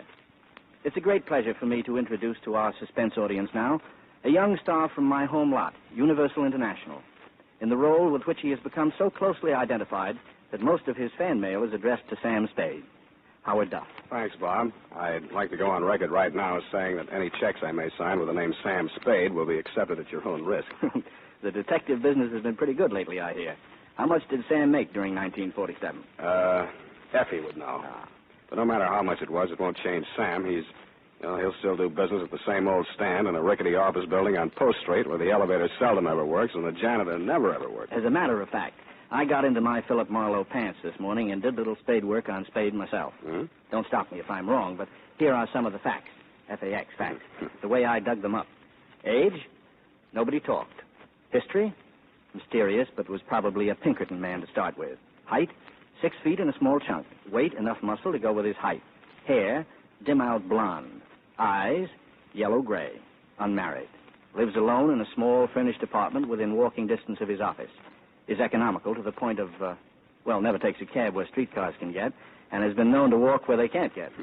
Secretary, Effie Perrine. The only person who really knows what makes Sam tick when he wants her to. Otherwise, he's a lonely man who trusts no one, lives alone, and loves alone, and expects others to like it. Have I left anything out?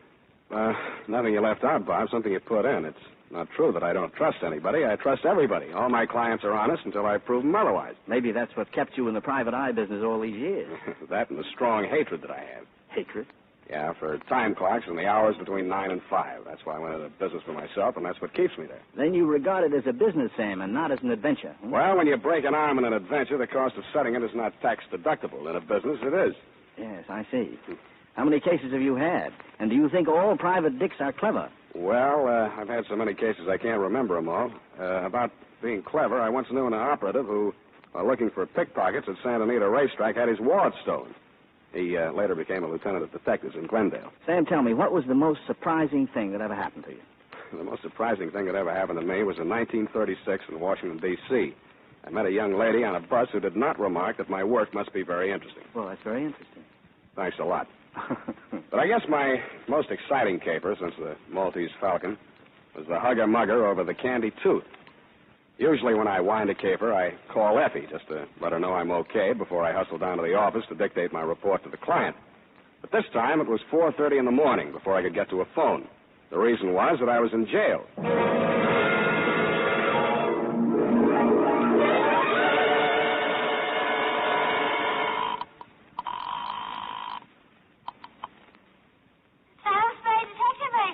Wake up, Angel. You're home in bed, not at the office. Sam, is that you, Sam? Mm-hmm. What time is it? 4:30 in the morning. Are you up already? Effie, pull yourself together. Get dressed. Hustle down to the city jail. Sam, what happened? Well, that's what I got to get on the record now while I'm still alive to do it. Grab a taxi and hustle on down. Bring a book, pencils, the encyclopedia that has the letter K in it, and any old $20,000 you got laying around. Sam, where am I going to get pencils at this hour?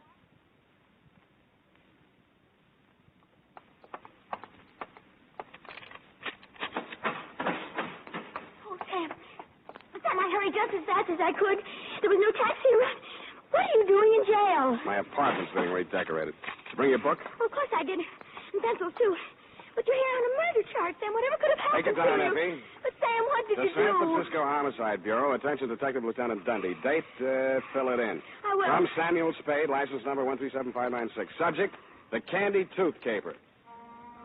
Dear Dundee, I don't know all the answers, not yet. What I do know is going down on paper while I'm still alive to get it there. Oh, Sam. The scenario runs something like this. This morning, a telegram came to my office. It was addressed to Samuel Spade, Esquire, and it was signed Casper Gutman. Gutman, the fat man.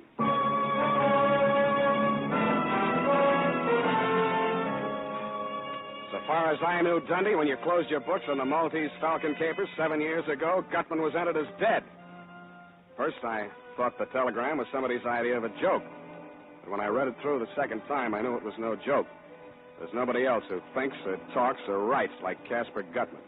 My dear Mr. Spade, you will no doubt receive with mixed emotions the news of my imminent reappearance in the city of the Golden Gate. Hence the companion dispatch of a telegraphic draft in the amount of $1,000, which you are free to convert into coin of the realm. This trifling sum, sir, is merely a token of my esteem for a man of many resources and nice judgment. and for it I do not require any specific service.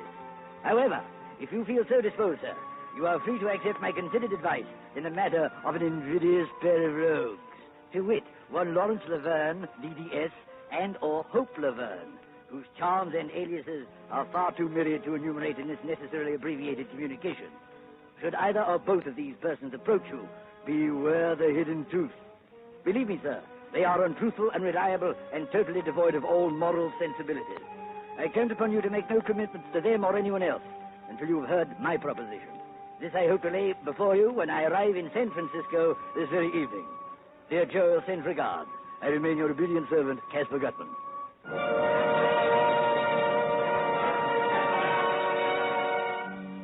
Caspar Gutman, the fat man.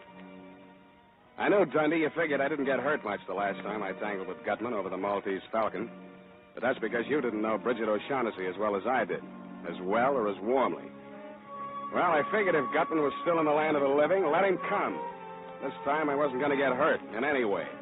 There couldn't be two Bridgets. Nevertheless, I ate a can of spinach, which I found on Effie's desk. Then I sat down again, facing the door. Nothing much happened for almost 10 minutes. I was still trying to dig the meaning out of Gutman's double talk, and I'd gotten about as far as his warning about a hidden tooth when Effie ushered a man into my office. Mr. Spade. Well, I must say that you are indeed a pleasant surprise, but pleasant. You've said it. What can I do for you? My name is Laverne. Lawrence Laverne. How do you do? I shall spare you the tiresome details and plunge right into the problem. Oh, dear. At the Hotel Royal George, there is a mildewed creature, but mildewed, registered as Mr. Herman Julius. Oh, a really frightful person. Very frightful, huh? Oh, the kiss of death department. The only thing about this creature that has any charm is the four-toothed lower bridge in his right jaw. Now, Mr. Spade, I want you to get that bridge for me. I'm sorry. It sounds as though you're saying I want you to get that bridge for me. Precisely. Mm-hmm. Why? Because he refuses to pay me for it. You're a dentist? I prefer to regard myself as a dentist sculpturer. I created this bridge for Mr. Julius with infinite pains. And now he refuses to pay me. I ask payment, and he accuses me of acting without charm. Mr. Julius wouldn't happen to be a very large, fat man? Oh, contraire. Skin and bones. Well, Mr. Spade? I'm afraid you come to the wrong man, Mr. Laverne. What you want is a lawyer to sue him. Sue him? Months of legal wrangling? Oh, no. Oh, no. I intend to be vindictive about this. I am by nature a very gracious and charming person. But now let him beware. I shall have that bridge from Herman Julius, even if you must knock him down and wrench it from his jaw. Uh-huh. You tried knocking him down yourself? Oh, I could never even bring myself to perform extractions. I always send those patients to less sensitive dentists. Yeah, well, I'm afraid you'll have to find yourself a less sensitive private detective. Oh, dear. Well, Mr. Spade, what would you advise me to do? Mr. Laverne, I would advise you to get out of California before Walt Disney sees you. Well, good day, sir. I would like very much to have you in my chair someday. Might teach you some manners. Mm-hmm. Beware the hidden truth. Hello. Hello. Please sit down, Miss... Thank you. Laverne. Hope Laverne. Miss Laverne? Yes. What can I do for you? Well, I'm looking for my brother. Missing? Well, yes and no. I mean, he's been gone since yesterday, and I'm terribly afraid he'll get into trouble. Oh? What kind of trouble? Well, you see, it just isn't easy for me to talk about this, Mr. Spade. Well, now, Miss Laverne, suppose you just lean back in that chair, close your eyes, and... Yes, thank you. Yes, it's easier like this. Mm-hmm. I thought you'd like. My brother's name is Lawrence. He's a man of 52. He's not well. I mean, he gets spells, and he acts peculiarly. He suffered a nervous breakdown some years ago, and he spent most of his life in sanitariums. Where are you from, Miss Laverne? Kansas City. During the past year, Larry was in a rest home in Palo Alto, and I arrived 2 days ago to take him home. Yesterday morning, Well, I don't know how it happened, but he's gone. These spells you mentioned, what are they like? Oh, well, he assumes different personalities. His favorite seems to be that of a dentist. He becomes obsessed with the thought that he's done some work, a bridge or something, for someone who refuses to pay him. He'll walk up to a perfect stranger and create a scene. He's been arrested a few times, nothing serious, public nuisance. Mr. Spade, I'm afraid that he'll be put away if he's arrested once more. I see, and you want me to look for him. Then he hasn't been here. Why'd you think he'd come here? Oh, that's another one of his tactics. He goes to a private detective, hires him to either follow a man or get back the work he thinks he's done. Dental work, you know. But what made you think he'd come to me? Oh, well, not you, particularly. Ever since yesterday, I've tried almost every private detective in San Francisco. No one has seen him. Who'd you talk to? I beg your pardon?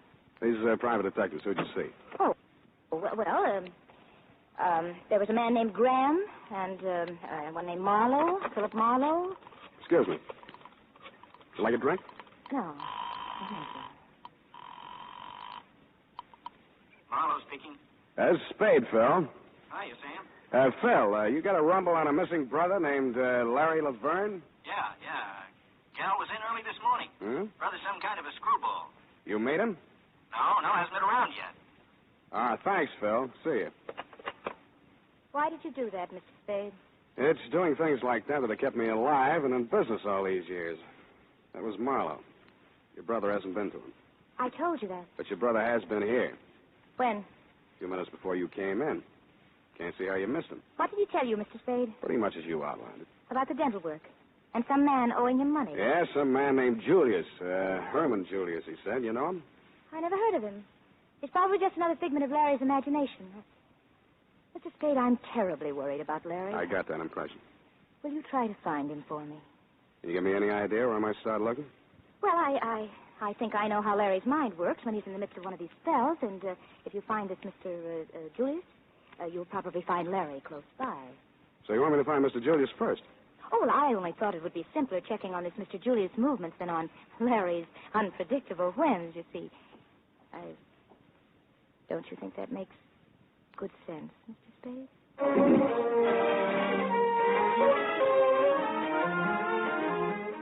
Miss Laverne told me she was staying at the Pickwick Arms, and I said I would call her if I found her brother, and she said, thank you very much, and I said it's nothing, just part of the day's routine, and then she kissed me and left. After lunch, I strolled over to the Royal George Hotel.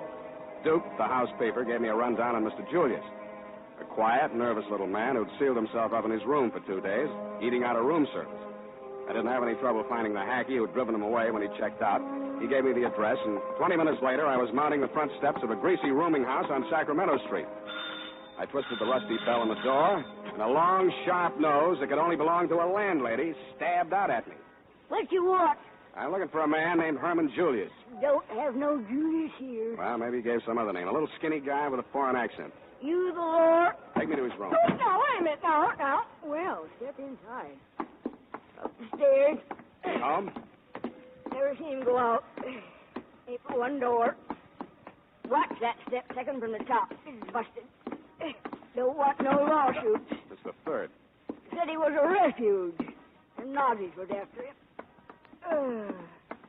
Another fight. Never knew he was in a tangle with the Lord. Smell that? Certainly do. Cooking in the rooms. I got a rule, too. Sneaking electric plates, they do. Runs up the bills. Buzzards. There's his room. Mr. Julius! Mr. Julius! Mr. Julius, you second there? They drink, some of them. Them that don't cook in their rooms, they drink. Get DG, some of them. Oh, go on in and get him. I don't want no part of it. Oh, they say. I didn't see who it was right away. His face was the color and consistency of crushed strawberries. I helped him up and over to the wash basin in the corner of the room. With his face washed, he looked a little better, but he still looked like Larry Laverne. Oh, am I ever glad to see you? I thought it was them coming back to kill me. Did you find Julius? No. Got away, the wretch, down the fire escape as I came in. Who did this to you, a big fat man? To tell the honest truth, Mr. Spade, I never even got a good look at him. He was all over me before I even... Julius? What's in his bridge work? I'll tell you everything, but please, first, let's get out of this horrid room. Oh, it smells like cabbage. Larry Laverne was tougher than he looked. After the going over he'd gotten, you or I would have been hospital-bound, Dundee. But he did a late take. We were on the way back to his hotel, walking toward Market, when he crumpled in the middle like a sack of flour. I grabbed him and held him upright, looked wildly around for somewhere to park him. We were standing in front of a newsreel theater. I bought 2 tickets and piloted him inside. We sat down. I undid his clutch on my arm and concentrated on the screen. The subject that followed the football game was some big Oriental celebration somewhere in India or someplace. A very fancy parade with white elephants. Candy, chill all the on. rest The of it. famed white elephants of the Orient get their annual airing as crowds of devout Buddhists gather to do homage to some of the strangest relics in the modern world. Here in Kandy, the Mecca of the Buddhist religion, pilgrims gather from near and far. Indian Rajas, Burmese officials, and Chinese dignitaries in ceremonial dress prostrate themselves before the jeweled casket containing the most sacred object of the Buddhist world, legendary relic of Buddha himself. As the Orient goes wild in jubilant celebration, temple dancers of Kandy perform for the crowned heads of the Orient. Take me out of here. I can't stand it, Uncle Man. I tell you, stark-raving man. Easy, you're annoying the customer. You brought me in here on purpose. You're trying to drive me crazy, but crazy. Easy. Listen to me. 2 men holding up the sacred relic are high priests. If that man says that one word, Candy, just once more, I won't be responsible. I tell you, I won't be responsible. All right, Larry. Take me out of here. Let me in. You got me doing it. An Come on, let's get out of impressive here. ceremony indeed.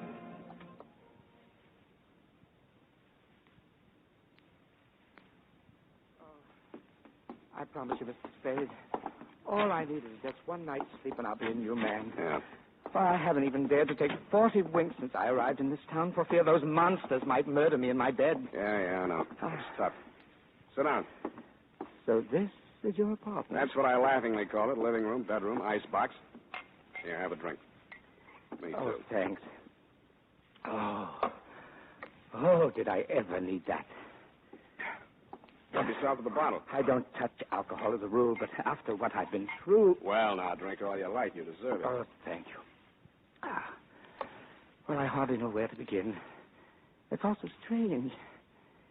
And there I was in Lisbon, Mr. Spade, the only English-speaking dentist worthy of the name in the entire diplomatic colony. Well, you must have read in the papers about Dom Constantino's tomb being violated. It was the scandal of the season. Oh, it's all so horrible, Mr. Spade. I just can't talk about it. Try a little more of this. Settles the nerves. Oh, I just don't know how I can ever thank you. Ever since I hit this berg, I've been feeling like the forgotten... Pardon, man. Yeah, you were saying something about a tomb being broken into. In Portugal, this was? Yes. Well, you know, the draft board just took one look at me. I know what you mean. So I just stayed on in Lisbon. And, well, you know how people gossip, having patients of all nationalities and all that. You know? Yeah, I get it. Between the Nazis and the Allies, you were quite a social line. Oh, now, wait a minute. Don't get the idea I was a spy. Oh, no. But sometimes people had things that could be hidden in a hollow tooth, and like that, bridge work, you know? I think I told you I'm not so much a dentist as a dental artist. Mm-hmm. Well, that fat Mr. Gutman brought me this tooth, you see. Gutman? Yes, Mr. G and that Joel Cairo person that was with him. Well, they brought me this tooth. Oh, a horrid yellow old thing, practically a fang. They wanted to put in Mr. Julius' fridge. Paid me £1,000, can you imagine? Then when I learned what they had done, well, it made me positively ill. This practically sacred old tomb in the cathedral, they'd broken in and literally torn out a piece of his jawbone. Whose? Why, Dom Constantino's. And who's Dom Constantino? Oh, the Portuguese viceroy. It didn't hurt him any. He's been dead 500 years if he's dead a day. Oh, dear. I'm as tight as a tick. This liquor is getting to me.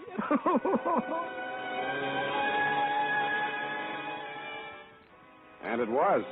I thought he'd open up some more, but I overplayed the bourbon. Half a bottle later, he passed out.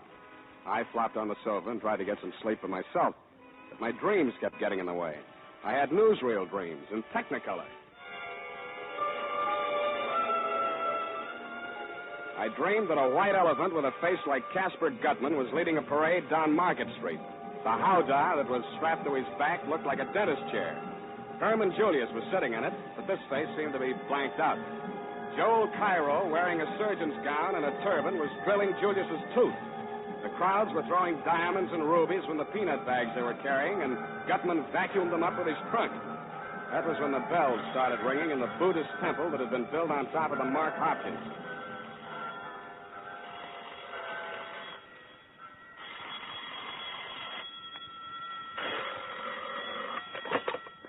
Yeah.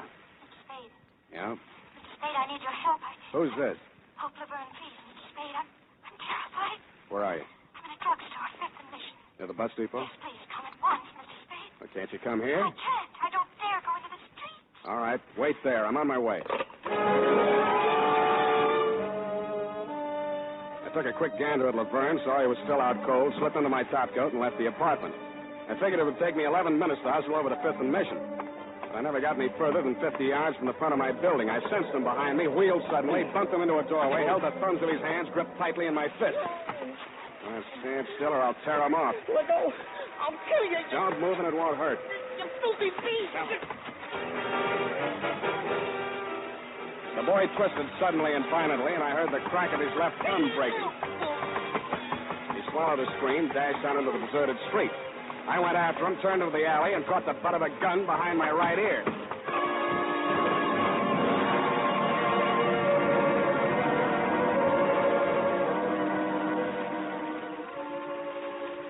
I don't know how long I was out, but I do know I came to at least 3 hours too soon. I needed much more rest. I opened my eyes, steadied a swaying ceiling, and then I heard his voice.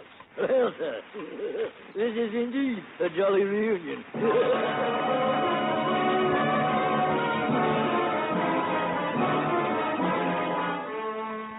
It couldn't be, but it was. Casper Gutman, the fat man of the Maltese Falcon caper.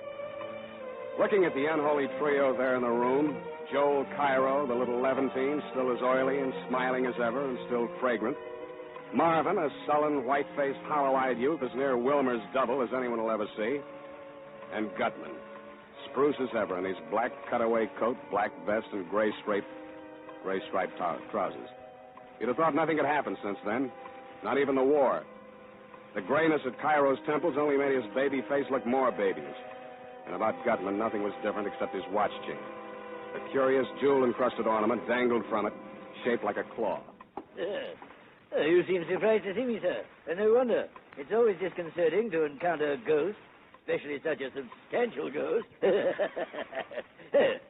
A lot of water has gone under the bridge since last we met, eh? Under the bridge? Yes, which brings us to the subject at hand, the bridge. My head aches. What about the bridge? First, we'll talk of it. After all, this is quite an occasion, sir. Reunion of old friends, eh, Mr. Spade? Yeah. Tell me, did you ever find the Falcon? If you'll excuse the expression. Your eyes are resting on all that remains of that fabulous bird, sir. Yes, that trinket on his watch chain. All that remains of the Maltese Falcon. Well, mark you, sir, what part of it survived. The claw. You believe in omens? Right now, I'm ready to believe almost anything. Indeed, sir. Well, no need for dissembling. We're old and wise, I trust, in the days of the Falcon. But suffice it to say, the unsavory and bloated object which the police dredged up from San Francisco Bay and identified as myself was some other poor soul. Wilmer, I am happy to say, remembered the debt of gratitude he owed me, and at the last moment agreed to be a party to the very necessary little deception. That is, since they had him cold, as you detectives say, for the other killings, he might as well confess to murdering me. He did so in exchange for my agreement to take care of his family in a financial way. An investment, by the way, which has paid rich dividends. How's that? Oh, indeed. Oh, well, thanks to it, I now have Marvin, Wilmer's younger brother. I thought I noticed a family resemblance. Shut up! Oh, yes, poor Wilmer. He was like a son to me, like a son. No, it didn't stop you from making him a patsy. I detest killing, Mr. Spade. I cautioned Wilmer time and again. He was so headstrong. Oh, mere boy. You better caution this punk or he won't last to take any raps for you. Break his head, Marvin. That dirty shamus lays another hand on me. I'll kill him. No, Marvin. Go, take Marvin into the other room. Explain to him that Mr. Spade and I are very old friends. Casper knows best, Marvin. Come with and now, no nonsense, you two now. I'll kill him. Marvin, Casper would be angry. Oh, dear. Hot-headed. Runs in that family. Yeah. Well, let's have it, Gutman. What are you after this time? My dear boy, you must judge me. It's true I had Marvin check up on you, but only because of your association with Miss Laverne. Oh, but no matter now. I'm weary of the chase. All the way from Candy,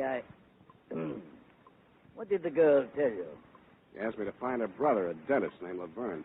You believed her story? No. Most unscrupulous woman. No veracity, no regard for truth whatsoever. Her true motive?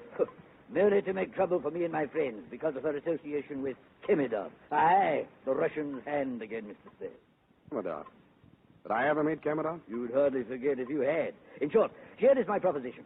Another $1,000, coin of the realm, sir, for which you will refund whatever money Miss Laverne gave you and send her packing. The bidding starts at $10,000. Ooh, you drive a hard bargain, Mr. Spade. Very well. I'll meet your terms. I told you the bidding starts there. And where does it stop? Half or whatever the caper nets you. I deliver Julius, you do the rest. Well, between you and me, Mr. Spade, I'm not as affluent as I once was. The Falcon pretty well wiped me out financially. Considering the time and money I've already invested in trying to track down the weasel Julius. What's in Julius's bridge work? And if I don't choose to tell you? Then it's no dice. Think it over, Gutman. Either I'm in all the way for half, or I deliver Julius to the other outfit. And that is your final dictum, sir? Take it or leave it. Either you're in or you're out. Good night, Mr. Spade. I trust you will call me on the telephone when you reach your diggings and tell me that you've changed your mind. No hard feelings. The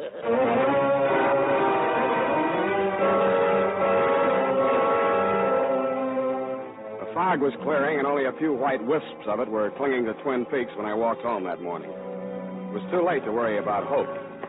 Or the chief phoned for Gutman to decoy me out so that I started walking faster. As I climbed the stairs to my apartment, I heard a door open on the landing, and the slot of light that stabbed out from it showed me it was my door.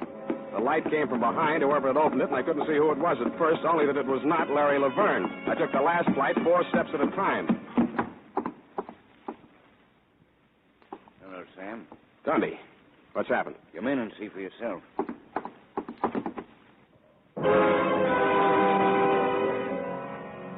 Well, I saw for myself. I wish somebody else had seen for me. Hysterical Larry was lying on his back on my bedroom floor. His eyes were wide open, and he had a crooked grin on his face. A very crooked grin. Whoever had killed him had wrenched his jaw out of place. I'm not saying you killed him, Sam. I'm only asking you who did. Don't be a child, Dundee. Why was he killed? No statement. What was he doing here? Who is he? The name he gave was Laverne. I let him flop here because he was afraid to go home. Afraid of who? A man named Casper Gutman. What? Yeah, Gutman. Quit stalling, Sam. Gutman's dead and you know it. You bury him, Dundee? Well, I believe you mean it. Where Gutman's concerned, it doesn't pay to kid around. What's he after now? The bridge work out of a man's mouth. The man's name is Julius. What's in this Julius bridge work? Maltese Falcon? Something like that. I'm sorry, Sam. It's not good enough. I'll have to take you in.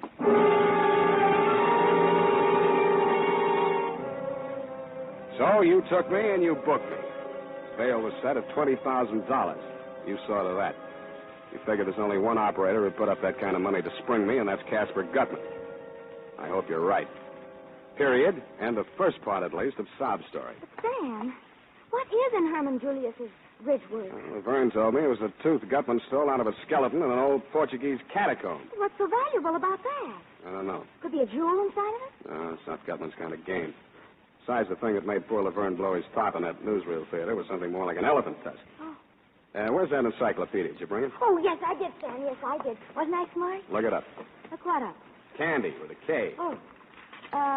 K, car, can. Oh, here it is. Candy. Hey, nothing. City. Capital of Central Province of Ceylon, located near the center of the island north. Spare me the geography. Well, the railroad from Colombo. Noted for its waterfalls and stuff. Yeah. The city surrounds an artificial lake and is sacred to Buddhists for its temple of Naligawa, which enshrines the tooth of Buddha brought, according to legend... What? Let me see that. Where? Let me see, it's sacred to Buddhists for its temple of Naligawa, which enshrines it. Effie. What's the matter, Sam? The tooth of Buddha. Sam, you don't think that's what's in Herman Julius's bridge work? If it was, Gutman would be after him. But how did he get to Portugal? If it did, Gutman's the man who could track it down. Sam, you sure of that? No, Angel. No. The only thing I am sure of is this. When the Maltese Falcon laid an egg, it hatched a flock of vultures, and they're all circling right around my head. Well, cheer up, Sam. You won't be in jail long. I'll bring you a cake with a file in it. Angel. No, devil's food.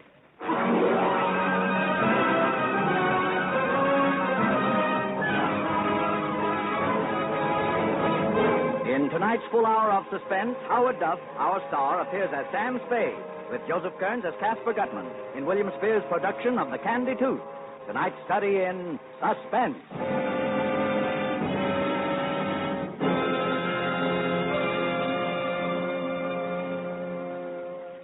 In just a moment, we will return with the second half of The Candy Tooth. This is CBS, the Columbia Broadcasting System. And now, back to our Hollywood soundstage and Robert Montgomery. At the point at which we interrupted Sam Spade's narrative just now, things were at a pretty pass. A pretty pass indeed. A pretty pass. Sam wound up with the body of the dentist, Larry Laverne, in his apartment. The girl, Hope, waiting for him in the bus station. Casper Gutman, the fat man, waiting for an answer to his ultimatum that Spade produce the tooth or else. Me in city prison under $20,000 bail, and the fabulous Candy Tooth still chumping on 2-bit hamburgers and the bridge work of a very elusive man named Herman Julius. Yes. And? Well, after I dictated my report to Effie on what had happened until then, she left, and I laid down to think. Lieutenant Dundee and I had agreed that I should spend the night on the pokey. He figured that the 20G bail would draw only one man to put up that much moolah to spring me, Casper Gutman.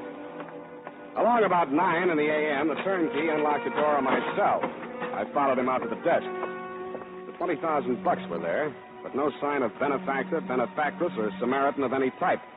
The bond was in my name. I signed my release and walked out. Across the street was parked a long black limousine with the curtains drawn. I started for it when a voice at my elbow checked me. George Singer Spade. See. I'm Don Constantino de Braganza. It's I who have put up the $20,000. Is that so? Well, thank you. Now, why? I desire a service. My card, Senor. Don Constantino. Wait a minute. Yeah, you seem to know the name, eh? Yeah. For a guy who's been dead 500 years, you don't look too bad. Oh, thank you. You are referring, of course, to my illustrious ancestor, Don Constantino, the first Portuguese viceroy of India, who indeed had been dead since the 16th century. It's on his behalf I speak to you now. What can I do for him? Restore the tooth which was wrenched from his skull by a pack of unspeakable ghouls who violated his tomb in Lisboa. You think they're in San Francisco? Let us not be naive, Senor. The contemptible little dentist Laverne was killed in your apartment. Therefore, you must know the whereabouts of the other ghouls. I know so many ghouls, Senor. You'll have to be more specific. I refer to a fat pig named C. Gutman and an odorous little camel named J. Cairo, and most especially to a woman of the female sex by name H. Laverne. You want them or the tooth? Both. Not one without the other. No, it'll take a little time. They haven't got the tooth. You know where it is? In the bridge work of a man named Julius. Oh. That then explains the dentist and the diabolical manner which they employed in smuggling the tooth out of Lisboa. Now, you go on home and you stay there until I call you, huh? Senor, I respect your judgment. Thank you. You will find me at the Hotel San Rafael, and for the retainers, you may consider the $20,000 bond as due. Wow. Adios, senor. Adios. Be careful crossing streets. Adios. Adios. Adios. Adios, Don Constantino. Adios. Yeah, adios. Adios. Adios. Yes. Spade. Sam, get in. You got a hack license, Miss Laverne? Oh, please don't, Sam. I know this car's ridiculous, but I don't dare use taxis or be seen on the street. What did that man tell you? What happened last night when you called me from the bus station in such a panic? Why didn't you come? I went to see the fat man. You saw Gutman? Did he mention me? You didn't make that call last night to get me out of the apartment so that somebody could get in and kill Laverne. Oh, Sam. Then why did you call? Because I found Herman Julius. And I'm driving you there now. We didn't do any talking after that. She sat very close to me. There was plenty to talk about, but we didn't do any talking after that. I was vaguely aware that we were driving across to Oakland, and a few minutes later we pulled up in front of an apartment building. We took the elevator up to the 9th floor. This is it, Sam. 9B.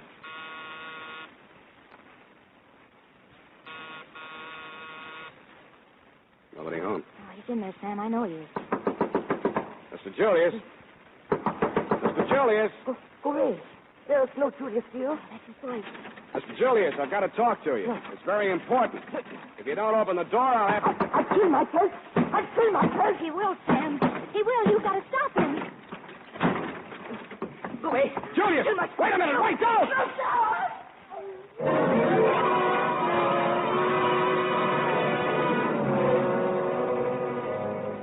It was the 9th floor he started from. Poor, frightened little Herman Julius was dead on arrival. By the time we made it downstairs, the street was cluttered with cops. I grabbed Hope by the arm, hustled her around the corner to a rented limousine, and told her I'd call her later. My next stop was the fat man himself.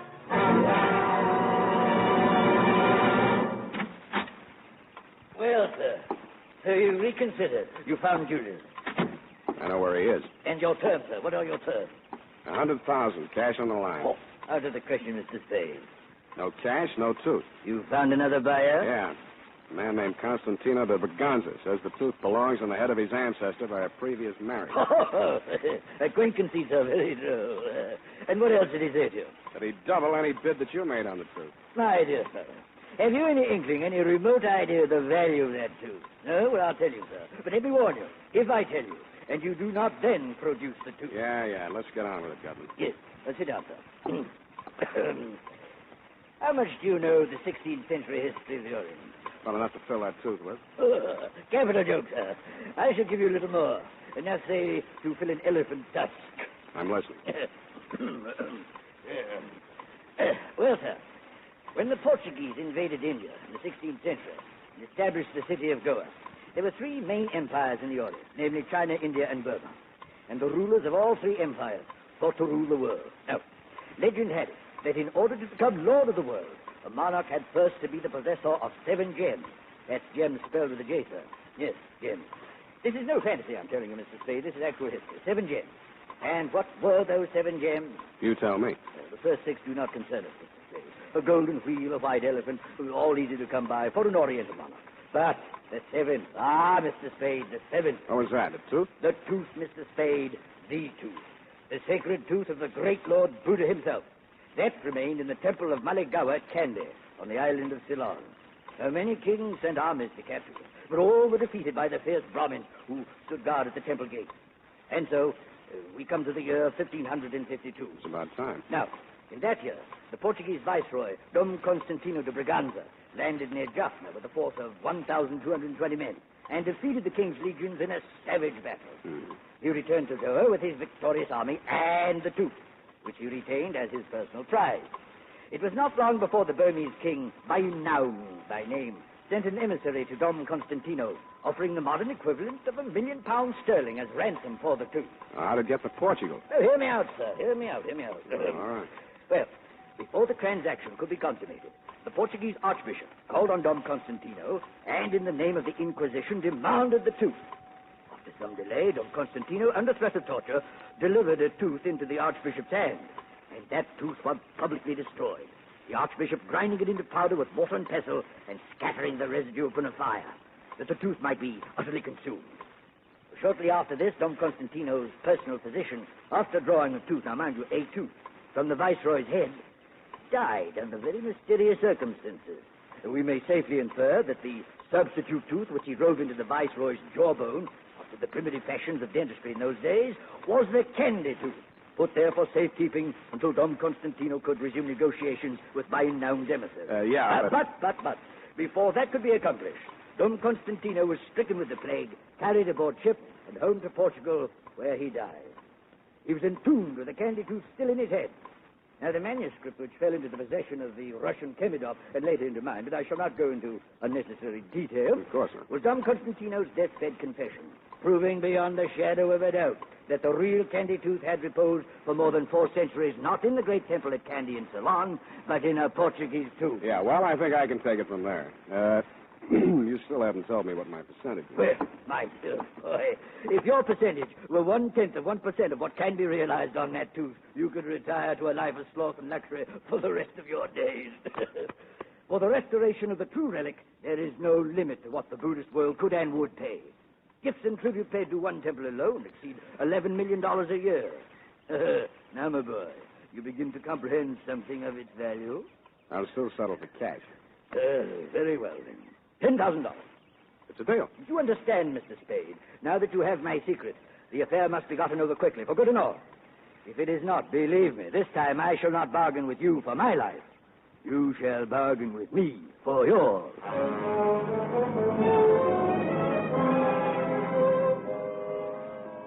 After I left Gutman, I called you, Dundee, and found out by a clever ruse where Herman Julius's body had been sent. You told me. Then I hustled on over to the mortuary.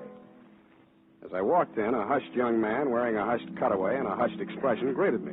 Good evening, sir. I'm Converse Etheridge. Can I be of service? Thank you.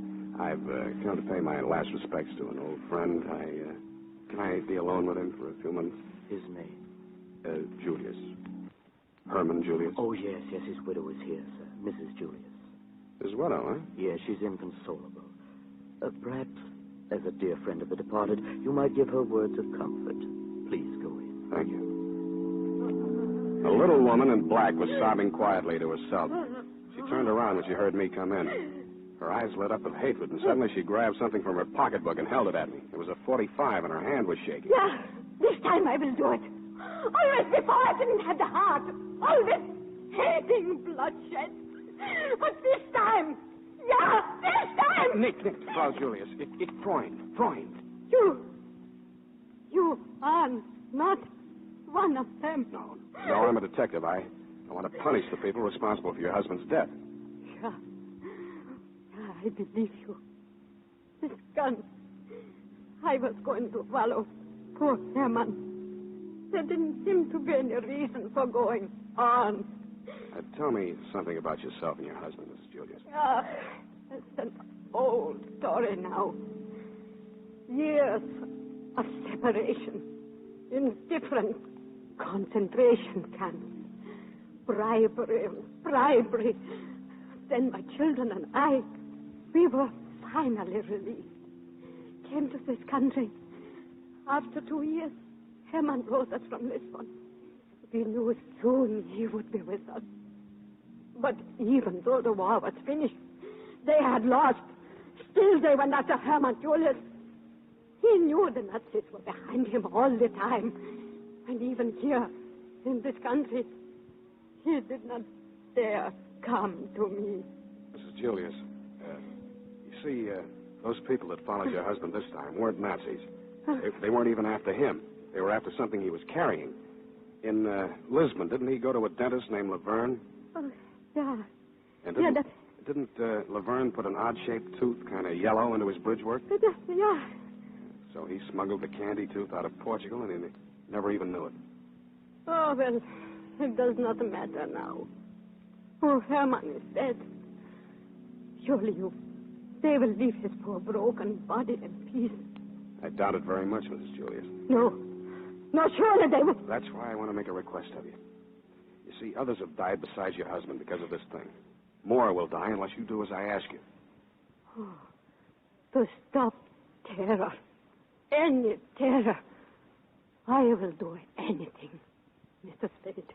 Anything you say.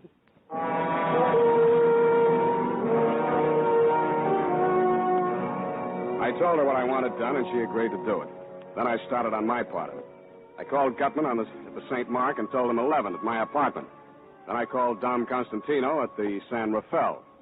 Hope and I got there around 10:30. Go on in, Angel. Well, this is where you live, Sam? Where I sleep.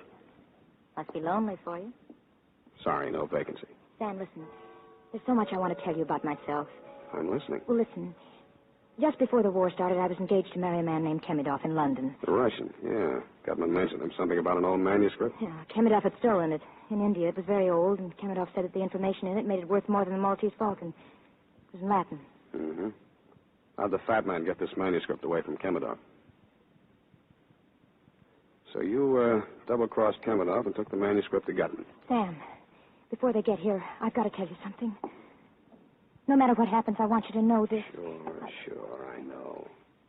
Say it, Angel. Don't torture me, Sam. I'd like to hear it, Angel. Oh, Sam, I love you so much it feels like hate. It feels like I... Go on. Hate me, Angel. Darling.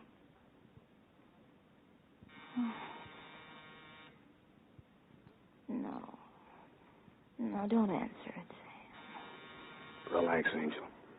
You'll be okay. Sam? Yeah? Only you, Sam. All I want out of... Only you. Just stay on third, Angel. I'll bat you home safe.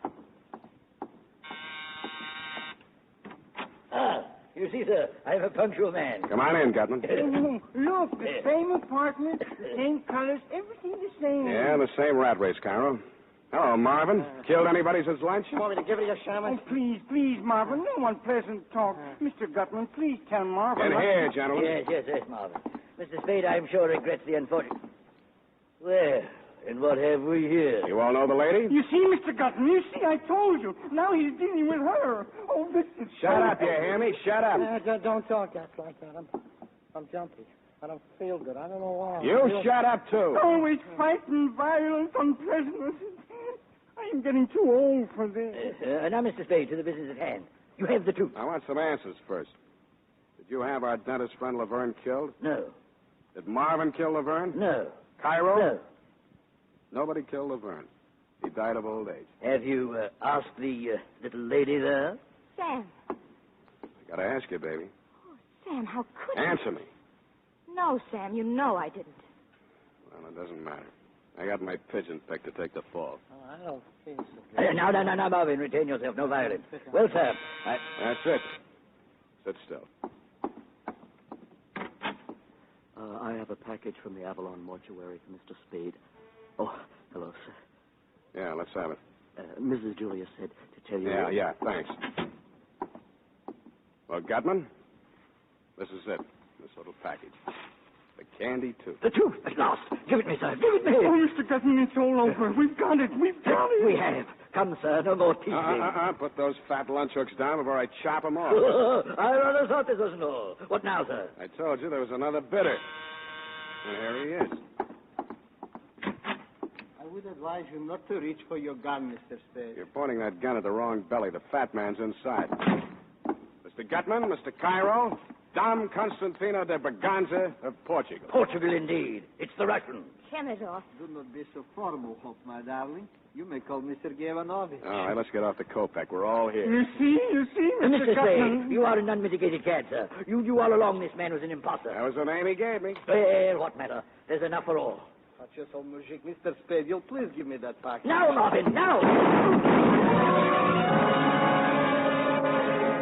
They both had their guns into each other at once, practically. Chemidor fired first, but Marvin didn't fall. He spit out his chewing gum, then he squeezed the trigger of his .45. They both looked more surprised than anything else, but they were both very dead before they fell down. Marvin,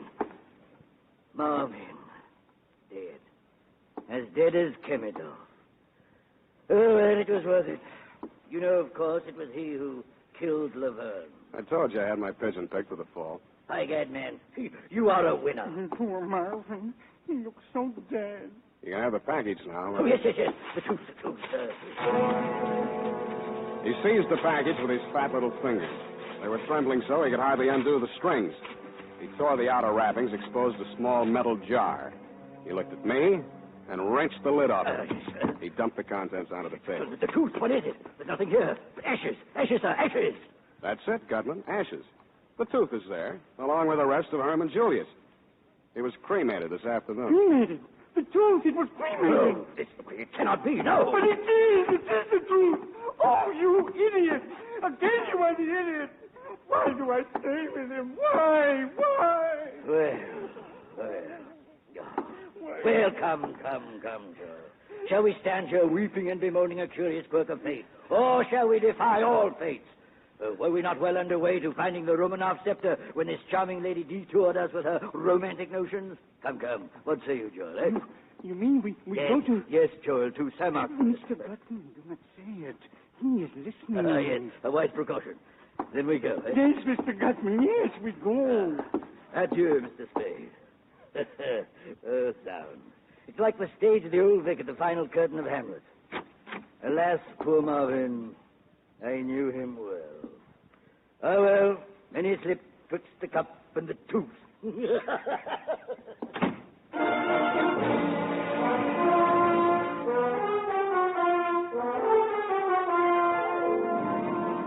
I let him go, Mr. Montgomery. I knew there was nothing on him that Dundee's boys could make stick. I thought twice before I let Dundee take Hope Laverne, but we both agreed it was a smart thing to do. And what do you suppose Effie said when I said, period, end of report? Oh, say, for once you came out ahead. $20,000. Oh, just think of the things we can do.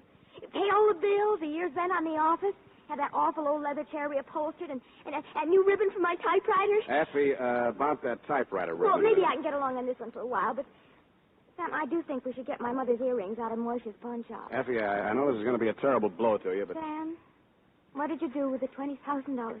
I put it up for bail. Bail? Yeah. But that was the $20,000. And you're released so you get the money.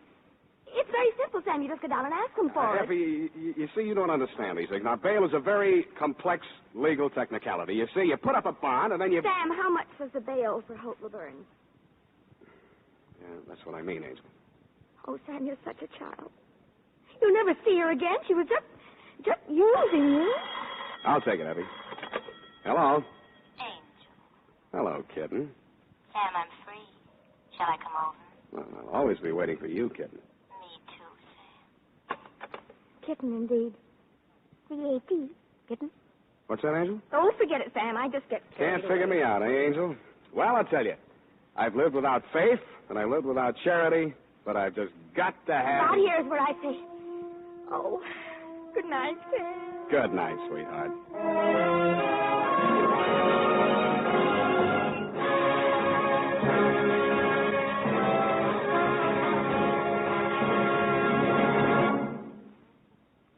This is Robert Montgomery. I'm sure our Suspense audience agrees with me when I say that whenever it is, it can't be too soon to have Sam Spade back with us again in a full-hour adventure on radio's outstanding theater of thrills. Incidentally, our producer, editor, director on these weekly full hours of Suspense, Bill Spear, joins hands with Dashiell Hammett to bring you the adventures of Sam Spade each Sunday night on this network. Thanks for the plug, Bob. I have a basket full of thanks to my friend Howard Sam Duff, the kind of actor a director lights candles for, and to wonderful Lorraine Tuttle, who plays Effie each week, and to Joseph Kearns, who is the Casper Gutman of them all, and to all you other ornaments to your profession, Kathy Lewis, Wally Mayer, Jay Novello, Jeanette Nolan, Jack Edwards Jr., Sidney Miller, Hans Conried, and Bill Johnston.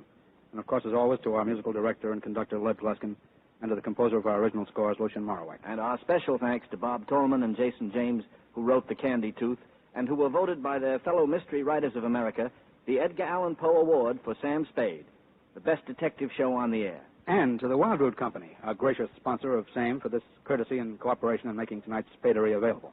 Now tell about next week, Bob. Next week, we will bring you another great American master of suspense, the author of The Postman Always Rings Twice and Double Indemnity, James M. Cain. It's a full hour of Mr. Cain's very wonderful novel, Love's Lovely Counterfeit.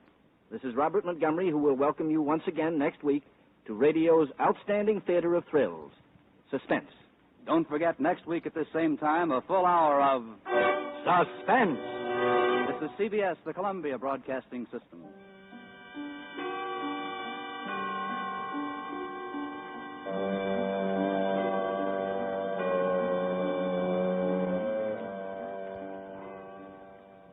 And now, a tale well calculated to keep you in suspense.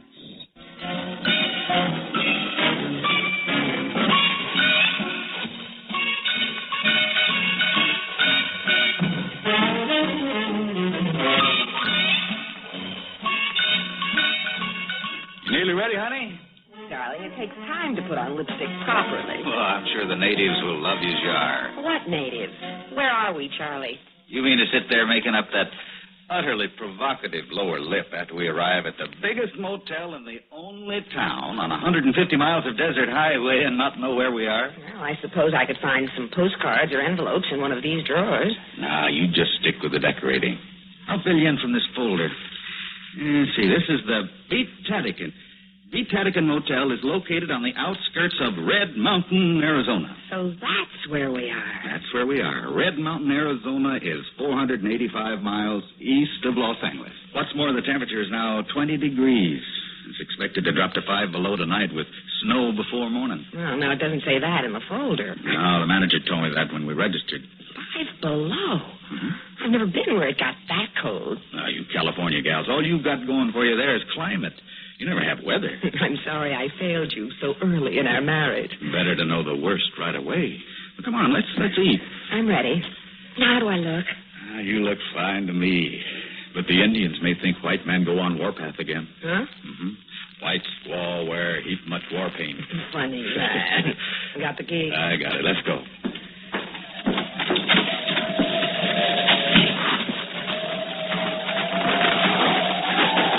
Ooh, it's cold. 20 degrees and dropping. Hey, be careful. There's ice there. Oh. Here, hang on to me. What's that? It's a train. That's what it is. Look, over there, across the road. A train? Out here in the middle of nowhere? Sure, it's main line from L.A. to Chicago. Runs alongside the highway out here for hundreds of miles. Look at them eating dinner in that dining car. I'll bet they're nice and warm. Want to change places? Oh, they look so safe. I don't want to be safe. I want adventure. You picked a great place for it. Red Mountain, the hotspot of northern Arizona. Just look at it. There's one main street, 52 motels, 87 gas stations. And 6 restaurants featuring chill mac and canned soup. Yeah, the manager shills for the Kachina doll down toward the center of town. Watch out for that little truck, Charlie. I see him. He's far enough away, I think. Oh, that's so-and-so. What's that to do? I don't know. He waited till I pulled out in front of him, and then he let me have his bright lights. He nearly blinded me in the rear vision mirror. Oh, maybe he's signaling he wants to pass. Well, let him. Oh, that's it. He's blowing his horn. There he goes. He's in an awful hurry. Oh, look out. He's putting out his brakes. He nearly piled into him. He's drunk, that's what. Or crazy. Well, now he's slowed down to 20. Well, I'll have to pass him. He won't let you. What is this? I speed up, he speeds up. Oh, let him go then, Charlie. It's a good thing nobody was coming toward us. Watch out, he's slowing down again. 15. Do you suppose he's doing that on purpose? Oh, I don't know. Hey, come on, get going. I'm going to have to try it again.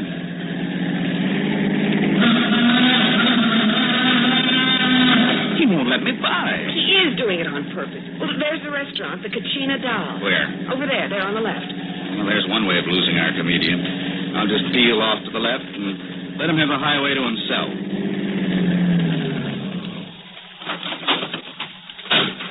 He doesn't seem to want the highway, Charlie. Hmm? Look up the road. He's turning into that gas station. He's coming back. I'll let him. Come on, let's eat. Charlie, you better lock the car. Why? Him. There's nothing for anybody to take. I'd feel better if you locked it.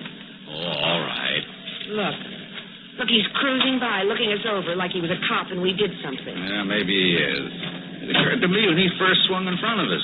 Well, he isn't in uniform. Well, there, the car's all locked. Let's go. Charlie, down the road, he's turning round again. What's the matter with him? Well, whatever it is, it's his problem. Let's eat.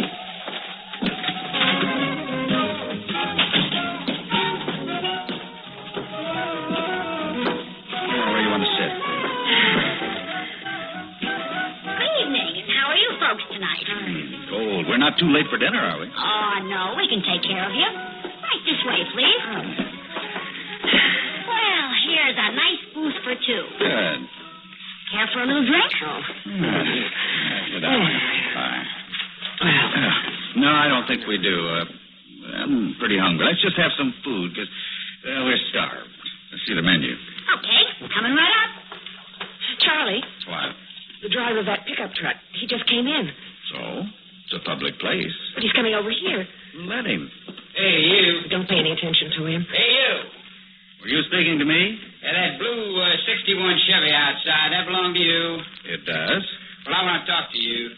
What's on your mind? Outside. Charlie, don't go. I said, what's on your mind? Now, look, Bud, I don't like people cutting in front of me. You mean when I drove out of the motel? Yeah, that's what I mean. Well, I'm sorry about that. I didn't realize you were coming on so fast. Yeah, well, I could have killed you. I could have run you down and killed you. Yes, you could.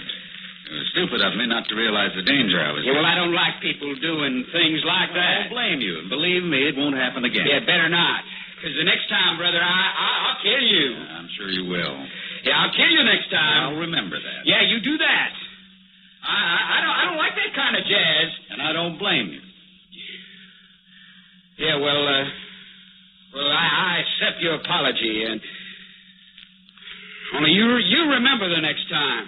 I remember. Next time, you'll kill me. Yeah. And don't you forget it. Believe me, I won't. He was drunk, Charlie. At least. I could smell it all the way across the table. Well, that's why I agreed with him. You were wonderful. I was afraid you'd think I was chicken. No, no. There's no point arguing when they're that far gone. No wonder he drove the way he did. I'm proud of you. You left him with nowhere to go but out. Hey, did he give you any trouble, Sam? No, not really. Oh, but he might have. He might have killed us out there on the road. Oh, Leroy don't mean no harm. You know him? Ah, sure. Everybody knows Leroy. He talks rough, but he don't mean no harm. Well, you folks decided? I'm not very hungry now. Oh, but you must eat something, hon. You order for me. Gracious, I'm afraid I've lost my appetite, too. Fried pork chops is nice tonight with flour gravy. No, I think not. Have you any soup? Oh, yes, ma'am. Vegetable, tomato, green pea. In cans? Well, as a matter of fact, yes. Good. I'd prefer it that way. You do? Yes. Because then the cook can't get at it. Huh? We'll have vegetable soup. Well, okay. 2 vegetable soup. And what else? That's all. Yes, ma'am. And listen, don't let Leroy upset you. He's just a big kid, that's all. Oh, who put that on? Another folk song. Charlie. Are you sure you locked the car? Yeah, I'm sure. Maybe you better go look. Why? I don't know. Maybe he's done something. Oh, broken a window, split a tire. I don't know. Well, I was thinking the same thing. Okay, I'll go look. But be careful.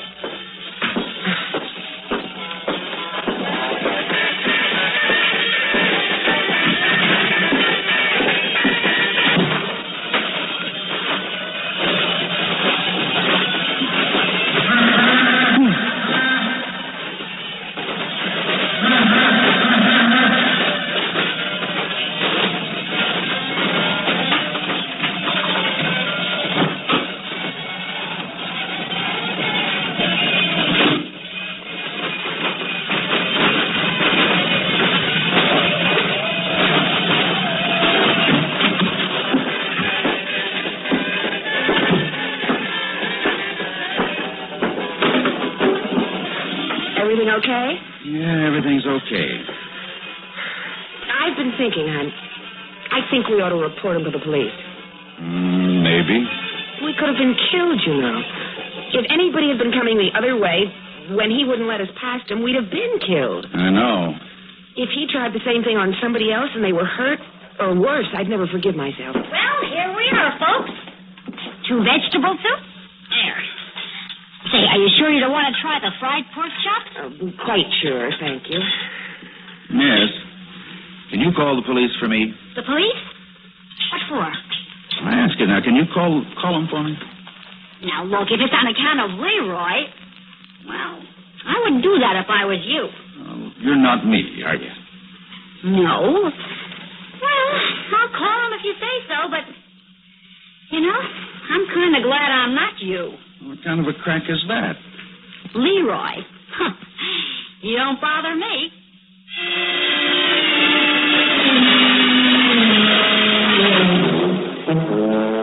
Yes, officer, I wrote down the license number, 880. 008. Yes. That's right, officer. It was an International Harvester pickup, painted red and shining. That's Leroy, all right.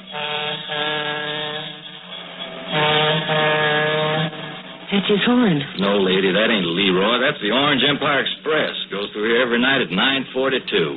Oh. Well, anyway, this Leroy was drunk. More than likely. He's driving in a fog. And you want me to arrest him? Don't you think you should before he causes an accident or hurts or kills somebody? Oh, that ain't likely. Well, how do you know? I know Leroy. Well, look, I know my rights. I hope you know your duty. I want you to swear out a warrant for the arrest of this Leroy. I want you to go out and pick him up and put him in jail till he sobers up. Oh, Leroy's the same, drunk or sober. Makes no difference. Then maybe he should go to another kind of institution. You sure you want to make a formal complaint? What's going on here? Is this Leroy the son of the mayor or the nephew of the governor or something? What kind of a conspiracy is this? Your boy Leroy could have killed me and my wife, and yes, I do want to make a formal complaint. That's what I thought I was doing. Look at it this way. You're just passing through town. chances are you won't be back this way for months, years, maybe never. But me, I got to live here with Leroy and all the other Leroys in town. We get quite a few of them. They're just big kids. They don't really mean no harm, but they get restless. There ain't enough to do in this burg, only one movie show. The TV don't come through good. That leaves the bars. So they get their kicks on 66, scaring the pants off of tourists as they pass through. Sounds kind of silly when you put it that way, but that's about the size of it. Tell you what I'll do. I'll have a talk with Leroy next time I see him. Mm-hmm. Well, I want you to put him behind bars now. Tonight, before he kills someone. Gee, mister, I sure would like to oblige you, but I wouldn't know where to begin looking for him at this hour of night. With the weather kicking up a blizzard, why, I just wouldn't know where to begin. That's a fact.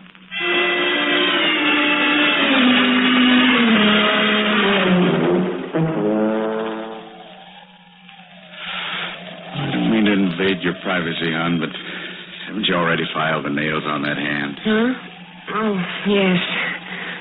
Charlie, I'm so nervous I don't know what I'm doing. And I keep hearing noises outside. Your imagination's playing tricks. I suppose so.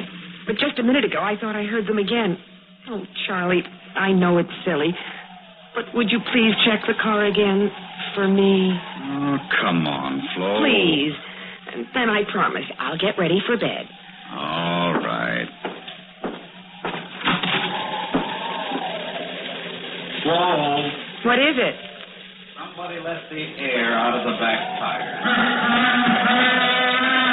Leroy.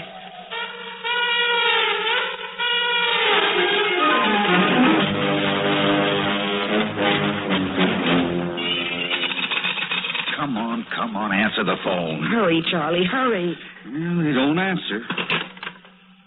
No wonder. What? That's this card here. It says, the motel switchboard is closed after 10 p.m. Oh, but we've got to get air in those tires. Well, couldn't it wait till morning? No, Charlie. I will not stay in this place a minute longer with that crazy man out there beeping his horn at us and I don't know what all. Next thing, he'll murder us in our beds. Well, I can't get anybody to answer the phone. So we'll just have to wake up the manager. I'm going to like it. I couldn't care less.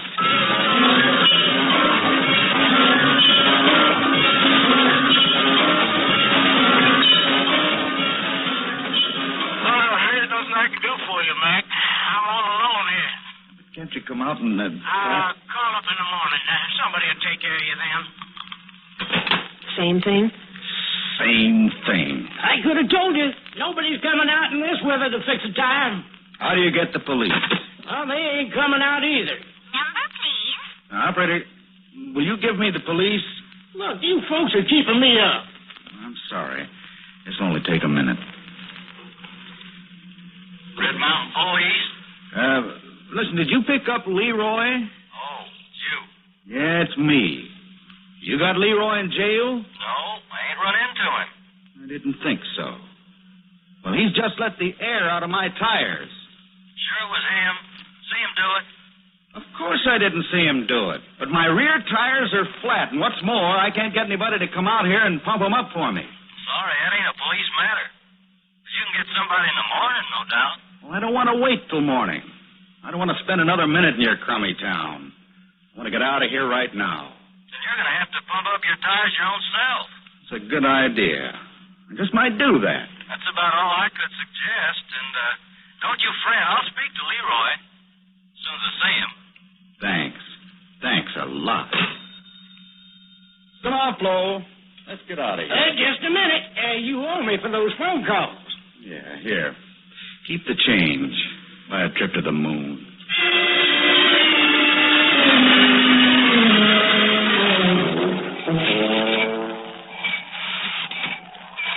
How's it going, honey? The last one's nearly up. Is the car packed? Everything's ready to go.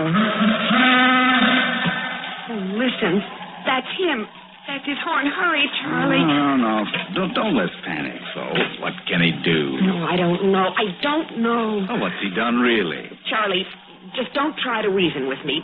Get that tire pumped up and take me away from here. Oh, please. Please, Charlie, please. Please.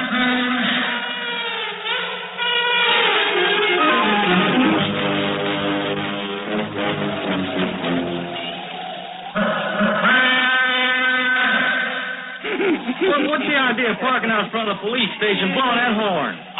You're giving this town a bad name, scaring them tourists. They wanted me to arrest you. Oh, you wouldn't do that to an old friend. I didn't want to, but then you had to go and let the air out of their tires. You know, I do the darndest thing sometimes. No, you're going home. I'll lock you up for being ornery. You better do that, Pete, because I never make it. You know, I can't see to drive home.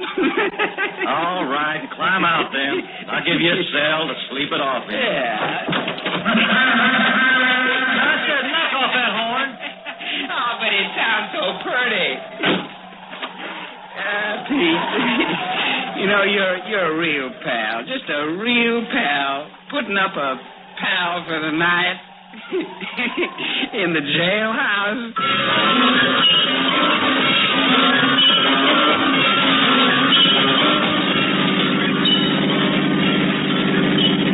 See that sign, hon?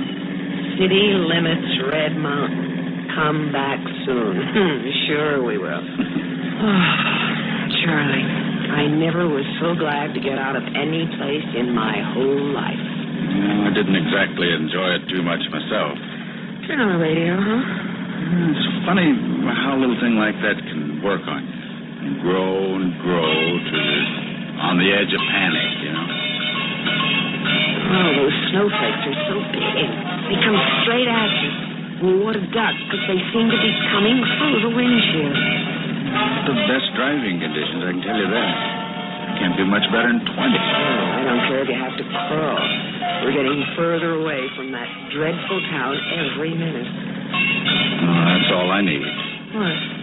Some idiot behind me with his high beam on. Only one headlight. It's murder. Charlie, you don't suppose... Charlie, it's Leroy. He's overtaken us fast. You can't let him past. You can't let him box us out here in this blizzard. I can't drive much faster. You've got to, Charlie. Charlie, you've got to. But I can't see. The snow is just a white wall. Faster, Charlie. Charlie, he's gaining on us. Yeah, but that one headlight's in the mirror. It's blinding me. He's gaining on us, Charlie. Faster. Faster. Slow, I can't see. I can't see a thing.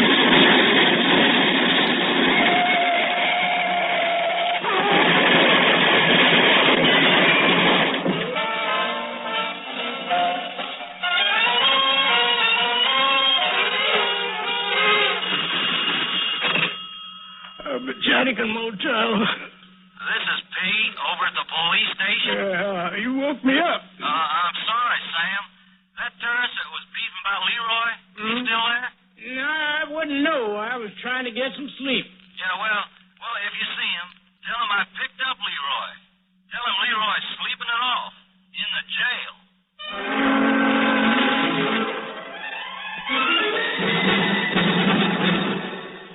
Suspense. You've been listening to Snow on 66, written especially for Suspense by William N. Robeson, and starring Grayson Hall and Jimmy Blaine. Have a nice trip. Don't forget your phone. Planning your vacation or a weekend trip? Well, long distance can be a big help. You decide where you want to go, then just pick up your phone and call ahead for reservations. Make sure of a good place to stay. And while you're away, it's so easy to keep in touch with home by telephone. Well, have a good trip, and don't forget the phone.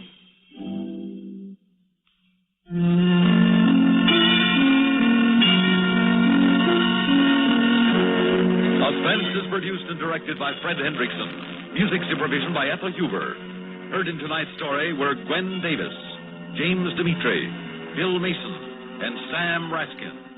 Sound patterns by Walter Otto. This is Stuart Metz speaking. Listen again next week when we return with The Next Murder, written by Joseph Corcoran. Another tale well calculated to keep you in suspense. Suspense. And the producer of radio's outstanding theater of thrills, the master of mystery and adventure, William N. Robeson. There are many kinds of suspense, but the happiest suspense is the kind we share at this time of year with our children. The suspense which has its denouement next Wednesday morning. The suspense of what Santa Claus is bringing for Christmas. For the little girl in the upcoming story, however, there is no such suspense. All she wants for Christmas is a dog, and a dog she is certainly not going to get. To play this unhappy little girl, we have invited a most talented little girl to make her first appearance on radio. Already a star of TV and motion pictures, 7-year-old Evelyn Rudy now adds another medium to the domain of her talents. Listen then as Evelyn Rudy stars in Dog Star, which begins in exactly 1 minute. When the United States was still a young and growing nation, there came forth from all parts of the country idealists to create utopia. For example, there was John Humphrey Noyes, who dreamed up the Oneida Community in New York in 1847. It was designed to do away with sin and greed. In order to keep the community alive, small manufacturing industries were started. By 1880, the community living plan had died, and the industries had grown to great proportion and nationwide reputation. Had backfired, his efforts provided a contribution to American industry. Another idealist who seemingly had in mind the health and happiness of Americans was Henry Clubb. About 1855, Mr. Clubb got the idea that people would be healthier if they were vegetarians. He thought they'd be happier if they lived in octagon-shaped houses on octagon-shaped parcels of land in octagon-shaped cities. Unfortunately for Mr. Clubb, he decided to establish Octagonal City, the center of the Vegetarian Settlement Company, in a pretty dusty spot in Kansas. After one look at the hardships to be encountered on the barren plains, nearly every one of the subscribers to the vegetarian community went back to the non-vegetarian East Coast. One after another, communal living experiments bloomed, faded, and disappeared. There were the Shakers, the Separatists of Zoar, the Rapetite Harmonists, Brook Farm, and many others, all planned toward better living and better people. Dreamers of the American dream can't be judged merely on the basis of success or failure, for failure can show people of the future what not to do. American men and women built the United States into a great nation because they conceived their ideas and tried them out. This is indeed part of the great American dream, a dream which has become a decisive reality. And now, Dog Star, starring Evelyn Rudy. A tale well calculated to keep you in suspense.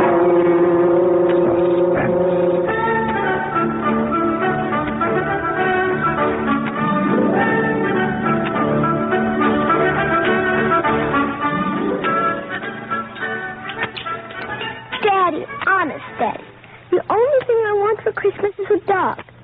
Even if it isn't exactly the kind Mike was, that's all I want. Ray, please. Sorry. Well, if she weren't such a tomboy, it'd be different. But painting set or a party dress? I'm sorry, Anne and Julie. No dog. Then you shop for her. I'm tired of roaming around like a zombie in every store in town. You find her presents. If I can't have a dog again, I just don't care what I get. Now listen, both of you. I like dogs just as much as you do. I love Mike, too. But Julie loves them too much. She hasn't eaten a decent meal since Mike got killed. And it's not going to happen again. We're not going to put her happiness at the mercy of another brainless pup and every idiot speeder in town. It wasn't Mike's fault. It was my fault. I should have kept him in the yard. It was my fault, but honest, I'd never let my pup out again if I could just have one. Julie. Honey, suppose I got you a bike, a big bike, a 26, okay? But, Daddy, I don't want a bike. I want a dog. Julie, come back here. It's getting dark. Let her go, Ray. I said she could play with Timmy. Let her go. Hey, Julie, what happened? Are you going to get a dog for Christmas? No. Hey, Julie, I got an idea. See, I asked my dad for a dog, and we moved Mike's doghouse over to my yard, and we can both play with him. How about that? Thanks, Timmy, but no. This isn't the same. No, I guess not. Hey, Julie, I got my flashlight with me. You know what? What? Let's go up to Palmer Canyon and see if any ducks have flown onto the pond this evening. I don't feel like it, Timmy. Honest. Oh, come on. We might even see a goose.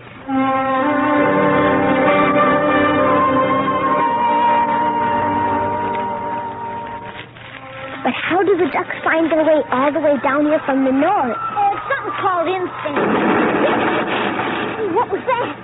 Golly, I don't know. Sure was close. Sure was. Oh, it was a tree falling, I bet.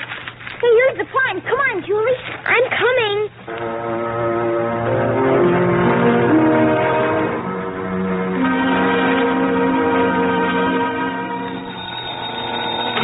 Oakdale Police, Lieutenant Spencer speaking. Oh, this is Professor Goodwin at the observatory. Oh, yes, Professor.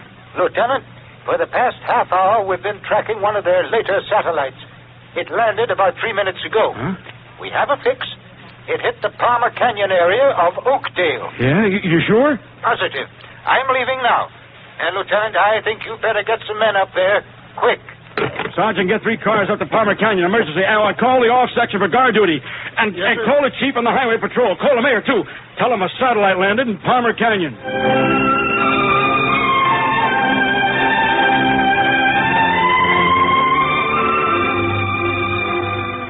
Well, I guess it's getting too late in the year for the ducks. Yes, we better start back home. What is that? What? I thought I heard a dog crying. I didn't. It is 2. There's a dog down there by the pond. Where's the flashlight? Here. A little white dog. Oh, his legs are hurt. He can hardly crawl, it looks like. Oh, he's bleeding. And he's wearing something all torn up. Timmy, somebody must have tortured him. Yeah, poor fella. Hey, his tail's wagging. He likes you, Julie. Oh, poor little thing. Timmy, I'm going to keep him. What'll your dad say? We'll hide him. They won't torture you anymore. They won't hurt you anymore. We'll hide you. Where will you hide him? Like you said, we'll put Mike's old doghouse in your yard and take care of him there. Maybe when he's well, Daddy will let me keep him. Okay. Well, come on. Here. No, I'll carry him. Look, Timmy. What? He licked me. He licked my face.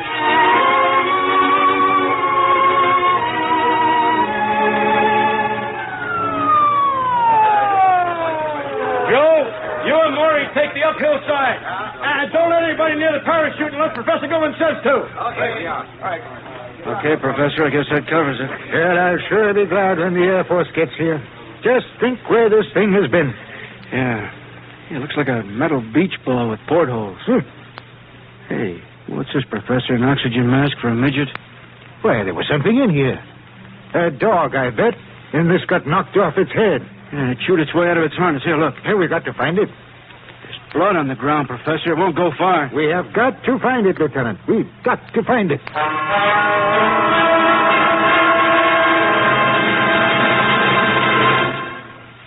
For a long, long time, women have figured in the affairs of men.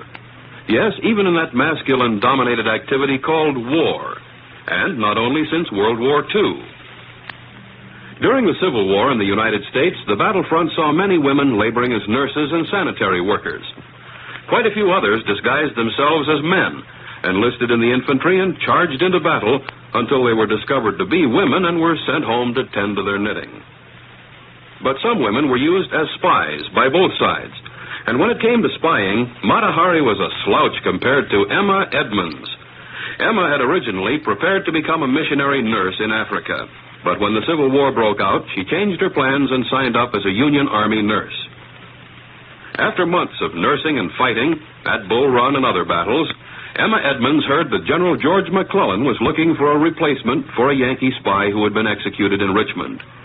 She volunteered for the job, suggesting that her gifts of mimicry and disguise, which she had used to entertain the soldiers, might be put to some use. After being interviewed by 7 generals, tested on her military knowledge and ability to ride and shoot, and proving that she could fool her closest friends with her effective disguises, Emma Edmonds was accepted as a Union spy. 11 times she risked her life crossing back and forth through the battle lines while gathering vital military information, which she reported to her commanding officer. During the dangerous missions, she successfully passed herself off as many different characters, both Negro and white, male and female. Although she was nearly discovered several times, she continued her work undaunted. Between spying assignments, she continued to nurse the sick and wounded. The story of Emma Edmonds is one of hazard and adventure, a story of a woman who endangered her life that her country should live. And now, starring Evelyn Rudy, Act 2 of Dog Star.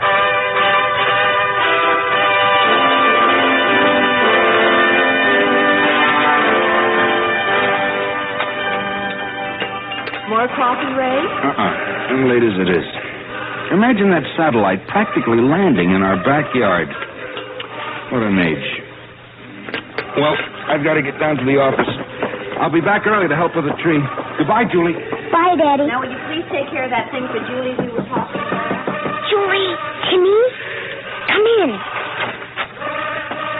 Hand me a knife, quick. What are you doing? Cutting him some meat, quick. Here. I was just looking at him. I got him a blanket like you said. How is he? Oh, he's asleep. Hey, here comes your mother. Give me the meat. Here, put it in your pocket. Hello, Mrs. Roberts. Hello, Timmy. What are you two up to? Nothing. Here is My further breakfast. word on the satellite, which returned to Earth last night in Palmer Canyon. An overseas monitored report confirms the guess that there was a dog in the parachuted container. Joyce! It is a small white husky similar to Laika, the ill-fated first space traveler. This one is called Chitka and wears its name on its collar. It was announced that it is trained to react to this name. Julie, I was listening. I'm sorry, Mommy. Can I go out and play? You didn't finish your cereal. All right. Julie, did you hear what he said? It's not the same dog. It sounds like it is. It does not. Now shut up. Okay, Julie. Here he is. Hi, Mike. We'll call him Mike. Look, he's opening his eyes. Give me the meat. Here, Mike. Oh, look, he won't eat it. He's pretty sick, Julie. Hey, let's see his collar. No. Hey, it's all funny letters, Julie. I can't read it. I'm going to take it off. Say his name, Julie. Mike. No, the one the radio said. No. We've got to know, Julie. I forget. No, you don't. You never forget anything. Chitka. I don't care. I don't care. I don't care. I won't let them take you back. I'm going to keep you anyway.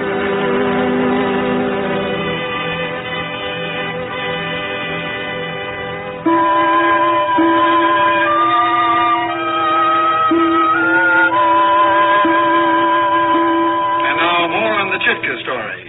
On this Christmas Eve, the little white dog has not yet been found, although he is thought to be injured. All veterinarians in the area have been alerted. Well, I'll return you now that to our satellite really Christmas shook up music. this town. Cops all over the place looking for the pooch. Dad, if we found him, if our country found him, do we have to send him back? I'm just a small-town lawyer, honey. There are big shots straining their brains on that one. We'd have to stick to international law, of course. It's Timmy. I'll go. Now, don't be long. I won't. Hi, Timmy. How is he?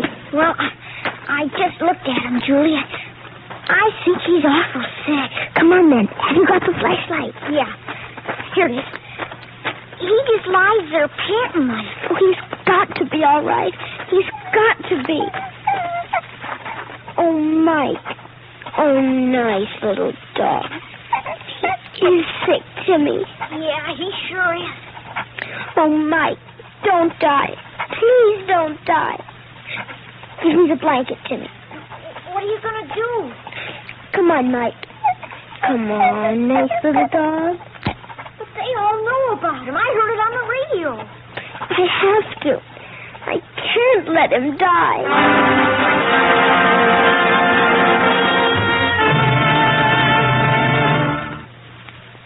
The Republic of the Philippines has been described as the most luxuriant group of tropical islands in the world. It has fertile coastal plains and valleys, rich forests, and mineral-laden mountains. The archipelago contains more than 7,000 islands, and most of the population is concentrated on 11 of them.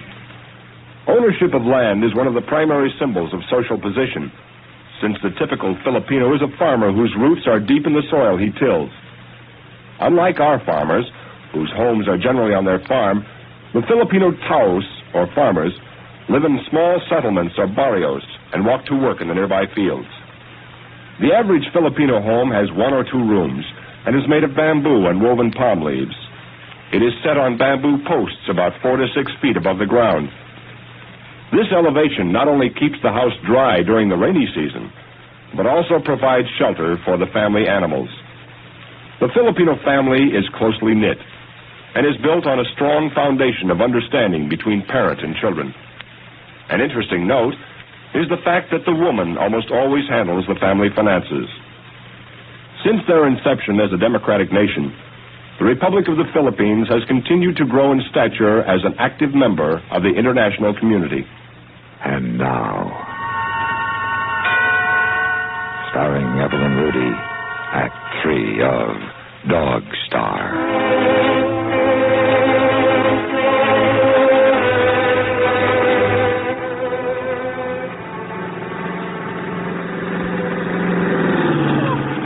Don't worry, Mike. Somebody will give us a ride. They've got to. Please stop this one. Please stop. Yeah, kid? Where you going?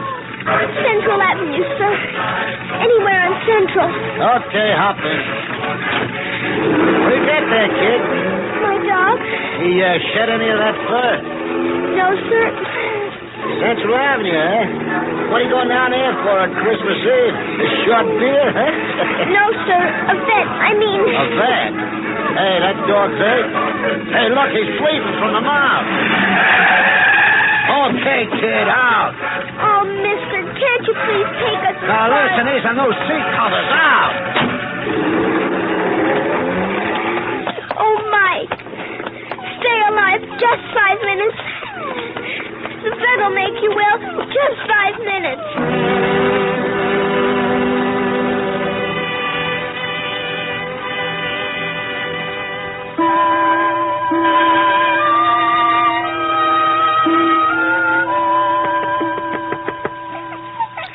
There's a light there. Somebody's home. They've got to be. I'm awfully sorry. We're close. Oh, I see, honey, yes. Doctor. Coming. And what seems to be the trouble, little girl? I'm Julie Roberts. And this is Mike, and I'm afraid he'll die. Oh, now isn't that too bad? Say, what kind of a dog is that, Julie? A sort of a husky. Yeah? Where'd you get him? My dad got him for me. And tonight a car hit him and... Yeah? Martha, hand me that police circular. Here you are, Doctor. We'll just put him on the operating table. Chitka? Call the police, Martha. Right. Then I want you to take its blood pressure while I get a sample of blood. And, let's see, just call the Air Force Base and ask them to send a flight surgeon down here. Yes, sir. Just tell them to hurry. I'm putting him away. I'm sorry, Julie. Putting him away? He's paralyzed, Julie. He couldn't run and play or do anything you'd want him to, even if they'd let you keep him. But I take care of him anyway, Doctor. I bring him his food and take care of him. Don't call them. Don't kill him. Give him back. Honey, it's no use. He just suffer. You wouldn't want that. Oh, Mike, nice boy. See, Doctor, he licked me. He'll get better. No, he won't, Julie. You wait in the hall, and I'll ask the police to take you home. Oh, Mike.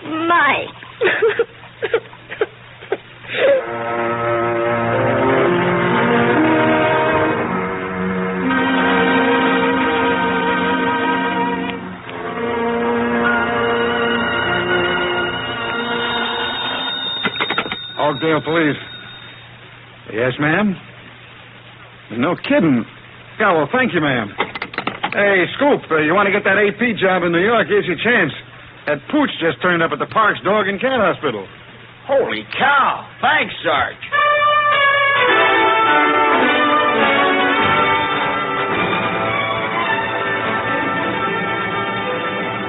That is right, operator. I want embassy. I don't care what time they tell you is in Washington. Tell them he's about Chitka. Chitka. Tell them he's Celeb.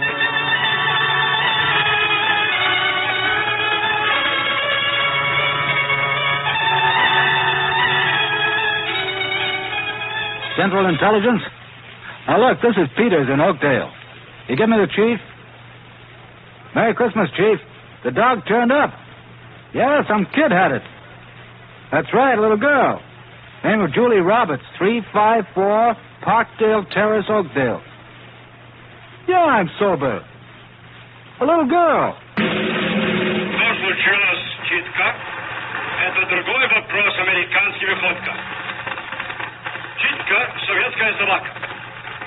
Американский держание полк Читка. Померно.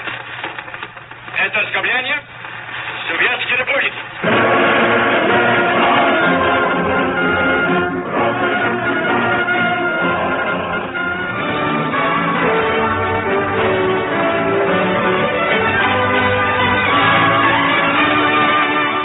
Julie, here's the present from your mother and me. A bike. A big bike. Thanks, Daddy. You may need it to outrun the reporters. It's just wonderful. But, it isn't a dog. No. Well, your mother and I were talking, and I think, wait. Yes? Washington? Who? And get me a drink. Before breakfast? What is Get me a drink. Yes? Yeah. This is her father. Oh, sir, I can't believe... A crate? No, sir, not yet. Yes, sir, we'll be expecting it. Oh, thank you, sir. And a very Merry Christmas to you. Ray, what's wrong? You're white as a sheet. Anna, give me that drink. Dad, what's the Air Force car doing outside? Look, they're bringing a box up the wall. And this room's a mess. Yes? Major? Merry Christmas, sir. Is this where Julie Roberts lives? Oh, yeah, yes. Did the White House call, sir? Yes. Okay, open it up, Sergeant. It's a puppy. A little white puppy. It's for you, Julie. If your folks don't mind. They don't. Major, won't you sit down? No, ma'am. I have a little girl to get back to myself. Merry Christmas, folks. Ray, who was that on the phone? And when I tell you, you'll never believe me. You'll never believe me.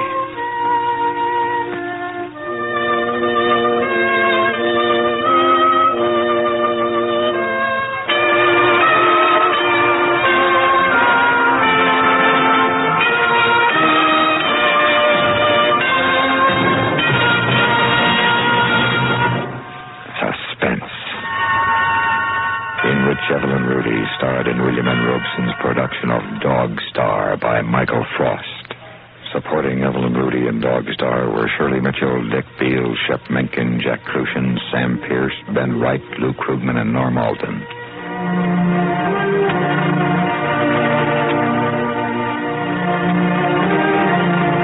The preceding special Christmas presentation has come to you through the worldwide facilities of the United States Armed Forces Radio and Television Service.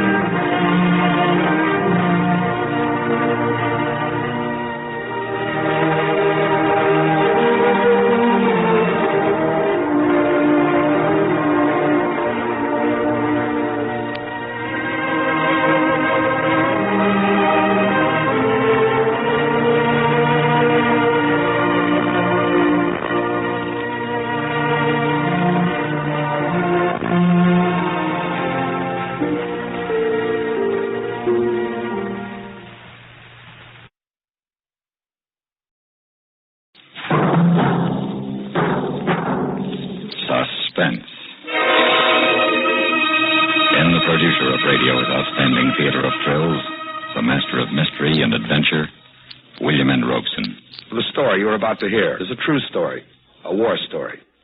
It happened only 14 years ago, but already it seems a little dated, almost quaint, in these days of an ever bigger and bigger bomb. But it wasn't quaint to the men who lived through it or died during it. For no matter how huge and lethal our weapons become, our real strength lies in men. The men of Bataan and Normandy, of the Argonne and Seoul. The men who today stand constant guard upon our far-flung ramparts. The men of the armed forces of the United States of America. To them, this historical footnote is dedicated. Tarawa was tough. Starring Mr. John Lund. Friend now. John Lund stars in Tarawa Was Tough. A tale well calculated to keep you in suspense. This is the way it was when they went island hopping. This is the way it was at Tarawa. But you can call it Kwajalein or Macon or Namur or Los Negros. This is how they fought a war where it's tomorrow, tonight.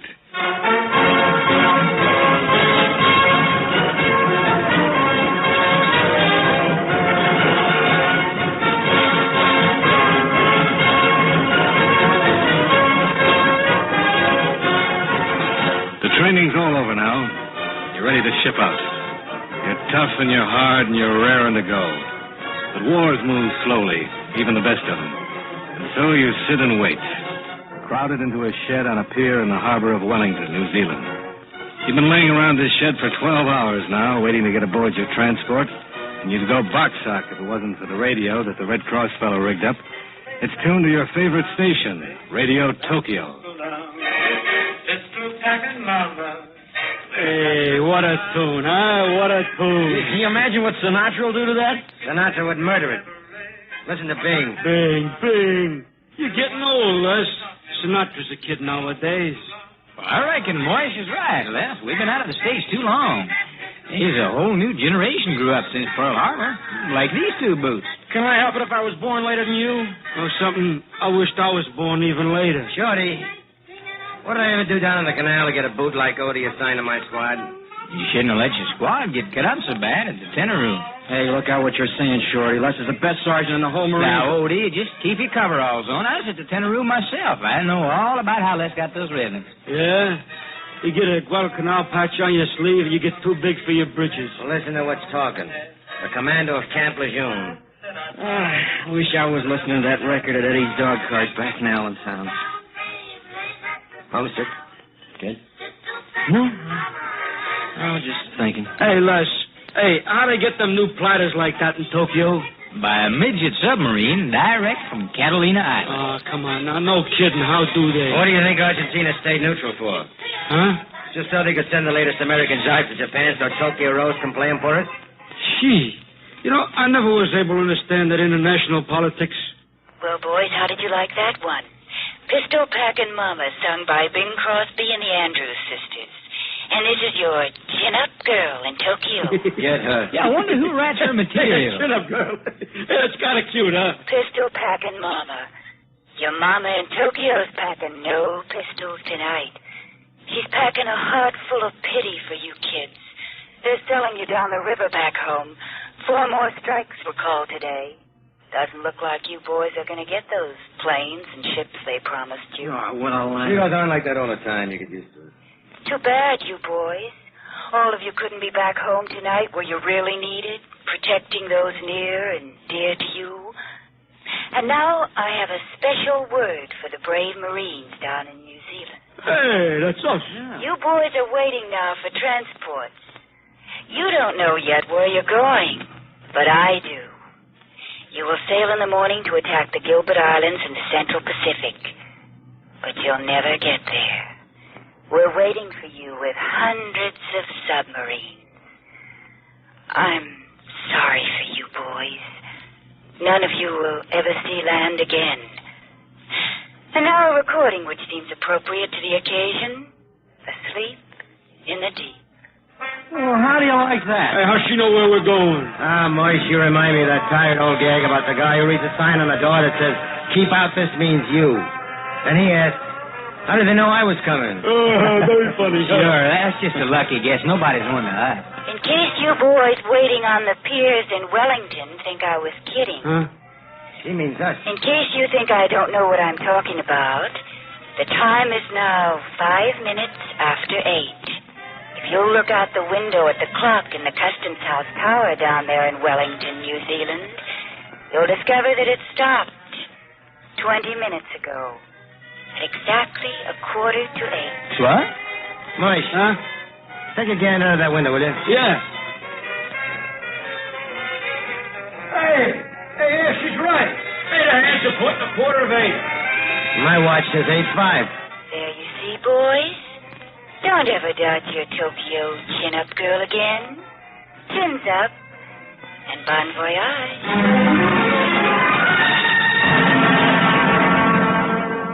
Oh, well, you can't load 20 transports full of Marines and tanks and jeeps and guns without somebody getting wise. When you pull anchor early in the morning and meet your naval escort outside the harbor, you forget all about that dizzy broad on the Tokyo radio. Let them send all the subs they've got left. You'll be ready for them. Because you've never seen so many carriers and cruisers and battle wagons in your life. You know you're on your way to something big. And they don't leave you in the dark about it. New Zealand is just slipping under the horizon to the south when they herd you together for a chart talk. Man, there's been a lot of scuttlebutt about where we're going. And it's time we give you the lowdown because all of us have got a lot of work to do before we get there. Our job is to take Tarawa. Where's that? Never heard of it. Tarawa is the principal atoll in the Gilbert Islands. The Gilbert? Oh, Tokyo Rose was right. She was only guessing. Part of the task force will attack Macon Island to the north. I think some of you boys are pretty well acquainted with Macon.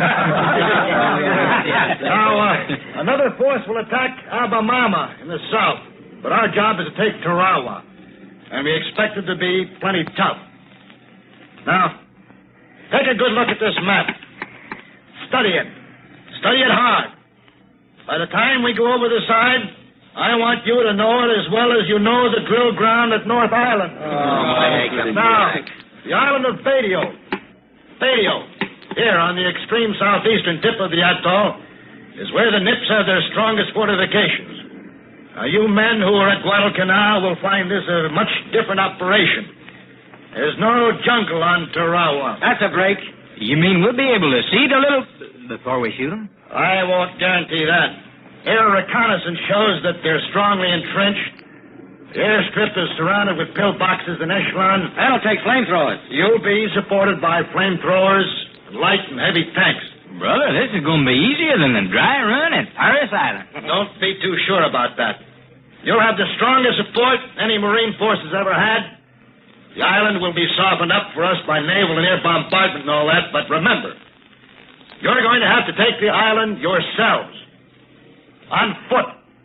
With the weapons you can carry. That's okay with me. Now, the beaches will be designated red, yellow, and blue. You men are assigned to beach red. Hour after hour, you go over the maps and the charts and the air photographs, printing each detail in your memory, cramming like a kid before a geography exam. You only take time off to chow, to hit the sack, and to take your turn topside on the sunny deck. Oh, man, what a way to fight a war, huh? And I get paid for laying out here, getting this lovely tan. That's what you think. Oh, man. You know, I hope I'll be able to keep tan like this until I get back to Brooklyn. Boys, you better cover up. You look like a bad case of the 4th of July. Nah, I'm okay. I always get red like this here at first, but don't mean nothing. Now listen, Moish, we're getting near the equator. This sun is different than the sun in Canarsie. What are you talking? I don't see no difference. There ain't two suns, is there? No, it's the same sun. Well, then... You know what I'd like right now? Huh, what? A bottle of Mexican beer and a bowl of chili. Hey, chili. Hey, did you ever know any Mexican girls, Shorty? You know, if I try real hard, I can see a connection there. Don't try. I knew a Mexican girl in Dago once, while I was at North Island. No kidding. Yeah. Ever know a Mr. Smith in New York? No. Oh, I never run into him. That's funny. Yeah, friend of yours? No. Well, this Mexican girl, she was. What? Friend of mine. Get Casanova Greenberg. Huh? It was that you call me odious son of dirty. Oh, not necessarily. Casanova was a guy who had a way with women. Oh. You noticed that about me, too, huh? Hey, did I ever tell you about that Aussie girl I met in Sydney? She had false teeth, uppers and lowers, full set. So you talk. You might think that... But just to talk. Because nobody really listens. You talk because you don't want to listen to the pounding of your own heart, racing against time, against the too-soon time when it may stop forever. You talk, or you just lie there and look out at the blue, blue water, and you wonder, what are you doing here? How did you get here?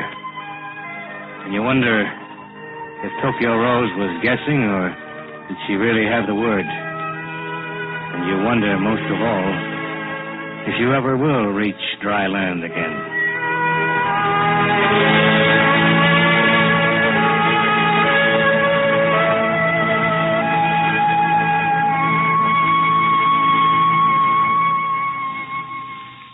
In a moment, we continue with Suspense. Now, we continue with Tarawa Was Tough, starring Mr. John Lund. A tale well calculated to keep you in suspense.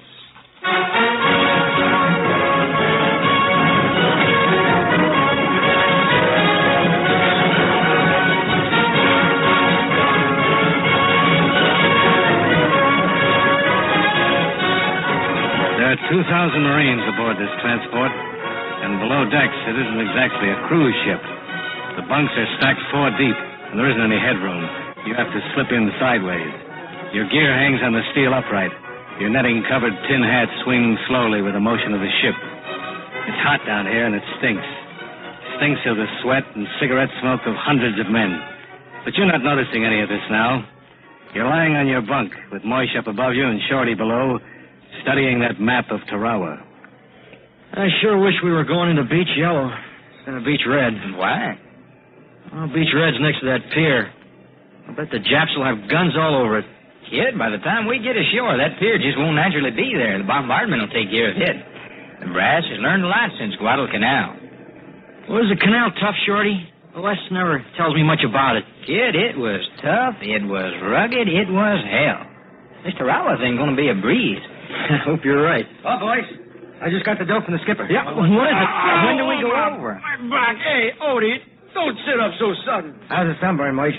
Terrible. Man, my back is just killing me. Why don't you lie on your stomach? Oh, it's burned worse. Oh, look, don't tell me I told you so, huh? But I did. You wouldn't have listened. What'd the captain say, Les? D-Day is the 20th. H-hour is 8:30 in the morning. Tonight's the 18th. And we go over day after tomorrow. We go over tomorrow night. And if you guys got any letters to write, now'd be a good time to do it. You read your Maori? No, not today. You better do it, kid. We're going to be pretty busy from now on. But you can't write. What can you say? You got too much on your mind to write. They spring a boat station drill along about 400 hours. By the time that's over, you got to line up for chow. You spend the rest of the day checking over the maps and photographs and your equipment down to the last cartridge and grenade. And as the day passes, you start to tighten up. You can feel the other guys tightening up, too. It's all over the ship. Everything's the same, the placid blue sea with the sun sparkling across it, the flung-out lines of transports and carriers and battle wagons. It's just like it has been for 6 days. But inside you, inside every man on board, it's different. It's hard to get your breath. Your heart's pounding like a trip hammer. Your nerves stretch tighter and tighter. And by nightfall, you feel that something has got to snap inside you. And then along about midnight, a loudspeaker box. All hands secure condition 3. Set condition 1A. Oh, man, here we go. Come on, get your gear together. Relax, kid. That's for the Navy crew that's running this tub, the hired help. Yeah, you got plenty of time, Odie. That's the most you got of anything in a war. Time. Yeah, but maybe they changed the plan and we're going in earlier, huh? Now, you know the Admiral wouldn't go and do anything like that without consulting you, Moish. Odie, did you write your mind tonight? No, I've been too... Well, I've been getting my gear together. Listen, kid. You better write your mind now. You still got time. I don't know what to tell her. Tell her you're having a wonderful time. Tell her about how pretty the palm trees look in the moonlight. Tell her you hope she's getting enough to eat back home. Tell her anything to keep her morale up. While the Marines lay around on their bunks down below in the blue battle lights, there's plenty doing topside. From the boat deck, davits creak and groan as the LCPs, the landing craft personnel, go into the water. From the forward and after decks, the winches sputter and choke, dropping the big LCMs, landing craft mechanized, over the side. Finally, they're all away and cruising astern in a loose, turning circle. Aboard ship, the loudspeaker is squawking. Divisions 15 and 16. Hey, 15 and 16. They ought to be calling us pretty soon now, huh? They'll call us when they call us. Relax. Hey, you can't take that island all by yourself, Moy. You gotta have some help. Oh, it ain't that. I want to get it over with so I can take this equipment off. These straps are murdering my sunburn. Oh, don't you worry about that. Japs will take a sunburn off your mind, won't they, Les? Yeah. How do you feel, Odie? Okay. Scared, kid? Me scared? Heck no. Listen, brother. Let me tell you something. You look scared. You act scared. You're lying like the only difference between you and Les is Les don't look or act scared. Are you scared, Les? Sure I am. Scared to death.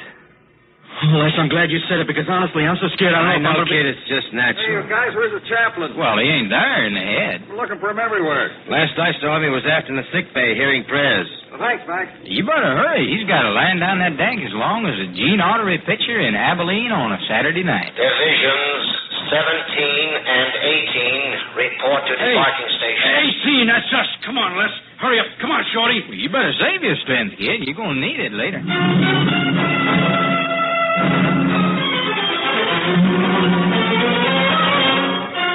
They're crouching in the landing barge now. 36 of them have come tumbling over the side and down the cargo net, and now they huddle in the bottom of the LCP. They don't look like the ads in the slick magazines back home. They're just 36 American kids of assorted sizes, creeds, and color of hair. They aren't quite as slap-happy as a football team on its way to the Rose Bowl, but they aren't acting like they had a date with destiny either. They're just a bunch of well-trained kids talking shop. Now, Odie, mind what I told you. When we get ashore, you keep your butt down. Yeah, that's important, Odie. You ain't got a tin hat on your tail. Another thing, first time on the fire, maybe you'll freeze. Well, don't let that worry you. Just freeze. I'll be there to look after you. Oh, unless you treat me like a kid, I can take care of myself. Now, you hear me. I'm looking after you, see? Who's going to look after you, Sergeant York? It's not yet dawn, and the boats are cruising around in a circle at the rendezvous point, a mile off the beach. It's quiet except for the purring of the engines and the low talk of the men. And then, way off toward the horizon, there's a jack of all sparks. Hey, what was that? The Navy. Battleships and cruisers offshore. Doing our work for us. Brother, when they get through pounding that beach, there won't be a Jap left to rig a booby trap. That, boys, is what is known as softening up. Oh, I told you this is going to be a pushover. It takes hours to organize and land an invasion force. You don't rush off toward the beach at top speed yelling gung-ho. You wait. You circle and wait while the big guns of the Navy pound the 800-yard wide island of Betrayal. And then the sun bounces up out of the ocean off toward Hawaii, and it's daylight and hot. And still you wait, circling slowly. And when the battle wagons leave off, the dive bombers take over, swarming up from the flat decks of a dozen carriers hidden behind the horizon, roaring down on the Japanese gun positions, crumbling the pillboxes, pulverizing the concrete ramparts in the most intensive air bombardment in history. To you, crouching mouth agape offshore in the LCP, it looks as though nothing could remain alive under that murderous fire. It's getting close to 8 hours now, and you get the flash from the flagship, and the circle breaks up, and the boats fan out heading for Beach Red. But you don't go in full throttle. You creep in, slowly, feeling for a safe channel through the treacherous coral reefs, praying the high tide will hold its promised 4.5 feet of water till you can unload these kids on the page of a history book. You peel your eyeballs, searching the coral formations beneath the rippling green water. And then, suddenly something's changed. Something is not quite the same. And then you get it. It's quiet. The Navy guns have ceased firing. The Navy planes have let up, so the men can go in. It's H hour, and no sound comes from Beijing. Not a single rifle barks a challenge to your coming. How you doing, kid? Okay. Look at that. Not a peep out of them, and only a couple of 100 yards to go. What's the matter? They run aground. Yeah, you've run aground. You can back away, all right, but you can't go forward. Your bottom's crunching coral. This is the end of the line. Oh, here we go. Okay, boys, get on your overshoes as far as we go. How do you like that? I might take a race to Red Beach and return. Got some snafu. All right, boys, over you go. And keep those rifles out of the water. All right, guys. All right, come on, let's go.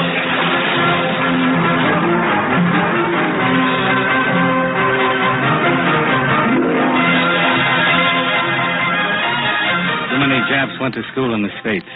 Too many Nips read American history. They know about Bunker Hill and don't fire until you see the whites of the enemy's eyes. And as soon as the boys drop into the water, they open fire up from a dozen hidden pillboxes. Duck your heads when you see the splashes coming your way. Hey, here. Keep waiting, guys. How you doing, kid? Come on, Ireland. Come on, Ireland. It's murder. It's murder, all right. All up and down the beach, the men are pouring out of the LCPs into a hot wall of death. This is Beach Red. The brass hats to make up the code named it well for this day. The beach is red, all right, and the surf's breaking red upon it. Blood red. Standing off the reef, the landing barges are helpless. All except one. It finds a curving channel through the coral and pushes its blunt nose inshore to pick up the wounded. Tough going wading through water up to your chest, holding your gun over your head, the machine gun bullets kicking up rows of white splashes just in front of you. But you're not scared now. You've only got one thing on your mind now. You've got to get to that beach. No, you're not scared. But you're mighty glad Les is right here beside you. Come on, kid. Not much further. The man will be left. Hey, who said this was going to be a pushover? Hey, Les. Odin, where are you? Hurry up, Shorty. We got to get to that beach and dig in. Where are you? Les? Odin, look. Shorty, he's waiting back out to sea looking for us. His face is all shot up. Les, he's blind. Don't look, kid. There's nothing we can do for him. We got to get to that beach. Hey, we ain't going any place if we're not careful. What's the matter? There's a sniper in that wrecked LCP. Duck. They're shooting this way. Get down on it. Get stopped. Let!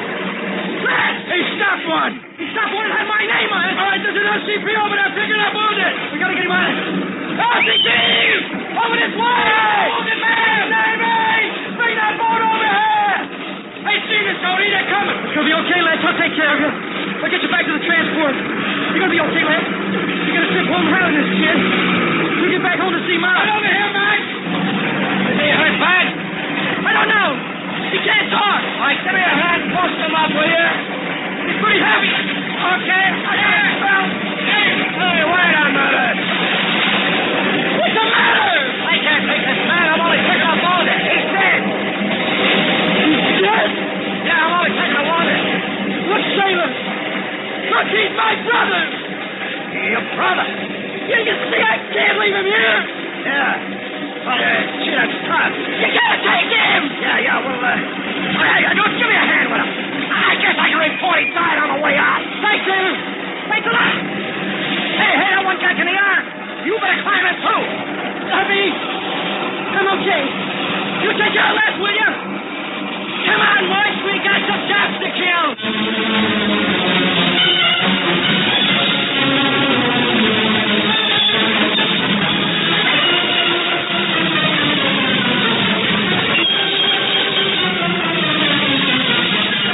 Yes, Tarawa was tough. So was Hollandia Bay and Guadalcanal and Saipan and Iwo Jima, Okinawa, and Eniwetok. But they were won and held by men. Even the final island of Honshu, on which the two first adolescent bombs burst, was finally won and held by men. The men of the armed forces of the United States. The men whom America honors.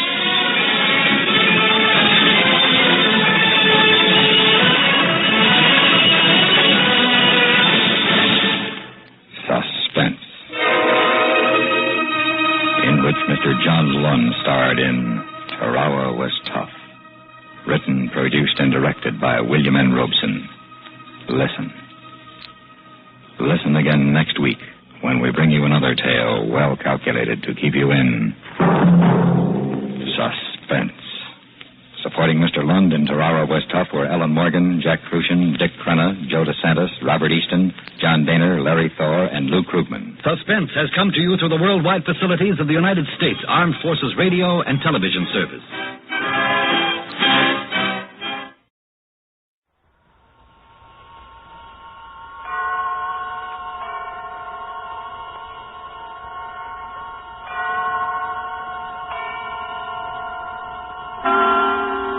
Suspense.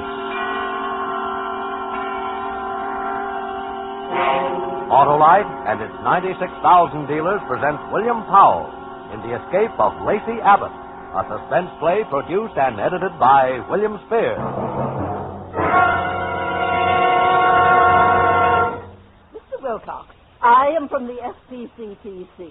I've come here to register a strong protest. Now, wait a minute. What is this SPCTC? The Society for the Prevention of Cruelty to Camels. Oh. You can't imagine how you've distressed the dear dromedaries. You mean because I say Autolite Stay-Full batteries need water only 3 times a year in normal car use, the camels feel bad because they have to have water more often? They positively wince when they hear it. You should see their poor, dear faces drop. Oh, I'm sorry about that. Perhaps I could play up the fact that Autolite Stay-Full batteries have fiberglass retaining mats protecting every positive plate. Or I might even dramatize the fact that in recent tests based on SAE life cycle standards, Autolite Stay-Full batteries gave 70% longer average life than batteries without Stay-Full features. Well, anyway, one thing I definitely will say, friends, it's your pace to see your Autolite battery dealer for an Autolite Stay-Full battery. Because you're always right with Autolite. And now, with the escape of Lacey Abbott and the performance of William Powell, Autolite hopes once again to keep you in suspense.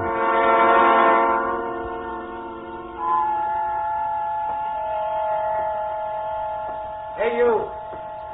Yes, you. The position of authority. Come here. You can always tell by their voices. Why now? Commanding. The smaller the authority, the more commanding the voice. You hear me? Yes, sir. Sign out, you said. Here? Right below where you signed when you came in. Of course. A perfect forgery. I beg your pardon? Well, I mean, your signature is almost an exact copy. You object? No, sir. You think you're talking to one of your lunatics upstairs? No. Sir. Always call me sir. Good day. Good day, Mr. Weston. Sir? Outside now, on the steps. There's the street, the traffic. Walk slowly. No need to hurry, no need at all. That's right. Light a cigarette. Must have some in the pockets. Yeah.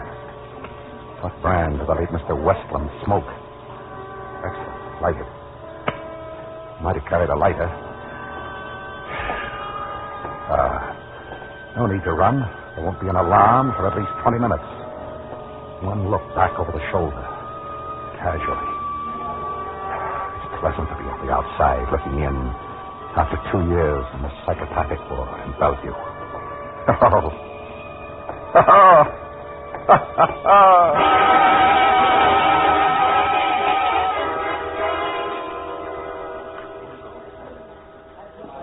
Well? This is a restaurant. Are you kidding? And you're a waitress, a lovely waitress. Look, do you or don't you want something to eat? I'd much rather look at you. Look, mister, I get off at 1 a.m., but right now the boss... I'm going to take you out of all this. Oh, sure. Furs, diamonds, warm against your skin. Oh, let go my hand. Your name is Faye, huh? Embroidered on your uniform. Faye. Faye, listen to me. Now, look, Romeo. Listen, this will be the biggest thrill of your life. I just escaped from Bellevue. What? I'm Lacey Abbott. I've been in a psychopathic ward in Bellevue for 2 years. You don't say. Nicholas Westland, my lawyer, came to see me. And when we were alone, I strangled him to death. Let me go. Stand still. I changed clothes with him. I signed his name on my way out. It'll be in the papers. I'm laughing. And I'll back you tonight's in the Sanctuary Mystery. I had a wife once, Kate. They say I killed her. So I must have killed her. Sure. You killed her. No, I didn't. Martin Avery killed her. Sure. Martin Avery killed her. You just sit there while I get a glass of water. I'll be back. We must see Mr. Avery. Oh, yes, definitely, Mr. Avery.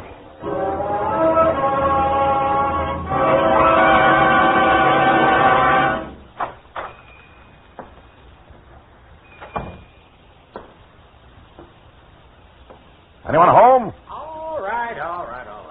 Hello, Pop. Now, what do you want? Got something you want to hawk?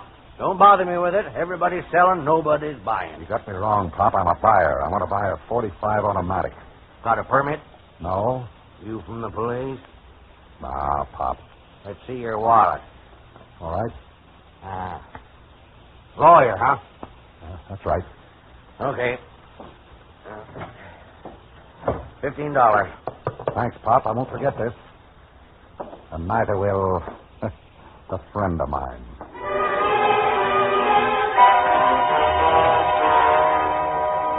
Park Avenue. The little late evening call on Martin Avery. There's the apartment house. First class, Mr. Avery. Very first class. May I blow your brains out, Mr. Martin Avery? Thank you, sir. How do they say it in the movies? You want it in the belly or the back? Extra paper, murder in Bellevue, lunatic escape, extra. Boy? Paper? Yes. This out? Yeah. Extra. Keep the change. Thanks. Aren't you scared with a lunatic running loose? In New York? Murder in Bellevue.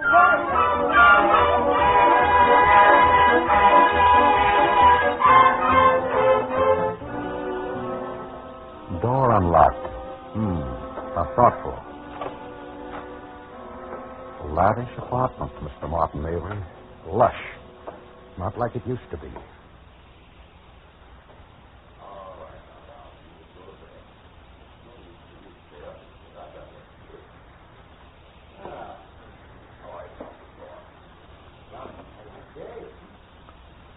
So you're not alone. This must be the study, yes. Come right in, Mr. Avery. Please do. Or will I have to come out and get you?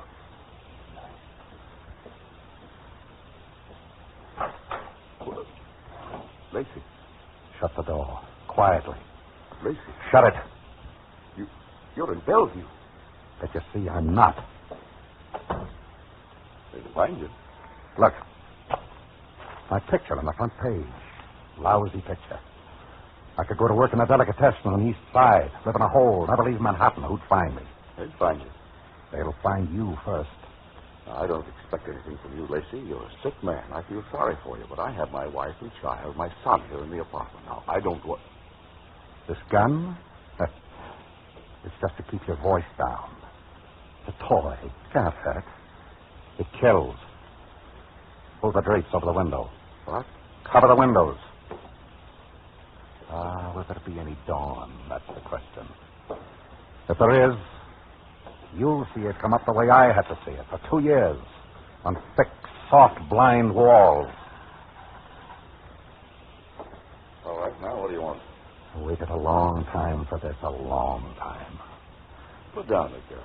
Oh, wouldn't you like that? Wouldn't you just? All right. Now, after all, Lacey, we were friends once. You used to see better, Martin. What? Take another look at the paper. Weston? You killed Weston? Yeah, you can always find another lawyer. Shouldn't upset you. He wasn't your lawyer. He was mine. Never liked you. Always liked me. He's trying to help you. He did. What do you want with me? Company. Company? That's what I miss most of all, Martin. Can you believe that? Company. 2 years. No one to talk to. Oh, the doctor, sure, but not really anyone. 2 years, Martin. I'm sorry, Lacey. How is everything? It's going very well. I have to admire you, Martin. Standing there looking at this 45. You're not even blinking. Takes nerve to face a madman. See, in the paper, that's what they call you, a madman.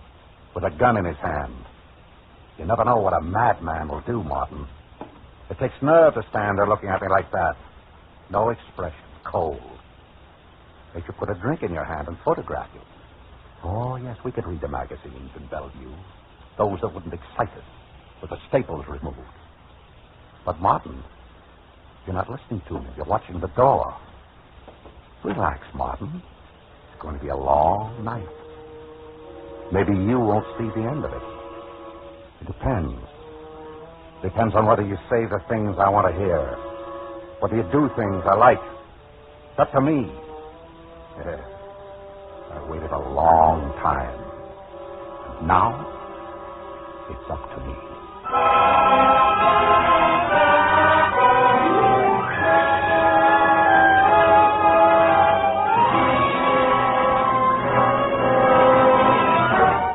Autolite is bringing you William Powell in The Escape of Lacey Abbott, tonight's production in radio's outstanding theater of thrills, Suspense.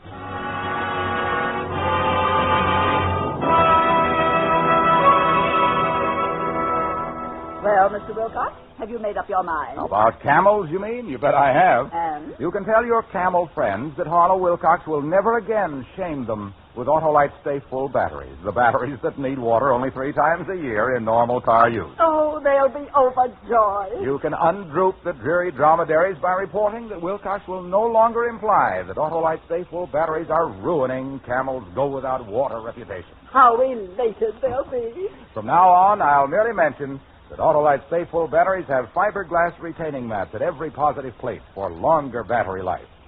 Recent tests, in fact, based on SAE life cycle standards, show that Autolite Stay Full batteries give 70% longer average life than batteries without Stay Full features. So get an Autolite Stay Full battery, friends, at your Autolite battery dealers. Remember, you're always right with Autolite. And now, Autolite brings back to our Hollywood soundstage our star, William Powell, with John McIntyre in The Escape of Lacey Abbott, a tale well calculated to keep you in suspense.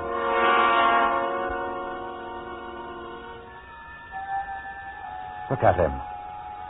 Look at Martin Avery, standing alone in the study of his Better Homes and Gardens apartment. Alone, with only me to keep you company. Yes, everything must be going exceptionally well for you. But I notice as I move about the study, turning off the lamps, that there's a trace of perspiration on your forehead. Does it affect you? Just a little? Being alone with a madman and a gun at night? What's taking place behind the steady eyes, Martin? Are you thinking? That would be fatal. That was my mistake, thinking too much. Watch me, Martin, that's right. I want you to keep watching me. But then you can't help but think about it. Think about what? Whatever comes into your mind as you watch me. The police will be here for you, Lacey. But why should the police want me? You killed a man. Yes. But you killed a woman. Now listen, Lacey. I can help you. I'll get you some of my clothes. I can call a cab. Get you to a small hotel somewhere where they won't recognize you. Don't talk like that. Everybody talks to me like that. You just come along with me. We know best. Lacey, it's just a matter of time.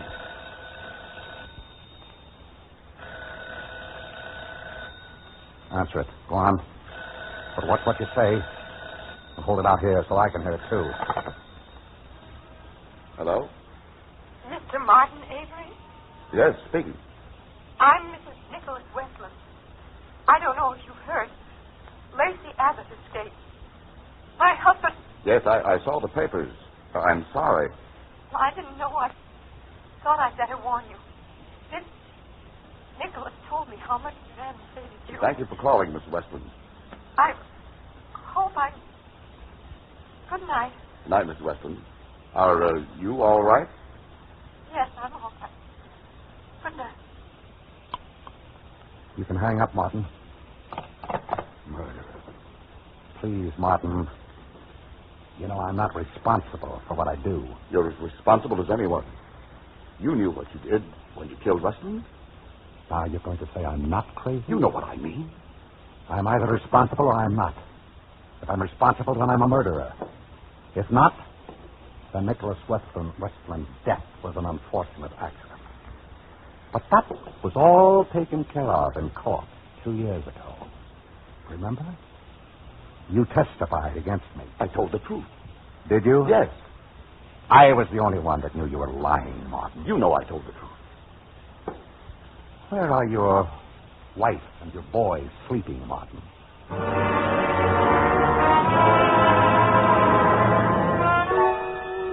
Oh, you're interested now. For the first time, there's something behind those cool eyes that I can see. Get at. What time is it? 11? 11 o'clock. 6 hours until dawn. We should find out quite a lot before then. Quite a lot.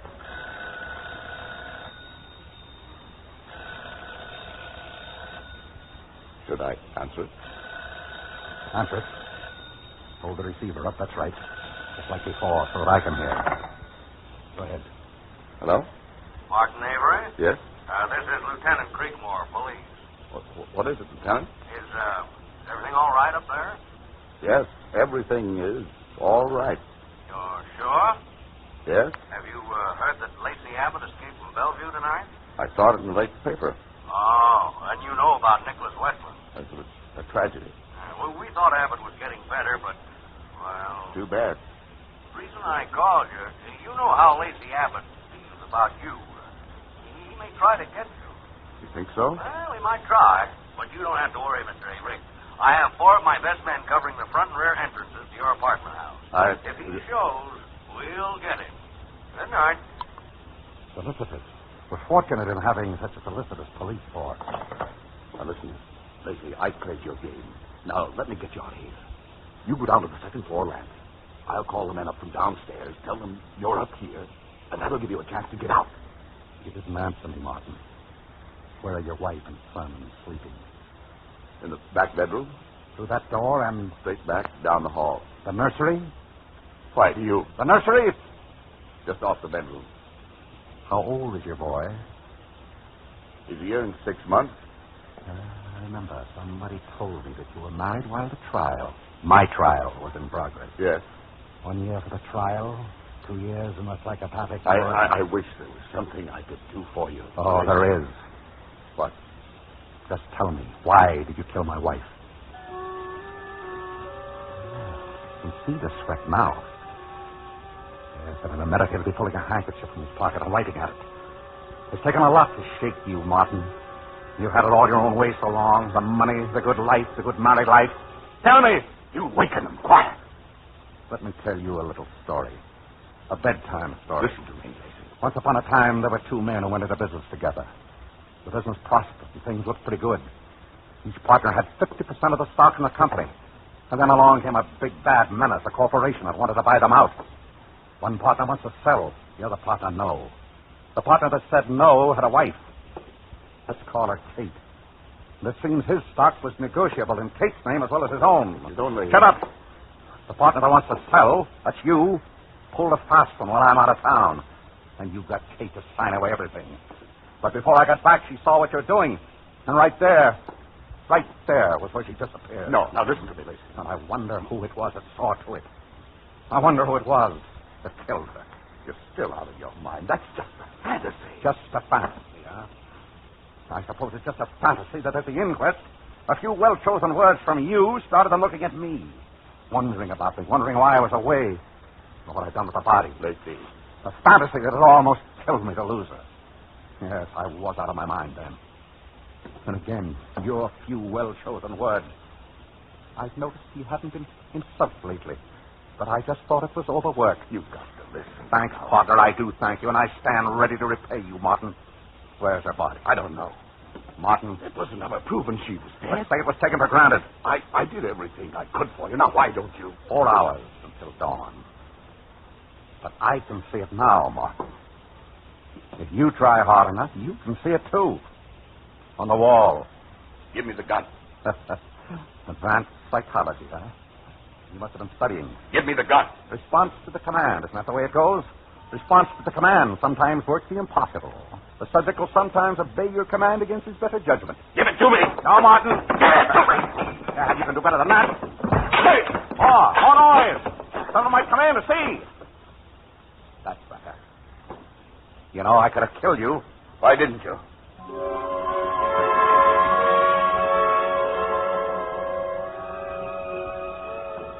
A brave man, Martin Avery. You can't take that away from him. That's why it takes thought. Watch me, Martin. I'm walking to the door. That's right. Don't miss a move. See, I'm blocking the door. So there'll be no sudden intrusion. What would you do if I walked over to that door, unlocked it, walked out? First, I'd shoot you in the shoulder. Or the leg. And then maybe the other shoulder. I don't want you dead. Not right away. I'd never find out what I want to know. Lacey, can't you understand what you're doing? I never harmed you. I swear it. I swear it. No. Martin, do you hear me? Answer. Yes, I can hear you. What's what you say? I can shoot right through that door. Are you all right? Martin? Yes. Please, honey, I'm finishing something important. Come there. In a little while. Why did you lock the door? Why? Why, I don't remember. I just did. Are you feeling all right, darling? Yeah. Please, I'll be finished soon. Is there someone in there with you? Martin. No. Why? I thought I heard I was... Go back to bed. Open the door, Martin. I want to see that you're all right. Open it, no. I'll stand right behind the door. Get rid of her. Martin!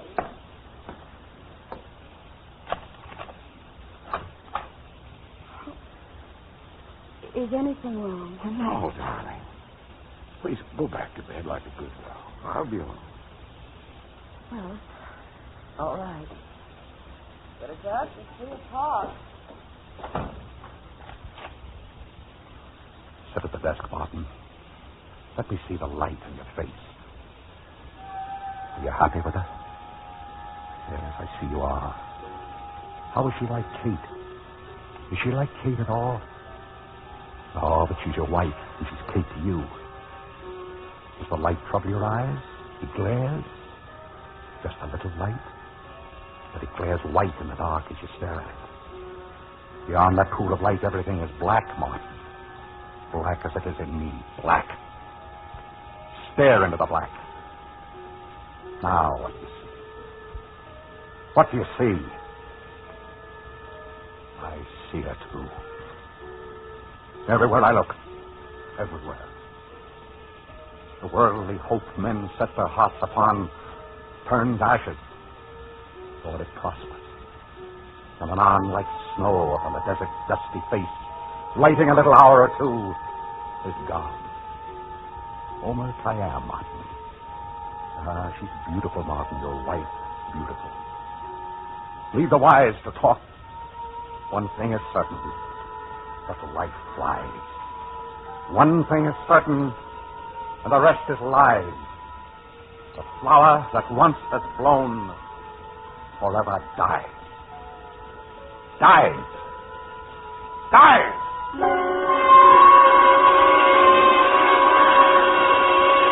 You wouldn't do that. You couldn't. I could, Martin. I could. No, she had nothing to do. Say it! Money. I'll give you money. Enough so you can find your way out. They can't do anything to you if you have money. That's not what I want to hear. Where is Kate's body? I don't know. Tell me. I can't. Through the door and down the hall. No. Just off the bedroom. Not the boy. You can't, Lacey. Tell me. I can't. Lacey! Come on, Ian. Come back. Come back. You can't, Lacey. Anne! Anne! Get got me. Lock the door. Anne! Lacey! Anne! No! Anne! Got it!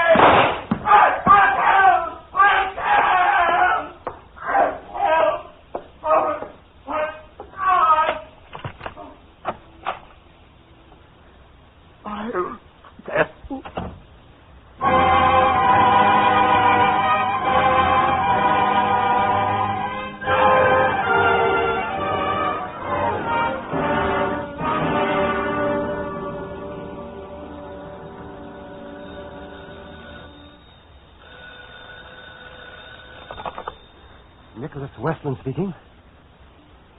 Yes. I know, Commissioner. And I'm glad you had the faith to play along with it. I know, yes. It was pretty extreme. Here, I'll let you talk to Lieutenant Creekmore. Oh, thank you. Hello, Commissioner. Avery's wife and child? Oh, they're okay. I got a little scared when Abbott fired those 2 shots in the ceiling. Yeah, I know. But that's what got the confession out of Avery. I know he shouldn't have brought the gun. We didn't bargain on that. Oh, yeah, we got it. It's all on tape. Listen. All right, play it back, boys. I'm just playing the good part. It doesn't matter now. Nothing matters now.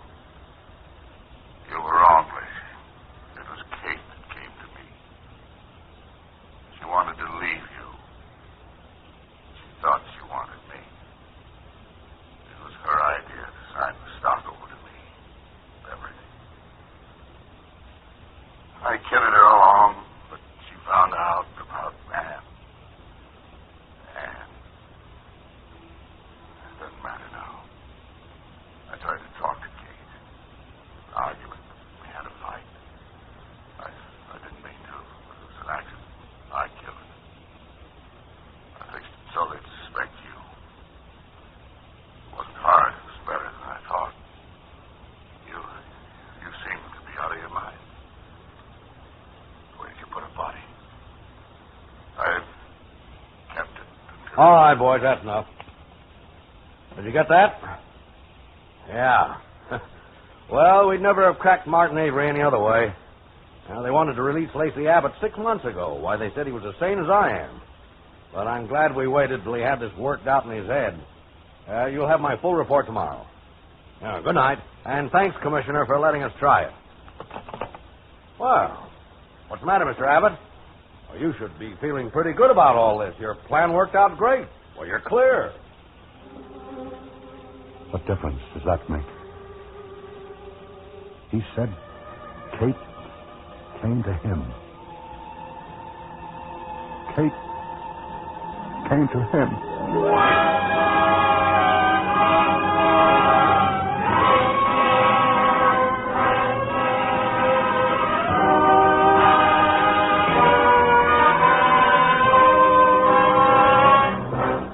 Suspense, presented by Autolite. Tonight's star, William Powell, with John McIntyre. Oh, Mr. Wilcox, you've made the camel kingdom ecstatic. And have you ever seen an ecstatic camel, Mr. Wilcox? No, I haven't. But if you like beautiful sights, take a look at this Autolite Stay Full battery. The battery that needs water only 3 times a year in normal car use. And it's only one of more than 400 outstanding products made by Autolite for cars, trucks, planes, and boats in 28 plants coast to coast. These include complete electrical systems used as original equipment on many makes of America's finest cars. Batteries, spark plugs, generators, coils, distributors, starting motors, and bullseye steel beam headlights. All engineered to fit together perfectly, work together perfectly because they're a perfect team. So don't accept electrical parts supposed to be as good. Ask for and insist on Autolite, original factory parts at your neighborhood service station, car dealer, garage, or repair shop. Remember, you're always right with Autolite.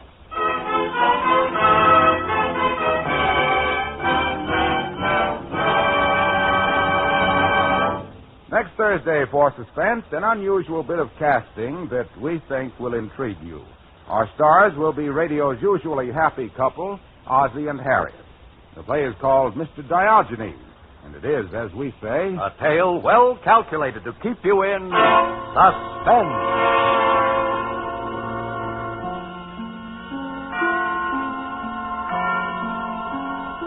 Tonight's Suspense play was produced and edited by William Spear and directed by Norman MacDonald. Music for Suspense is composed by Lucien Moraweck and conducted by Lud Gluskin. The Escape of Lacey Abbott is an original radio play by Gilbert Thomas. William Powell appeared by arrangement with Metro-Goldwyn-Mayer, producers of East Side, West Side, starring Barbara Stanwyck, James Mason, Van Heflin, and Ava Gardner. In the coming weeks, you will hear such stars as Rosalind Russell and Marlena Dietrich. Don't forget, next Thursday, same time, Autolite will present Suspense, starring Ozzie and Harriet Nelson. You can buy Autolite Stay-Full batteries, Autolite resistor or regular spark plugs, Autolite electrical parts at your neighborhood Autolite dealers. Switch to Autolite. Good night.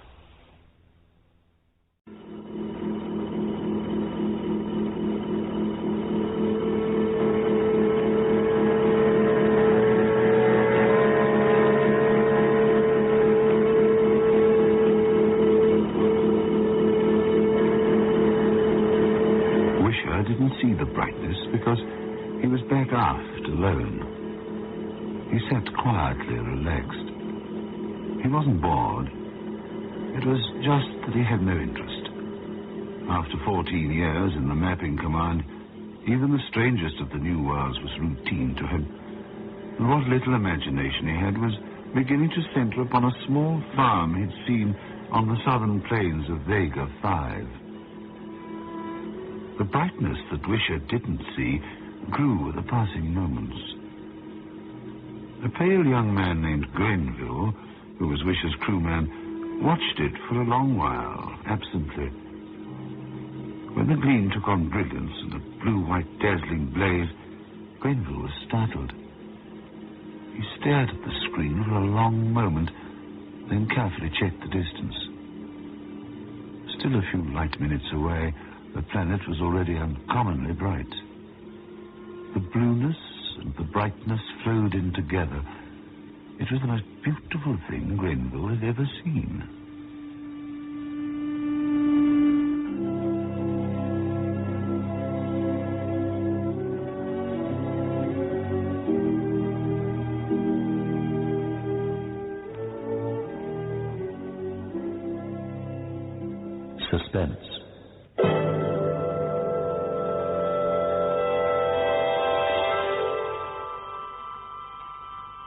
The unusual, the unexpected, life, death, and sometimes something in between. Suspense.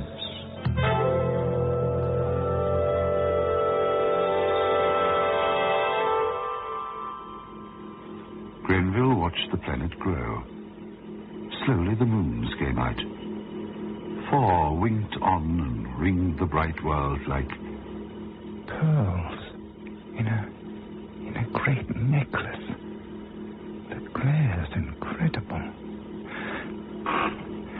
Sam, come down here, quickly. I know what that blue is. I know what it is. Shining. It's all shining. Everything's blue and shining. Sam, will you come down, man? Hurry. Look at the screen. Clouds. Look at the clouds.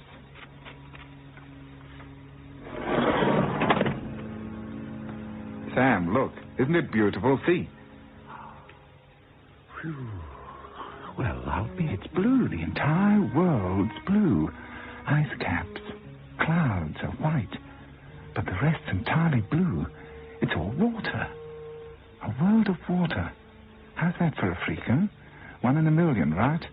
I bet you never saw anything like that. Hang on. I'll make a check. There's no land. A world of water. I suppose it was bound to happen sooner or later. But nobody else in Mapping Command. No one's found a world of water till now. I'm circling. We'll move into the dark side of the planet in 12 seconds. Watch carefully. Bound to happen, though, wasn't it? Considering Earth, which is a land area covering only 1/4, and when you consider the odds, chances are that there are quite a number of planets with scarcely any land area at all. Let's go down. Down? Down where? Down low. I want to see what's living in that ocean.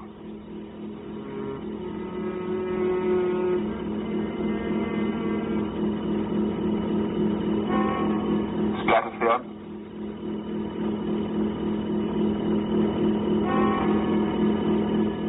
Below cloud region.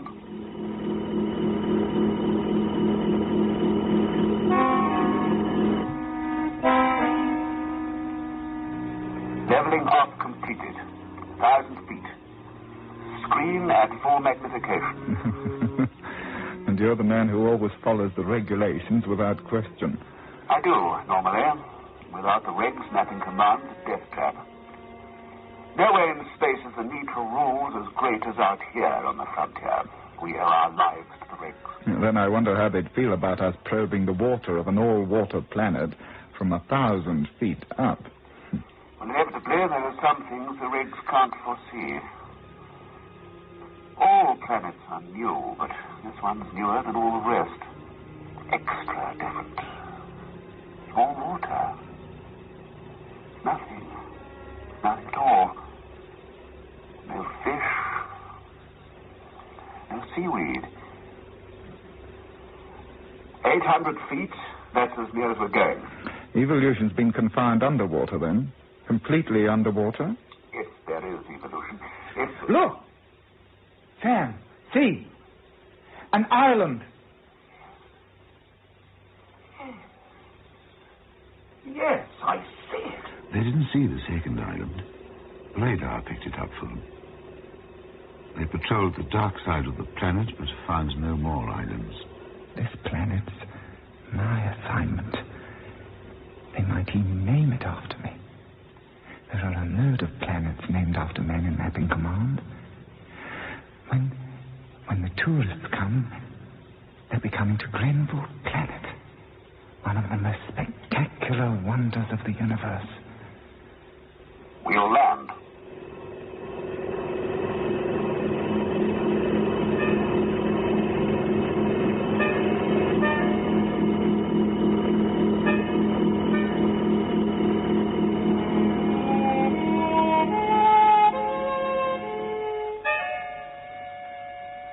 Peculiar,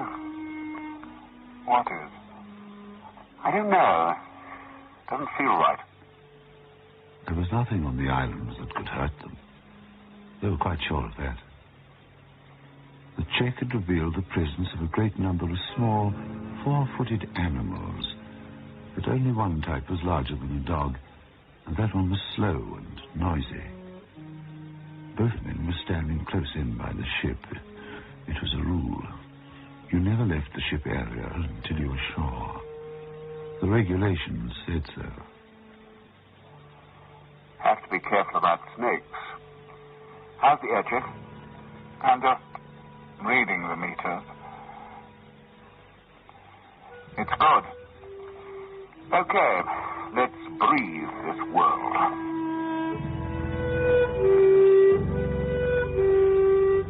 It's good. It is good. Queer sand. Red. Red and warm. You can't call the vegetation jungle. Everything's too stiff. Unreal, sort of. Nothing over 10 feet. Everything's sort of... Regular. Yes. I noticed. And so they explored.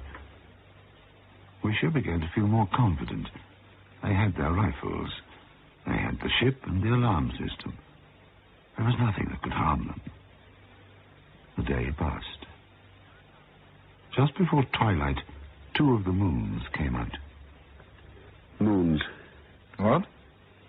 I was just thinking... What about the moons? I wasn't thinking about them exactly.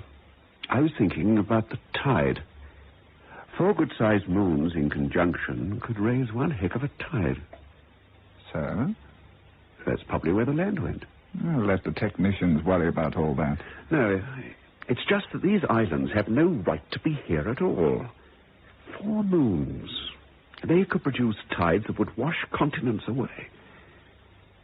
Or maybe the tides are far apart, centuries apart. Huh? Evolution. 1 billion years underneath the sea, with no land to take the first developing mammals.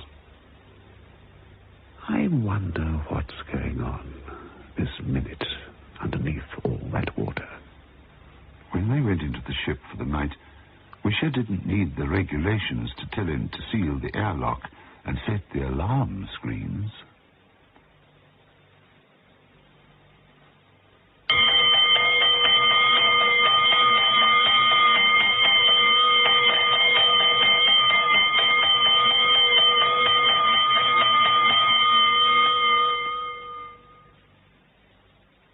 But it was only an animal.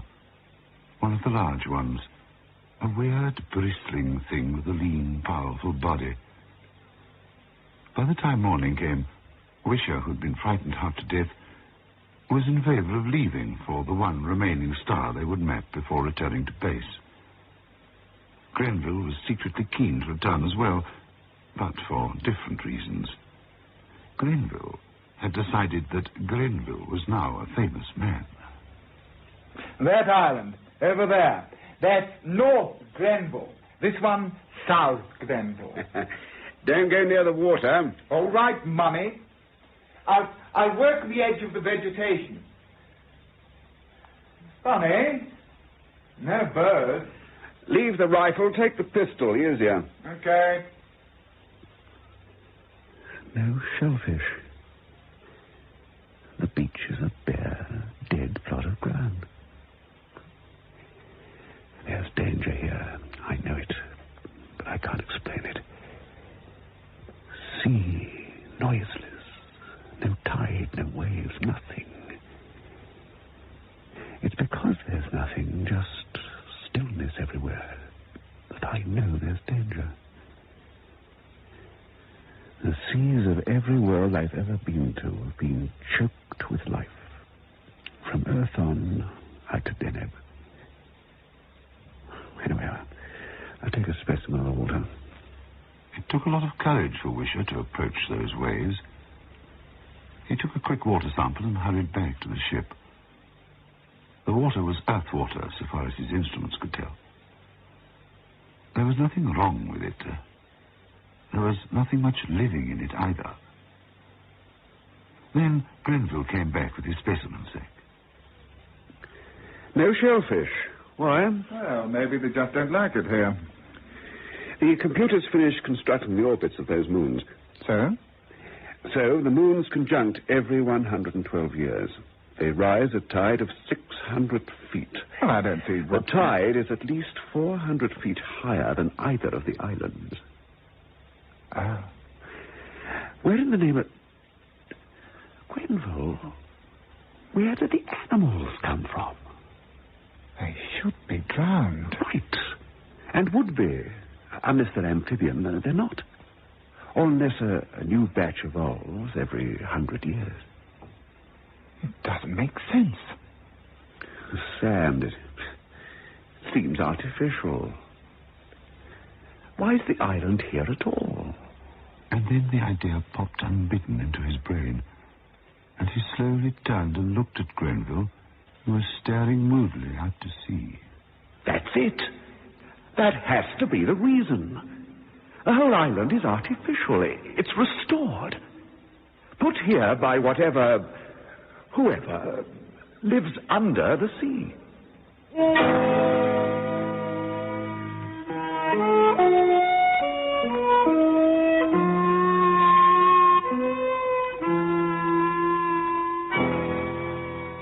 Well? We can't leave yet. We haven't any proof. Besides, there hasn't been any manifestation of danger. We've got enough proof for me. It's easy to understand, isn't it? Evolution kept on going, changing, like it's done everywhere else in the universe. Only here, where the mammals began coming up onto the land, they had no room to expand. They were being washed away all the time, every 100 years, as the continents were worn down below sea level. But evolution never stopped. It continued underneath the sea. Eventually it came up with an intelligent race. Heaven knows what they are or how far they've progressed. They must be pretty highly evolved. They couldn't have done something like this. There's no way of telling. The Egyptians built the pyramids. Tougher job than this. You can't tell from the islands how far advanced they are. Zoo? What? Zoo. Things under the sea. Perhaps this is... No, if they wanted a zoo, they'd build one under the sea, surely. Where they are, where they live, not out here. They'd have their zoo out underneath the water, where they could travel with ease, with animals in airtight compartments or something. If there is anything living under the sea. Gren, there's got to be. Otherwise, how do you explain this? The island, the other one, too. I don't know. And another thing. If there is something, why hasn't it come here? Why haven't they come to see us? They must have noticed our ship. They wouldn't be just like fish, would they? These things, they need hands, tentacles. Will you get the animal specimens? No, just plants and a small lizard thing. Well, we'll have to get one of those things that set off the alarm last night. But to heck with the rest. We'll let HQ worry about that. I'll pack up, make ready. You go and get that thing. What?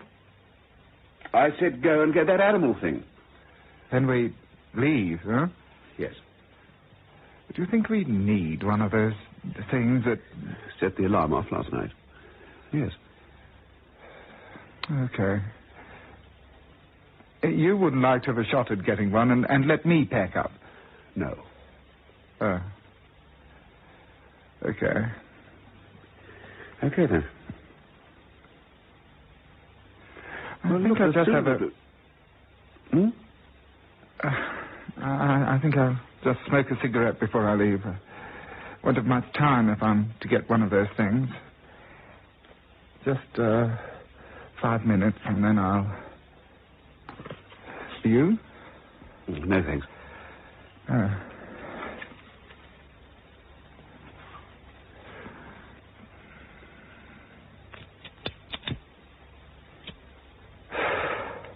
Queer. Huh? The whole place. It's queer. queerest world I've ever been on. You know, usually there's all sorts of things. You know, different, of course, because every world's different, but somehow identifiable. You know, you can relate the things you find, discover, with other things, on Earth or Deneb or Helestra or... You know. But here... There's hardly any insects, you notice that? And all that still sea out there. On Earth, any place on the whole planet, there'd be seabirds flying about, calling, little crabs scuffing about the sand, seaweed, everything you can think of. But here, it's like a kid's toy. A model. Grenville, of course, was talking for the sake of talking. He didn't want to go and hunt the animal. He wasn't afraid of the animal, of course. He'd hunt a larger and more dangerous specimens to take back to Earth for the scientists. I mean, intuition. Sometimes, surely, intuition's enough. If a man feels there's danger, feels something somewhere's not good, then it'd be stupid to wait till he gets his head knocked off to prove it. See what I mean? No. I was afraid you wouldn't. Oh, I see what you mean, of course, but what'd you do? Cigarette. I burnt my... Enjoyed that. Okay, go and get one of those things. Okay, then we'll scoot. Yes, okay. Right, see you. And Grenville turned and struck off automatically down the beach. He never came back.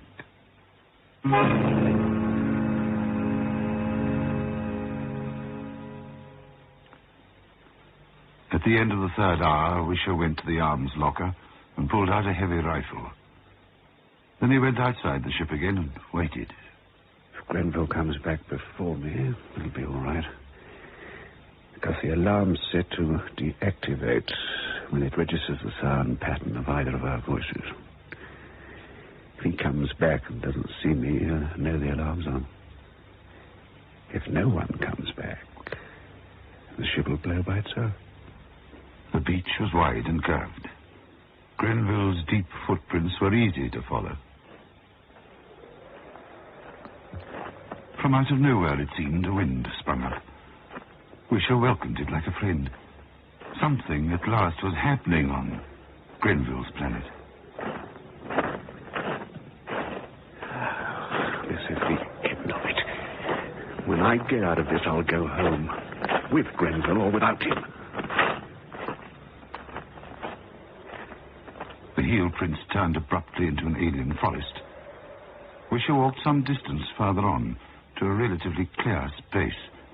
He turned, stepping carefully.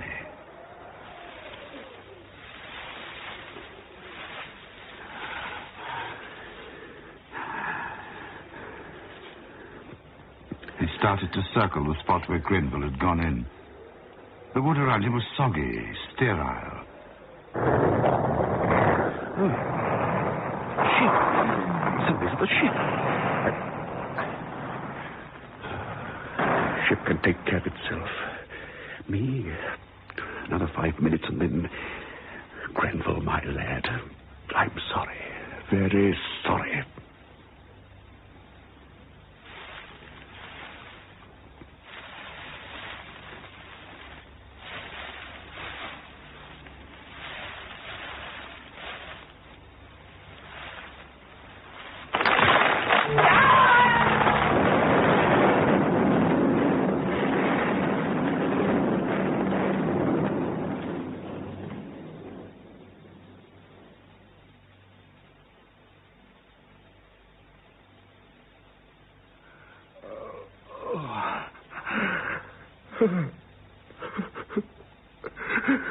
Even as Wisher fell, he knew what it was.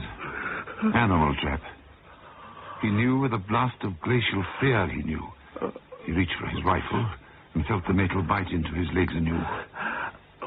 But the rifle was beyond him.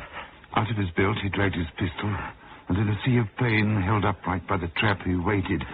Nothing came. Why? Why? This had happened to Grenville, too. Why? Why? Strangely, he was not afraid. He had broken the regulations, and this had happened, and he'd expected it. He waited, but nothing came. Why?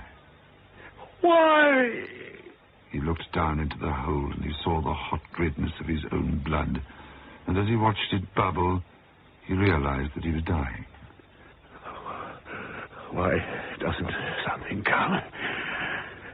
I can at least see what they are. Do I shoot it? If it comes, do I shoot it? Why doesn't something come? Why? Why? He had very little time. He realized this. But he was hopeful. He wanted so much for something to come. He needed so much to know. Why? Why? Before something came, unfortunately, he died. The traps had been dug in the night. From out of the sea they had come to dig in the preserve. For a preserve was what the island was all that it could have been, and then returned to the sea to wait. The traps had been dug in the night. The ship had been seen from the very beginning, and its purpose understood. The best brains of the sea had gathered and planned. The enormous, manta-like people, whose name was unpronounceable, but whose technology was not far behind Earth's, met in consultation and immediately understood. It was necessary to capture the ship. Therefore, the Earthmen must be separated from it, and it was for this reason that Wisher had died. But now, to the astonishment of the things, the ship was still alive. It stood silent and alone in the whiteness of the beach, ticking and sparking within itself, and near it, on the bloodied sand, were the remains of the one who had come too close. The things waited, exultant. The conquest of space was in their hands. The day grew late and became afternoon. Within the ship, of course, there was ticking, and a small red hand moved towards zero. In a little while, the ship would blow, and with it would go the island and a great chunk of the sea. But the beings could not know. Second by second, with the utter mechanical loyalty of the machine, the small red hand crept forward. The sea near the beach was frothy and white. A crowd was forming.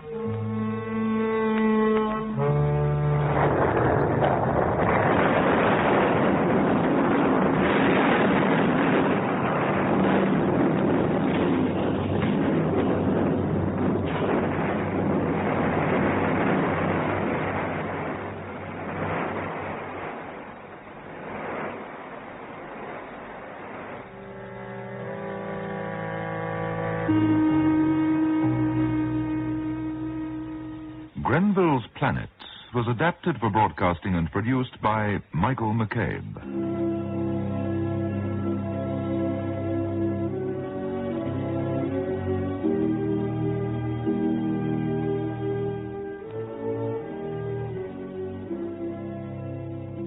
Suspense.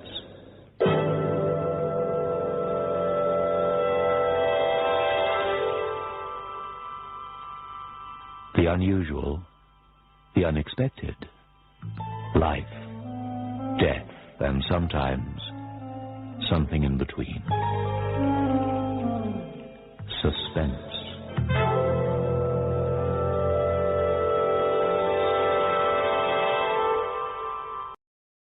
And now, another tale well calculated to keep you in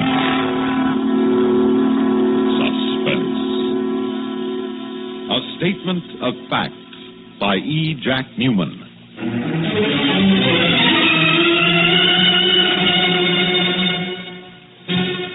The most lurid of crimes is the crime of passion. No mere bank robbery or stock swindle can compete for newspaper space with a nice, juicy love nest murder. Our story concerns itself with the murder which criminologists would classify as a crime of passion. But in fact, it is just the opposite. A crime of no passion, a negative murder, committed because passion has fled and love was dead. A homicide without hope.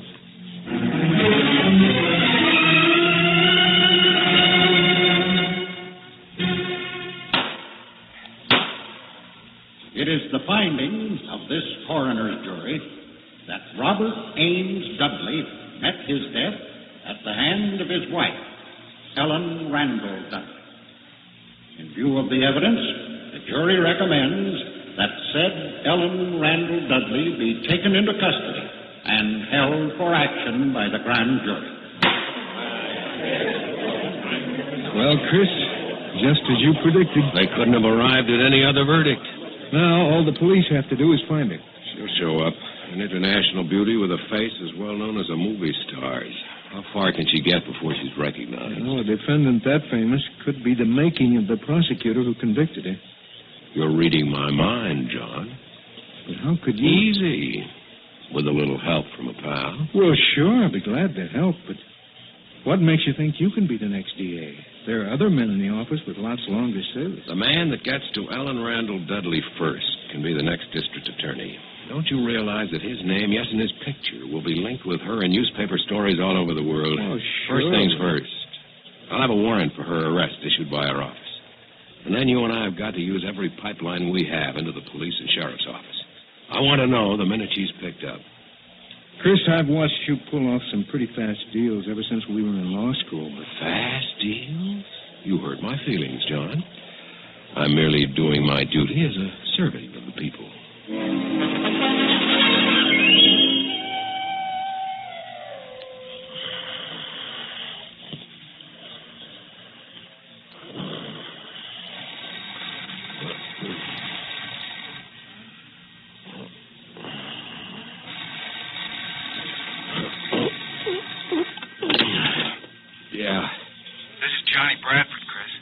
Johnny. I'm sorry to wake you in the middle of the night. That's all right. What's up? I'm down at the sheriff's office.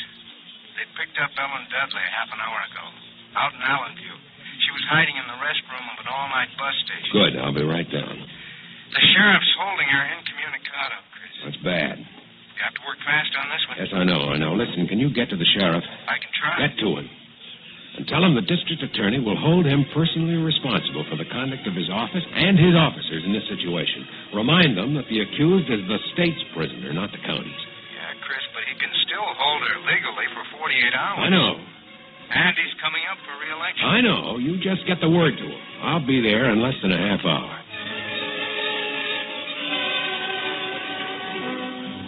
Sorry. No comment. Now, let me through, please. I'm sorry. I have nothing to say at this time. You didn't waste any time, Chris. I can't afford to. How did the papers get in on this? The sheriff called them after I told him you were on your way down. Publicity, huh? Every little bit helps during election year. You ought to know. Yeah. Where's Mrs. Dudley? In there, with him. Where's she been these last 3 days? I don't know. She isn't talking, at least to me. Well, she'll talk to me. Just a minute. The sheriff left orders that he's not to be disturbed. What's your name?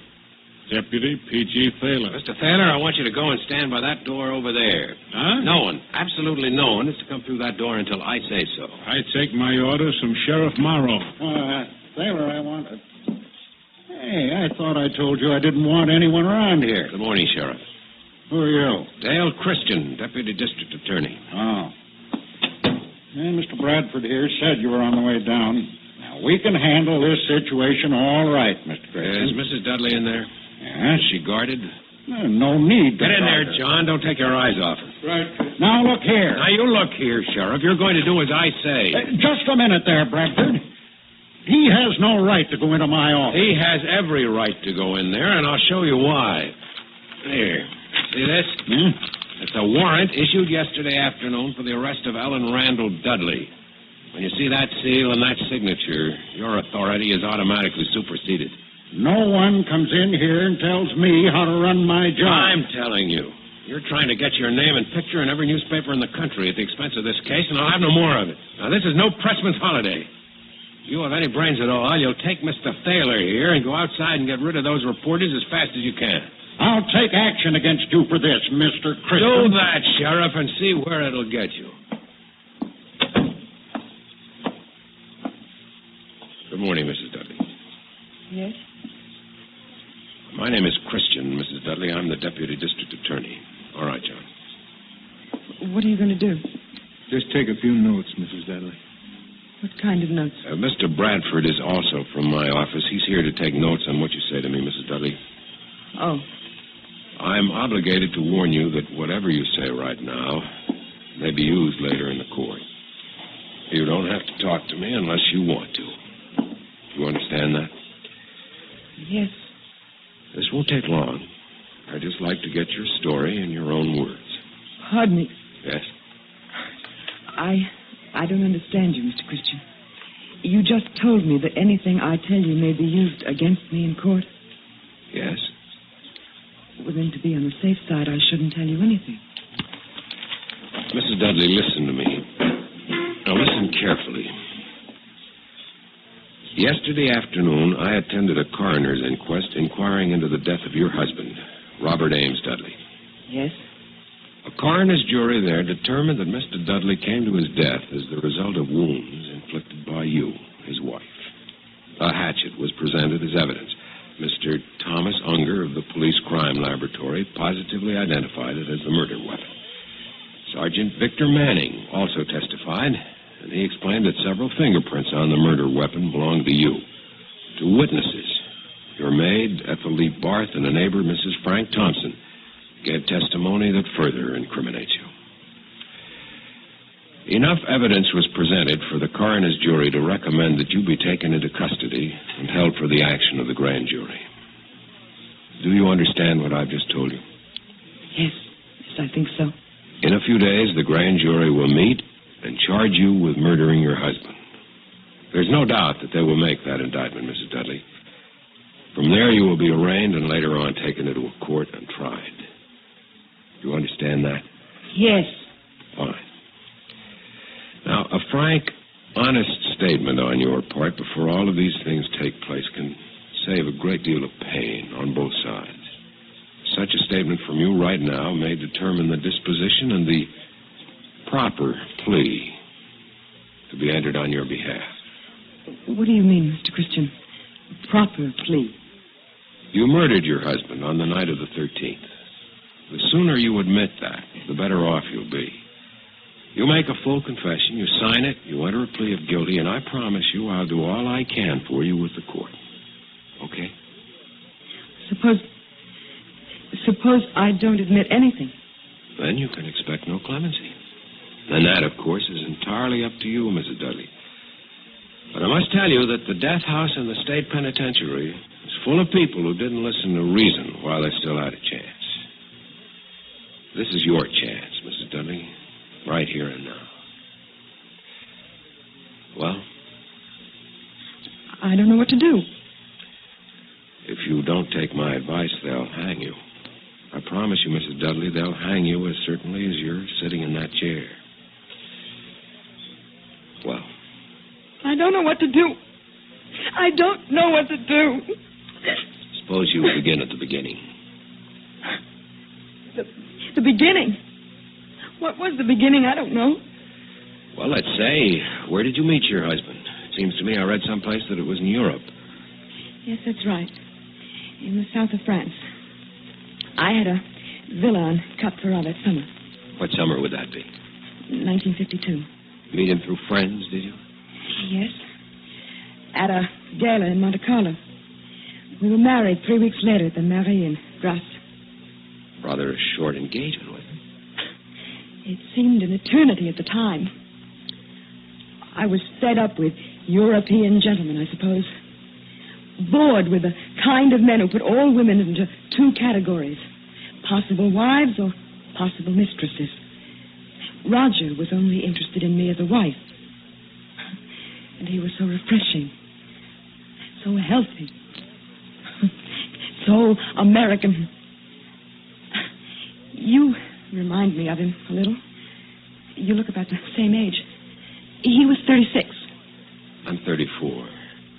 But the marriage didn't work out the way you expected. I understand you and Mr. Dudley have been having trouble for some time. Oh, yes, for years. I soon found out that although he wanted me as a wife, he wanted every other woman as a mistress.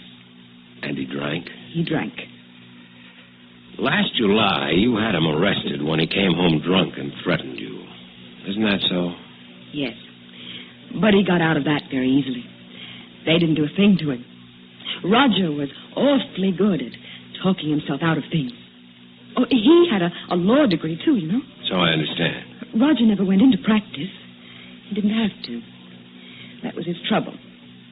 His father left him quite a bit of money, and he simply didn't have to do anything at all. Shall we get on with this, Mrs. Dudley? It's past 5 now. 5? I've been up all night long. This makes 4 nights in a row I've gone without sleep. As soon as we finish here, you can get some sleep. I don't feel one bit sleepy. When I first came there, I was dreadfully tired. I thought I could sleep for a week. But now I'm not the least bit tired or sleepy. Isn't that funny? Now, if you'll just start with the events of that night. What is today? Friday. I'd be playing bridge this afternoon. There's a dog show tomorrow evening I wanted to go to. I won't be able to go anywhere now. Do you feel sorry for me, Mr. Christian? I beg your pardon? Do you feel sorry for me? Makes no difference how I feel, Mrs. Dudley. You're an accused prisoner. My job is to get a statement of fact from you. That's why I'm here. Oh. I've explained this once. I'm your friend here. In a courtroom, I'll represent the prosecution, and I'll do everything I can to see to it that you hang. Unless you make a complete confession now. Is that perfectly clear to you, Mrs. Dudley? Yes. And if you have a record of always getting a conviction, that'll help you when you run for district attorney, won't it? Mrs. Dudley, my professional career has nothing to do with this. If I weren't here talking to you, someone else from my office would be here. It's a job that has to be done. But wouldn't it be better for you if you had more of an audience than Mr. Bradford over there? Wouldn't it be much better if you had me in a courtroom with reporters and photographers around? Mrs. Dudley, do you want to talk to me now? I don't mean to make you angry, Mr. Christian. But if all you've told me is true, you can hang me right now. I certainly can. Yet you're here to get my story. You must be uncertain about something. I told you I'm trying to help you, Mrs. Dudley. But I warn you, I'm not uncertain about anything where you're concerned. Make no mistake about that. I have a duty to the people of this state to learn the facts of this case and present them before the court. I intend to do that with or without your cooperation. Well? May I talk to you alone? You understand why Mr. Bradford is here? Yes. But I'd like to tell it to you alone. It can't possibly hurt anything to talk to you first, can it? All right, John. Wait outside. I'll send for you when I need you. Right, good. Thank you.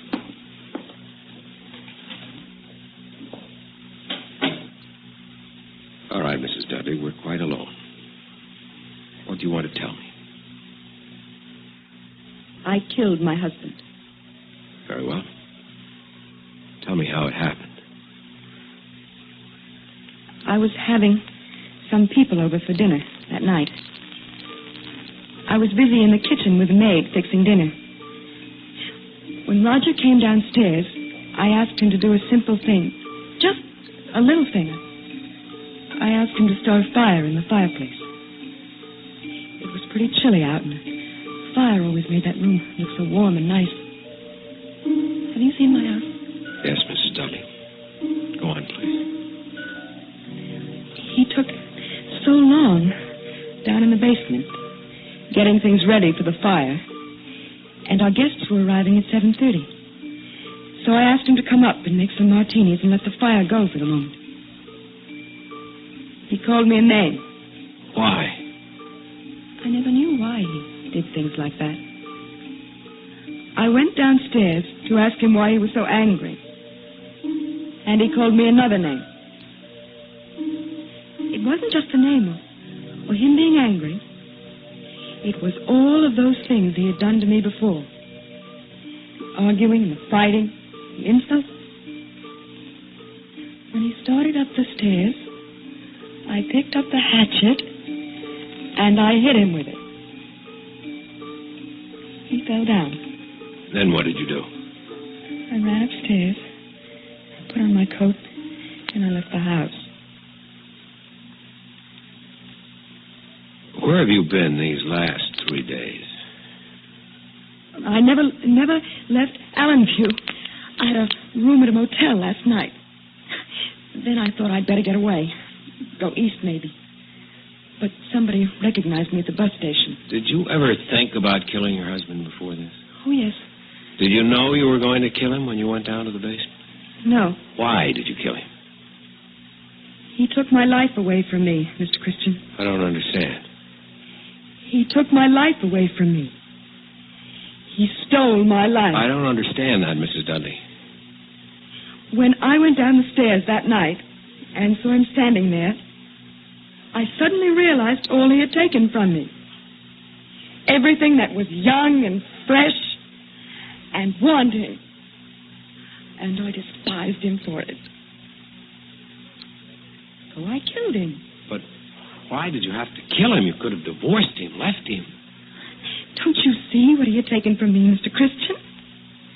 There was nothing left for him to steal from me, or nothing left for me to give to another man. Are you married? No, I'm afraid I've been too busy. But then you wouldn't know what a man can take from a woman if... Mr. Christian, am I someone you'd want to be married to if this terrible thing hadn't happened? Am I someone you'd be proud to have for a wife? You might be. That's all a woman needs. To be wanted. Am I old and ugly, unattractive? Am I shallow or flighty? Then look at me, Mr. Christian. I am. No. So stand up, please. Look at me. Close. Yeah. Would you want to be loved by me? You're very beautiful, Mrs. Dudley. Have you any idea what it means to be a beautiful woman, Mr. Christian? To be admired by every man and envied by every woman, and never to be sure why. Oh, how many times have I heard those words, I love you. I wondered what they meant. What was love? My face? My figure? My artificial makeup? My Balenciaga gown? Or me? Maybe you can give me the straight answer, Mr. Christian. I haven't been able to get to the hairdressers recently. I've run out of lipstick. I'm afraid that this suit needs pressing. Would you want to be loved by me, Mr. Christian? Yes. Yes, I would. Well, I was nothing to Roger Dudley, nothing. And my love was nothing to him. I was a fixture, a decoration, an animal. And he took all of it. My love and my life. And then he stood at the bottom of the stairs and called me a name. Mrs. Dudley, listen to me. Now listen to me. No one saw this happen. The maid was upstairs in the kitchen. Mrs. Thompson only heard it from next door. Now listen to me. You can claim that you did it in self-defense. He came at you and you picked up the hatchet and you hit him with it to protect yourself. You tell it that way when Mr. Bradford comes back in here. There are a dozen good men in the state who'd be glad to represent you in court with a story like that. I'll be opposite them. You can get off. He made you kill him because it was either him or you, and you ran afterwards because you were frightened. In the end, you'll be charged with second-degree murder, and at the most, you'll get a suspended sentence. Don't you understand what I'm telling you? You can be free. Yes. Yes, Mr. Christian. All right, let's have Mr. Bradford in here now, please. All right. Wait a minute. Hold it. I can never be free. What are you talking about? You haven't understood a thing I've told you, have you, Mr. Christian? He He took my life away from me a long time ago. Can't you see, Mr. Christian, I don't have any life to live now? Mrs. Dudley, you have everything to live for.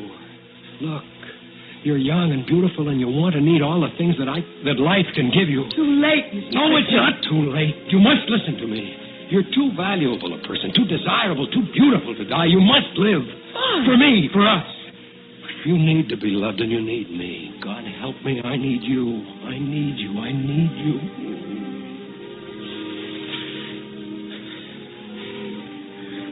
A few minutes ago, you were telling me about your duty to the people of this state, Mr. Christian. Tell me about it now.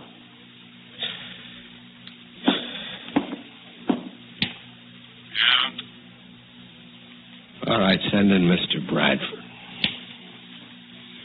I wanted to talk to you alone like this to make sure I was right. You're no better than he was, Mr. Christian. You'd take a woman and do the same thing to her that he did to me. Until you kissed me just then, I wasn't a person to you. I was an animal. A trapped animal. And if I let you help me escape from this trap, I'd just be escaping into a moral life. A worse with you. You're another Roger Dudley.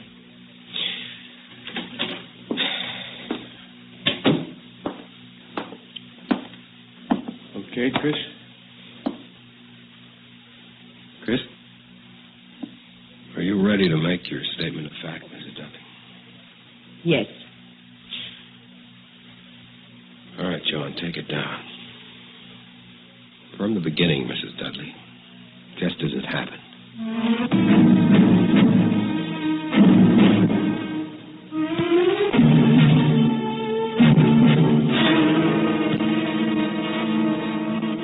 Suspense. You've been listening to a statement of fact, written for Suspense by E. Jack Newman. Heard in tonight's story were Rita Lloyd as Ellen Dudley, Mason Adams as Christian, Lawson Zerby as John, Hal Burdick as the sheriff, and Jack Arthur as Taylor. Listen again next week when we return with Time on My Hands by Walter Black, another tale well calculated to keep you in suspense.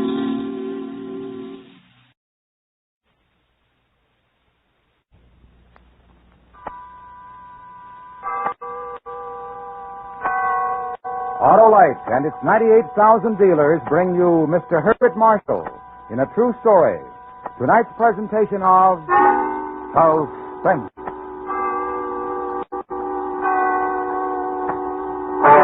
Tonight, Autolite presents the true story of 5 polar explorers and their race against death.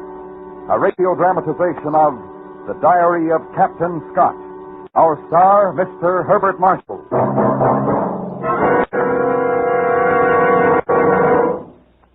Hey, Wilcox, you're under arrest. What for, Sheriff? For helping make a fast getaway, that's what for. Oh, not I, Sheriff. It's those ignition-engineered Autolite spark plugs in my car. They're experts on fast getaways, and they can't be beat for smoother performance and gas savings either. Well, then I want them Autolite spark plugs for my car. You bet you do, Sheriff. Everybody wants those world-famous ignition-engineered Autolite spark plugs. So why not have your neighborhood Autolite spark plug dealer check the exact condition of your spark plugs with his exclusive Autolite plug check indicator? And if they're worn out or wrong for your style of driving, he'll recommend those gas-saving, super-smooth, ignition-engineered Autolite spark plugs. How do I find my nearest Autolite spark plug dealer, Wilcox? Why, just phone Western Union by number and ask for Operator 25. She'll gladly tell you the location of your nearest Autolite spark plug dealer. And remember, from bumper to tail light, you're always right with Autolite. And now, with The Diary of Captain Scott and the performance of Mr. Herbert Marshall, Autolite hopes once again to keep you in suspense.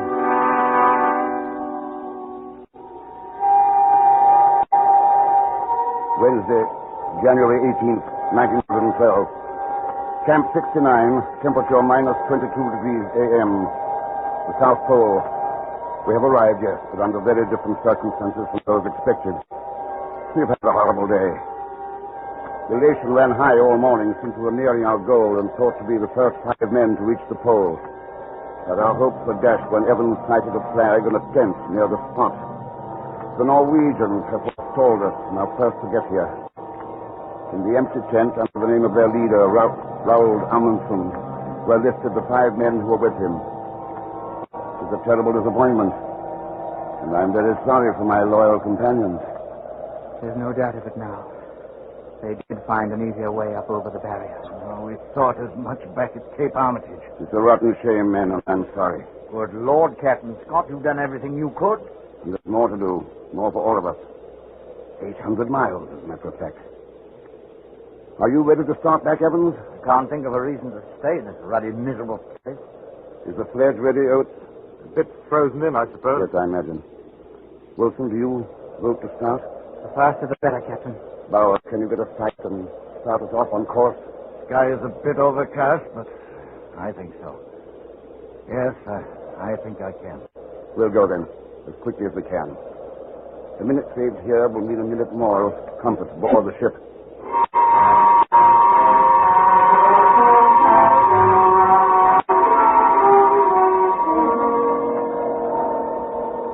January 18th, temperature minus 26 p.m.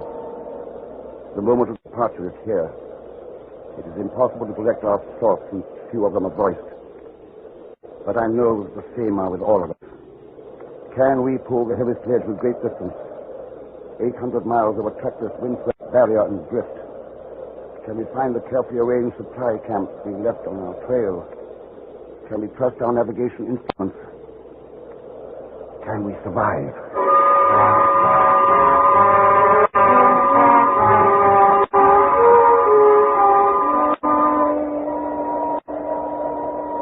January 21st, temperature minus 30.4. This morning, while freeing the sledge from the ice, Evans smashed his hand. I'm afraid the poor chap is in for trouble. His wounds were not closed in this cold. And we absolutely cannot spare the time to camp as our rations are very low, as well as our fuel.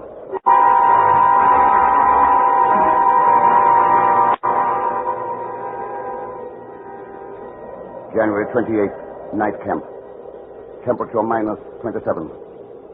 The clouds continue to fall behind us, but with painful slowness. Our diet, and with it our general condition, has improved since finding our have-to-be supply camp. Only 42 miles to the next one, but we're not without ailments. Oates is suffering from a very cold foot. Evans' hands and face are in a horrible state. And tonight Wilson is suffering tortures from snow blindness. Bowers and I are the only ones without trouble at present.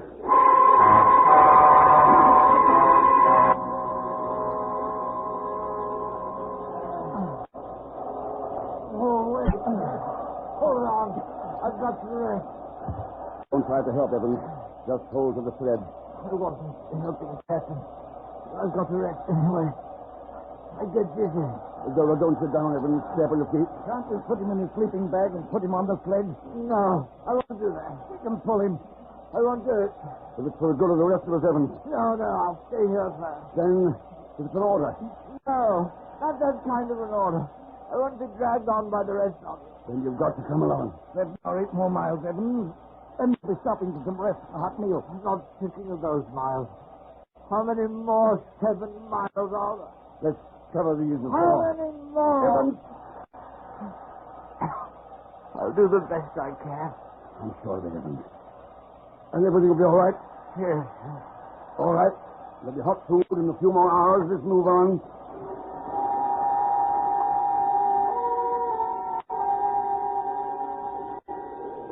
February 11th, temperature minus 26.2. The worst day we've had during the trip, and greatly owing to our own fault. We started on a wretched surface, pulling on sledge. The light was horrible. Dull by foggy made everything look fantastic. As we went on, the light grew worse, and we found ourselves in pressure. Then came the fateful decision to steer east. The disturbance grew worse, and my spirits received a very rude shock. The farther we plunged ahead, the less possible it seemed that we could find a way out. We struggled until 9 p.m. to do nothing more but make camp. There's no getting away from the fact that we are not pulling strong. Aylesbury pony sledge. John Wright pony sledge. Sherborne. Your eyes, Wilson. How are they? Better, I think. Let me see. Yes, I think they are. Oh, Evans. What were you saying?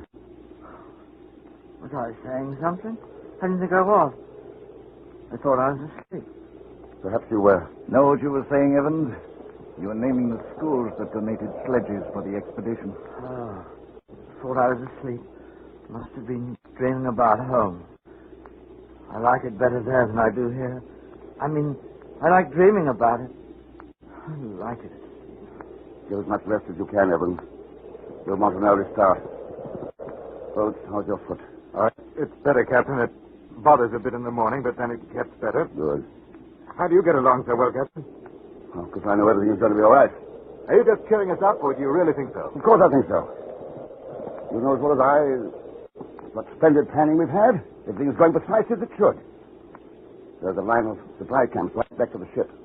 All we've got to do is follow it.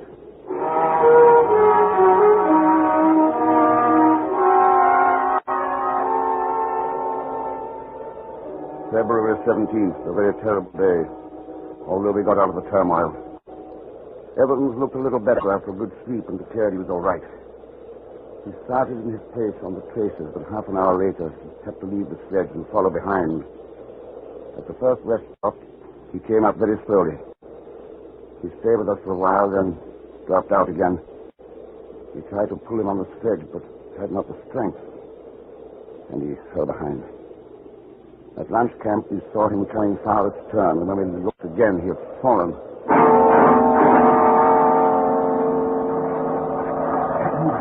Evans, is he alive? Wait. Get him to his feet. Get him moving. Come on, Evans. Evans. Oh, no. Let me go. Oh, Evans. I don't want to. Don't get the others, Bowers. Bring the sledge. Right. Evans, listen to me. You can't lie here. You've got to move. Evans, come on, get up. You have to do it. They can't lift you. Over there. Over there by the tree. Go fetch. Over there.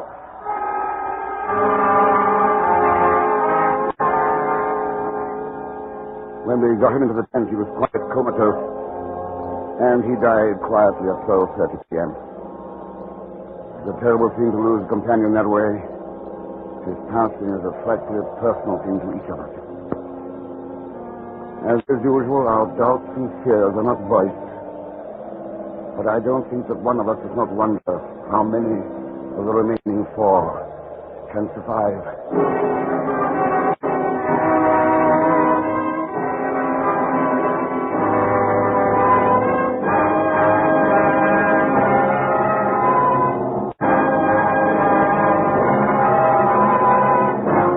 Autolite is bringing you Mr. Herbert Marshall in The Diary of Captain Scott. Tonight's production in radio's outstanding theater of thrills, Suspense.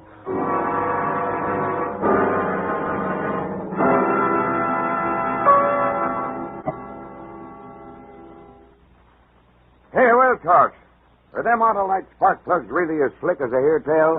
You bet they are, Sheriff.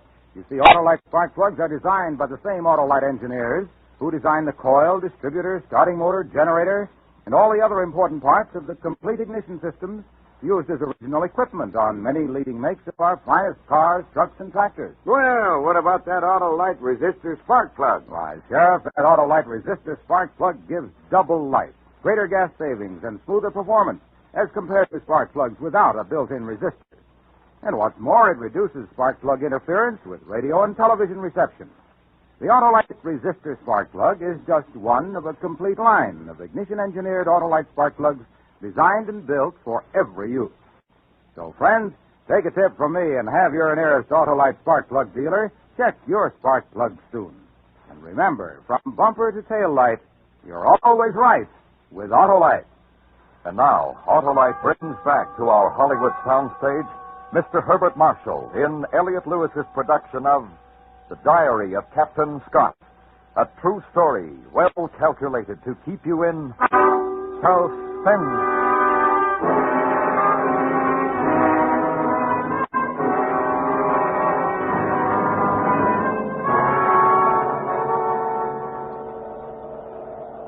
February 22nd, night camp.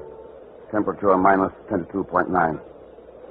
There's little doubt we are in for a rotten, critical time going home, and the lateness of the siege may make it rather serious. We never won the march of 8.5 miles with greater difficulty than we did today. We've come now a bit more than half the distance, which leaves almost 400 distressing miles of dragging still before us. On the bright side, we found another supply camp and 10 full days of provisions, and it's less than 70 miles to the next camp.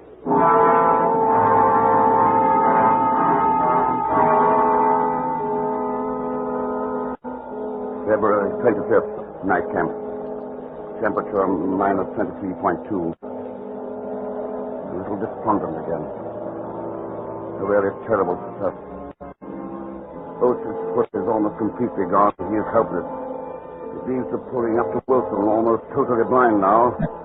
Bowers and me. And we do not do well at all. The truth is, there's not enough energy in our rations. Without tremendous intakes of energy in this cold, we suffer physically, mentally too. There is little communication between us and the tent at night now.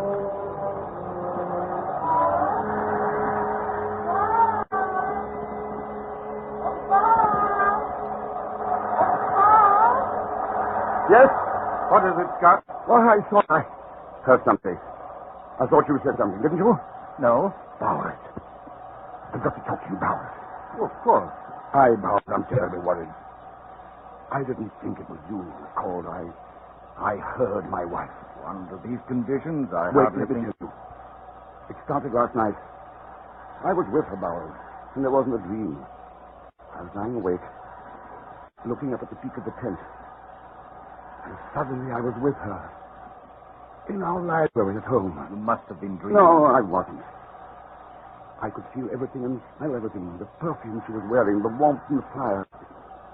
I was warm, Bowers. I was warm even after I came back here. No dream can accomplish that. I went home. I held her in my arms. And we went up to see our son. It was night and he was asleep. And then we went back to the library and sat before the fire. And it was warm. I'm sorry that he's asleep, Bob, but it is late. I know. Well, every time.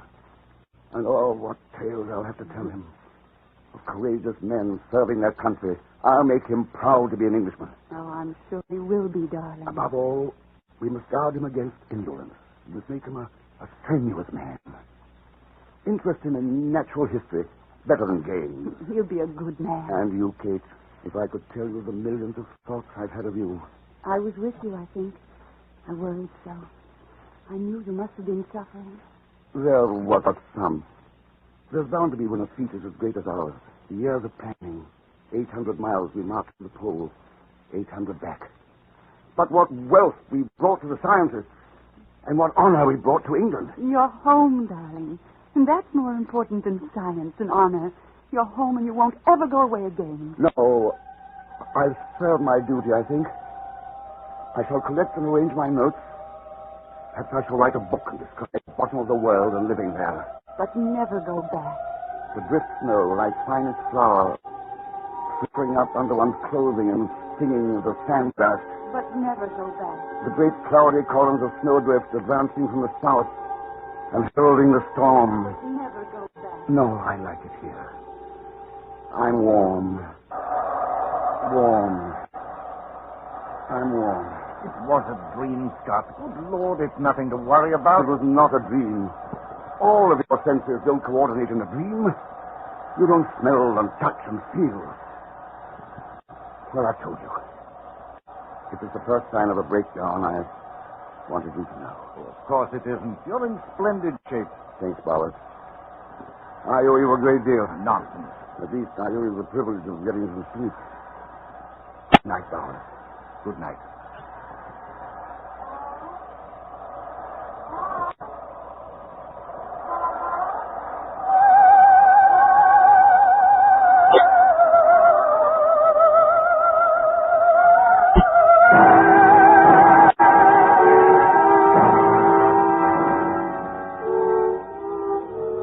March 1st, lunch. Very cold last night.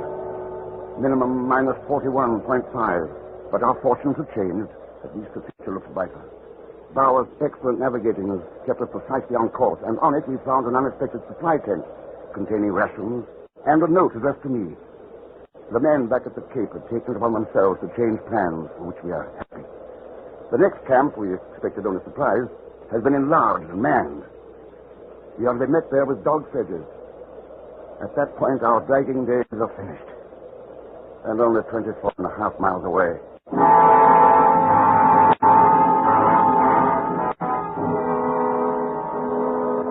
March 2nd, night camp.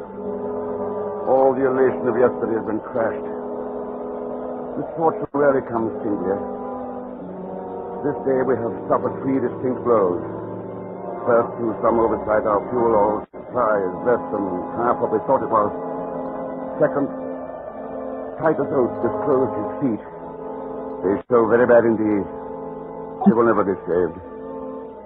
Lastly, the weather has turned on us. Blizzard conditions are extreme. We are in a very tight place indeed. But none of us is despondent, or at least none should.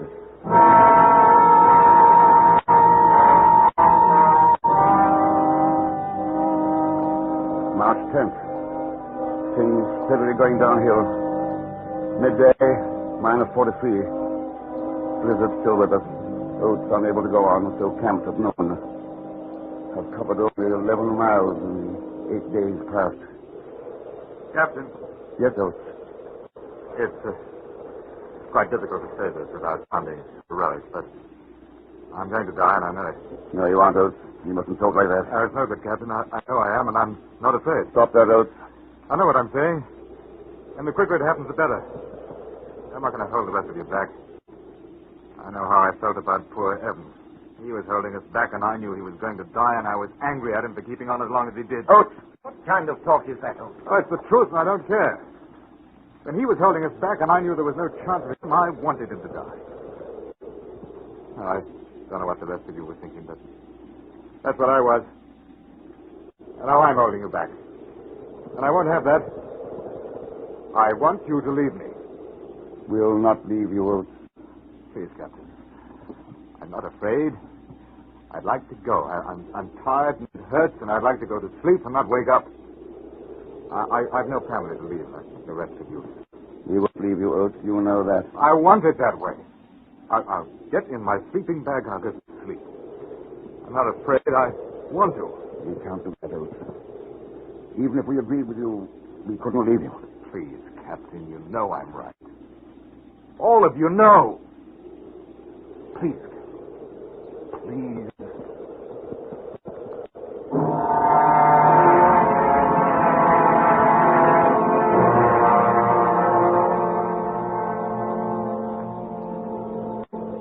March 16th, or 17th. We lost track of dates, but I think the last is correct. Poor Titus Oates is gone. Should this journal be found, I want these facts recorded. This was his end. He woke in the morning yesterday. It was blowing a blizzard. He said, "I'm just going outside. Shan't be long." He went out into the blizzard, and we have not seen him since.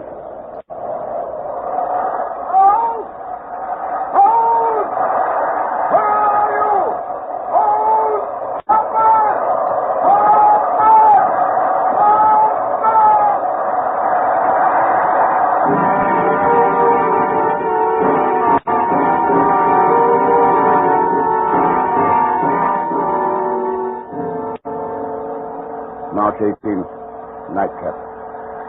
We are 14 miles away from the sledge camp. But ill fortune presses. My right foot is gone. 2 days ago, I was proud possessor of the best piece. Now one is gone. The others are still confident of getting through, but I don't know.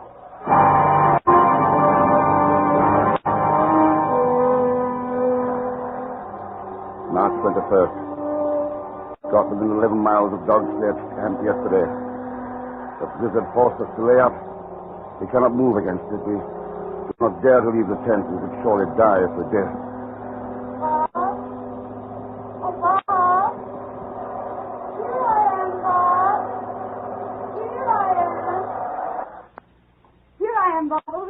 Oh, I didn't see you. So nice in the sun. I thought I'd sit out for a bit. Too nice. Nothing like this at your precious South Pole. No, nothing like this. Down there, even when the sun is high, it's always weak and diffused. And because of the reflection from the ice from every side, there never is a definite shadow, always a number of shadows of any man or object. I think you love it. No, I hate it. 5 men march to the pole and they say they've conquered it, but they haven't. It will conquer them. You'll never go back, will you? No. I didn't want you to go, remember? I was afraid you wouldn't come back. Do you remember when I said that? Yes, I remember. And I laughed at you, didn't I? I was such a coward. I laughed and told you that I would conquer it, just for you. That I would name a glacier for you. And I asked you how a woman should act when a glacier is named after her. Well, I didn't name a glacier for you, but I thought of the Kate. I thought and dreamed of you so often. It's important that you know that. It's important that you know that. I think of you constantly. You and our son. He must be active. He must be strong. And you must protect him, and he must protect you. Scott. Kate, I love you. If this... Scott! Well, yes, Bowers. Wilson is dead. Oh, Wilson. Oh, Wilson's dead.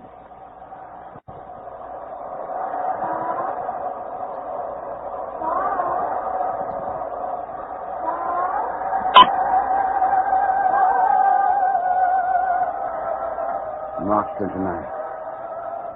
Since the 21st, Bowers and I, surviving Wilson, have had a continuous gale and blizzard from west-southwest and southwest. We had fuel to make 2 cups of tea apiece and bare food for 2 days on the 20th. Every day we've been ready to start for the dog sledge camp 11 miles away. But outside the door of the tent it remains a scene of whirling drift. I do not think we can hope for any better things now. We shall stick it out to the end. But we are getting weaker, of course. And the end cannot be far. It seems a pity. But I do not think I can write much more. This rough journal and our dead bodies must tell the story. In dying, we are...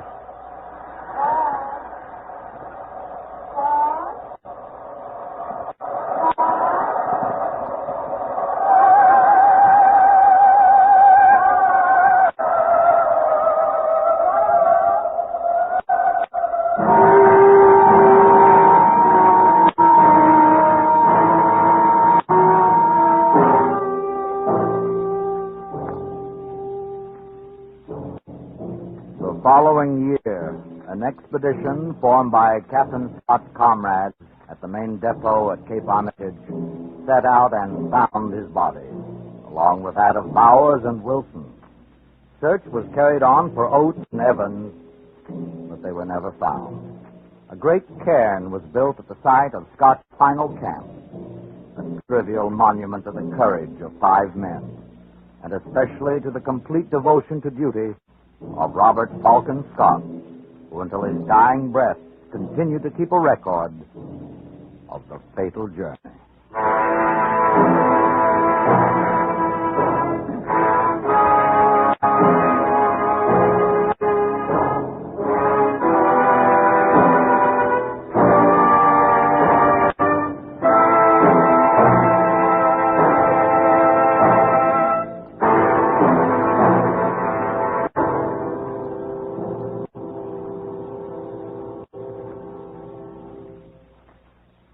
Suspense.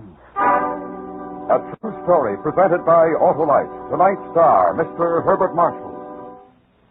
And once again, here is Mr. Marshall. Bart, we enjoyed your performance as Captain Scott, and we hope you'll be back with us again soon. Thank you, Harlow. All you have to do is to ask me.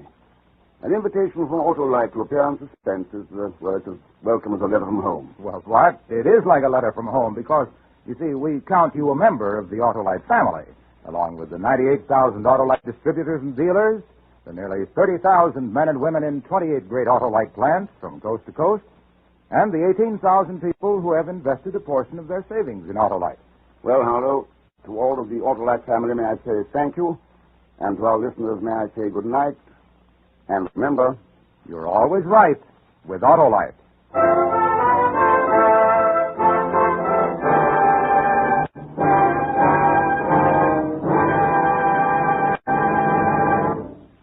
Next week, another true story about an almost legendary man. The dramatic recreation of The Shooting of Billy the Kid, starring Mr. Frank Lovejoy. The program will be heard on Suspense.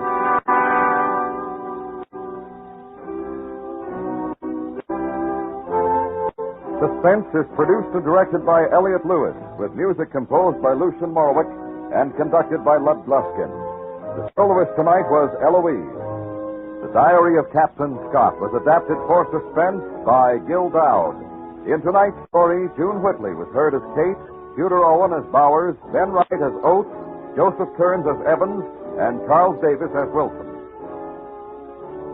Herbert Marshall may be heard each week on his own radio program, The Man Called X. And remember, next week on Suspense, Mr. Frank Lovejoy in The Shooting of Billy the Kid.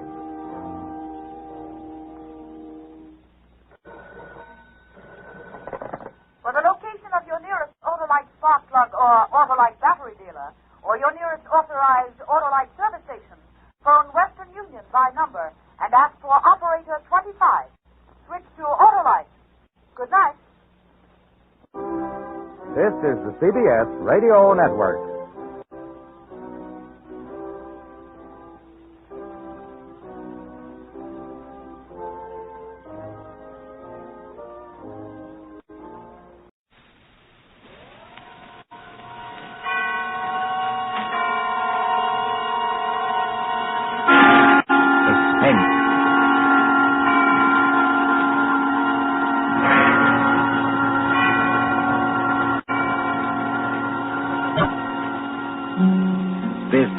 The Man in Black, here again to introduce Columbia's program, Suspense.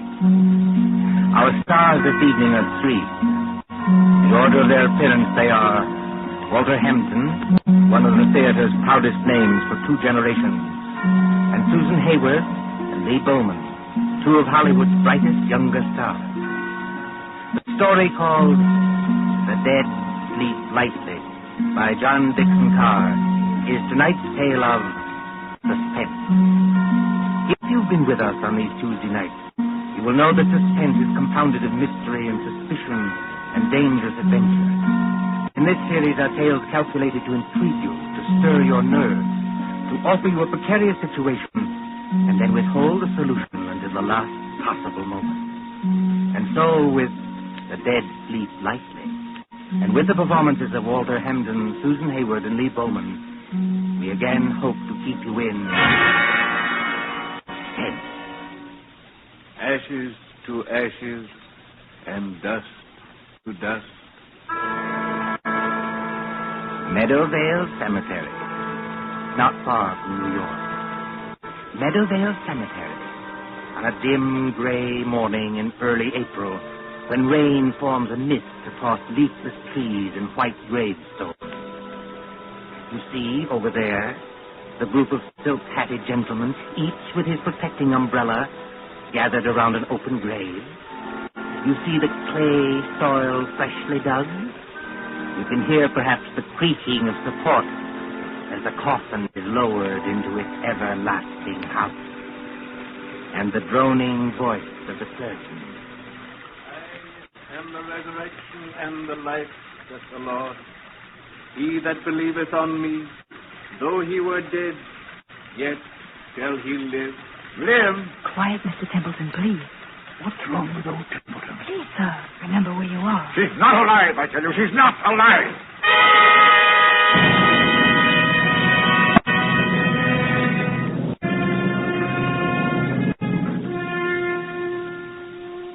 It might seem a long distance, that, from the cosmopolite club in Gramercy Park on the following evening when that same well-fed man, as hard and unemotional as the diamond pin in his tie, hurries up the steps into the club and... Porter. Yes, Mr. Templeton? Tell me, Mr. Wilmot in the club, do you know? Yes, sir. Don't you see him? See him? Where? In the lounge over there, sir. Sitting by the fire. Yes, of course. I'm a little upset. You're a good fellow, Henry. I won't forget you. Thank you, sir. Excuse me, sir, but aren't you going to take off your hat and overcoat? Well, never mind my hat and coat. Just tell me one other thing. When I came into the club, was there anybody following me? Following you, Mr. Templeton? Yes, a woman. A woman with a long skirt and a heavy black veil. There aren't many women who wear that kind of dress nowadays, sir. Look out into the street. Do you see anybody? No, sir. There's just... What's that? Oh, that's only the old street musician, sir. He doesn't mean any harm. I won't have that tune played, you hear? I'm used to getting my orders obeyed, and I'm going to have this one obeyed. Here's some money. Go out and tell him to go away. Yes, sir, if you insist, but... Do as you're told and don't ask questions. If anybody wants me, I shall be with Mr. Wilmot. Very good, sir.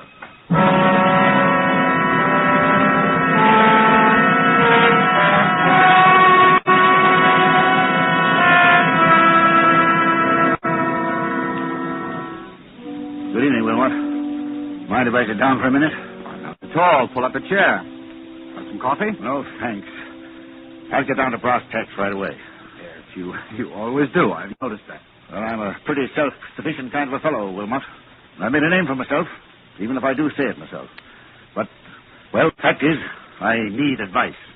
A successful publisher asking advice from one of his own authors. That's something new, isn't it? Now, look here, Wilmot, I'm serious. All right.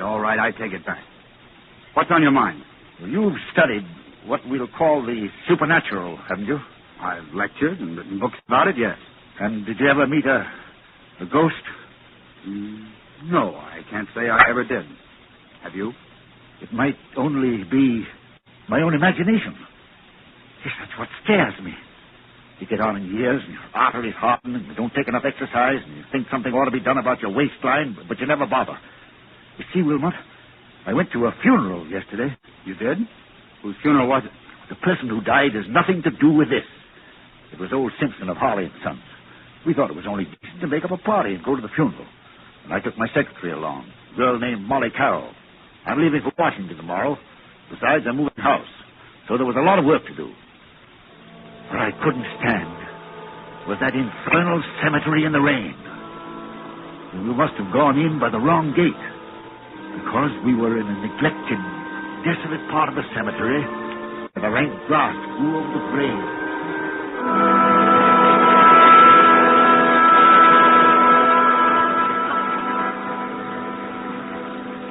You'll oblige me, Miss Carroll, if you first find out the proper directions about places. You've come in the wrong gate to the cemetery. Well, I'm sorry, Mr. Templeton. I thought What you thought doesn't matter now. This is the wrong part of the cemetery. My shoes are absolutely ruined with wet clay.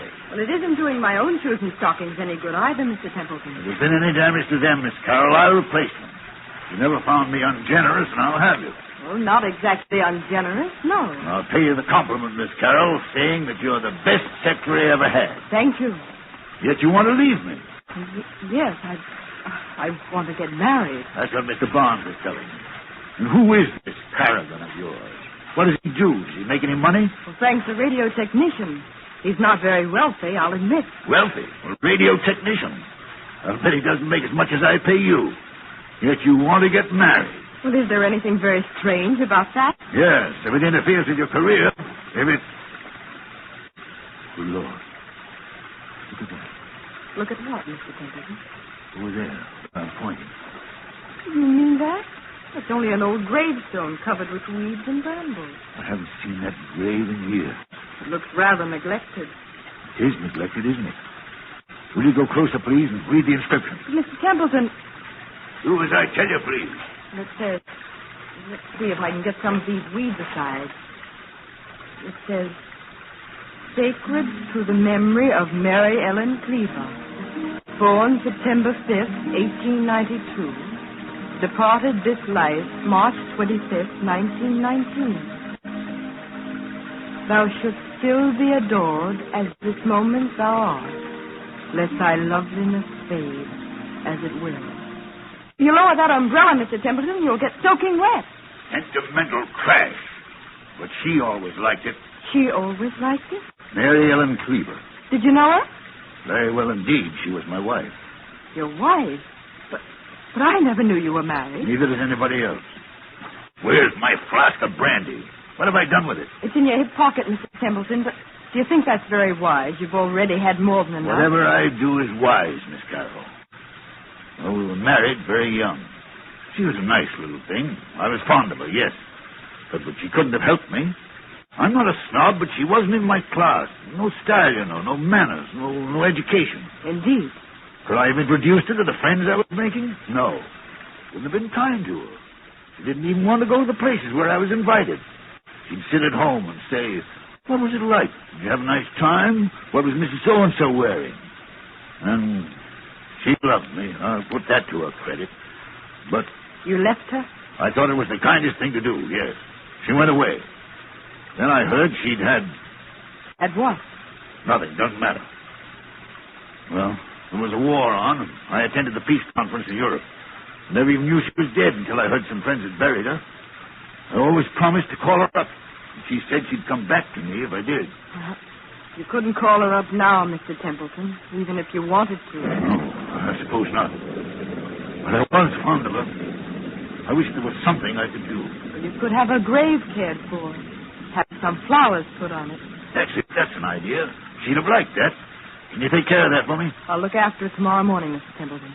But how will they ever be able to locate the grave? There must be thousands in this cemetery. Well, each grave has a number, you know, cut into the stone so you can identify it. This is number 1212. 1212. It sounds like a telephone number, doesn't it? Yes, doesn't it? Meadowvale 1212. Poor girl. I was fond of her. Please, Mr. Templeton, come along and please, no more brandy. You've got a funeral to attend.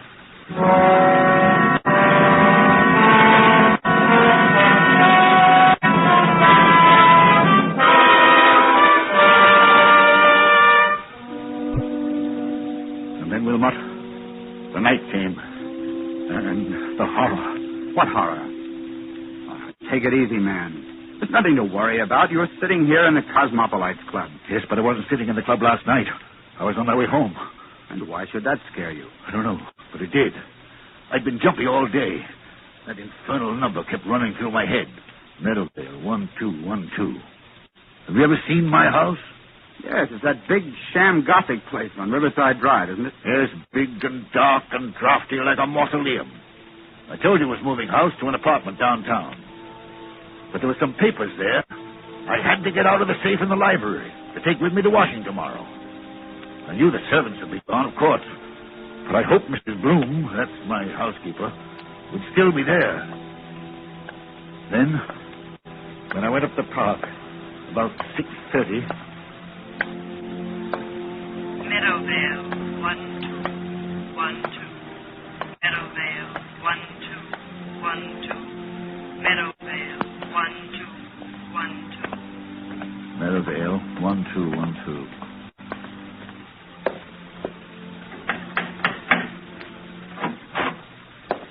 Mr. Templeton, this is a surprise. Sorry to trouble you, Mrs. Bloom. I seem to have mislaid my key. The other could have sworn I had it on my key ring this morning. It's no trouble, Mr. Templeton. Only, I hope you're not planning to spend the night here. No, I'm going to a hotel. Why do you ask? Because they've disconnected everything except the electricity and taken away most of the furniture. I haven't touched anything in the library. No, sir. I told them you said to leave that. But it does seem a pity in a way. What seems a pity? To break up a lovely home like this after all these years. Home? This big, ugly picture gallery? It's been a home to me, sir. I've treated you generously, haven't I? Yes, sir. I'm sorry. I've got several hours' work to do, Mrs. Bloom. A whole safe full of papers to sort over. I'm going to the library and... What's that you're hiding behind your back? I'm not hiding anything, sir. All the same, what is it? It's only a music box, sir. I found it in the attic when the moving men were here. If I hadn't known there were, well, no ladies in your life, I'd have said it belonged to one of them. I love to hear them, sir. May I? Mrs. Bloom. Yes, sir. If you don't want me to smash that music box, turn it off. Yes, sir, I'm sure I never... I'm going to the library. If you can find any sandwiches and coffee, bring them. Yes, sir. Excuse me.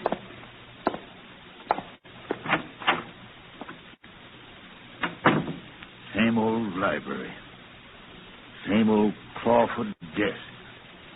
There's the Venetian mirror she bought for him. Look at yourself in the mirror, Templeton. Admit you can't face it. Admit you can't work here tonight. Admit you've got to have lights and music and... That's it. Go out for dinner. Telephone Wilmot. If they've left the phone... Oh, yes, good. Here it is. Hello. Yes, sir. Number, please. Number, please. I want, Meadowvale 1212. Meadowvale 1212. Wait, what the devil's name am I saying? Change that, I want... Hello, my darling. I knew you'd call me when you needed me. Who's that speaking? Who are you? It's Mary Ellen, dear. Don't you recognize my voice? You're not Mary Ellen. This is trick. Mary Ellen is dead. Yes, dear. But the dead sleep lightly, and they can be lonely, too. And now that you do need me... I don't need you. I don't need anybody. I'm coming back to join you, dear. It's not easy, but I'll be there by the time the clock strikes 7. I'll wear a veil because I don't look very pretty. I won't have this. I won't listen to you. I won't... Bye, my dear. Remember, when the clock strikes 7... Mrs. Bloom! Mr. Templeton, what on earth is the matter? Who's been playing tricks on me? Tricks, sir. I don't understand. Who spoke to me on this phone? But, sir, nobody could have spoken to you on that phone. Nobody could have. What are you talking about? That phone's disconnected, sir. Disconnected? Yes, sir. The man came here this afternoon and took that little metal box off the wall and rolled all the wires up and put everything on the desk there. Said he'd be back tomorrow to take it away. Mrs. Bloom, that's impossible. Look for yourself, sir. You're standing in the middle of the room holding that phone, and the wires don't lead anywhere. That's true. So you couldn't very well have talked to anybody on the phone that wasn't connected? Now, could you? I tell you, I got the operator. I heard it ring. I talked to someone else. Oh? And what did that person say? She said she'd be here to visit me when...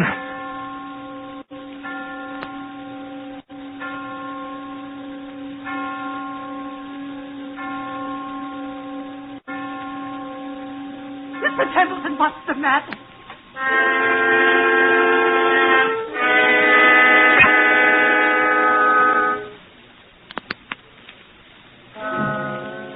And so, Wilmot, that's what happened last night. The phone was disconnected. It was Mary Ellen's voice. There's no doubt about that. Am I out of my mind or what?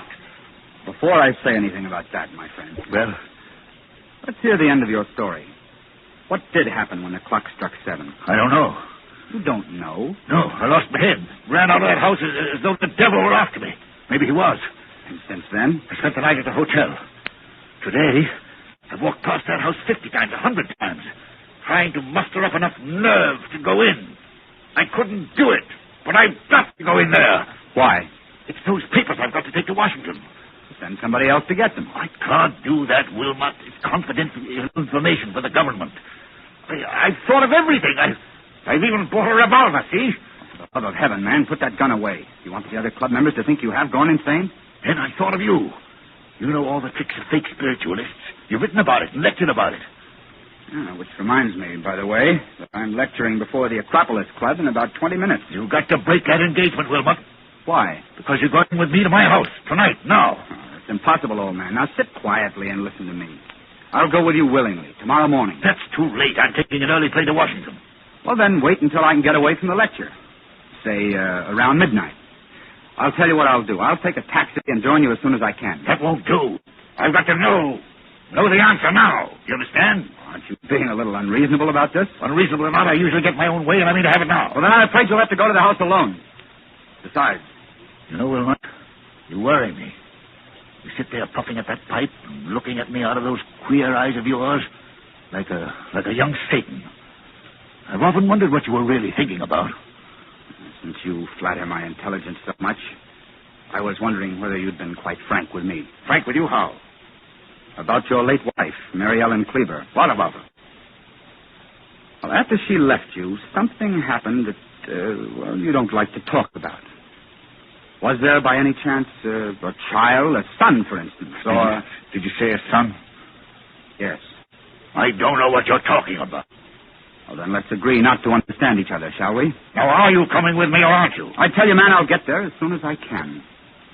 All I can think about is the wet red clay in that cemetery, and the dismal grave in the rain, and what her face might look like if she raised the veil. And what am I going to see in that house? What am I going to see in that house?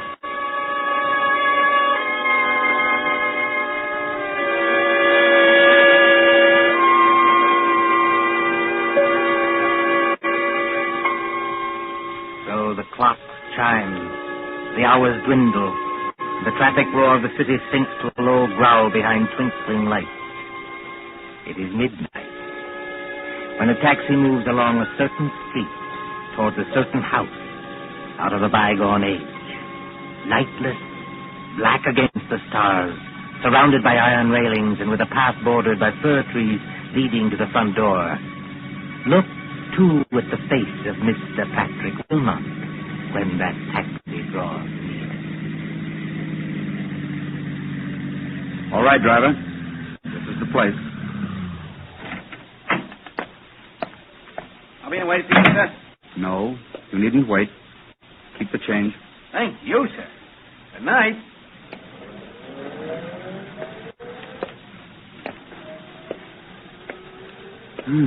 So the front gate is open. And he did go in. And... I beg your pardon. I didn't mean to bump into you. Mr. Wilmot. You know who I am. Oh, yes. I've seen you several times in our office. I'm Molly Carroll, Mr. Templeton's secretary. What are you doing here? Well, it's Mr. Templeton. What about him? Well, that's what I want to know. I was out with Frank, that's my fiancé, and when I got home, the girl I room with said that Mr. Templeton had been phoning all evening. She said he sounded drunk or something. He wanted somebody to go with him to this house. Evidently, I wasn't the only person he applied to. Shall we go in? But yes, but the whole house is dark. Suppose he isn't there. He's there, all right. You don't know men like Bert Templeton. But I'll push the gate wider. Now, straight up the walk to the front door. I've got a flashlight. What are we going to find? Something rather unpleasant, I better warn you. How do you know? I have my ways of knowing, Miss Carroll. Oh, look. What is it? That French window to the left of the front door. Yes. It's partly open. Well, there's nothing in that, necessarily. Templeton said he'd lost his key. He might have had to open a window. Well, that's true, but... So you see it, too, do you? See what? There's a footprint across the sill of that French window. A footprint made in wet clay. It's like the clay of the cemetery. So I should imagine. Will you go in first, or shall I? Into that dark room, I will not. Well, then stay here, please, until I get some lights on. No, wait. I'll go. Let me take your arm. All right, be careful now. Yes, I thought so. This room is the library. And there are more footprints of somebody or something walking in. They lead... Who's there? Who's there? It's only me, sir. Mrs. Bloom, the housekeeper. Then what's the idea of standing in a dark room in the middle of the night with what sounds like... It's only a music box, sir. I left it behind along with some other things and came back to get them. I've got my own key. I thought I heard a noise in here. But why aren't there any lights? The electricity's cut off, sir. It was cut off today. I see. Templeton is here, or was here. He must have had some kind of light. If I turn this flashlight on the desk, maybe... Be quiet, Miss Carroll. What is it, sir? I'm as blind as a bat without my glasses. It's Mr. Templeton. He's lying on the floor beside the desk. Oh, he isn't... No, he isn't dead. His face is the color of putty. I think he's had some kind of stroke. We'd better not take any chances. Mrs. Bloom? Yes, sir.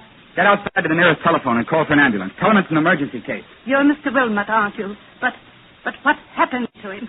Ask a dead woman. I beg your pardon. Never mind. Hurry. Of course I'll hurry, Mr. Wilmot. What are we going to do? Well, let's have a look around. Templeton seems to have been working at his papers by the light of a couple of candles, which somebody's blown out. We'll relight them. There's the desk. There's all the papers scattered round Mr. him. Wilmot, please. What happened to him? I'll tell you. As he sat there in the dim light of 2 candles, a ghostly figure appeared at that French window. It wore a long, old-fashioned skirt and a heavy black veil to hide the face. It walked toward Templeton, tracking graveyard clay. It stretched its arms to him like this. Keep away from me, please. Templeton couldn't stand it. He collapsed. And now, before the old housekeeper returns, would you care to hear how the whole trick was worked? Trick?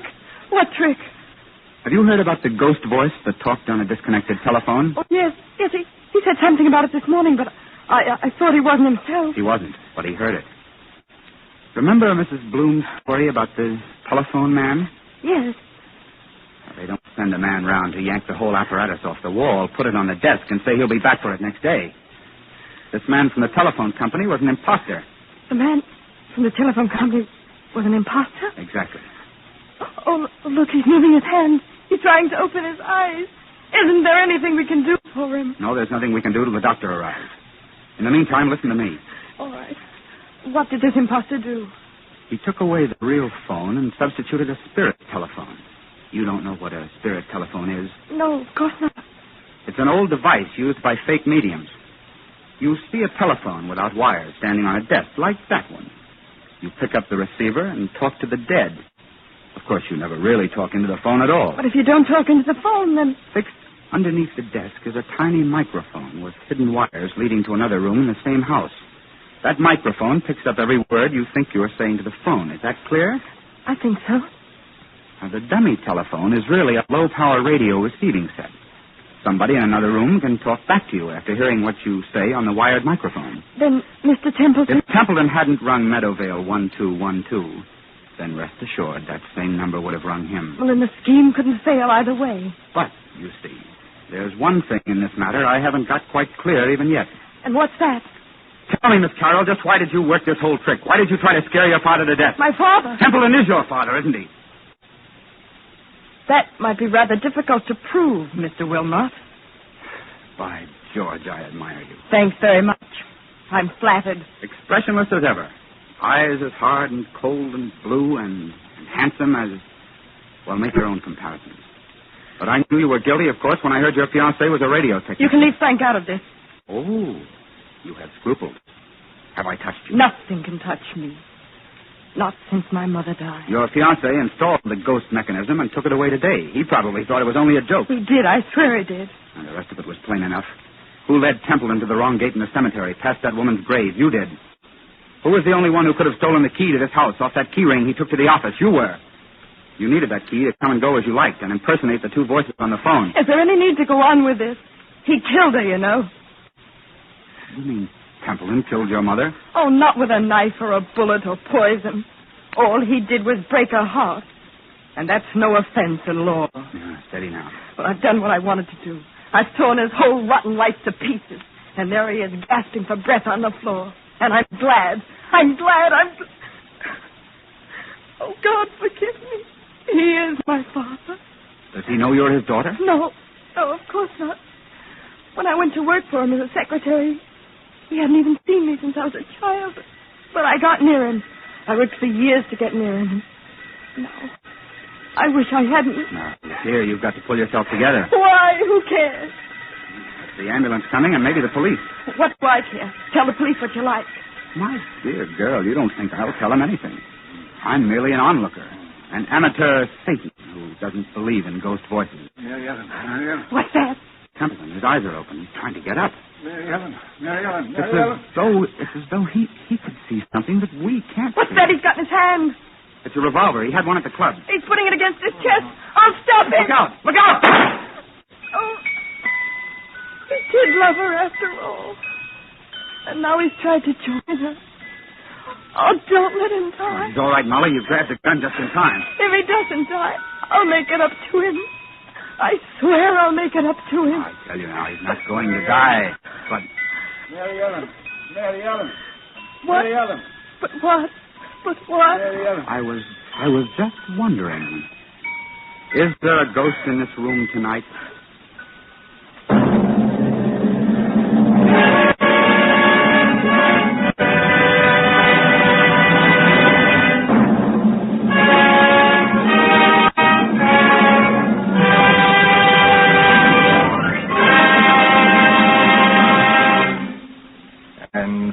closes, The Dead Sleep Lightly, starring Walter Hampden, Susan Hayward, and Lee Bowman. Tonight's tale of Suspense. This is your narrator, the man in black, who conveys to you Columbia's invitation to spend this half hour in suspense with us again next Tuesday. Miss Hayward appeared through the courtesy of Paramount Pictures, and Mr. Bowman appeared through the courtesy of Metro-Goldwyn-Mayer Studios.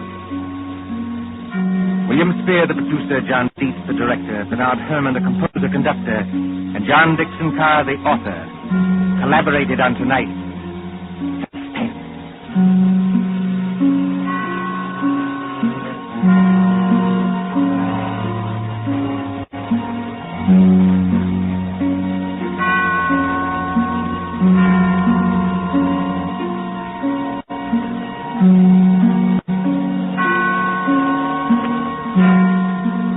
This is the Columbia Broadcasting System.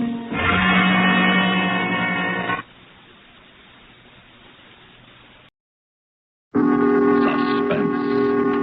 A helpless man and woman fall into a trap from which there is no escape but death. Inferno, written by Peter Fernandez.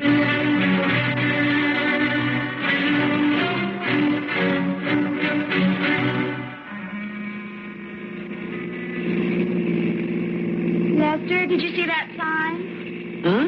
Which one, dear? The last one in front of that gas station we just passed. No, missed it. What did it say? It suggested that we check our oil, water, and gas because it's over 50 miles to the next station. Relax, honey. We've got enough gas for at least twice that distance. Well, you know best, dear. Mm-hmm. You tired, Sheila? Yes, and warm. Well, I'm afraid I can't turn the air conditioner any higher. It's a desert out there. Must be 130 in that sunlight. 130, just imagine. Yeah. That's real desert, all right. Remember in school, your history book? Mm-hmm. Our forefathers crossing that and without air conditioning. 2 miles an hour behind a couple of oxen. And not even a road. I don't know how they did it. There, I snapped a good picture of that clump of cactus we just passed. You better save some film, honey. What for? Well, we might as well get pictures of everything. It's not every year that you get transferred clear across the country to California. When we stop for the picnic lunch that you had that restaurant make up, I'm going to find us something real colorful. Maybe around those mesas out there. You'll want some shots of those, won't you? All right, Les. Oh, this heat has made me so drowsy. I think I'll take a little nap. Good idea, hon. I'll wake you when I find a good spot to have our picnic.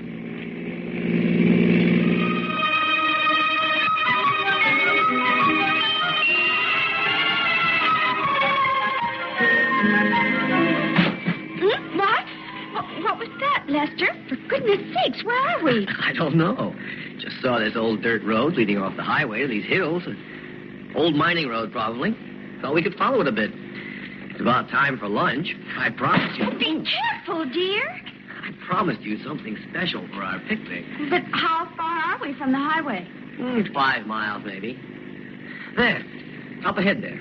Under that big rock formation. There's good shade there. Oh, why, it's beautiful. We'll be there in a couple of minutes, honey.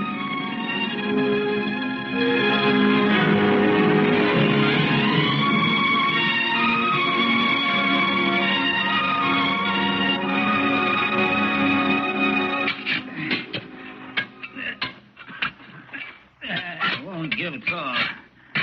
Solid rock. Yeah, that's all we got. 3 weeks and nothing but your crazy talk that we're going to strike it rich. Can't it? It was right around here 100 years ago that the four-leaf clover mine was covered over in a slide. That's your story, Bates. I was a fool to stake us with every cent I got. So I'm through. Now, listen to me again. Now, listen long enough, I tell you. We're low on grub. Ain't even a shell for the gun if we was to see even a jackrabbit. I'm going back to camp, take my things, and get out of here. Will you shut up and listen? Huh? What? Don't you hear that? Yeah, what is it? Car, that's what it is. A car all the way up here. Oh, who would be fool enough to... Hey, there. There it is. Stopping right over there by them rocks. Get down. Get your head down. Yeah. But I've seen it. Just hope they ain't seen you. What difference does that make? I'll get my stuff and hitch a ride out of here. Wait now. I got an idea better than that. Huh? Well, what do you mean? Take another look, Andy. Careful, though. Careful. Yeah? That's a fancy car, hmm? New. Costs a lot of money, hmm? Now, look, Bates, it's too blame hot for chit-chat. What you thinking? I'm thinking if them folks are stupid enough to come pleasure cruising up to a place like this, they deserve to lose that car. You mean take it? Sure. That and anything else we can get our hands on. You know, Bates, for the first time since you talked me into coming up here, I see how we can make a strike after all.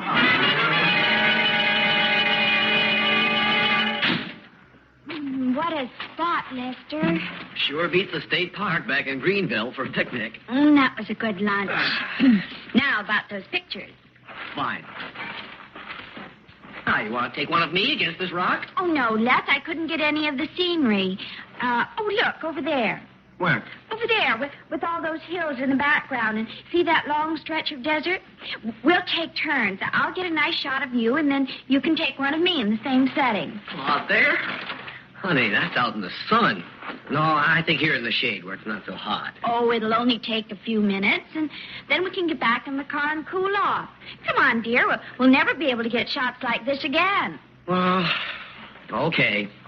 But let's make it fast out in that sun, huh? Come on.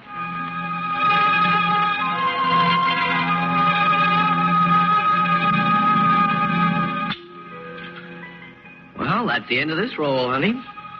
Now, let's get back to the car before we melt. What's the matter, Sheila? The sun.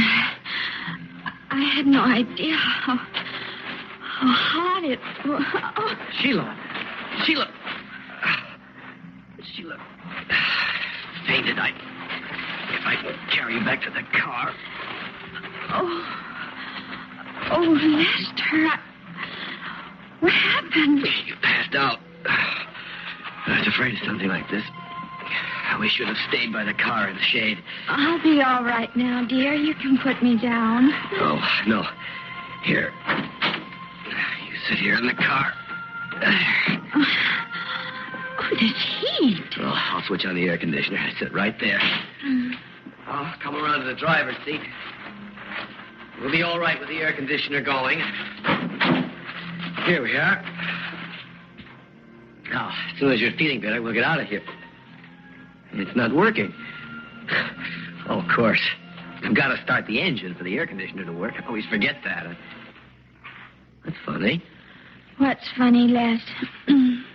I thought I'd left the keys in the ignition, but I probably slipped them into my pocket without thinking it. Nope. Are they on the seat there? Well, I don't see them. I'm not sitting on them. Neither am I. Maybe you dropped them out there. I better go look. Okay. Now, don't be alarmed, Sheila. Just keep your fingers crossed, honey, and hope that I can spot those keys. Yeah, Gandy. I just grabbed them out of the car while them fools was taking pictures. Well, is this all? A bunch of keys? Look over there, Gandy. Careful now, so they don't spot you. Uh-huh. You see where that sun's reaching now? That rock overhang ain't going to be shading that car for long. They're going to be right out in the sun. So? So, without these keys, they can't get away. They got to stay in the sun. Them folks is going to roast, Gandy. Roast. And when they're dead... We split everything 50-50? That's right. So come on. Nothing for us to do but wait for that sun to kill him. Let's get back to camp. My canteen's empty and I'm thirsty.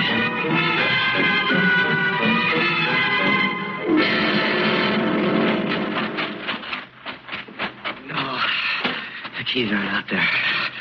I couldn't find them. Lester, what are we going to do? Do? I don't know. This heat.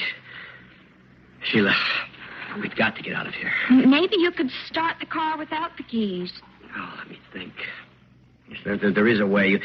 Crossing some wires. I've read about car thieves doing it all the time, but what wires? Where? I don't know how. Your hand is shaking. Oh, don't worry, darling. We'll be all right. It's too hot to spend any time out in that sun. I'd never make it. So the only thing I can figure is that we'll wait until nightfall. Then I'll hike the 5 or 6 miles back to the highway and get help. We'll go together. No, you'll be safer here. The only thing is... What, dear? How are we going to last until that sun goes down?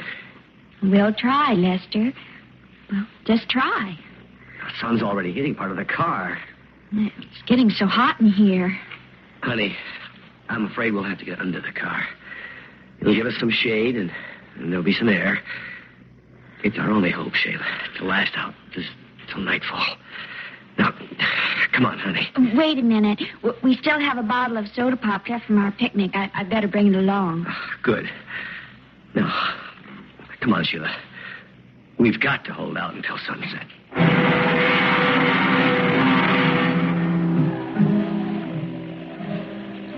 Lester? Lester? Oh, I guess I dozed off. The sun's gone. It's getting dark. Yeah. And that breeze, it's cooler. Feel it? Mm-hmm. Now, I'll try to make that highway. Oh, wait until you're feeling stronger. Well, come on, at least we can get out from under this car now. Oh, thank goodness. And once I'm on my way, Oh, Lester, you almost fell. I'm okay. I've just got to get help. We never last to another day. So I'm going now. Wait, here. Here, there's a drop left in this pop bottle. It's for you. No, you drink that, Sheila. I've had most of it already. Now, please, darling. All right. Thanks. Now, you stay right here. I'll be back before morning. And be careful. I love you, and I don't want anything to happen to you. I love you, too, Sheila. Please don't worry. What's that? What's what, dear? There's something over there. Wait till I get this flashlight on. There. Hey! Howdy, mister.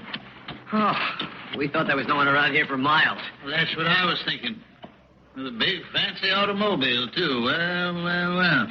Where'd you come from? Up there. Up in the hills. Where you from, mister? Where you heading? Well, the plain fact is that right now we're stuck. Yeah, We can't get our car started. So I'm going to hike to the highway and get some help. Now, that's what you're planning to do, eh? Thought so. Well, you couldn't ever make it, mister, not in the shape you're in. Your hands shaking like that, ain't hardly able to stand. I've got to. Maybe. But you listen to me now. I got the burro here. When I'm tired, I ride, and when he's tired, I walk. I could get to the highway for you. You'd do that for us? Why not? I'm on my way to get water myself. Oh, make it worth your while. Money? Keep it, mister. I'll be glad to do a simple act of charity. Now, you just sit right there. Both of you. Don't go wandering off and get yourselves lost. I'll be back. Just trust me, friends. Just trust old Bates. Oh, a miracle. That's what he is. I agree. We'll be safe now. Come on, Sheila. We'll sit in the car. Try to get some rest.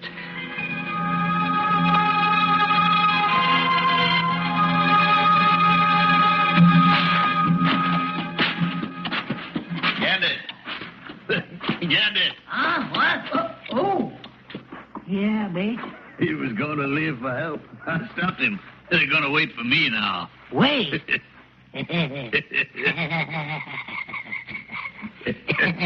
Wait till doomsday, huh? That's right. Might as well stretch out here for a while. Imagine any fool getting caught up here, nothing to drink. Yeah. Just imagine. Gandy, bring me a dipper full of water from the goat skin. Uh-huh. Just thinking about them folks gives me a powerful thirst. Yeah.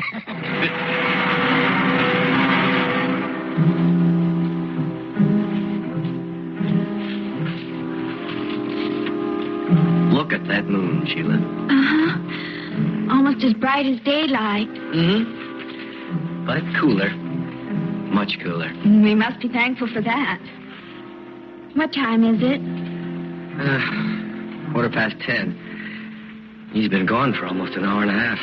Could he have reached the highway yet, do you think? 6 miles? No, not even near it. Even riding the burro. I wonder how far he is. Well, that should be easy enough to find out. In this moonlight, with this elevation, I should be able to spot him. See now. See him? No.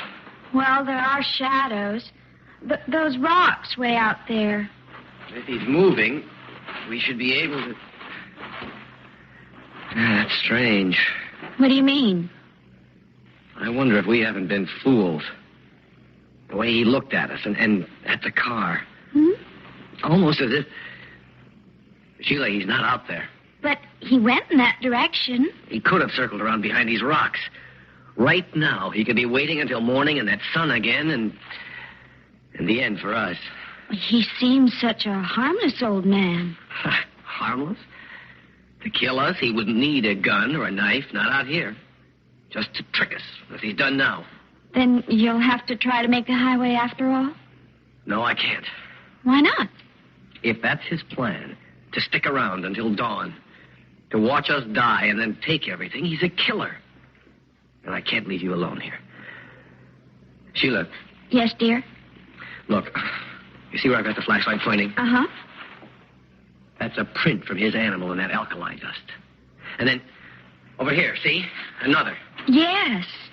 If we follow those prints, maybe we can find him. If he is hanging around here, then he's got water. And we've got to get to him before sunrise. Let's go.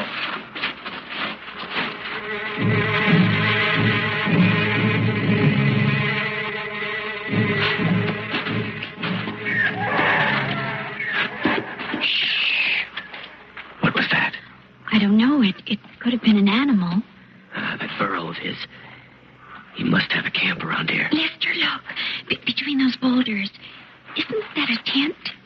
Yes. And beside it, next to that pole, the burro. Yeah, I see something else, too. Where? Hanging from that point of rock. Yeah, a goat skin. There's only one thing carried in something like that out here. Water. Sure. And I'll bet right now he's sleeping in that tent. Sleeping, waiting for that sun to come up and kill us. Honey, you stay here. Yeah. I've got to try to sneak that goat skin of water out of there. Well, let me help. It might be heavy. No. We'd make too much noise together. Here, you hold the flashlight, but keep it off. Be careful. He might have a gun. He might have a knife. Wait here, darling. So far, so good. Steady, fella, steady. Just a few more feet. Now. It's almost filled. And heavy. If I can just get it off this pinion. Now. What's that? Gandy, wake up. Hurry, Lester. Hey, mister, stop. Stop him, Gandy. Go ahead, Sheila. Start back for the car. Hurry. Oh, no, you don't, mister. Let go of me. Hold him, Gandy. Hold him. Let go of my husband. Two of you. I can't hold. All right, we got him now. What's that? Water. Water, that's what it is. He dropped our water bag. Oh, pick it up. Pick it up, quick. Yeah, I'm trying to. It's too late. Huh? Look at it. Empty. Empty. It's empty. You knocked it out of my arms. Are you all right, Les? Yes, but does it matter? There's no water. No water. No water for any of us. No water? He's right, Bates. We got to get more water before sunrise, or we'll all die here.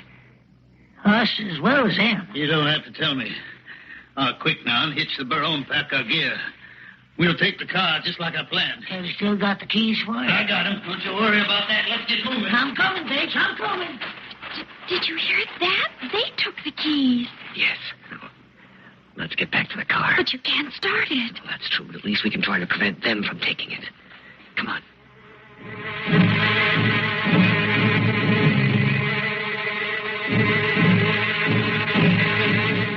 It's getting light. Can't you see them yet? No, but they'll be coming. They'll be following that old mine road. Look, coming around that pile of rock. Yeah. Now remember, sit right there in the car no matter what happens. You and the missus, get away from that car. We won't move from here. You gonna make us wait till that sun kills you? That's what you're gonna have to do. That sun's most up already. How long can you and the missus last with no water? Huh? How long? Few hours is all. How long can you and your friend wait for us? You don't have any water either. He's right, Bates. We can't wait around much. Shut up, Dandy. Look out, Lester. See this shotgun, mister? Now you and the missus get away from that car. Or I'll kill you right now. Either you shoot us, or we die of heat and thirst. Right here. The shooting might be a lot easier for us. He's got you there, Bates, ain't he? Shut up. Well? What's the matter? Why don't you shoot? I'll tell you why, mister. 'Cause he ain't got no shells for that gun. I told you to shut up. That shotgun isn't loaded? Even so, you ain't getting away from here. Neither are you. Just think about that. We got the animal. We got the burro here. And it's 6 miles out to the highway. Animal or not, you can't make it with no water while that sun is up. Now, if you don't move out of the way, we're going to throw you out of the way. There's 2 of us. And me and Gandy is going to... And there's 2 of us. Stay in the car, Sheila. No, they're old men, and together maybe we can hold them off. Come on, Gandy. Let's take that car now. I was willing to string along when this looked easy. It ain't easy no more. I tell you, it is. We got the car now. We can leave them here. We can't get the car. Yes, we can. Now, listen. We got to get out some water or we're going to die with them. Give me those ignition keys. So you can leave us here without water? We will last through this day. I know that. Them keys ain't doing us any good. Give them to him, Bates. Listen, mister. Now, listen. Will you get some water to us up here? Give me the keys. You got a promise. Give them to me. I guess we got to trust you anyway. Here you are. Thanks. Get in, honey. Yes. Now, we're going to be waiting. We're going to be waiting right here, mister. Don't forget us now. Why not? You can sit in that sun and roast. No, mister, please. You couldn't do that. Yes, I could. Mister, leaving us here, forgetting us, that'd be murder, that's what it'd be. Mister, please. Mister!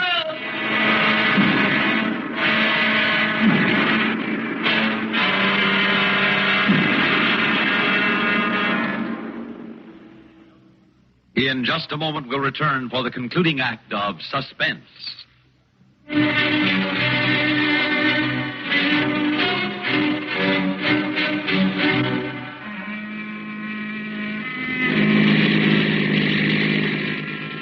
There it is, Lester. There's the highway. I see it. Thank goodness. Oh, thank goodness. Oh, Darling, we were heading west, but you've turned us back toward the town. You know we can't leave them there without sending someone to help them. No, dear. Of course we can't. Not us. We lost a whole day and night up there, but anyway, at least you got some good pictures. Just in case we never get a chance to cross this section of the country again. Lester, dear, if we ever have to go this way again, let's not.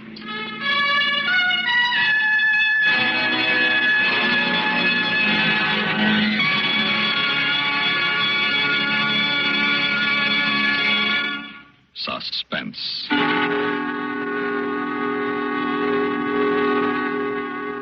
You've been listening to Inferno, written for Suspense by Peter Fernandez. In a moment, the names of our players and the word about next week's story of Suspense.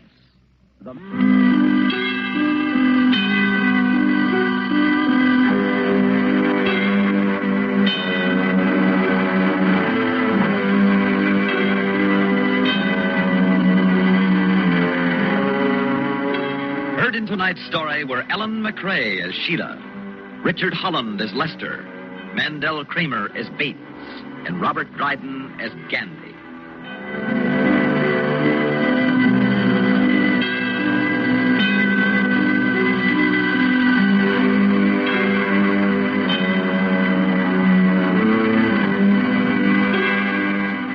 Listen again next week when we return with Night Man by Lucille Fletcher. Another tale well calculated to keep you in suspense.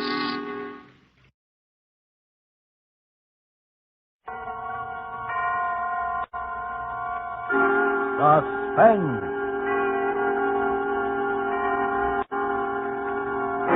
Autolite and its 96,000 dealers present Miss Marlene Dietrich in Murder Strikes Three Times, a suspense play produced and edited by William Spear. Friends, for snappy starting on zippy, snippy days, there's nothing better than a set of the famous ignition-engineered Autolite spark plugs. Mr. Wilcox, sounds like a speech. Speech? This is no speech, Debbie. This is the free flow of fervent feeling for the newest addition to the complete line of ignition-engineered spark plugs made by Autolite. The wide-gap Autolite resistor spark plugs. Mr. Wilcox, are you trying to say that Autolite resistor spark plugs offer car owners special advantages? Precisely, my pedantic pretty, because Autolite builds an exclusive 10,000-ohm resistor right into every Autolite resistor spark plug. And this makes practical a wider initial gap setting, the advantages of which have long been recognized by automotive engineers. I never knew that, Mr. Wilcox. Tell me more. My girl, Autolite resistor spark plugs give double life under equal conditions as compared to spark plugs without the built-in resistor. Yes, sir, this newest addition to the complete Autolite ignition-engineered spark plug line is the only spark plug that will give you smoother performance on leaner gas mixtures and greater gas savings. So, see your Autolite spark plug dealer tomorrow for a set of the famous ignition-engineered Autolite spark plugs. And remember, whether you choose the regular type or the resistor type, you'll be right, because you're always right with Autolite. And now, with Murder Strikes Three Times and the performance of Marlene Dietrich, Autolite hopes once again to keep you in suspense. And so John L. Lewis and the soft coal mine operators will be getting down to specific cases soon. And now, the exclusive that I promised you earlier in the program. A report so sensational that I am going to devote all of my remaining time to it. I have before me a copy of a document delivered in person today to the district attorney's office by one Fredonia Bell. Fredonia Bell was the trusted personal maid of Laura Starling Morton, whom you will remember from the widely publicized murder trial of 2 years ago. This document is a statement written by Laura Starling Morton in her own hand, and it begins as follows, quote, I only regret that it will be impossible for me to be present. And this is read aloud. What I shall relate here concerns 3 men. Of these 3 men, it is not on behalf of my husband, Robert, that I write, nor on behalf of my husband, Charles. This is for Elmer. But I do not think that Elmer will ever see it. For Elmer, too, is going to die.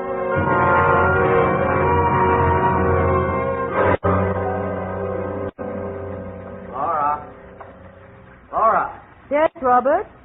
Where's my electric razor? In the medicine cabinet where it always is. Oh. Well, Robert, I wish you wouldn't shave while you're in the bathtub that way. What's the difference where I shave? I like to shave in the bathtub. I just don't like to see you meddling with electricity while you're in there. You might get a shock or something. Oh, sure.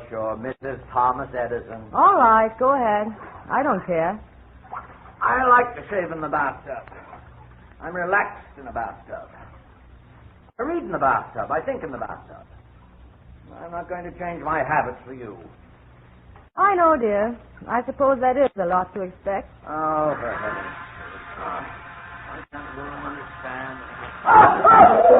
Robert! Robert!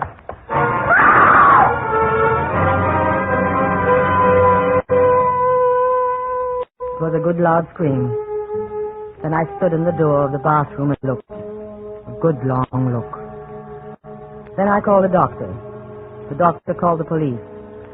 The police called the district attorney. And I found myself confronted by a young man with red hair and glasses who gave the immediate impression of being clever, unscrupulous, and objectionable. That was Elmer. Mrs. Williams, I'm Elmer Garner of the district attorney's office. How do you do, Mr. Garner? I thought you and I had better have a little private chat. What about, Mr. Garner? About your husband. What about my husband? Mrs. Williams, I'm going to be very frank with you on a number of counts. I'm what is known as an assistant district attorney. Mr. Garner, I have just lost my husband. I hardly think... I'm coming to that, Mrs. Williams. Now, the district attorney has put me on this case because, well, he thinks he doesn't have a case. Routine investigation. Now, maybe it's because the DA is essentially a nice man with nice instincts, and I am not, but I don't agree with him. About what? About not having a case. Because I can smell him, Mrs. Williams.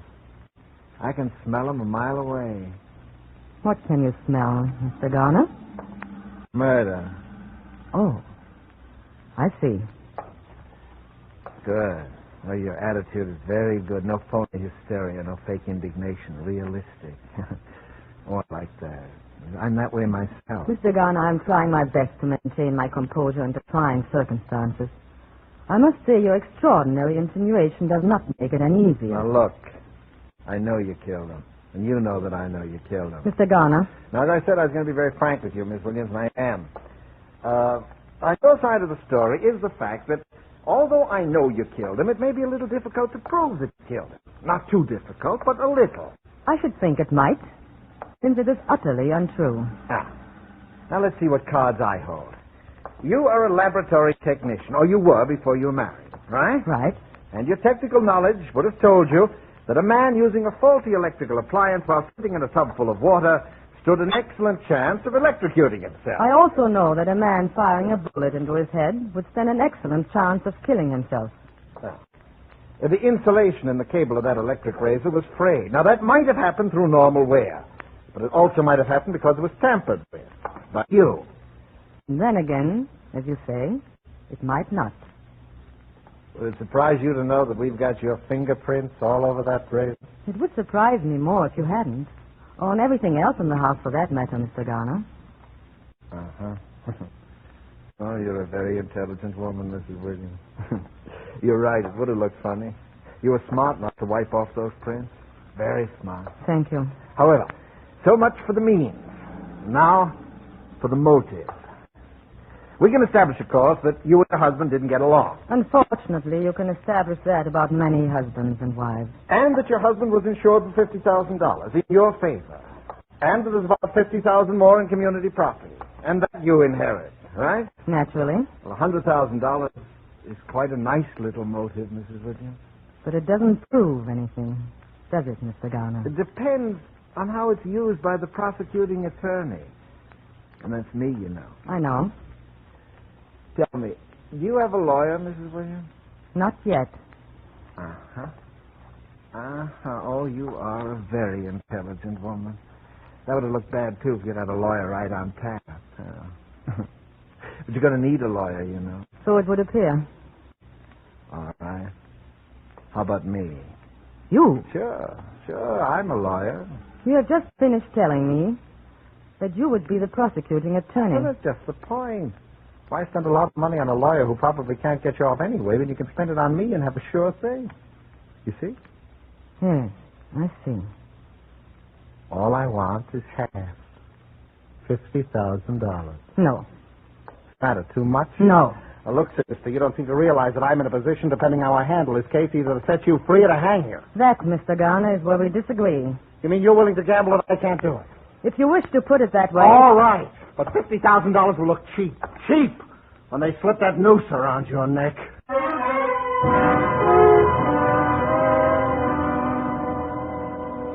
There she sits, ladies and gentlemen of the jury. Cold, calm, emotionless. The same Laura Williams who carefully calculated, carefully planned, and premeditated the murder of her husband. I ask the death penalty. I must ask it. For ponder well, ladies and gentlemen of the jury. If you set her free, believe me, this will not be the last accident to mark the bloody trail through life of Laura Williams. And when that accident occurs, when the next victim is struck down, his innocent blood will be upon your hands.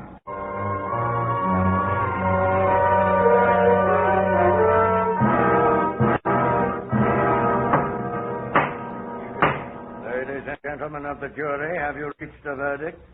We have. What is your verdict? On the grounds of insufficient evidence, we find the defendant not guilty. Well,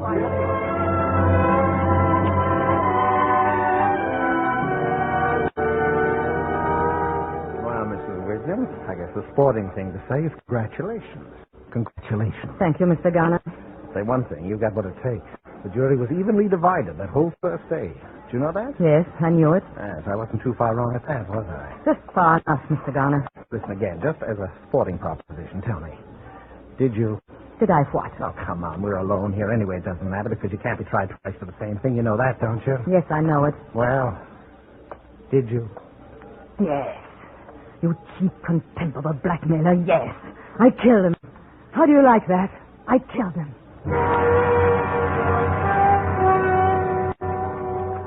Yes, I told him the truth. Just to see the smirk fall from his face. Just to see him actually snarl with frustration. Knowing that I'd gotten away with murder and he couldn't do anything about it. Yes, I couldn't have resisted telling him then. Even though it meant I'd die of it. Which I will.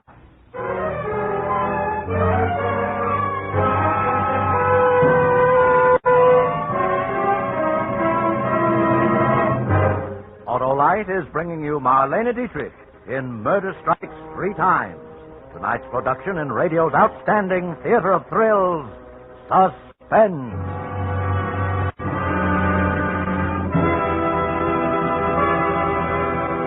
Debbie, my dear director of elocution, you interest me strangely. First you're hoity-toity, then you're hoity-poity. How come? Mr. Wilcox, I am leading a double life. Double life? Say, that's just what the new wide-gap Autolite resistor spark plugs offer car owners everywhere. Double life under equal conditions as compared to spark plugs without built-in resistor. Gently, Mr. Wilcox, gently. You see, friends, wide-gap Autolite resistor spark plugs are the newest addition to the complete line of ignition-engineered spark plugs made by Autolite. They offer money-saving advantages, smoother performance, greater gas saving, quicker starting in cold weather. Mr. Wilcox, your diphthongs are showing. Thank you, my little lecturer. Next time you stop at your favorite service station, ask your dealer to install a set of ignition-engineered Autolite spark plugs in your car. And whether you choose the regular type or the resistor-type spark plugs, you'll be right, because you're always right with Autolite. And now, Autolite brings back to our Hollywood soundstage our star, Marlene Dietrich, and featuring Hans Conried as Elmer in Murder Strikes 3 Times, a tale well calculated to keep you in suspense.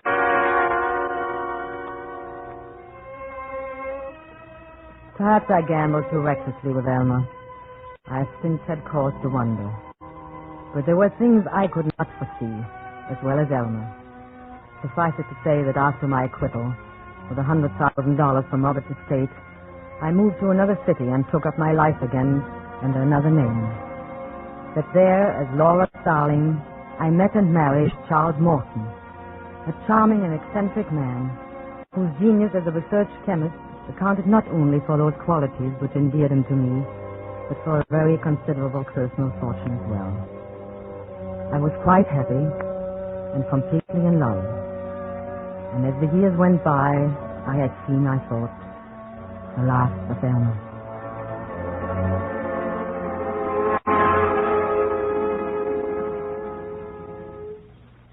Charles? Oh, Charles, Yes, my dear. I had your coffee. Coffee?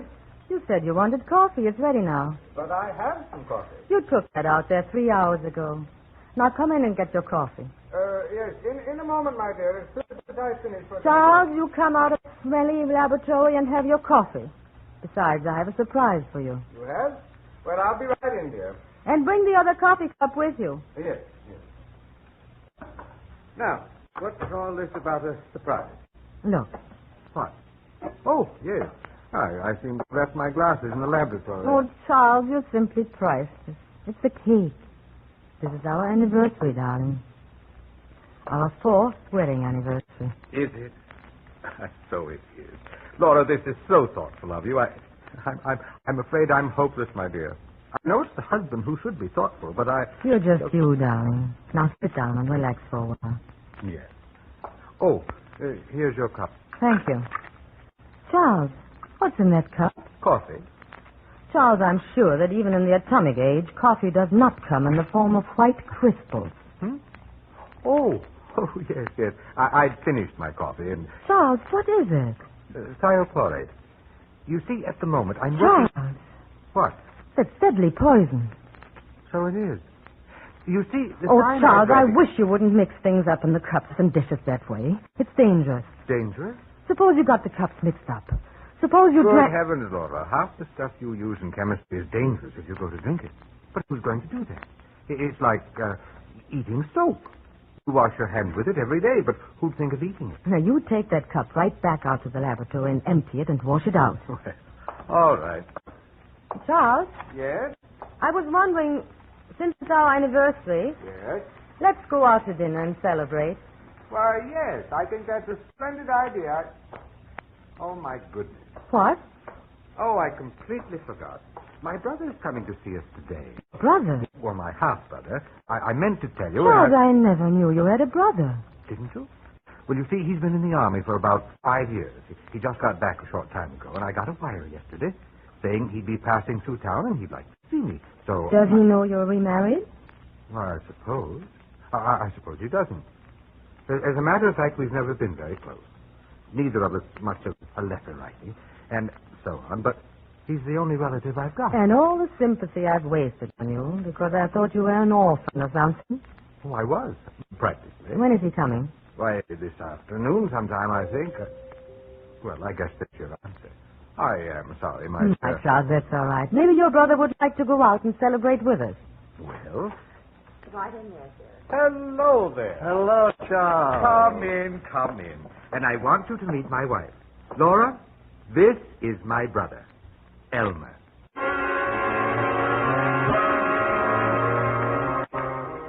There was no doubt that it was Elmer. There was no doubt that he recognized me. And there was no doubt in my mind as to how he intended to play his hand this time either.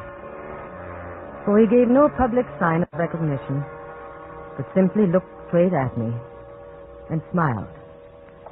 And smiled and smiled. So you've gone into private practice, eh, Elmer? Criminal law, I suppose. Mm-hmm. Yeah, there's no appreciation in this country of men who hold public office, financially at least. Oh, Elmer, you always did have your eye on the dollar, didn't you? What about your racket, Charlie? What have you been up to? Oh, just puttering around here in my laboratory. You mean right here at home? Of course. Oh, I guess that's new since you were here last. Well, there's a lot that's new since I was here last. It's right in there, right through those doors. Isn't that sort of a nuisance for a wife, or isn't it? Not in the least. Why should it be? Now, Laura, don't try to cover up my failings. Just before you came, she was scolding me for carrying thiochlorate around in the family coffee cup. Isn't that interesting? Isn't that a coincidence? Why? Now, I was just thinking, what a fine setup for a murder. Now, somebody poisons a chemist in his own laboratory, and it looks just like an accident. Neat, huh? You will find that Elmer has a morbid mind, my dear. he used to try people for murder back in Illinois. And I tried some beauties, too. Oh, I've got to get going. I'm sorry I can't accept your invitation for tonight. But you are staying over a few days, are you? Oh, yes. I'll see you again. Good. Soon. Good. Now, don't bother come to the door with me, Charles. I know you want to get back to your work. Well... Perhaps Laura will, huh? Give us a little chance to get acquainted. Why, yes, of course. Call us, Elmer. Well, you can depend on it, Charlie. Good. Well.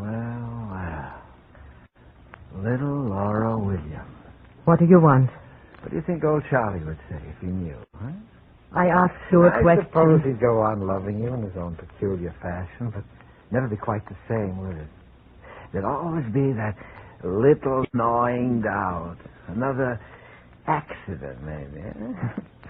Oh, no, I'm afraid things would be kind of under strain around here, Laura. You do have a price, I suppose. I might. By the way, why are you so eager to pay it? I'm happy here. I'm at peace with myself and the world. I don't want anything to change. No other reason? What other reason would there be? I suppose all this property would go to you in the event of another little accident. Huh? You don't really believe that. No, the motive and the means. Money and poison. How much, Elmer? No. Now, you got me wrong, Laura. I don't want money. When did that happen? Did it ever occur to you that I might simply be interested in my brother's welfare? No. All that has occurred to me so far is to wonder why I had to pick the one man in the world who was related to you. You want to hear my proposition? I'm waiting. Yeah. The motive and the means. Now, there's always the means for an intelligent person like you. But if we took away the motive... The motive? The money, the will. No motive, no temptation, you see? I see. Yeah, in a way, it's for your own protection, too. Because if Charlie so much as slipped on a banana peel and you inherited that money, there's no jury in the world that wouldn't convict you, simply on your past record. You realize that, don't you? Yes. So, no motive, no case either, you see? What do you want me to do? Get him to change his will. In favor of his only living relative, I presume? Uh-huh. That's me. And then? That's all. And you're in the clear. Because after that, Charlie couldn't suspect you, even if I told him. Probably wouldn't believe it. Throw me out of the house for persecuting his little bride. Maybe even change his will right back again, you see? All right. Ha. You can do it, can't you? I suppose so. Oh, I know you can. I know you'd better.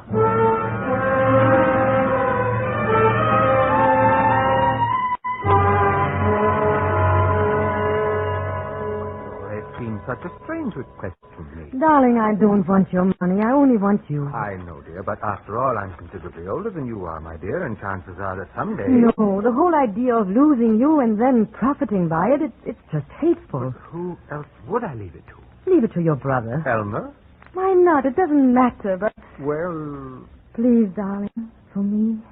All right, my dear, if it really makes a difference to you. Now, don't you worry about it anymore. I'll take care of it sometime. No, I want you to do it now, right away, today.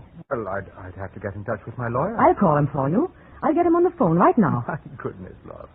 You act as though it were a matter of life and death.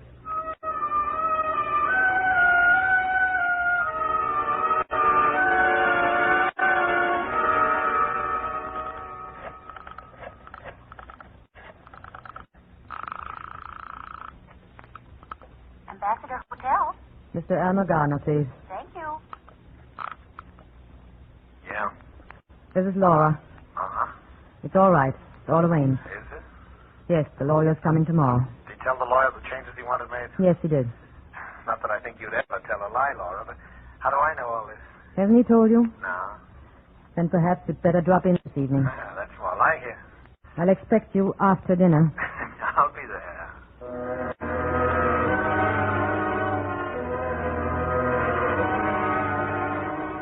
Elmer arrived this evening, less than an hour ago. We were having coffee in the living room. Earlier, Charles had been showing him through the laboratory. It was not until after that I had a moment to speak to him alone. Ah, the wonderful fellow, old Charlie. So trusting.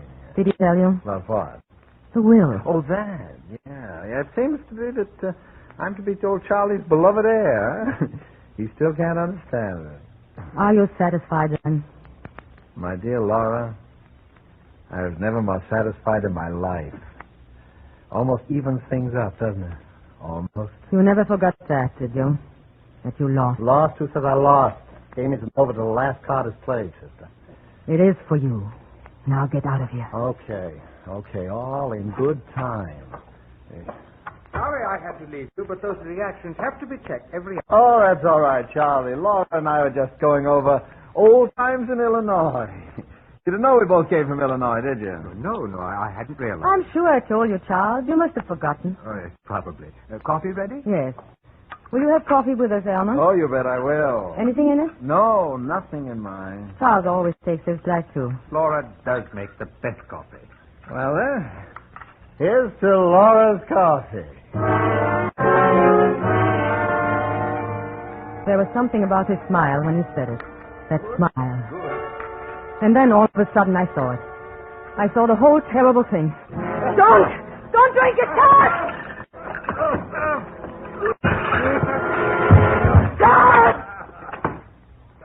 Well. Old Charlie seems to have keeled over, huh? Wouldn't be surprised if that was thiochlorate poison. The motive and the means. And the motive's a real beaut this time, Laura, because you had to kill him before he changed his will. Neat, huh? You killed him. Sure, but that's not what the jury's going to think. No. And, of course, I'll get the money anyway. You couldn't very well collect it, because they're going to hang you. No!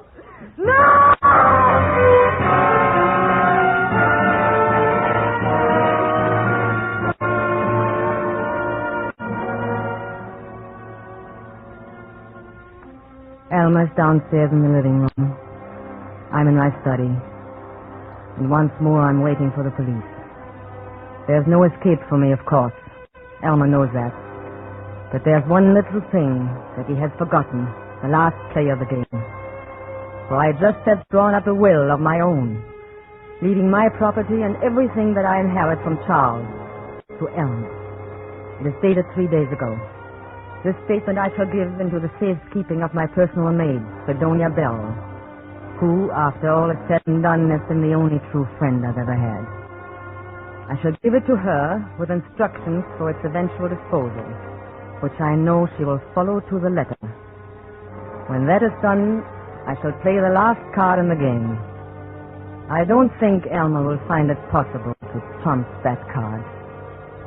Because, you see, when the police come, it is Elmer who will have to do the explaining, not I. And he will have to explain two bodies, Charles and mine.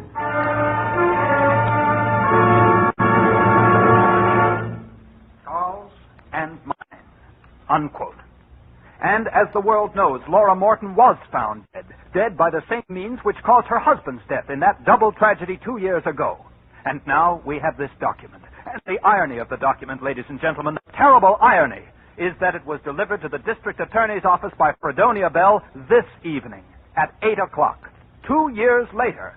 And why did the good Fredonia wait until tonight?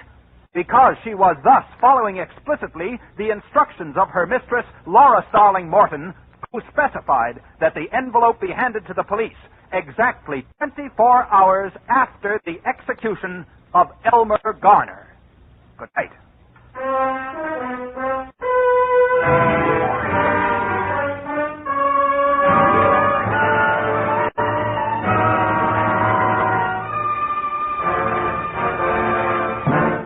Suspense, presented by Autolite.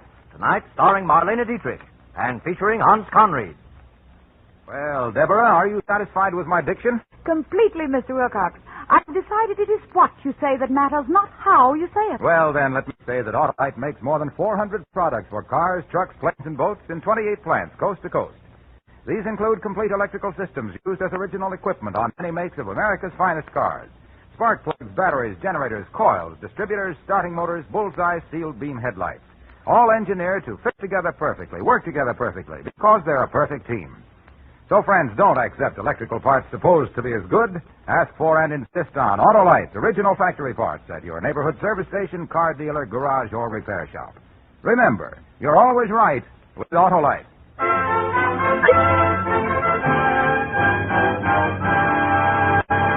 Next Thursday for Suspense, Dick Powell will be our star. The play is called Slow Burn. And it is, as we say, a tale well calculated to keep you in suspense. Tonight's Suspense play was produced and edited by William Spear and directed by Norman MacDonald. Music for Suspense is composed by Lucien Moraweck and conducted by Lud Gluskin. Murder Strikes Three Times is an original play for radio by John DeWitt. Marlena Dietrich will soon be seen in the Warner Brothers production Stage Fright. You can buy Autolite regular or resistor spark plugs, Autolite stay-full batteries, Autolite electrical parts at your neighborhood Autolite dealers. Switch to Autolite. Good night. There is still a tremendous job to be done in gaining new knowledge about the causes, prevention, treatment, and cure of heart diseases. Give to this worthy cause. Send your contribution to HEART, H-E-A-R-T, care of your local post office. This is CBS, the Columbia Broadcasting System.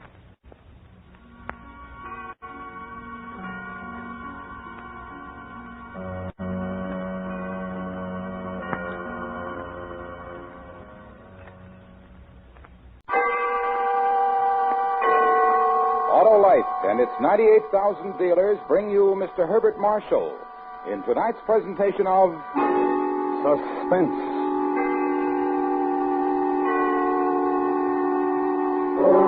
Tonight, Autolite presents part one of the most famous of all literary puzzles, Charles Dickens' unfinished novel, The Mystery of Edwin Drood. Our star, Mr. Herbert Marshall.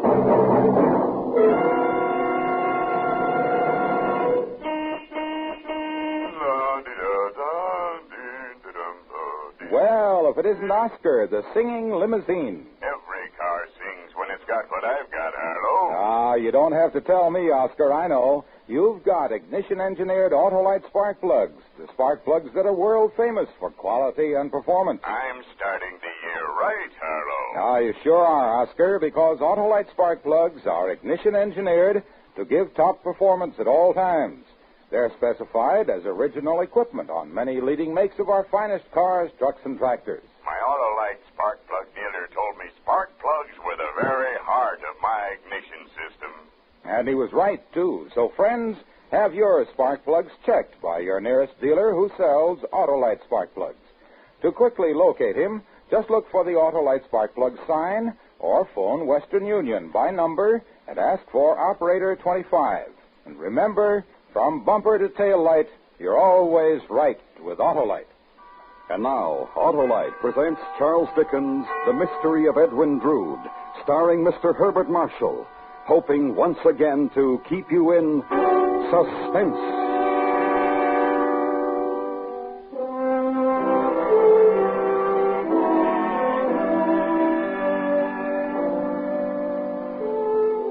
This is the last night I have to live.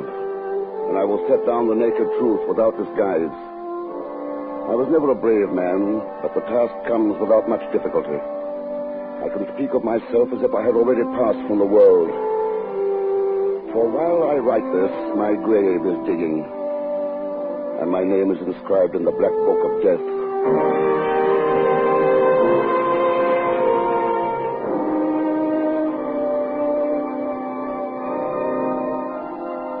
In the organ loft of the assembly hall at Cloisterham College, where I first began to learn how man's mind can become a thing of horrible wonder, a part, a writhing, tormented thing, beyond his poor power to control.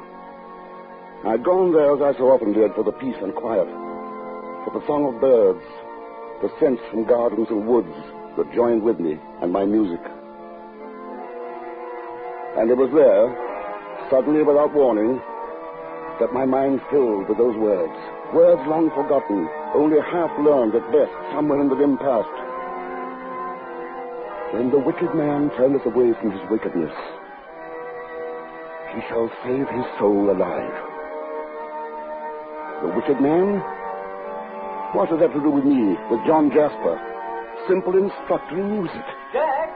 And why should I be filled with a strange sense of guilt? Are you in there, Jack? The wicked man. Me? The wicked man? Jack, are you in the organ loft? Jack? Well, who's that? It's I, Jack, your nephew, Edwin Drood. Edwin. I'm out here in the assembly hall. Edwin. Edwin, my boy. Jack.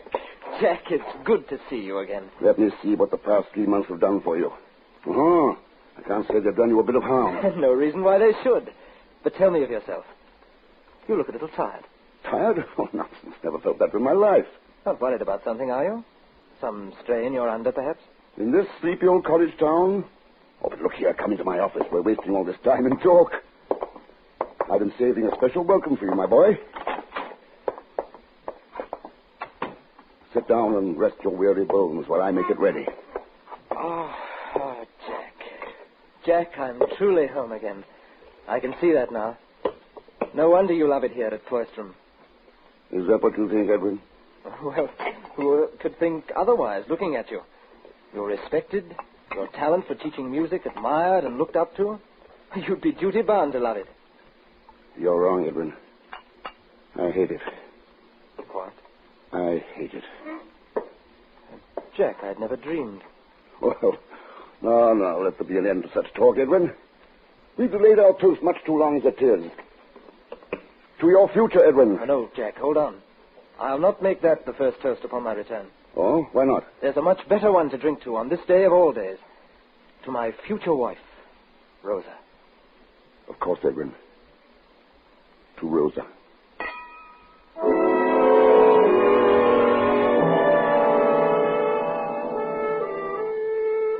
As we stood there, Edwin and I, drinking to her, to Rosa, I began to realize why those words about the wicked man had come to me just before his return. It had been a warning that might have already come too late.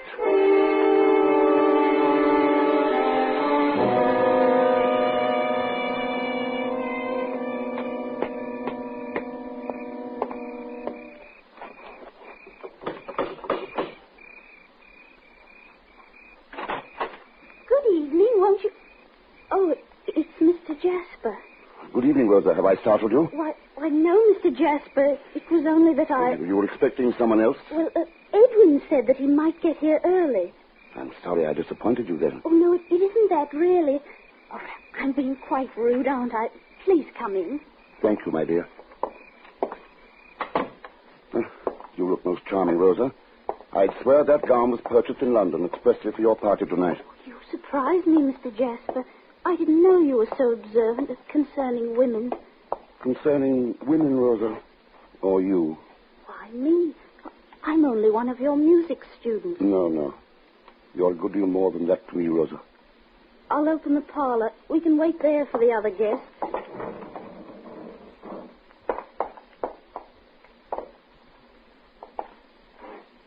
You said I was a good deal more to you than just a music student.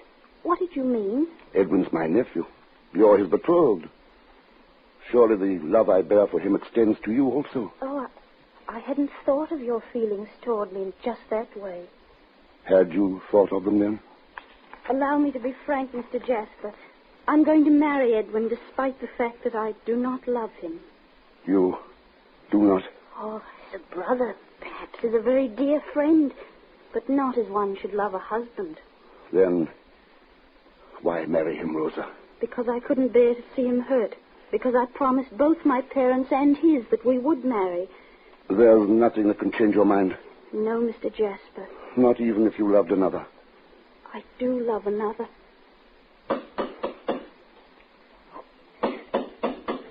The other guests.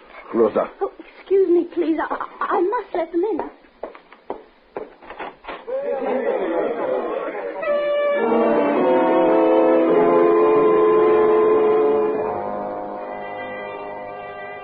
I remember little concerning the party that followed, being too occupied with my own thoughts. But two incidents do stand out as foreshadowing events to come. The first, a conversation between Dean Crisparkle and his protege, Neville Landless, a strange and intense young man, but newly arrived from Ceylon. Yes, of course, my dear. She's a beautiful girl, Dean. One of the most beautiful it has ever been my fortune to meet. It might be best for you to curb your admiration, Neville.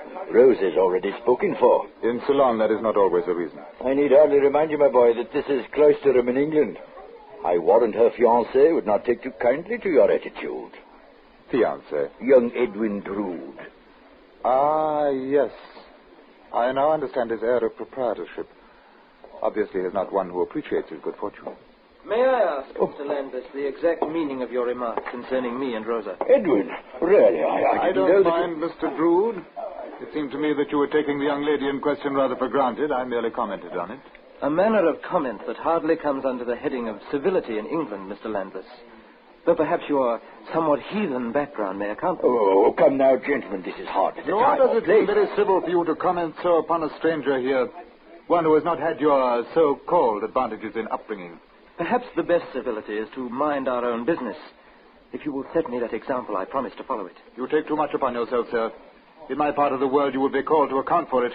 By whom, for instance, Mr. Landis? By me, sir. At your earliest convenience. Oh, gentlemen, please. Edwin, let's have no more of this. High words between the two of you. I don't like it, my boy. Nor do I care for certain comments made in my presence here, Jack.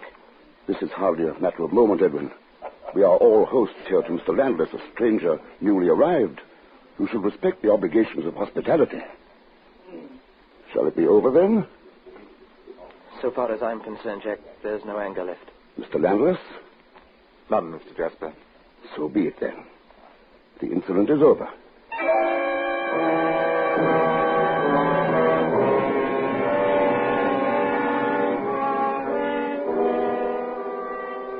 When it became time for Rosa to play, I took my place at the piano beside her in order to turn the pages of the music. I stood there watching her hands caressing the keys like two white, tender doves, seeing her lips pursed tenderly in concentration, the curve of her soft cheek, her eyes intent upon her music, yet finding moments free to glance up into mine.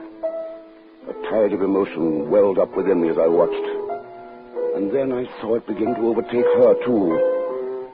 It was evident in the trembling of her hands, the color draining from her face, her quickening breath. Oh, no, I can't bear it. I can't bear it. Take me away, please. Take me away.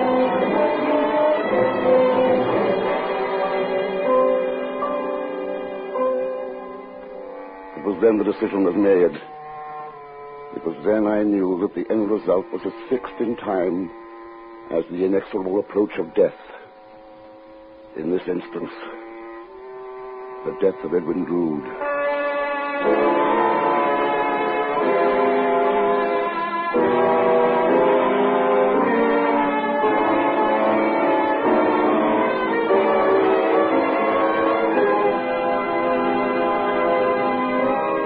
Autolite is bringing you Mr. Herbert Marshall in Charles Dickens' The Mystery of Edwin Drood.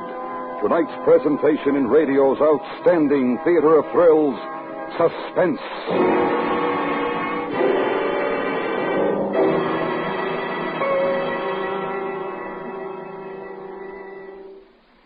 You know, Harlow, this is the first time I've had Autolite resistor spark plugs under my hood. Well, then, Oscar Otto, you're in for the ride of a car's lifetime. The Autolite resistor spark plug is the greatest advancement in spark plugs for automotive use in the past 25 years. They sure step up my performance. That's because Autolite resistor spark plugs have something extra that gives you something extra. That extra is an exclusive Autolite built-in 10,000-ohm resistor that makes possible such extra advantages as smoother engine performance, quick starts, and double spark plug life. Extra special, eh, Harlow? Right you are, Oscar, and the Autolite resistor-type spark plug is only one of the complete line of Autolite spark plugs for every use. So, friends, see your nearest Autolite spark plug dealer. Have him check and replace worn-out spark plugs with ignition-engineered Autolite spark plugs, either standard or resistor type. And remember, from bumper to tail light, you're always right with Autolite. And now, Autolite brings back to our Hollywood soundstage Mr. Herbert Marshall in Elliot Lewis's production of The Mystery of Edwin Drood, a tale well calculated to keep you in suspense.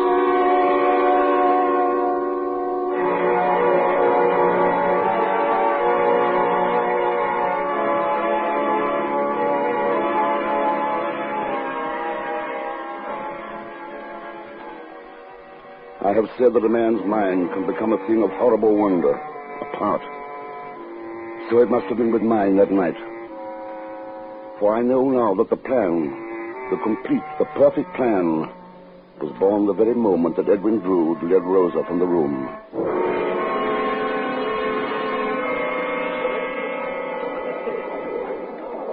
Oh, the poor girl. She's quite evidently overwrought. Yes, quite overwrought. Little wonder, with the strain she's had to bear. It can hardly be conducive to one's nerves when a fiancé becomes proprietary and overbearing. It would appear that your earlier differences with Edwin Drood still rankle, Mr. Landless. I believe I have my anger well under control, Mr. Jasper.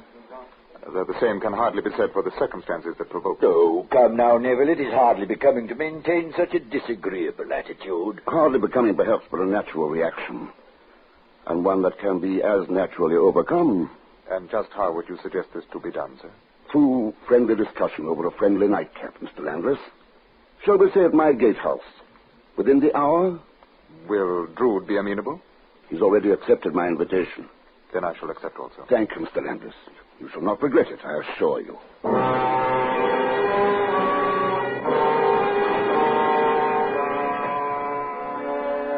I took my leave then and pursued my way through the silent cobbled streets of Cloisterham. My path led me beside the city's venerable crypt. That strange jumble of old walls, ancient druidic stone and decaying monuments, wherein dwelt the bones of centuries of Cloisterham's dead. Upon reaching it, I forsook the cobblestones of the street for the rubble of the crypt. Beware that there mound by the yard gate, Mr. Jasper. Oh, is that you, Doddles? Aye. Well, what was it you said? I said, where the mound, Mr. Jasper? Why, what is it? Lime, that's what. Lime? What you call quicklime? Aye. Quick enough to eat your bones. And your boots. With a little hand stirring. Quick enough, surely, to eat your bones. Really? Now, you use it in your stonemason work, do you? Aye. Though it's little enough stonework for Doddles these days. But with the mayor and them wanting to learn where the olden ones is. Oh, yes. Searching for the final resting places of ancient druids, aren't you? Aye. Trying task it is, too. What with the way they're buried here, without no rhyme, no reason. Scattered about like in walls and under passageways. At best, I'd say it was an impossible task. That was... Not for Doddles and his hammer, it's not. Hammer? How can that possibly help? Well, look you over here, Mr. Jasper. Here's a wall. Thick it is. Over 6 feet. Crumbling bad in spots. Hard to tell just what might be buried there, if anything. But Doddles will soon put an end to that mystery. I taps, you see. Solid here, unolden. So I goes on tapping. Hollow here. Nothing. I tap some more. Here I find solid. Hollow again. There you have it, Mr. Jasper. Walls hollow. Oh, filled with rubbish and whatnot, I wager, but hollow plain enough. Like most of the walls around here. Plenty of room in them for 100 more bodies it need be. Yes, I dare say. Well, thank you kindly for a most illuminating lecture. Well, now, you didn't say why you come visiting here in the first place, Mr. Jasper. I don't believe I know, Doddles. I don't believe I know.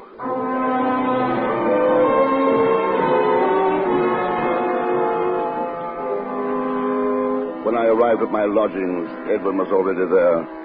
And no sooner had we got the fire blazing and made ourselves comfortable than Neville Landless put in his appearance.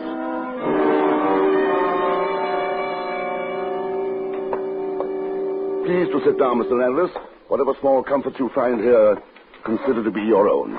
My thanks, Mr. Jasper. Turn up the lamp on the desk, will you, Edwin? I'll prepare some mulled wine for that nightcap I promised. Of course, Jack. You'll probably notice, Mr. Landis, that I have the lamp so arranged as to illuminate the painting over the chimney place. I had noticed it, Mr. Jasper. You recognize the subject, of course. Miss Rosa. I could hardly fail to do so, though the portrait is far from flattering to the original. Oh, don't be so hard on it, Mr. Landis. It was done by Edwin, who made me a present of it. I'm sorry, Mr. Drood. If I had known I was in the artist's presence. I doubt that your remark would have differed, Mr. Landis. Perhaps it would not have, Mr. Drood. Oh, come now, gentlemen. Let there be no more of this. The wine is prepared. So. And surely no lady, or at least the portrait of one, should intrude upon the drinking habits of good friends. For you, Mr. Landis. Thank you, sir. Edwin. Thanks, Jack. And now, for the first toast of the evening, I should like to propose one to my nephew, a most fortunate man. A toast in truth, Mr. Jasper. I shall drink to it. Thank you both, gentlemen. Yes, Mr. Landis, I ask you to observe my nephew, for he is indeed one of the most fortunate men of the world. And an enviable state, if I truly possess it, Jack. How can you doubt it, my boy? A family estate that eliminates the burdens of economic necessity. Rosa, eager, waiting to supply you with the greatest blessings of domestic bliss and love. Quite different from your prospects and mine, is it not, Mr. Landis? Yes, quite different, Mr. Jasper. Upon my soul, Jack, I almost feel apologetic for having my way smoothed as you described. Almost, but not quite. Perhaps it might have been better for Mr. Drood to have known some hardships in the achievement of his possessions. And why, pray, might it have been better for Mr. Drood to have known hardships? Yes, Mr. Landis. Tell us why. Because they might have made him more sensible of good fortune that is not the result of his own merit. Have you known hardships, may I ask? I have. And what have they made you sensible of? I have told you once before tonight. You've told me nothing. I told you that you take a great deal too much upon yourself. You added something else to that, if I remember. I did. I said that in my part of the world you would be called to account for it. That part of the world is a long way off, I believe, at a very safe distance. Say here, then. Say anywhere that gentleman may be found. What would you know of gentlemen, Landis? You may know a common thief or a common boaster when you see him, but you're surely no judge of gentlemen. I have taken all I'm going to take from you. Here now, Edwin. Stand still. Mr. Landis, give me that bottle. I'll give it to your precious nephew.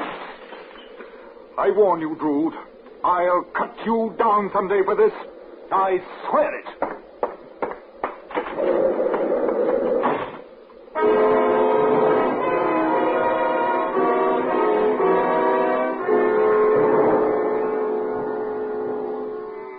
The scene had gone well, I thought. Very well.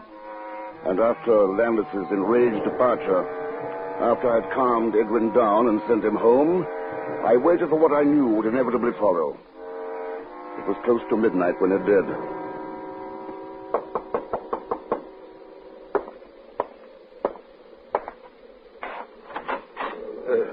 May I come in, Jasper? Of course, Dean.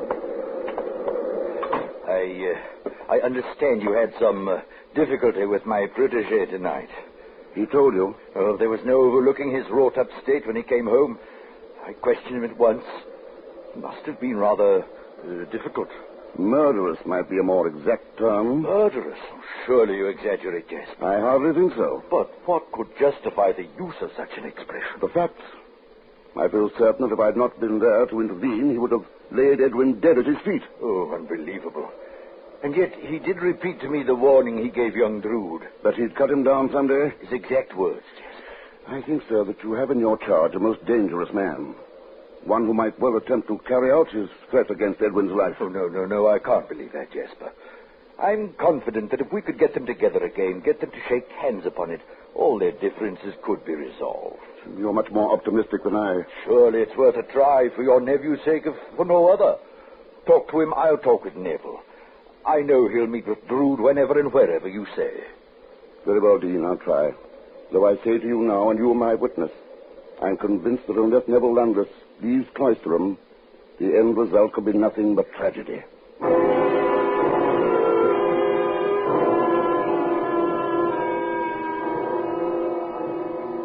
It was 2 days later that Dean Crisparkle brought me assurance of Neville's willingness to cooperate. Immediately I sought out Edwin Drood for a dinner on Christmas Eve, just the three of us. And so the stage was set, and the hours flew. and the ugly streets of Cloisterham turned bright and gay with the holly and the mistletoe. The dinner in my lodgings went cheerfully and well that Christmas Eve. The holiday spirit burned as brightly as the fire in the hearth. There was peace on earth to all men of goodwill. Not even the unseasonal storm that began to rage outside could dampen the gaiety of the evening. Rather, it served as a challenge, an opportunity to heighten the feeling of good fellowship that seemed to be born that night.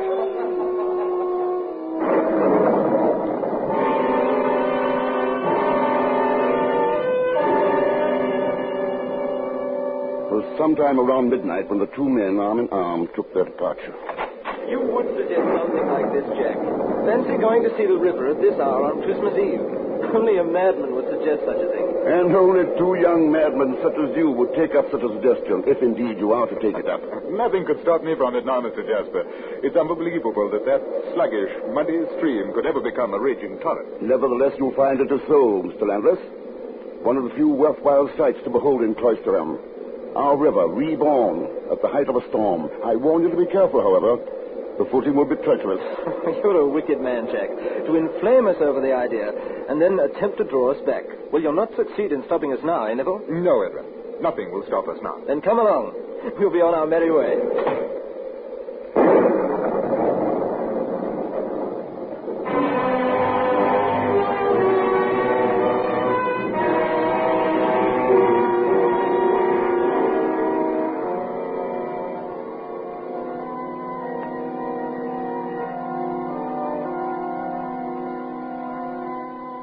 There is little I can tell you of the night that followed, for there is little that I remember clearly. I know only that when dawn finally broke, I found myself in the organ loft, playing, my clothing wet through, and burning within my brain was a memory. A memory of a man walking alone through the wind and rain in the black of night. A man walking through the deserted streets of Cloisterham. The streets that suddenly, unknown to him, were no longer deserted.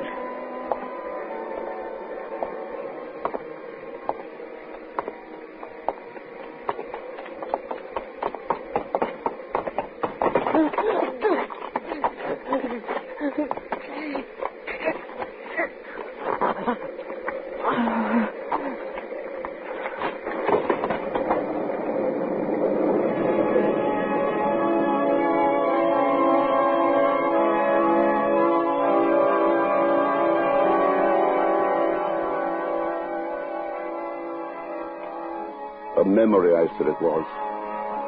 Or was it a dream? I did not know. But as I sat there in that organ loft, in the dim light of Christmas morn, there was one thing I did know. Edwin Drood would never be seen again.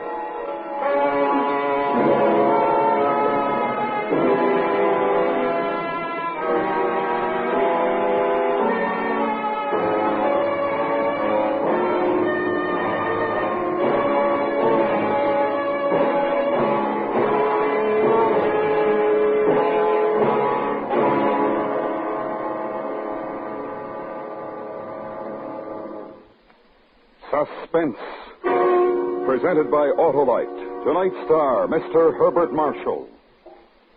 This is Harlow Wilcox speaking for Autolite, world's largest independent manufacturer of automotive electrical equipment.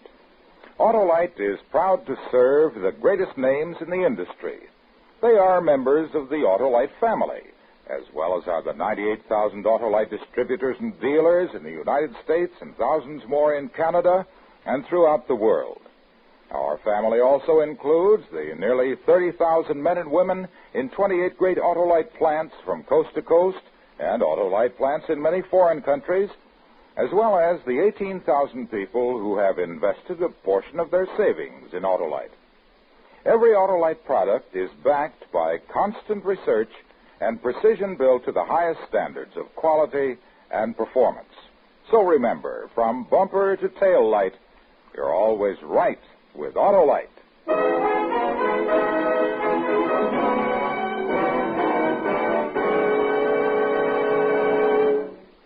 Next week, Part 2 of Charles Dickens' unfinished novel, The Mystery of Edwin Drood, at which time we will attempt to solve this literary puzzle. Our star, once again, Mr. Herbert Marshall. That's next week on Suspense.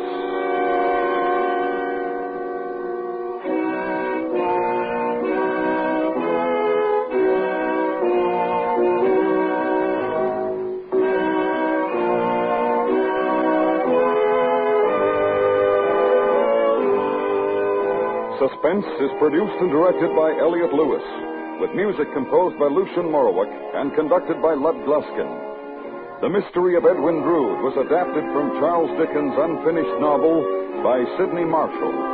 In tonight's story, Terry Kilburn was heard as Edwin Drood, Betty Harford as Rosa, Ben Wright as Landless, Joseph Kearns as Dean Crisparkle, and William Johnstone as Durdles.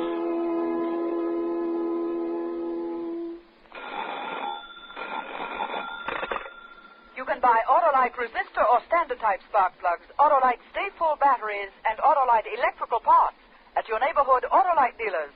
Switch to Autolite. Good night.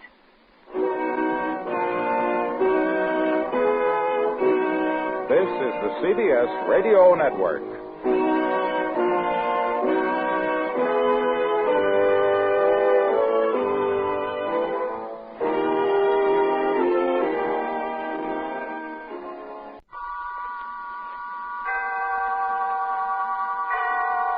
Autolite and its 98,000 dealers bring you Mr. Herbert Marshall in tonight's presentation of Suspense.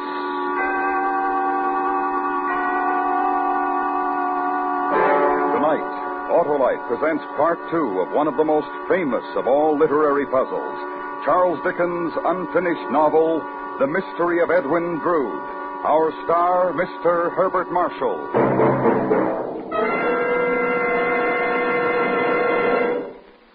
Hello, Senator. How's our legislative leader? Harlow, what's this I hear about you being up for assault and battery? Oh, that's a Stay Full battery, Senator. The Autolite Stay Full. That fit, fine, and famous battery that needs water only 3 times a year in normal car use. Then you're not in trouble. No, not with an Autolite Stay Full, Senator. Fiberglass mats protect every positive plate against shedding and flaking to give the Autolite Stay Full battery longer life, as proved by tests conducted according to accepted life cycle standards. And my Autolite battery dealer will substantiate that story, Harlow? He sure will, Senator, and he's the expert who services all makes of batteries. Friends, to quickly locate your nearest Autolite battery dealer, call Western Union by number... And ask for operator 25. I'll gladly tell you the name of your nearest Autolite battery dealer, where you can get an Autolite Stay Full. The battery that needs water only 3 times a year in normal car use. And remember, from bumper to tail light, you're always right with Autolite.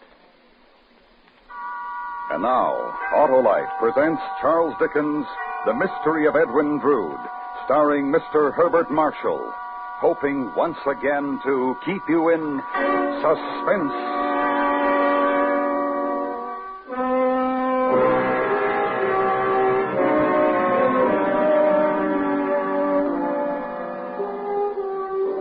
When the wicked man turneth away from his wickedness, he shall save his soul alive.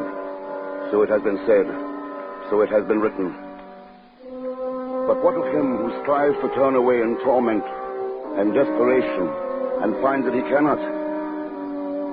What is it that will happen to him? What is it that will happen to me?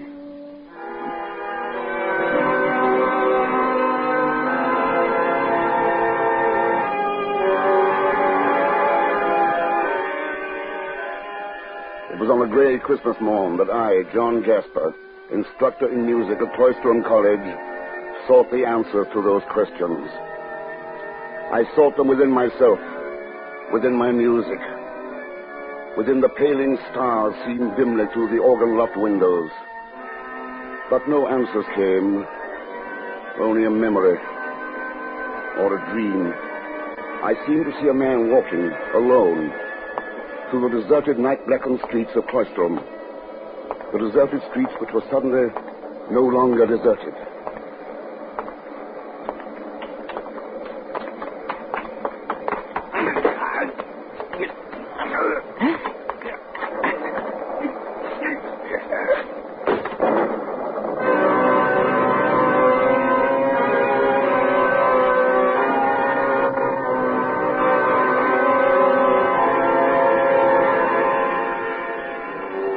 when the memory was gone, the dream was over.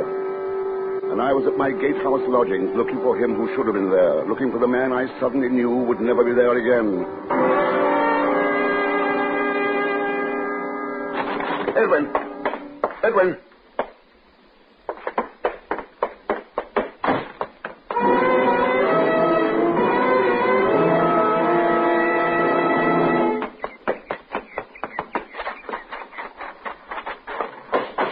Crisparkle! Dean Crisparkle, open up! It's John Jasper. Open up, I say. Jasper? What is it, man? My nephew, Edwin Drood. Where is he? Edwin? Yes, he went to the river last night to look at the storm with Neville Landless. With Neville? Yes, and he never came back. Where is he? Ask Landless where he is. Neville's not home either. Not home? I'll be down directly.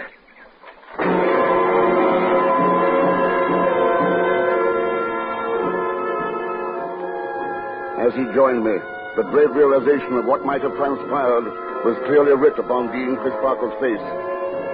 Hurriedly, he roused a number of cottage servants from their holiday beds, and a search was begun. A search for my missing nephew, Edwin Drood, and for the Dean's missing protege, Neville Landless.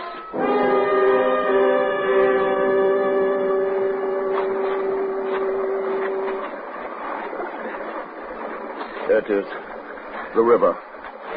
The river they went to see at the height of the storm last night. You never saw them again, Jasper? No, neither one returned. Was there any quarrel between them? Any hint of the disagreements they'd had upon other occasions? None. The Christmas Eve dinner had gone exactly as I'd planned. They'd shaken hands. Apparently had resolved their differences, and when they left, they went arm in arm. Tell me, Jasper, whose idea was it to visit the river? Was it Neville's? I'll not cast doubt where it may be undeserved. It could have been anyone's suggestion. Mine, Edwin's. I don't like this, Jasper. There's a feeling about it all that strikes chill to my bones. Hark, one of the searching parties. They found someone, Jasper. They found... Take your hands off me. What right have you Edwin Drood is still among the missing. Like this? Easy does it now, Take sir. them off. Easy, if you please, Mr. Landis. Take your hands off me. What right have you to seize my person like this? Will you take them off me? In a moment, sir, in a moment. There you be, Dean Crisparkle. We found your man, as you see. Yes, Joe, I see. You may release him. Aye, sir. But it's belligerent he is. I'd beware of him if I was you. Didn't want to return with us at all, he didn't. What is all this? What is the meaning? I was out for an early morning walk when these blackguards seized me bodily. They forced me to return here and said it was by your orders. As it was, Neville. But why, sir? Surely there's some explanation. Why? Where is my nephew, Landis? Your nephew? Yes, Edwin Drood. Where is he? Why ask me? Why should I know of Drood's whereabouts? Because you were the last person in his company, and he's not to be found. Speak, sir. Where is he? Stay, Jasper. Permit me to question him. Neville, you left Mr. Jasper's residence last night with Edwin Drood? Yes, sir. You went down to the river together? Yes, to see the reaction of the storm upon it. How long did you stay there? Oh, it's, 10 minutes, more or less. And then? What, Drood took leave of me. Did he say where he was going, then? Well, yes, to return to Mr. Jasper's. That was the last you saw of him? The very last. If something's happened to Drood, I most certainly had nothing to do with it. What are those stains upon your jacket, Mr. Landis?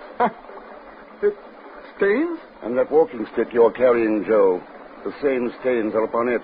Aye, so they are. Bloodstains they be, Mr. Jasper. And the stick, to whom does that belong? Why, to Mr. Landis, sir. We took it off him. Had to, the fuss and all he was putting up. Well, of course they're bloodstains. I fought with these men thinking they were footpads. If there's blood has been spilled, it must be theirs or mine. Neville, I think you'd best accompany us to the authorities.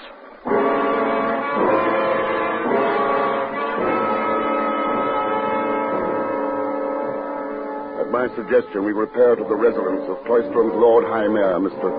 Thomas Sapsea. And as we stood there in his parlor, the rendering of authority was as I knew it would be. Not unlike the person of Mr. Sapsea himself. Unimaginative, dull, stupid.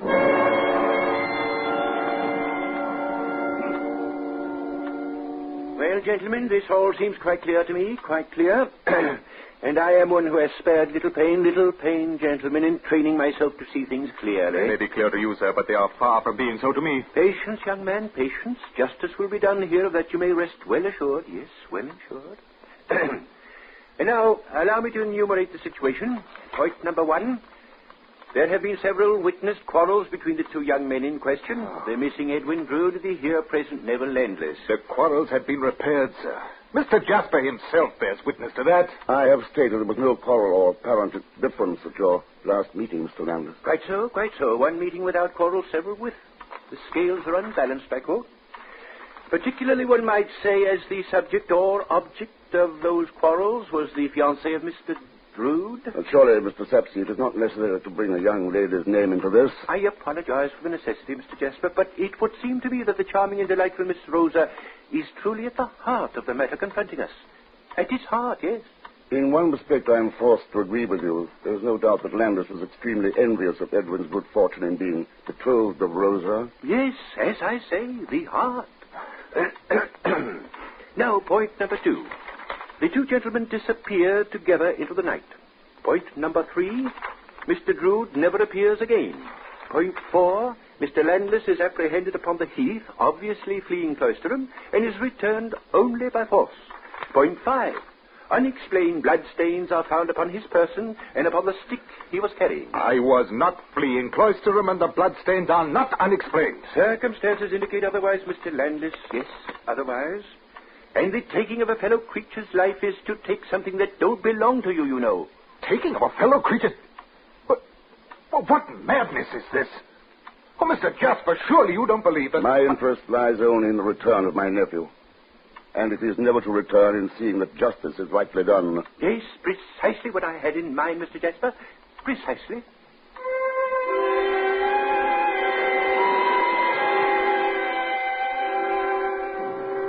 My further suggestions to Mr. Sapsea were immediately carried out. Placards were posted, the river dragged. A feverish search began. Days went by, then weeks. And the end result was nothing. No trace of Edwin Drood was ever found.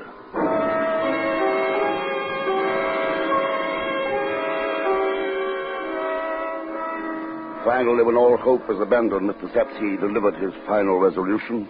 It would appear, gentlemen, that the mystery of Edwin Drood has not as yet been solved. No, not solved. However, certain horrible suspicions as yet remain. In the interests of all concerned, therefore, I make the following suggestion. It is that Mr. Neville Landless remove his presence from the city of Cloisterham, and unless there comes a time when certain horrible suspicions no longer exist, that he remain away from here forever.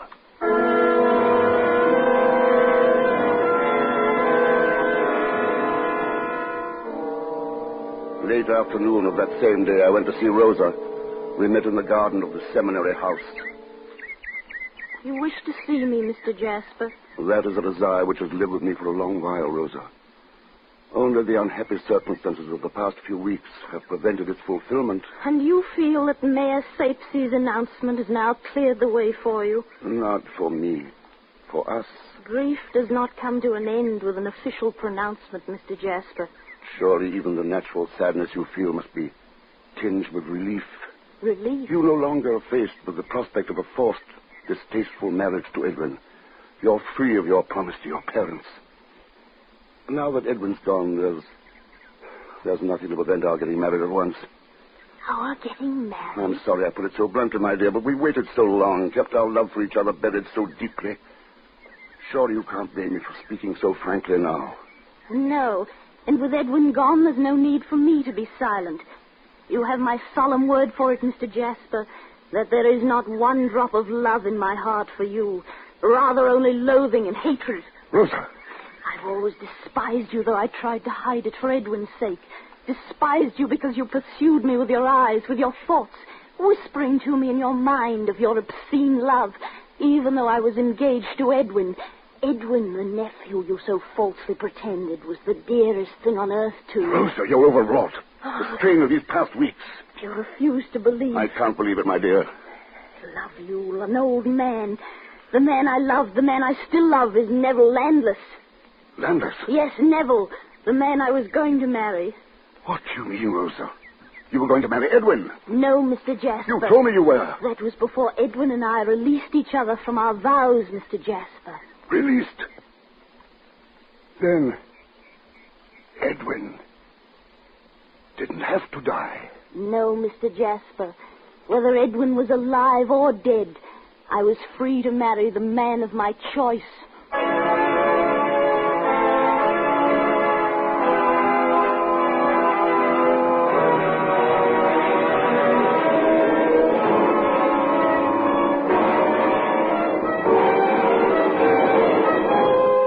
Autolite is bringing you Mr. Herbert Marshall in The Mystery of Edwin Drood.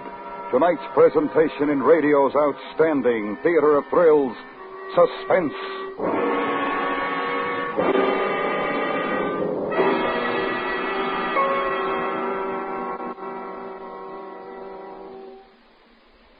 Hello, our committee is investigating. And what have you found, Senator? That the Autolite Stay Full battery needs water only 3 times a year in normal car use. No, that's not all, Senator, because the Autolite Stay Full battery gives longer life, as proved by tests conducted according to accepted life cycle standards. Yes, Harlow, and you know what's responsible. Why, those fiberglass retaining mats that surround every positive plate to reduce shedding and flaking and hold the power-producing materials in place. And we've found the Autolite Stay Full battery is the favorite of millions of car owners from coast to coast. Thank you, Senator. Friends, see your Autolite battery dealer. He services all makes of batteries, and he has an Autolite Stay Full for your car if a replacement is needed. To quickly locate him, phone Western Union by number and ask for Operator 25.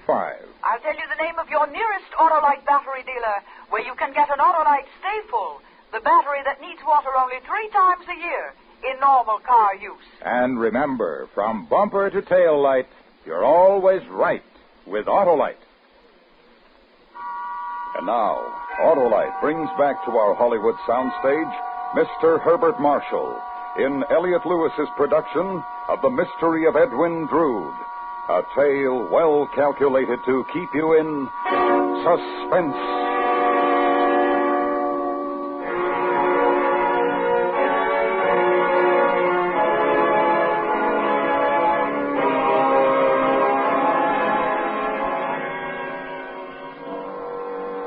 How does one relate the ending of a world, the stunning collapse of all that has meaning, of all that is life?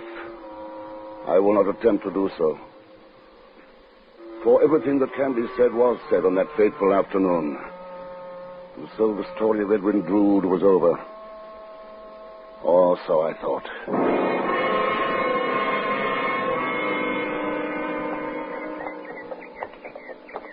Good day to you, Mr. Jasper. Huh? Oh, it's you, Doddles. Aye, him what is known as Old Doddles it be. Come to pay another visit to the resting place of the Oldens, Mr. Jasper? I didn't know, Doddles. As a matter of fact, I hadn't even noticed that I was walking past the crypt. My mind was elsewhere, I imagine. I thought perhaps you might be coming round for another lesson in burying dead bodies, Mr. Jasper. What's meant by that about, Doddles? Well, now, I recalls one night old Doddles gave you a lesson about finding bodies of the old ones, tapped here and there with his hammer he did, pointing out the hollow walls. Remembers, don't you? Oh, yes, I believe I recall something like that. An evening without anything to do, idle curiosity. Aye, could have been, Mr. Jasper. Though it didn't seem as such on last Christmas Eve, it didn't. What about last Christmas Eve?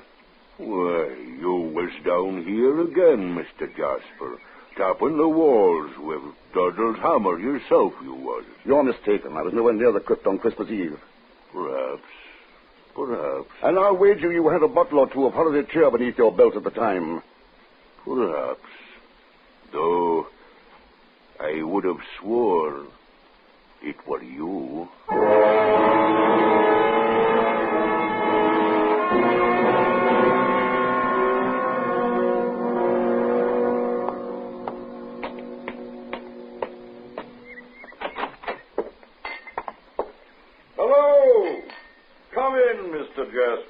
Come in. And who may you be, sir? Datchery is the name, Dick Datchery. Came calling, found you out, made myself at home. So I note. This? Favorite of mine, mulled wine. Thought I'd prepare, honor the occasion and all. The occasion of an absolute stranger making himself at home in my lodgings. Not ordinary circumstances, Quite agree. Nevertheless, honorable occasion. Then perhaps you'd care to explain, Mr. Datchery. Gladly.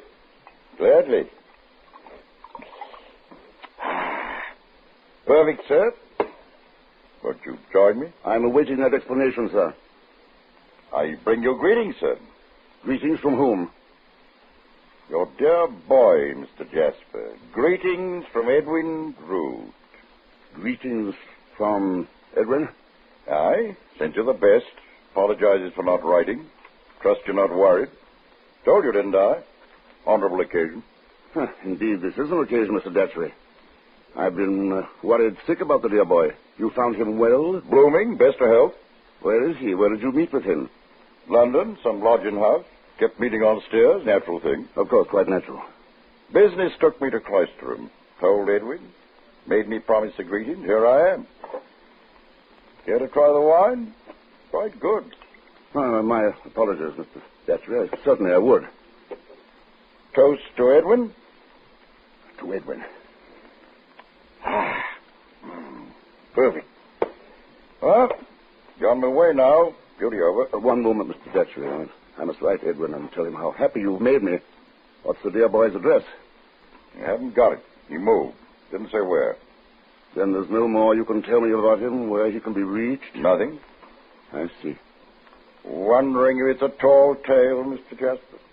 No real greeting? No real Edwin? Surely that's a possibility, Mr. Datchery. Ordinarily, not now. Mementos. Wanted you to have them. To remember him. Duty's fully discharged. I'll be leaving.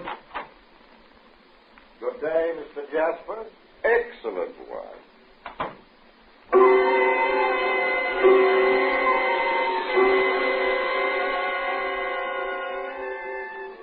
I scarcely heard him leave, this Mr. Datchery. I was staring at the objects he'd placed upon the table. A watch and chain. Edwin's watch and chain. He'd been wearing them the night of the big storm. The last night he'd been seen alive. Mr. Datchery! Mr. Jasper, one moment, please. Good afternoon, Rosa. Oh, have you heard the news, Mr. Jasper? What news, Rosa? It concerns Edwin Drood. Edwin? Yes, he's alive, Mr. Jasper.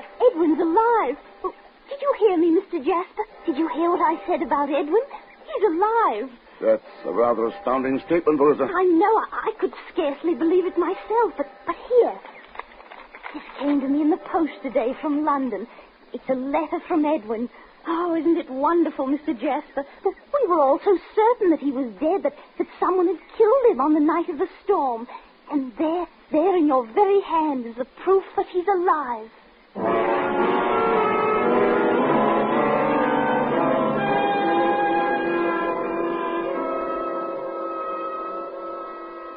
No greater horror can visit the mind of man than the certain knowledge that he has suddenly become mad. And such was the horror which dwelt within me that fateful day. For it was the only explanation that was left. Edwin was dead. He had to be. The memory or dream that had lived with me since Christmas morn was too clear, too sharply etched, for there to be any doubt. Edwin was dead.